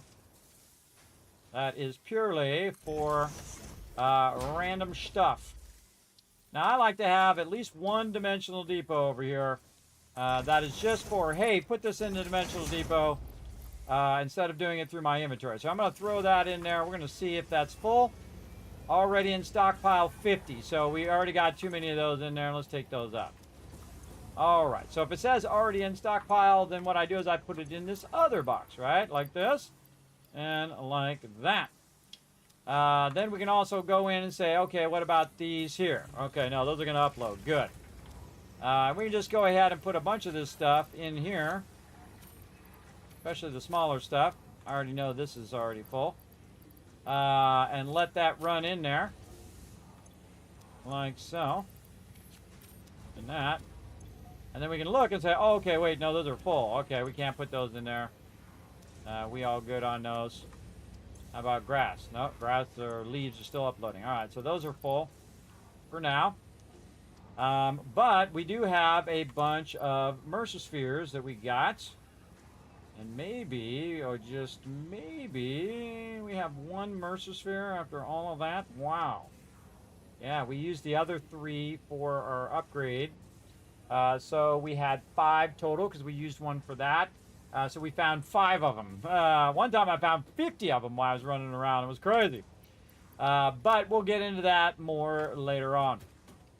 Okay, so we got that done. Now what we've been doing, everybody, and I'll go ahead and work my way up here to the top, is we've been doing some Mark 1 blueprinting. So we went over here, we made a blueprint for our biofuels, so we can go ahead and put our leaves and our wood in there. It would automatically make our biofuel. Then it's going to go ahead and run across the top there, over there to our bio converter thingies, whatever they're called. Oh man, it goes out of my head every time. Biomass burners. So we have them sitting over there, and whenever we want to run our biomass burners, we just connect it. And then anytime that we have some extra, like wood or leaves, we just convert it into solid biofuels so we could use it if we needed to later on, both for chainsaw or for jetpack or for our vehicles or whatever we want to use it for. But as you can see, pretty fun. And of course, this is all like starter stuff here. And we're going to be converting all of this into its own separate production. And that's what we started doing. And then we got all off onto a grand adventure, which is always fun. So what we're going to do is we're going to go ahead and take a break. And hopefully my words on stream works here. Let's go ahead and see if I can reset it. Maybe get it working here. This does go down from time to time. Don't blame me if it's broken. Let's see if we can get it to refresh. All right, there we go. All right, let's try it again here. All right, here we go. Okay, we're going to start this up. I'm going to take a quick break, and then I shall be back. Back in a bit.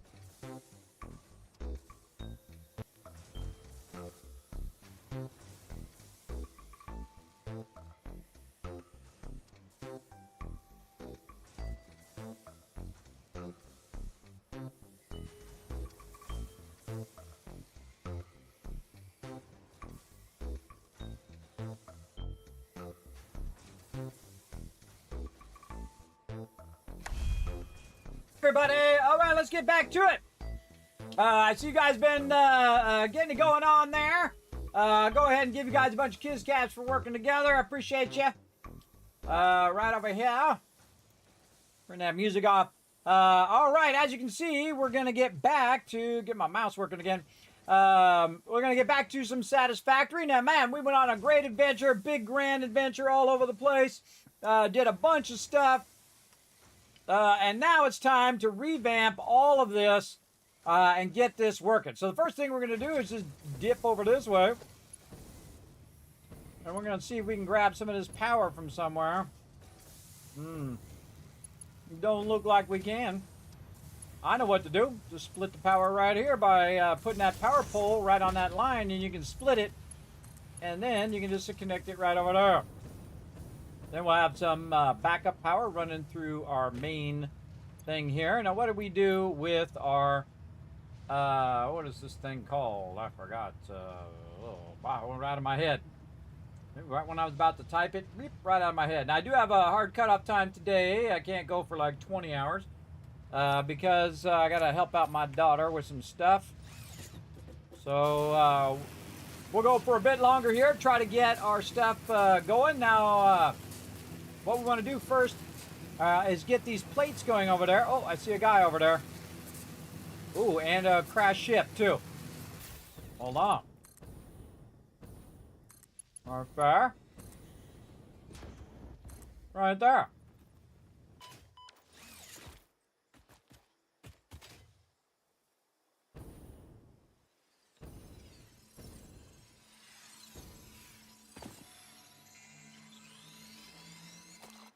Now, can we get back up there? That's a good question. That's a good one.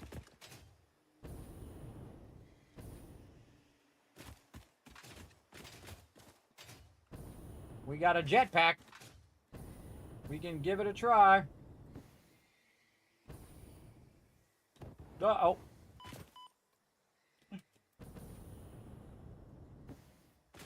We made it. All right. Up here we go. Okay, well, while we're here, let's go over here and see what we can find on this. Oh, man, then we can connect it over to that one. Awesome. I've been over there many times, everybody. There ain't nothing over there. At least not in 1.0. Maybe in 1.1 there's some stuff over there. All right, we got any baddies?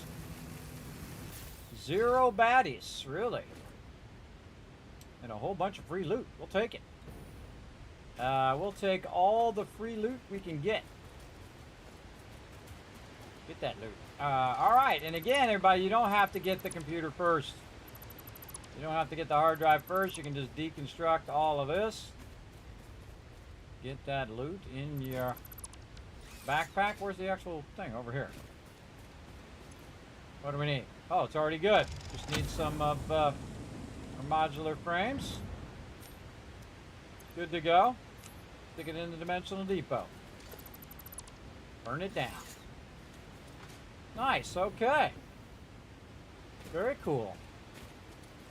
What's going on down here?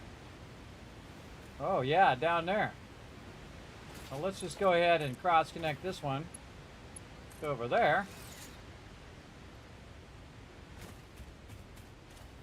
I love that you can take that out, because I do that so often. I go, did I loot that? Did I go over there? Is that one a clear one? I do that so often. All right, we need to go down there. Get that guy while we're at it. Now, this is our Caterium extraction here, where we are making a quick wire and running it into the dimensional depot. We don't have enough. We don't have enough lines, so we have to choose which line. We can go ahead and cut this line for now, and then take this. Oh, we can't see it. We got to go over here. Ah.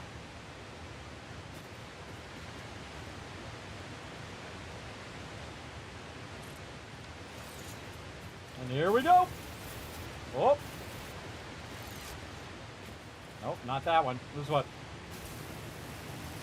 There we go. You're like, Kismet, how you gonna get back up? Ah, I'm gonna show you a secret right now, a little gaming secret. Let's go. It actually took me a while to figure this out. I can't believe I never tried it before. We're gonna get this power slug first. Then we're gonna go back up here. Like this. And then we're gonna click this. Oh, not that one, this one. Almost clicked the wrong one. Go. You now should go back up. I had no idea you could do that. That you could go back up from down below, because I thought, you know, it's a zip line, so you only can go down like in real life. But remember, this is space. This is space magic going on right now, and I can actually just take my all the way up if I want. Use my jetpack to get up there. Now, once I did that, I can go ahead and remove that down there. Oh, I can't see it. I'm not close enough. I can go down here and I can remove this because I no longer need it. Oh, whoop. A little too far. Nope, it's just a little too far. I can dismantle the lines, but I can't quite reach the thing. That's okay. We'll leave it.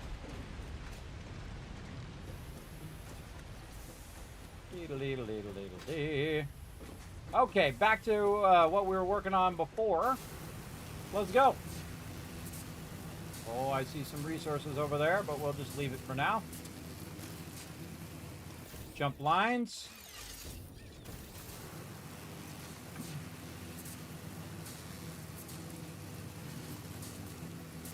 Okay, we've been using our blueprints out here to extract our resources. But we want to boost these resources so we can get maximum extraction because these are coarse nodes. So they're not really using the full potential of what we want them to do. So we got to get over here and unlock their full potential. Now you can use your summer sloops, and I'm going to show you how to do something really cool over here. We're going to go ahead and get some constructors going. We could have done this back at our primary base, but we're just going to put them down right here for now. And we're just going to go ahead, make a couple of these. And let's say we'll put in some mergers. Go this way. And this one's going to go that way. And we'll put some more stuff out here temporarily. Make ourselves a box. Line that up. And then run that in there. Connect these together. This. Then what we're going to do is go in here and we're going to tell it to make power shards. So we can make power shards number 1, which are the blue ones. And then power shard number 2, which is the yellow ones, right? So we want to go ahead and feed some yellow and blue guys in here from the back. Now we can just put them directly in there.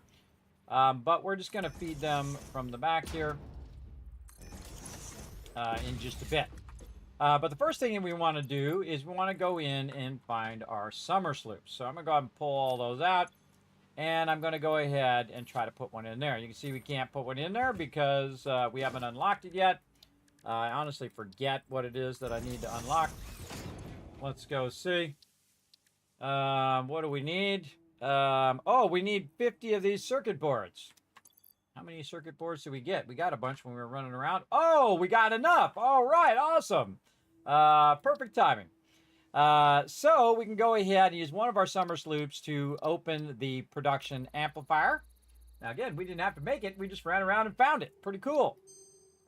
There we go. Ada's going to tell us all about it. Production amplifier unlocked. Every single manufacturing and smelting building will be backwards compatible with this new technology. These buildings can now have a summer sloop embedded to increase resource output without requiring more input, at the cost of greatly increased power consumption. Flow cycles within flow cycles make explosions into temples into explosions into temples. The spin sphere of woven windows. Each tiny body contains tinier bodies until the line layers fold into curves which folds into threads which weave the tapestry. A song of light and leaf and flower, a dance of matter clouds and... I think they're trying to explain energy to matter conversion theory, but you do not need to understand it to do your job. I'll just mute them for you so you can continue your mission. I, however, will be taking notes. This is fascinating material.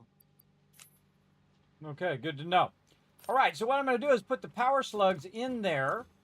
And what I want to do is make sure that I have this in here. And so instead of making one power slug, it's going to make two. Now, the first time it does it, it's only going to make one until it goes all the way through, and then it recognizes there's summer sloop, and then it will make two, right? So you want to make sure that you have that summer sloop in there first before you start the production of this as well, because this way you're going to miss out on a bunch of them if you don't do that first. So we're going to go put this here. We're going to connect that over there, and that's going to turn these on. So again, the first time it's going to do one, and then the next time each of these are now worth two. So instead of 18, I'm going to get like 36 of those. And then over here, instead of 4, I'm going to get 8, but then it's really times 2, so I'm actually going to get a whole lot more, which is like 16 from there. So I'm going to end up with a massive amount of these power shards very quickly, because I was lucky enough to find those little circuit boards while I was going. Now, when this is running, it's using the alien technology, and you can see that it shoots out this purple mist. Yeah, right there. And you can see over here in the power, it does little purple power thing. It's freaky every time. So we're going to end up with an absolute ton of these suckers. So we got like 25 of them. We'll let it run the rest of those. And we'll go ahead and utilize these in here. So there we go. So now we're going to put those in there. We're going to overclock those babies. And we're going to go over here. And we're going to overclock this one. Like so. Instead of 160, it's actually going to go even faster. Now, what we want to do is go ahead and pull this out of here. Run this along here like this, and that's going to start that back up again. We can also just throw this away if we want to see it as well. But you can see now, instead of 120, it's actually doing 150 per minute, which is awesome. And then over here, same thing, it's going to do 150, which is actually 300, which is actually too fast for our current belt.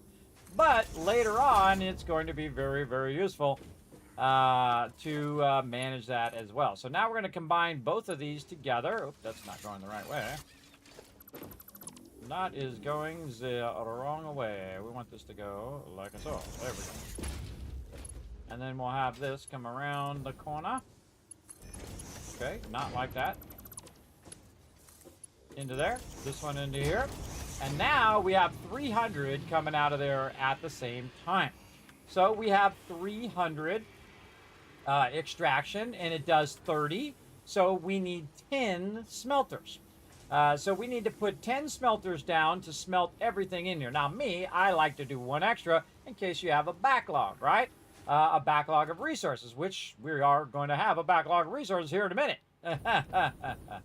Now, we've already converted all of our stuff. Another 30 of them in here. I have 49 of them, everybody, just because I took the extra time to double convert them.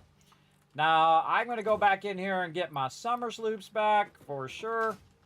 And you really want to leave these so that they're automatically on the higher thing, so you don't waste another one. But I'm not going to have this here. I'm going to actually end up having this at my primary base. So we're going to go ahead and take all this out. And we're just using it temporarily while we're out here in the field.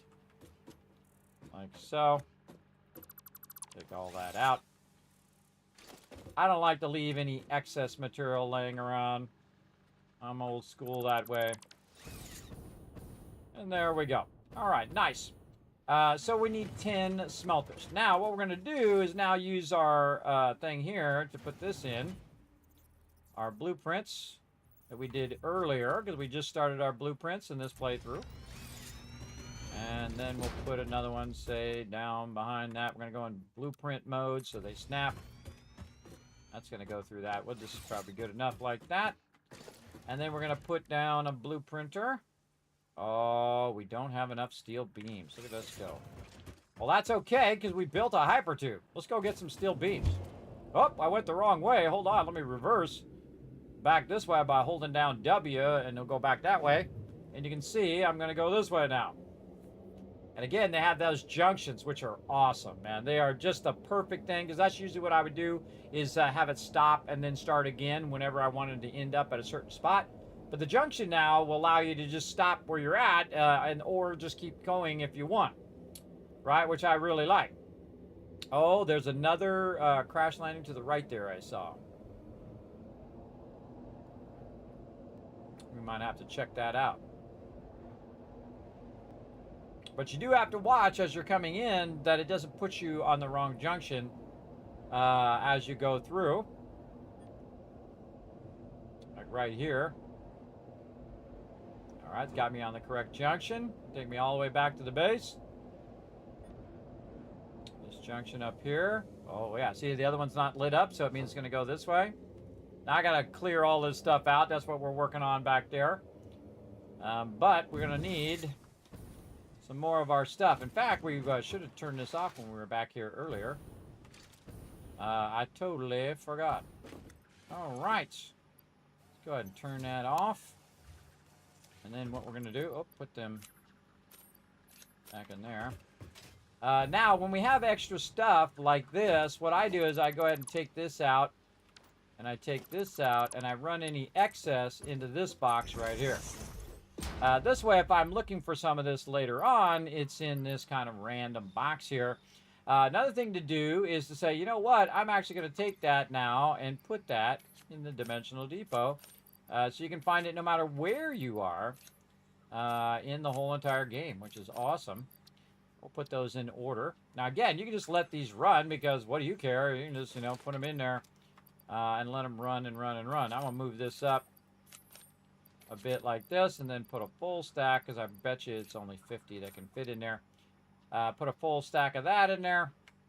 And then I'll just kind of throw this over here in case I need it later on. Now what I'm going to do is go ahead and turn this off, which I did just a second ago. And then take out all of the boost there. I'll take out any excess resources. And now this is, I can switch it to something else if I want to later. But for right now, we're just going to go ahead and leave it like that. And again, roll these up. And then when those are, actually we could have rolled that back and put those boosters in there. So if we need them later, they'll be in the dimensional depot. Okay, we came back for something. What was it we came back for? More of these. Oh, wow. Okay, we got plenty of those going on. Very nice. Kind of feel like at this point, really good idea to do this. Let's get our dimensional depot going. Let's go ahead, just take all this out and just have it run that right into the dimensional depot. So when I need that for belts, it'll have a stockpile of like 200 in there, and then when it runs out, it'll run more of it in there. So we'll just let that run. You can see we got a lot of stuff going on. If we had more dimensional depots, I would do the pipes as well. Oh, wait, where am I going? I can go this way. Where am I going?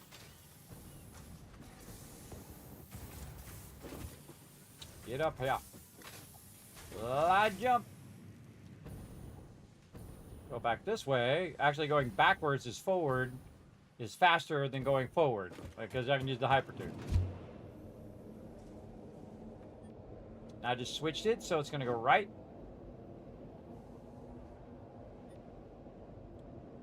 I'll switch it so it goes right. I love the indicator. The indicator is really great. Makes it easy to see. Yeah, Spaghetti City. That's what we do in the beginning.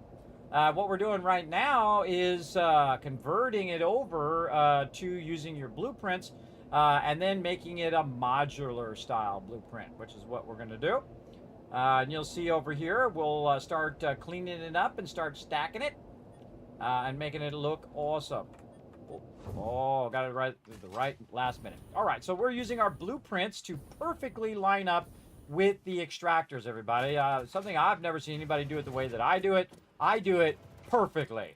Your stuff doesn't hang outside the foundation or nothing like that. It is perfectly centered on the foundation every single time on its own grid, by the way, in which you can transition to the world grid if you so desire, or you can even put it on the world grid if you really wanted to.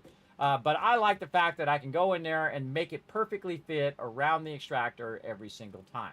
Now, in the early game, we don't have a lot of things unlocked. We don't have our glass unlocked and all that other stuff. We're still running a bunch of stuff into the Awesome Sync to collect a bunch of tickets in which we can unlock that more fancy stuff. But this is why they build square boxes in the real life, everybody. It's about square footage and it's about cost and time, right? Because your time is your most valuable asset. So I try to, you know, in the beginning, do a little bit of flair, maybe a bit, kind of make it not perfectly square. But again, it's more efficient to leave it square. So what we're going to do is go ahead and use our stuff here as basically a pedestal for putting the stuff up on top of it. So we're going to run up to the top here, and we're going to use some more of our modular builds. We're going to go ahead and take our stuff like this, and we will go ahead put that on there. This is my jetpack. So fly around. And then we'll decide how do we want to line this up over the top of this. I'm going to go ahead and say that this is going to be the center here, and then we'll go this way by one, we'll go this way. And these are going to center between these two. And now what I've done is I've offset it by one from the actual extractor. Now I have another blueprint that I am going to use in my storage here. And again, everybody, we're starting from scratch here. Oh, and I knew I'd be out of something. Now I'm out of steel pipes. That's always something, everybody. And so that's why I would have put the steel pipes in there. So what we can do is just line this up. Now, by the way, they changed it where you have unlimited nudging, everybody. So you can just go like this and say, bye-bye, blueprint. Bye-bye. See you all the way on the other side of the zone. Bye-bye. It's the greatest thing ever. It's the greatest thing. Now, of course, if you're like me and you run out of resources and you have to run all the way back, which is always a bummer. But we'll get these dimensional depots. Whoop, wrong way. Back this way, please. We'll get these dimensional depots going here, everybody. And again, the thing I like to do is put a dimensional depot on every resource so I never have to run back. And again, in the beginning, you're going to be running back and forth, running back and forth. This is why you make your hypertubes to go a little bit faster. Especially if you're really far away, you can just do this. Go make yourself a sandwich, get yourself something to drink, come back, bam, you're at your base now. You're all good, which is pretty great. Now, you can also set this up not only with junctions, but the other item that you can use is very specific in the way that it switches. And so you can just let it go instead of having to watch out that it's going to send you the wrong way. Very, very cool. I haven't used those yet, but we're going to use those here in 1.1 here in a bit. Again, hopefully it's got me going the right way. It does. All the way back to the base. Really kind of feel like I should drop right there by where the resources are. No worries, we got this. In fact, I think I will. And then we'll just go ahead, put an entrance on here. See what kind of craziness ensues. Yeah, I bet you it goes left. I bet you it goes left because I want to go right. That's how it always goes. All right, now what we're going to do is we're going to take a bunch of this onto me because we're going to make a bunch of boxes. And then we're going to be tricky and we're going to run back this way for a minute. Slide jump. And we're going to run over here and we're going to see how many of these steel pipes. So we're going to go pipe. How many we got in there? 0. Okay, so we got 0 in there.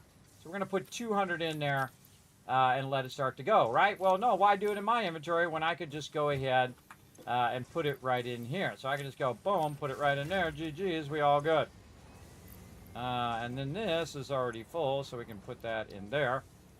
And I can just go ahead and let that run in there. Now, if I had more Mercer spheres, I could open up more space, and this I can put more stacks in there. But for right now, we're going to go ahead and let that run. Now, again, everybody, I have played for thousands of hours in Satisfactory since the original one when it first came out. And I played every update. Uh-oh, switch. There we go. Every update that's ever come out. And I've played through, I don't know, 50 times. It's a lot. I love this game. It is an incredibly an exceptional game. Highly massive amount of replayability.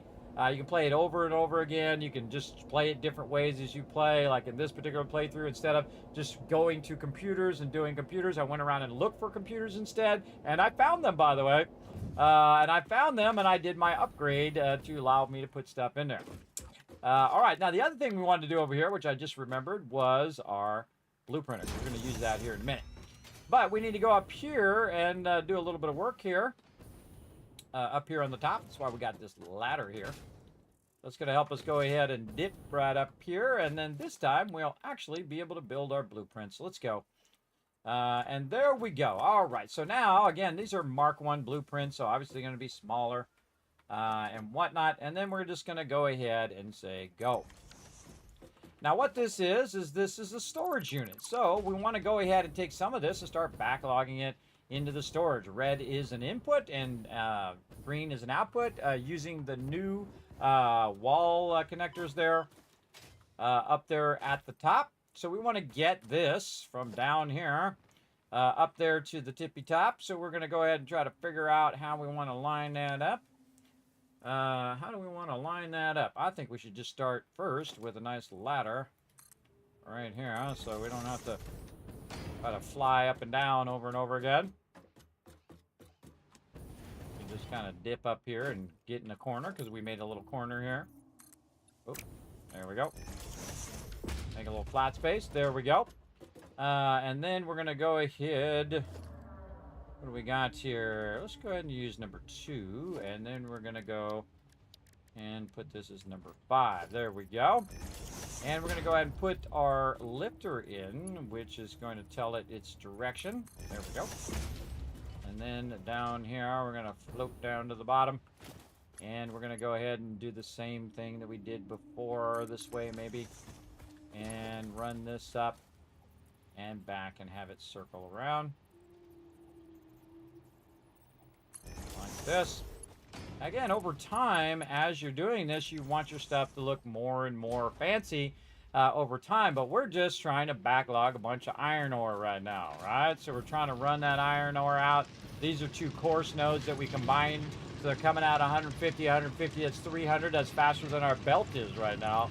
And again, we kind of stopped on our progression. We did phase 2 today. We're in phase 3.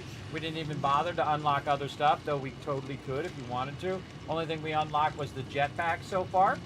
This is so we can go in and retool all of our current stuff so that it is backlogging those items automatically into the dimensional depot, which is what we wanted to do. So we want to get all this stuff in the dimensional depot so that we don't have to track it down all the time, right?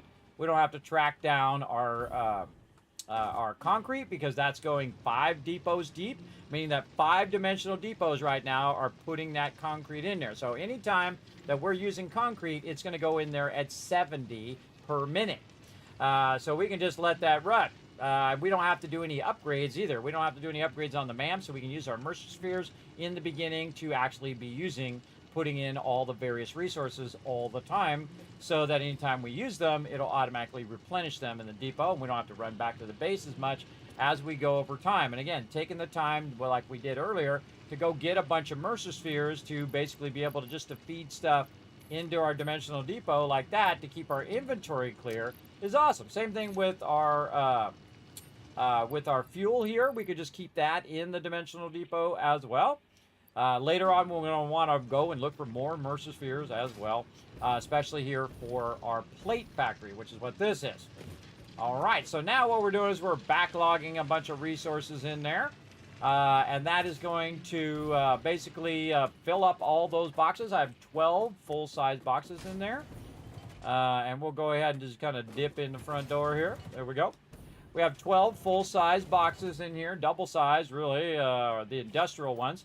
And that is literally thousands upon thousands of resources. So if you see it in the very last box, you know that it's gone. It's just kind of snaked its way through everything else and made it to the end. Now, we also have a dual output if we need it. But right now, all we need to do is just kind of dip out here and get up here on the roof.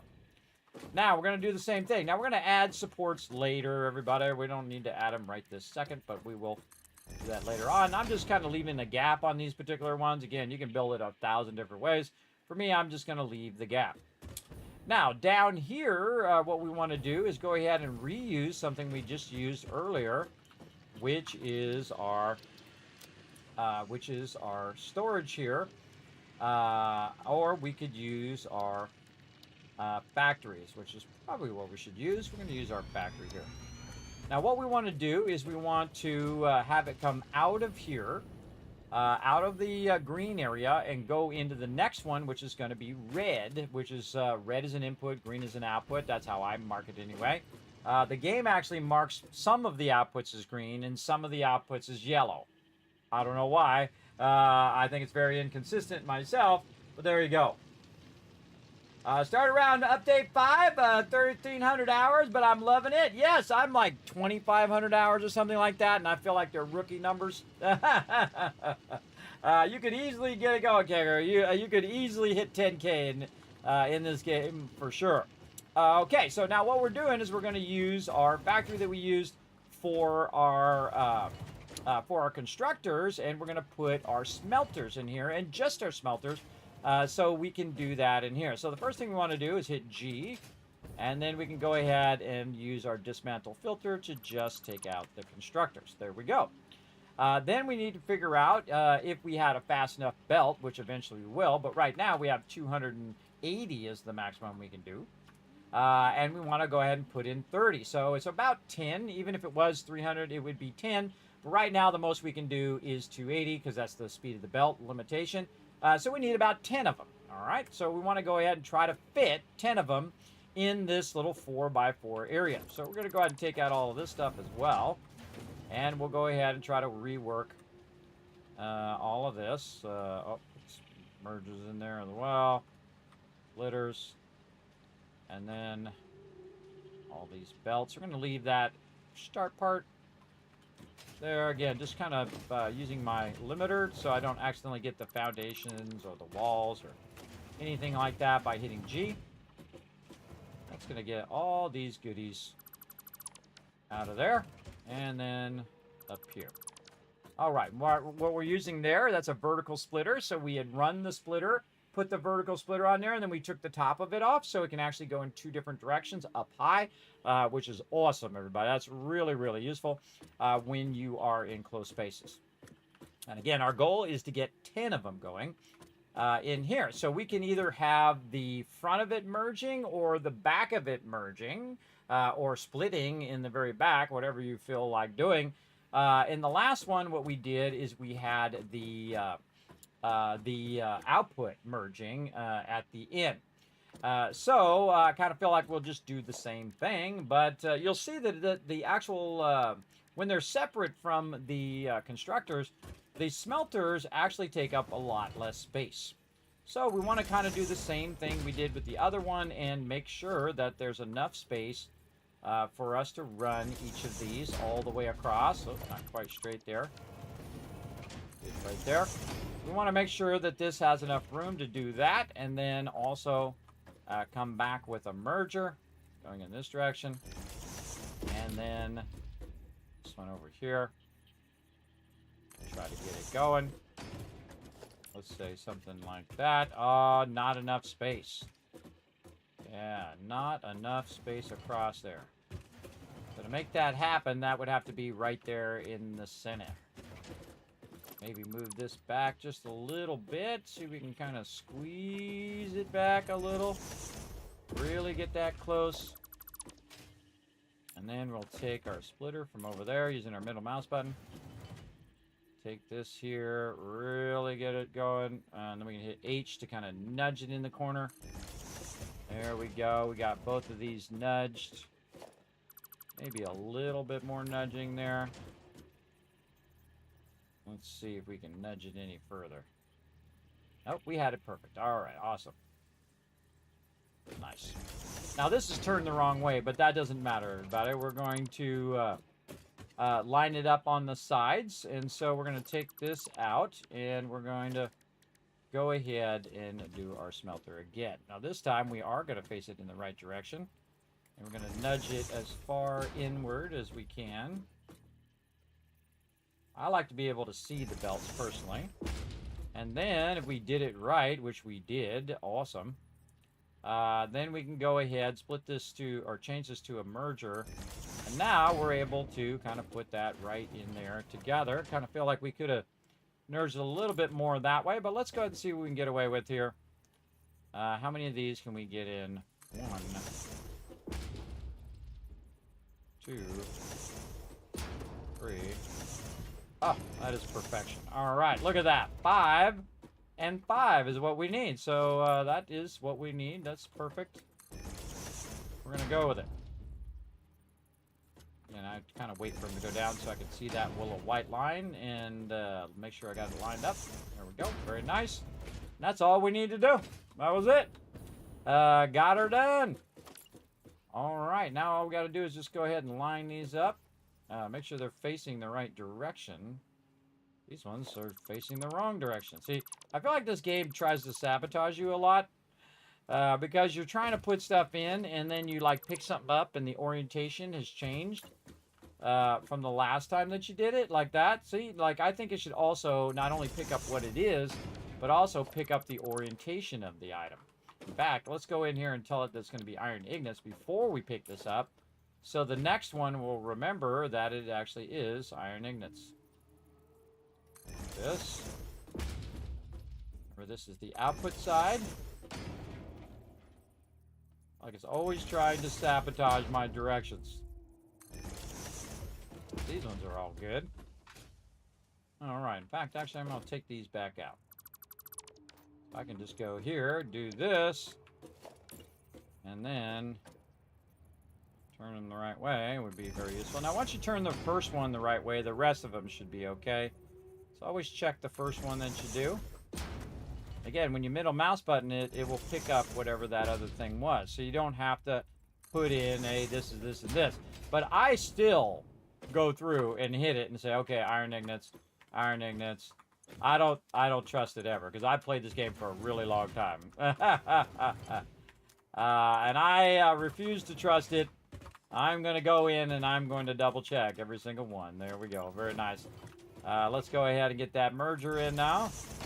Merger's going the right way, which is good. And then merger. Merger. Nice.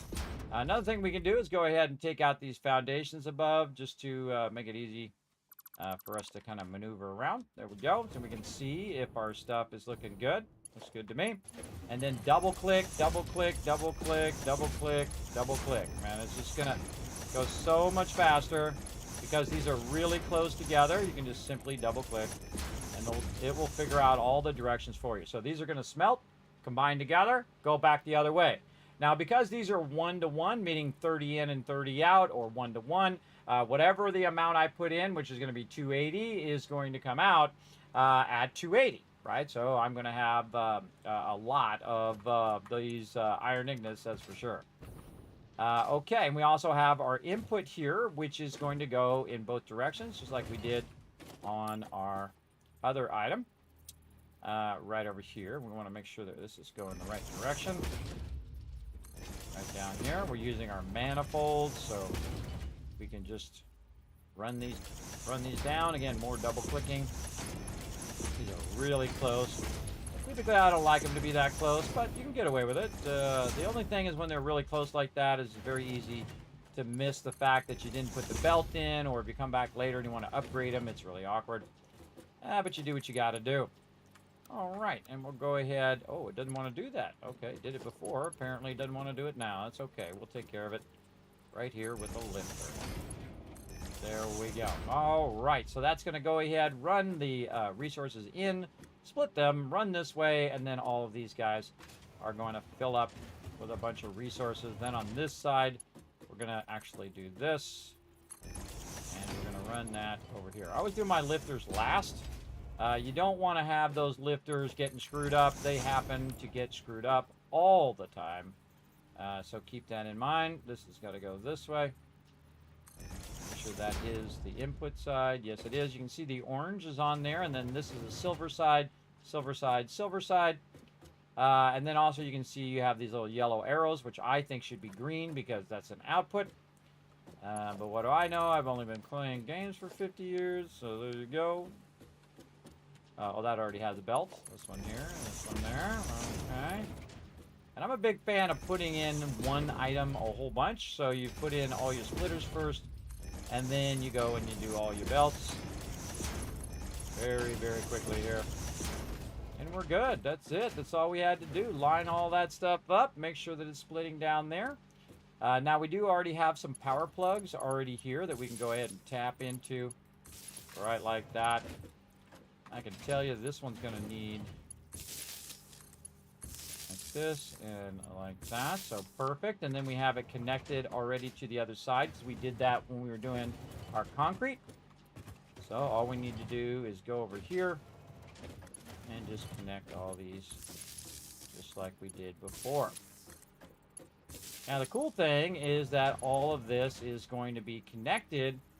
We already got those done. Yep. All of these are going to be connected together because we have the same exact thing. It's going to be in the same exact spot as our constructors that we did. So the actual center of it here, we can just run from the one down below. Now, of course, it might run through your belts or whatever. You can always adjust it, whatever you want to do. But we're just going to run it from one to the next one. And then also leave a little bit of this. And this allows me to kind of dip in between. And I just say, you know, I just put my own RP in. Then I went in and I cut it out with a saw or whatever it is, you know, metal saw or whatever. And GG's. And I can see the smoke coming out of there because you don't want the smoke to build up in there. You just suffocate. So you run the smoke out here, and then, not really in the game, but that's not really in the game, but in real life you would. But we let that run up there so we can also see the status of those. Are they actually running? We can just glance at them. Okay, I see all the smoke coming out. Okay, it's working good. I can also make it a little bit lower if I wanted to, and try to adjust it so that I could see the smelter things here, so I could just nudge that vertically down. But I'm not going to do that. I think I'll just leave it like that. I think that'll work fine. And if you didn't know, they have vertical nudging now. And we have one more thing to do. We want to go ahead and take this output, and we want to run it right there to our output. We're going to do it as a straight, so it does a nice 90. And so, in theory, if we run this raw ore in here, this whole thing's going to start up, and boom, we are good to go. It's going to just start making a ton of our iron ingots. So let's go ahead and save it. That's probably be a good idea. We definitely don't want to save it over that one. We're going to say 10 smelters. 10 smelters set up and power lines run. So 10 smelters set up and power lines run. Same kind of thing as we did before. We're going to go ahead and say right over here, smelter. And then we're going to leave it the same color because it's going to go along with our constructors. And we're going to save. And there we go. So in theory, we can just take this and put this up on top of the one that we already have. So let's go give it a try and see if we have to modify anything. If I forgot a belt, if I click the thing and the stuff and the thing and the thing, that kind of thing. And we'll use our jetpack to get up on top here. And then again, we want to line this up. So we're going to go ahead again. Sometimes I'll put foundations in there, and sometimes I won't. In the actual blueprints itself. In this case, it works really well. Don't need the wall anymore. And we're going to match the length on both sides like this. And so if we did this correctly, that factory, those smelters should sit right on top of this raw ore right over here. Let's see. Let's give it a go. Where did it put it? Yeah, it's putting it where my other thing is. Well, that was nice of it. That's in the perfect spot. Awesome. I don't have to manage that. And then we're going to put our arrow here. We're going to hit H so we can line it up. Always double check the alignment every time. That's the thing that usually trips you up. So we're going to go ahead and do that. And then we're going to go to the bottom here. And we've already got some power running. You can see it's backlogging that. I like to let that run so it can backlog while I'm busy doing other things. We're going to go ahead and grab that power connector right there. And then we're going to try to get on the ladder. And then dip in here for a second, get our jetpack going on. Again, we could just make a ladder all the way up here as well. Whoop. Okay. Or we could just fall all the way to the ground. That works too. Whatever you feel like doing, guy. Talking to my character. That was awkward. Try that again. Up over the thing. There you go. And then we're going to connect this power right in here, and then we should see instant lights. We saw lights there go on. These lights are on. And so we really have only one connection because we lined up the output of the storage to the input of the next item. So all I have to do is take this and run it right in there. And so we should see some stuff rolling in. And then that's it, everybody. So now we have a modular system that we can just stack on top of each other vertically. Or we could do it horizontally as well. We could totally build it that way. I've built it that way many ways.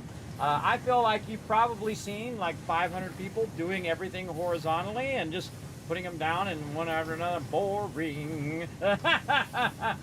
I've done that so many times, everybody. That's what you do in the beginning. Just making everything flat and, you know, jamming it together as much as you can. I feel like it's much more sexy when you're making yourself a cool tower like this. And you're just building it upwards and upwards where you build a big tower. And we'll come back later where we embellish it and make it really cool as well. But for right now, we're just going to go ahead and start stacking those. So again, we have our extractors. We have our... Oh, I forgot to paint it blue as well. That's the other thing I was going to do with the storage. Let's go ahead and correct that before we do the next one. So again, let's just save this because we got those done. We're going to load the blueprints. While I'm thinking about it, we're going to pull the storage up here.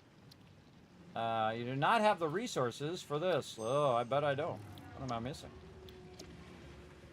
Probably the thing I'm making right now. Yeah, I'm missing the plates. That's the thing I'm making right now, everybody. Clear the blueprint designer. Then we'll grab back some of the plates from this. And then we'll load that storage. Do we have enough now? Yes. Okay, load the storage. One of the things I forgot to do is to go in and color it blue. The reason why I color it blue is because it's my storage. Oh, you can't color this? Yes, you can. Okay. So it's my storage, and so my storage buildings, I color blue so that when I look at them, I can say, oh, okay, that level is the storage. So I'm just going to run around real quick and put all these doors in the blue color. Like so. Very nice. I can also color all of my boxes in here in blue. I kind of feel like doing that as well, just for funsies. Not like anybody's going to see it other than me. And even I won't see it because it's going to be inside. But you know what? Let's be thorough. Let's get our belts as well. That's also fun. Now, it used to be where you had to collect a bunch of resources and whatnot to do all this coloring. I'm so glad they took that out. I didn't do the coloring because I didn't like doing all of that other stuff. And I fooled around with it a bit, but after a while I was just like, yeah. But I like the fact that you can do it if you want to or not do it, and it doesn't cost you any resources. You don't have to convert anything. It just takes a few seconds, and you're good. All right, I think I got most of them anyway. And then I kind of feel like we'll go ahead and do the same thing to the foundations up here. I just realized I could have just colored all of these from the top, too. That would have been tricky as well. Some of these are hard to get because the stuff's coming through there, so you got to kind of find that magic spot. There we go. One over there. All right. Now, when we look at our storage, it's going to have that blue outline outside it. Another thing that we could do is we could actually put a label on it now for the input. And then we can just actually put, I like to get the bigger signs, but we're just going to use the smaller ones in this one. Let's just put it right over here. We'll say that this is storage. So we'll do this, and then we'll just type word storage here. We'll try anyway. Storage. There we go. And there we go. So we know that's also storage from the sign, but usually I like the bigger sign so I can see it really far away. But that makes that a little better. And again, I would iterate on your designs as you go along. Now, I could go back and color that one in if I want to, but I'm not going to. Again, these are Mark 1s, everybody. Eventually, these will all be replaced with Mark 2s and then Mark 3s down the road. Now, I usually skip Mark 1, by the way, just a heads up. But this time we're not skipping. We're going to do all the different levels because we're mega playing, everybody. We're doing a mega playthrough here, getting it going on. Okay, so you can see that it has made a ton of these conveyor belts here. So we're going to go ahead and just make this easy on ourselves, and we're going to just put a ladder. We don't have to fool around with the jetpack. And then we're going to just do the same thing again. We're going to repeat what we did before. So this is going to make a bunch of those, and we're going to go ahead and do it. Now, you don't have to do what I'm doing. You don't have to make a storage for each output. But in the long run, it's really going to help you out. It really will. And that's because if your power goes off or you're running low on something, you could always add more of the converters and then burn up all that backlog, which means it would make it faster. And you would have those resources faster as well. So we're going to go ahead and do some more storage. Oh, I do not have the resources. I do not have the plates. Oh, man, we're trying to make some plates. Let's just go in here and do something a little tricky. Let's take one of our things here. Instead of running all the way back to our base, we're just going to go right over here, grab a bunch of this out, and manually do it for now. I don't know how much I need. I need to know how much I need first. Blueprints. Boom. How many do I need? 124. Now this makes plates pretty quickly. Now I literally have 2 giant boxes of plates back at my base. And earlier I was throwing them away. Thousands of them. Just throwing those plates away so I'd have enough inventory space while we were running around trying to find some computers just out in the open world. Of course, we could have just made them. But as you can see that it's already did the hard part, which is the iron ignis part, and I can just grab them out of here and just convert them real quick, just so I could get the next stage of it going while I am going to be running back to get some more plates. Again, I can make some more, but I'm just going to make enough to do the storage here. There we go. And we can take this out. And then up here we go. And up here. And we'll put in all the supports at the end. And put our arrow, hit H. And I hope you don't mind, I'm going to speed up because you saw me do this already. Okay, so now we have this going from that down below. Actually, I think this is the smelters. Yes, okay. And then we have the input here, and we have the output here. Now, this is where we run into trouble, is that that we want this to switch back, right? We want to switch back from the output here to the input, and that's how we have it set up. So we can go ahead and have it switch back, because every other level is switching back the other way, right? So when I do the when I'm doing this, it's actually switching back, so the output is lined up to the input on the storage. So now this is going to go ahead and backlog a bunch of this into the storage, and there it goes. And you know, if it makes it to the end one, which is this one right here, and starts the backlog, you're good. In fact, I can put the extra ones that I had in there to be used in the next part of the process. And there we go. Very nice. Now we're also going to go ahead and say, okay, 280 divided by how much ever we need for our plates, right? So we can go ahead and just put down one of our constructors here, or we can just look it up as well, but we can just go ahead and put one down, and we can say, okay, we want to make plates. Well, it's 30 in, right? So it's actually going to be about the same as the amount of smelters that we have, because again, it's 1-to-1. So we have 280 divided by 30, about 10. So we need about 10 of these now. Now, the one I did before, the one that is for my, what do you call it, for my concrete or limestone, is actually not going to work for this because it needs to be back the other way. So what we're going to do is go into this one, and we're going to clear that storage off the designer. And you can see actually it's colored in blue up there. So yeah, we can see that the storage, pretty easy.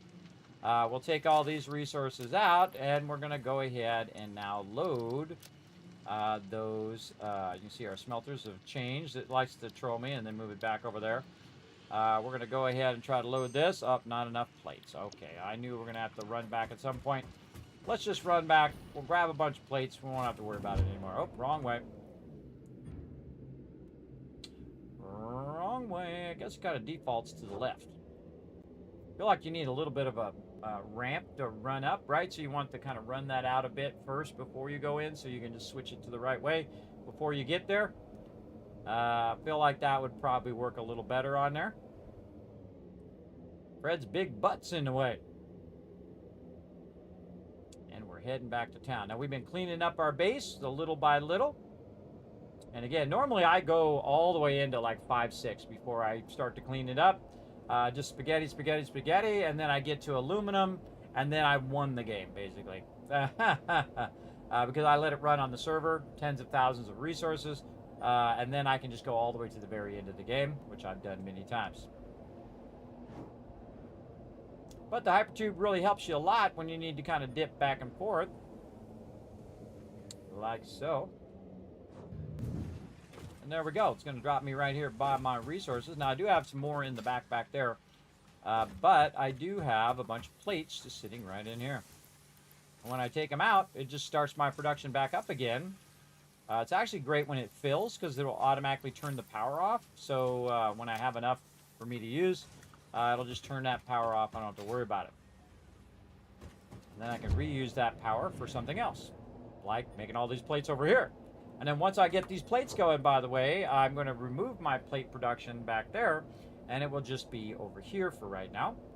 And you're like, well, Kismet's way over here. How are you going to use it in your factory over there? I'm not going to. This is solely dedicated to the dimensional depot, just like that concrete there. It's its only thing that it does. It makes stuff to go to the dimensional depot. And I'll just make it go faster and faster and more over time. And that's all it does, 24/7. And it is a wonderful thing, everybody. It really is. It is a very wonderful thing. All right, now we're getting there. Climbing our way up. We should probably just put a ladder right here that goes from all the way down there to all the way up here. That would be smart. Yeah. Meh, we're good. Okay. Oh, look, we can see our stuff's going here. Very nice. Getting started up. Very nice, very nice. Actually, we can jump down and look at all of our stuff here. Look for all of our green lights all the way down. We got a yellow light at the end there. Over here. How are we looking? Green, green, green. And the last one is yellow. Why is the last one yellow? Because it's probably making so much iron ingot that I can't get it out of the belt right now because it's got so much running. And it's merging that all together. It's actually producing more than it can run on the belt. Right now, the belts are running at 280 and is producing 300 because it has such a huge backlog. But such is the way it goes. That's how it goes. And that's okay. We just want to burn up all that excess anyway. And let it run out. Okay, so we got that done, and we are running this into the storage, and we were working toward getting our constructors going next. Okay, and then we're going to load our blueprint factories. I'm going to load our concrete one. We're going to immediately change it to 5 constructors. And you're like, well, Kismet, you had 6 before. True. But if I do 5, it's a little bit easier because I can just do 5, 5, 5, and 5. So if I need 10, I could just do 2 of them in a row. So we're just going to go ahead and save that. I'm going to say 5 constructors. 5 general constructors, by the way. General constructors set up. 5 general constructors appear. Actually, we'll do general at the end. We know it's constructors. And there we go. So we're going to go ahead and revamp this in here so it's only 5. Now, the thing is we want to go ahead and switch this again the other way. Now, why do we want to switch it the other way? Because the storage is going to be on the left here. Let's go over here. We can just take a look up there. We can see that it's going green to red, and then green, and then red should be on the left side, which actually that is. So we can actually use that as is. Yeah, so our storage is going in. We already set that up. Oh, yeah, we set that up before. And then we store it in the thing. Oh, yeah. So we already did that. We already switched it in the original. I forgot. Okay, so we're good. So I'm just going to go ahead and say, okay, we're going to do 5 of these. Now, the best thing to do is to pull one of the ones from the back. And that will make it easier so that it does not struggling. So I'm just going to pull this one right here. Like this. And now this is just going to help me do the math a bit easier. I need 10 of them, right? So it's just going to 5 and 5, and we're good. All right, that's it. That's all I have to do. Everything else already still good from before. What I can also do is go in and change the constructor to something else. You know what you can't do? You can't undo the constructor. That would be nice to actually put it back to the default of whatever it is. So I'm actually just going to set it to iron plate. And then I'm going to copy it. And then I'm going to open the window because I like to open it when I paste it. So I make sure that it actually goes in there. And there we go. This one here. And if I'm going to do it, I might as well do it. Now, this is what I would consider to be a generic one, or usually when it's not selected. If you know how to go ahead and actually turn the recipe off, maybe shift-click it, maybe right-click it, maybe control-click it. I don't know how to turn that off. Maybe go back there. But see, it automatically goes back to plate. Even if I say select recipe, go back to the default. There'd be a nice thing if it you had a little button right here, set to default, where you can just choose it. But you can always just say select recipe or whatnot. But this easy way to get your stuff screwed up is that it's already preset. But that's okay. We'll set it to plates, and we will utilize it as we need to. And then we're going to go right here. And again, save there. And in theory, we should be good. We should be golden.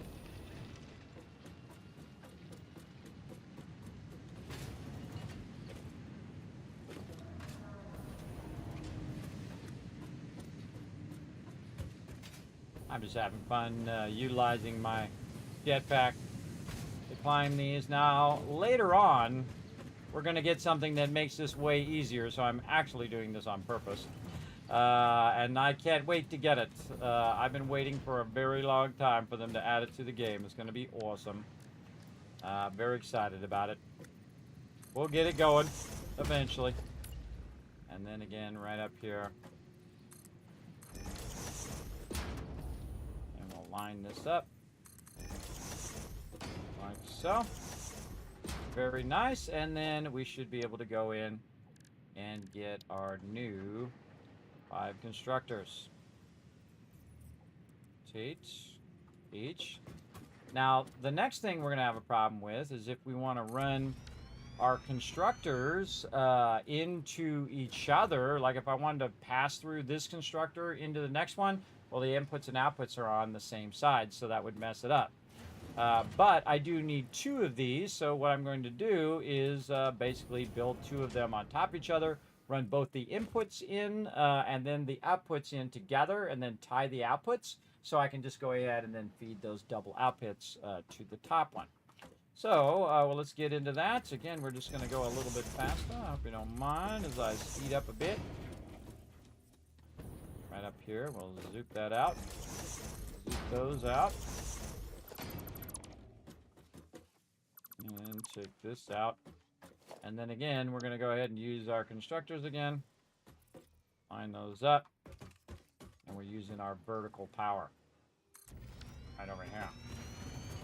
And I'm basically just making some towers. Now, normally I make towers because I put my base way up high, so my trains never have to go up or down. They're just completely flat the whole entire time.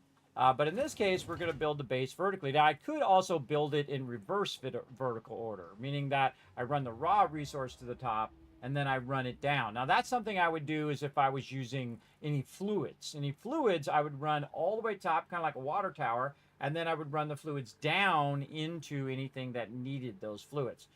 Great example is our coal right now. We have our coal running, and our water's running up, and then it runs across, and then it runs down into the machines, so it can't backlog or come out of there. You just want it to go into the machine very, very consistently. Works very, very well to run it down into the thing. Okay, so now we got 2 of those in there. Very nice. I like it, I like it. Okay, now we're going to take this out. We're going to dip down here, and we're going to take the output of this one, but instead of just running it right into here, we're going to go ahead and do a little trickery right over here. So we're going to go ahead and take a splitter, and we're going to run it right there. And we're going to run this one. Apparently not going to be lined up. Let's try it again. There we go. Run that into there. And then we're going to use this lifter to lift it up. Or actually, we could do it even easier. Hold on, we can do it this way. Instead of doing it that way, we could do it the other way. Yeah, let's do that. We're going to go ahead and have it input from the inside like this. Very nice. You could also do it from the outside. But this is going to allow me to line this right up with this one up above and make easy work of running that right in there and this one in here. And then I can go ahead and use one of my floor holes. Go ahead and bring this up. Like this, make sure the direction is good. There we go. And then we're going to dip down here. And then we're going to bring this down like this. And then simply just try to run that into there. See it? Yeah, a little too close. A little too close on that one. And so we'll try to get some trickery going here. What do I feel like doing? Maybe something like this.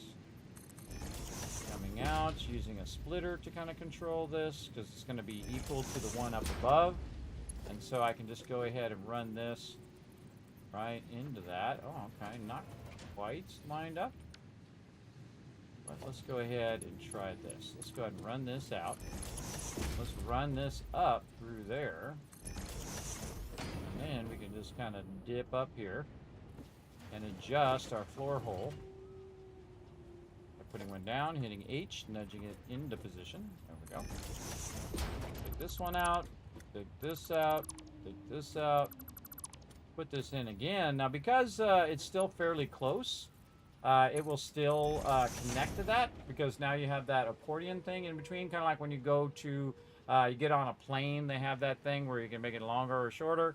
It's like a little accordion thing that helps you out there. And then down here, now that we have this lined up, we can just run this in here. Now, I like it facing toward me, so I can kind of see it if I'm looking at the front. And you can see it's aimed to the side. You can't adjust it by simply just going in, aiming it up here, and then clicking it, and oh, okay, it automatically changes it. Normally, it's whatever it shows you there. All right, well, that's new. So this should start going into both of these now. Yep, there it goes. And it's going to run into both easily. Split those together. Now what we need is a bit of power, right? So we don't have any power over there. So while I'm here, I'm going to go ahead and jump up to the next level. Right over here. And we'll just start from the top down. Grab this one. And we'll run it down. There. And then we'll take this.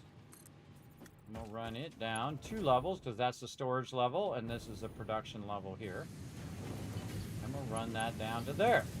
We left enough connections so that we can keep chaining it upward.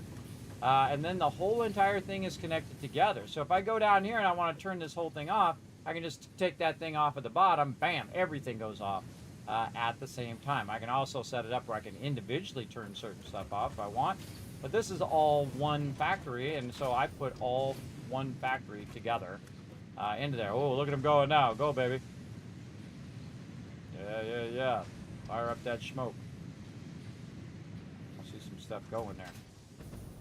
See some stuff getting going. Now, sometimes it has to, kind of get up to speed. There we go. Coming out of there. Looking good. Running up through there. Very nice. We already run that into there. Yes, we did. Okay, good. Splitting that. Splitting that out of there.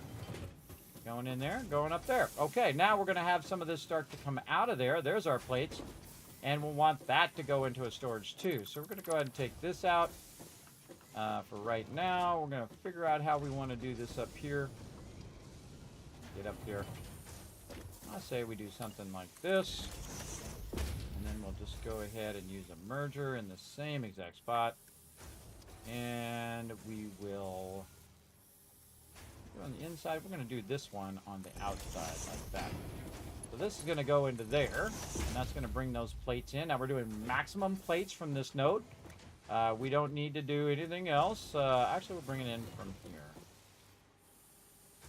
So this is merger, this is output, which is going to go to the next level. Very nice. Okay, so this one we're going to make it where the output is really easy to run to the storage.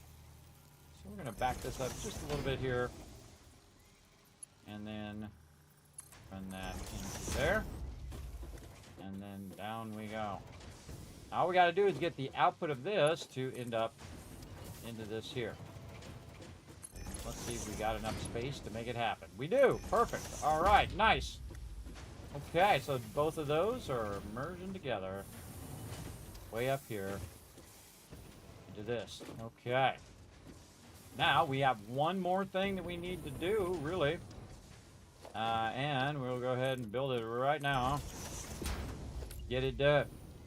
I'm going to run out of time. I think we can just get this done in time. Get it rocking and rolling. Come on. Loop it.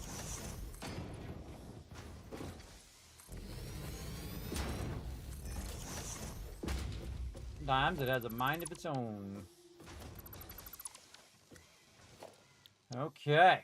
One more thing to go. I feel like we accomplished a ton of stuff today. Okay.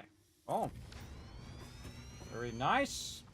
Now this is just the storage, so we're going to go ahead and run this up. Now I set this up perfectly so it would line up to the input over here. So I use the outside one, and that now is going to store all of those plates in there.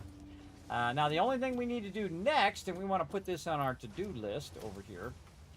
We'll just add a basic wall or something so we can edit the to-do list. We did some blueprinting. We did some extraction of our blueprints and our limestones and ore. We want to add 5-dimensional dim depots, as I like to call, dim depots to our plate production. Now, once we set this up, everybody, this is going to run infinitely for the whole rest of the game as well. And you can see we've got rebuild entire setup with blueprints, which is what we're doing. Now, we did this with plates. We can obviously do it with rods and wire and all of the other things, because now we have it down. All we have to do is just build this same exact thing over and over again on every single node that we want to do. And that's what makes modular building awesome. All right. It's because once you've done it once, you know you can do it as many times as you need to. All right, and just for a bit of fun here, we'll go ahead and cap this off by adding a bit of supports here, just for funsies. And we're going to go ahead and put this as 6 and this is 7. And put that there. Fun stuff here. That there, this here. And then we're going to say that this one is also holding it up, right here in the corner.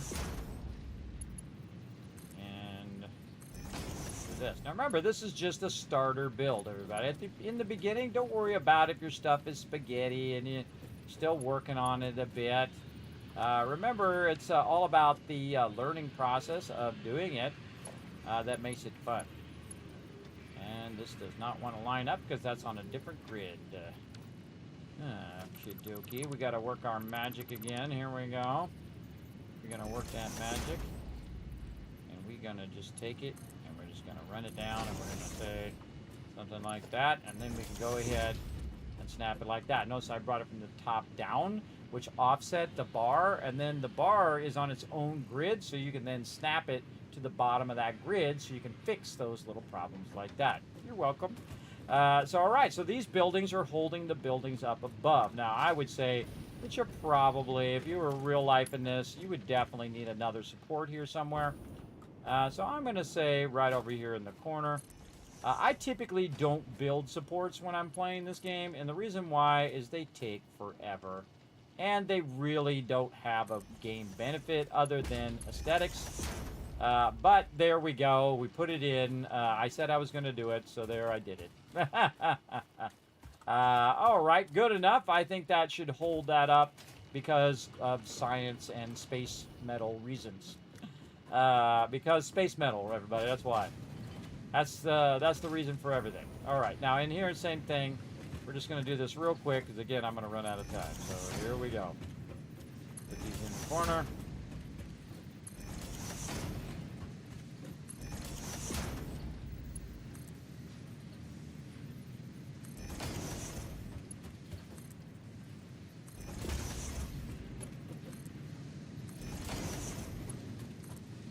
Now, I could have blueprinted these as well, by the way. And you can use these as blueprints. I don't know, I kind of like making the supports myself. That's just my kind of thing. I'm going to do it. I like to just, you know, run around. I feel it's very relaxing. Just throwing them in between all of that. I like to build the support. I could put these on both sides, by the way, on the top and the bottom, and just run the thing there. I don't know, I just feel like it works a little better. Put the supports in first. Very easy to put those in. And dip out again and get to the next one. Could have also made it part of the blueprint, by the way. I've done that before in the past. You guys see me do that, where I made the supports as part of the blueprint, and then they're already pre-built in when you put in the other ones. We'll get into all that later on as well. Sometimes I don't even know where I'm going to put the supports, so I kind of like to leave it open and do a bit of variety on these later on. Also, I find that these sometimes make it more awkward to, if you don't mind, we'll speed up. They make it more awkward to line things up when you have those like supports in the way. You're trying to line stuff up between different levels. All right. Redo the jetpack. Let's go. And we're going to put the rest of these supports in. Why not use the new vertical splitters mergers? Do you have to unlock separately? No, I'm actually using them right now. Right this second, using those vertical mergers and splitters. I just didn't use them on the outside. But I'll happy to show you them here in just a second. Let me go ahead and finish these. I definitely would have used it had I thought of it. But I just used the old traditional style way of doing it. And I'll show you. We'll go ahead and dip here in the factory. And you can see I'm using a vertical splitter right there, which is awesome because you can turn the direction of it. By the way, you don't have to have the top of the thing. You can actually take the top of it out. You just put that on there so that it can come out, go into here, and then it can go this way and this way. Instead of going the only one direction, I can have it going two directions at the same time, which means I can flow into this one and over theirs and put the inputs in there and then have the outputs coming right out here. Look at them plates doing their thing. I like it. I like it. Let's go ahead and finish this up. Oh my God, I literally have 1 minute. Okay. 1 minute to make it happen before I get child aggro. Gotta run out and help my daughter with the car, so I get that going today. Try to get that checked off the list. So many things on the list, everybody. Oh, and there's the alarm telling me it's time to... Oh, wait, that one was actually right. Telling me it's time to finish this up. Let's go. Like this. And right here.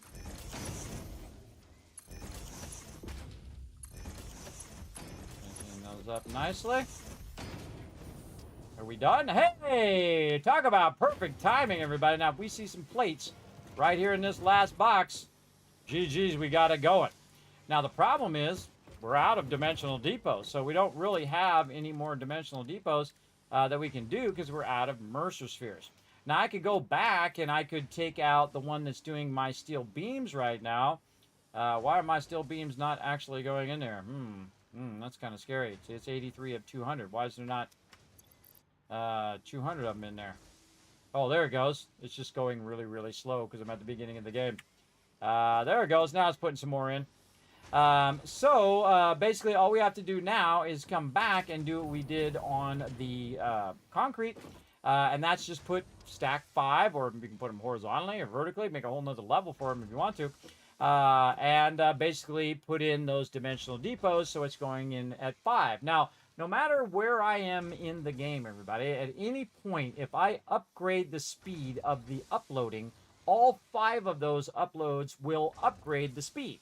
Meaning that they're 15 now, and then all of a sudden, bam, they'll be 30 or 60 or 240 or whatever I have it set to over time. And then this will just do nothing but run the whole entire game, right? And I don't ever have to think about, man, do I have enough concrete or enough plates in the dimensional depot? It'll just get faster and faster and faster. And then also later on, I will actually rebuild this whole entire thing when I get to the next level thing. Or actually, I'll probably skip over the 2 because I won't need to until I get to the 3 blueprinter. And then I will make all of this be able to be stackable. And then even try to upgrade the extraction as well. So I'll make the extraction even faster. Now, in the upper level of this particular one, right now it can do 30 at the first one, 60, and then it will be 120. And then if I go 2 times that, it'll be 240, or really, realistically, the most it's ever going to be is 300. That's the most that's ever going to extract in the entire game. Even if I overclock it to maximum, it will be 300. So the most that this is ever going to extract is actually 600, because I have 300 and 300, 2 coarse nodes or 2 basic nodes that I can use, and it'll be 600, and then it will be making 600 raw ore worth of plates all the time. And it will put those in the dimensional depot all the time. And that's what is so game-changing about that dimensional depot. Then if you start that early, it's kind of like when you pick some of those perks in Fallout, would that give you more ammo or more caps or whatever. It's so beneficial if you get it early game, because it lasts you for your entire playthrough, right? So instead of just getting an extra, 100 or 200 caps, you're getting thousands of caps over the long period of your playthrough. Which is why I recommend those from time to time. Though I have another amazing mega build that we're going to be doing starting on Monday with Fallout 4 with Lucky 13, everybody, for all you Fallout New Vegas fans. We're doing Lucky Playthrough number 13, the ultimate modded playthrough. So definitely be around for that, because that's going to be super, super fun. All right, we got that done, everybody. Let's go ahead and wander down here and check out our handiwork. Way down here. We'll back up a little bit, because this is going to be a real tall tower, that's for sure. All right. She's not bad. Looks like something, kind of basic. Maybe something a child might have colored in. But it is functional, and it works, right? That's the most important thing that you want to do. Now, in the beginning, again, everybody, the reason why they have square buildings is because of the square footage. It's actually more efficient to build a square building. You get more square footage per dollar because it is square footage. If you ever bought a house, you know what I'm talking about. But it's so much per square feet that it costs you to build it. Now, in game, it doesn't cost you that. It just costs you resources. You just go in, you can build as many as you want. So you can get all fancy and all that other stuff to the extreme degree and not have to worry about it, because it doesn't use tickets or anything like that. Though you could use tickets to buy resources. I never do. I think I like to earn my way, everybody. I never turn on creative mode. I like to earn my way to what I call mega building at the end. So I kind of do this, and then I'll do a little bit more fancy, and then we'll really go crazy when we get more toward the end game. But that works perfectly. And then we just rinse and repeat that same thing on every single node that we need. So we could go ahead and very easily just kind of turn to the right here, which we'll do. And we say, look at us, we got 4 nodes here. What can we make with these 4 nodes? We could probably make ourselves some iron rods, right? Make a bunch of iron rods. That'll automatically run in the dimensional depot. We'd also make some more stuff over here. If we want to, we could use those iron there to actually produce our reinforced iron plates, but we would need to go ahead and set up some other stuff to make that work with our with our assemblers, but we could definitely just use that and just make iron plates on that all day long, have it running in the Dimensional Depot. And that is what we're going to do. We're going to tap into all of these lower end nodes and use them for those productions. Now, our high-end productions, like when we need a lot and it takes a really long time to do those, great examples like our things right here, I think of them, modular frames. Those need a lot of resources and also a lot of the assemblers, right? So instead of just making 2 per minute, you make a whole bunch of them, and then now you're making a whole bunch of them per minute, which help you a lot in the next stage that we're about to unlock. So instead of rushing ahead, which I normally do, I normally just make all the stuff I need, or I just have to craft it and let it run on the server, and I come back, I got 10,000 of whatever it is I need, and then I can just zip right back, and bam, I'm already done with phase 3. And then I'm already done with phase 4, and then zip, zip, zip, I can get it done in no time at all using the power of time. But now we are going to be tapping a lot of nodes, building up our power, really getting it set up early game where it's just going to run and run and run while we're busy doing something else. Multitasking, right? So we want this to be doing as many resources into the Dimensional Depot as we can in the early game so that when... Oh, I see a Mercer Sphere. All right, we might have to take a moment, a little dip over and get a Mercer Sphere real quick, because guess what? We get that Mercer Sphere, we can put it on the thing real quick. It was almost like fate was trying to tell me something. It said, Kismet, come on over here, bro. Put them plates in the thing over here. Let's go. Rip, rip. Oh, look at that. Look at that awesome trick right there, everybody. That's the slide jump right there. Slide jump and jetpack. All right, Fate's trying to help me out. I appreciate you. On that one, Fate, maybe it's just lucky you guys were in the chat. That's probably the reason. That's probably the reason. Because I have terrible RNG. So let's get over here. Let's get this going. All right. And my daughter's going to come in and say, Daddy, are you ready? I'm going to be like, nah. I'm screwing around on this thing, and I'm not taking care of my IRL obligations over here. It is so hot, everybody. It's so hot in here, too. Very, very hot. I got to go outside to cool off. It's so hot. I don't know what up in here. I don't know what up. I'm waiting for my new window AC unit. Because my other one died. Get it going on. All right. Go get up here. Again, we definitely want to add, in the long run, if we were going up and down this much, we would want to add some navigation. Just go up a ladder. Or later on, it won't really matter. But I'm going to tell you, it ain't going to matter later on. I will have one of my favorite things in the game. All right, now we're just going to go ahead again, just put this right here. It's just going to be easy peasy because we got the output right here. Oh, if we're in the right set here. And we're just going to take that output. We're going to aim it right here toward the Dimensional Depot. And that's it. That's just going to run them plates in there every minute of every day for me. That's perfect. That's a perfect ending right there to a perfect day. But we're going to come back and we're going to go ahead and also add 4 more of those. So we'll have to go find 4 more Mercer Spheres. Probably a good idea to run that way maybe, or maybe some more running of it that way. I'm sure there is a ton of them out there just waiting for us to come and get them. Oh, yeah. All right. We're going to say that we knocked it out of the park. Right there. In fact, we can put the N as lowercase. There we go. Knocked it out of the park, everybody. We're going to save right there. We're going to pick this up later today. That's right. Tonight, 10 p.m. Eastern Standard Time, which is in about 13 hours from now. We're going to be back, whatever time it is for you. For me, 10 p.m. Eastern Standard Time. We're going to be back, and we're going to continue this playthrough. We're going to go ahead and do the rest of our nodes. We're going to do it way faster than we did it today. Obviously, we already have all the blueprints. Build it, build it, build it, build it, build it. Go get a bunch of Mercer Spheres, run that stuff in there, and now for the rest of the game, it's just going to produce the maximum amount of those resources that it can at the stage that we're at. And again, I can also come back to here if I want to, and then use the faster belts to get that full 300 that I have running now, or just wait until I have my level 3 extractors and then get the 300 and the 300, and I can run the 600 as well. Well, that's it for me, everybody. Time for the Kismet Love Train. Let's roll out of here.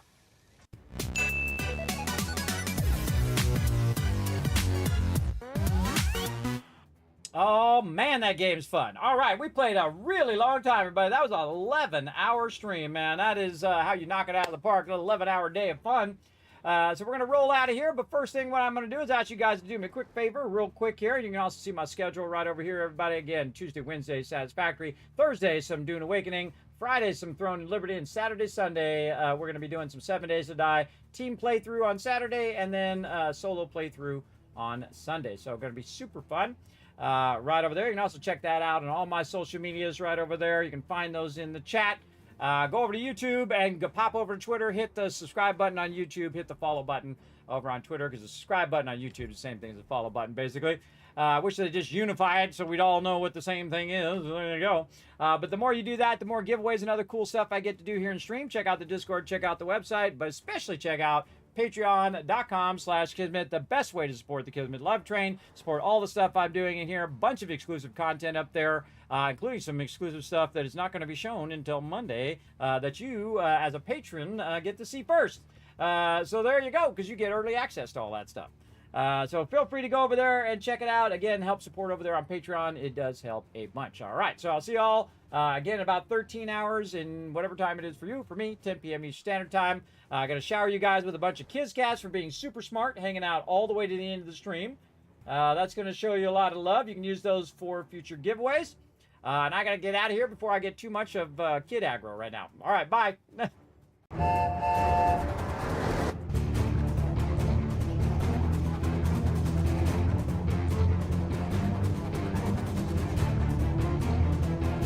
Hi, this is Norbert. Thanks for watching. Hit the subscribe button.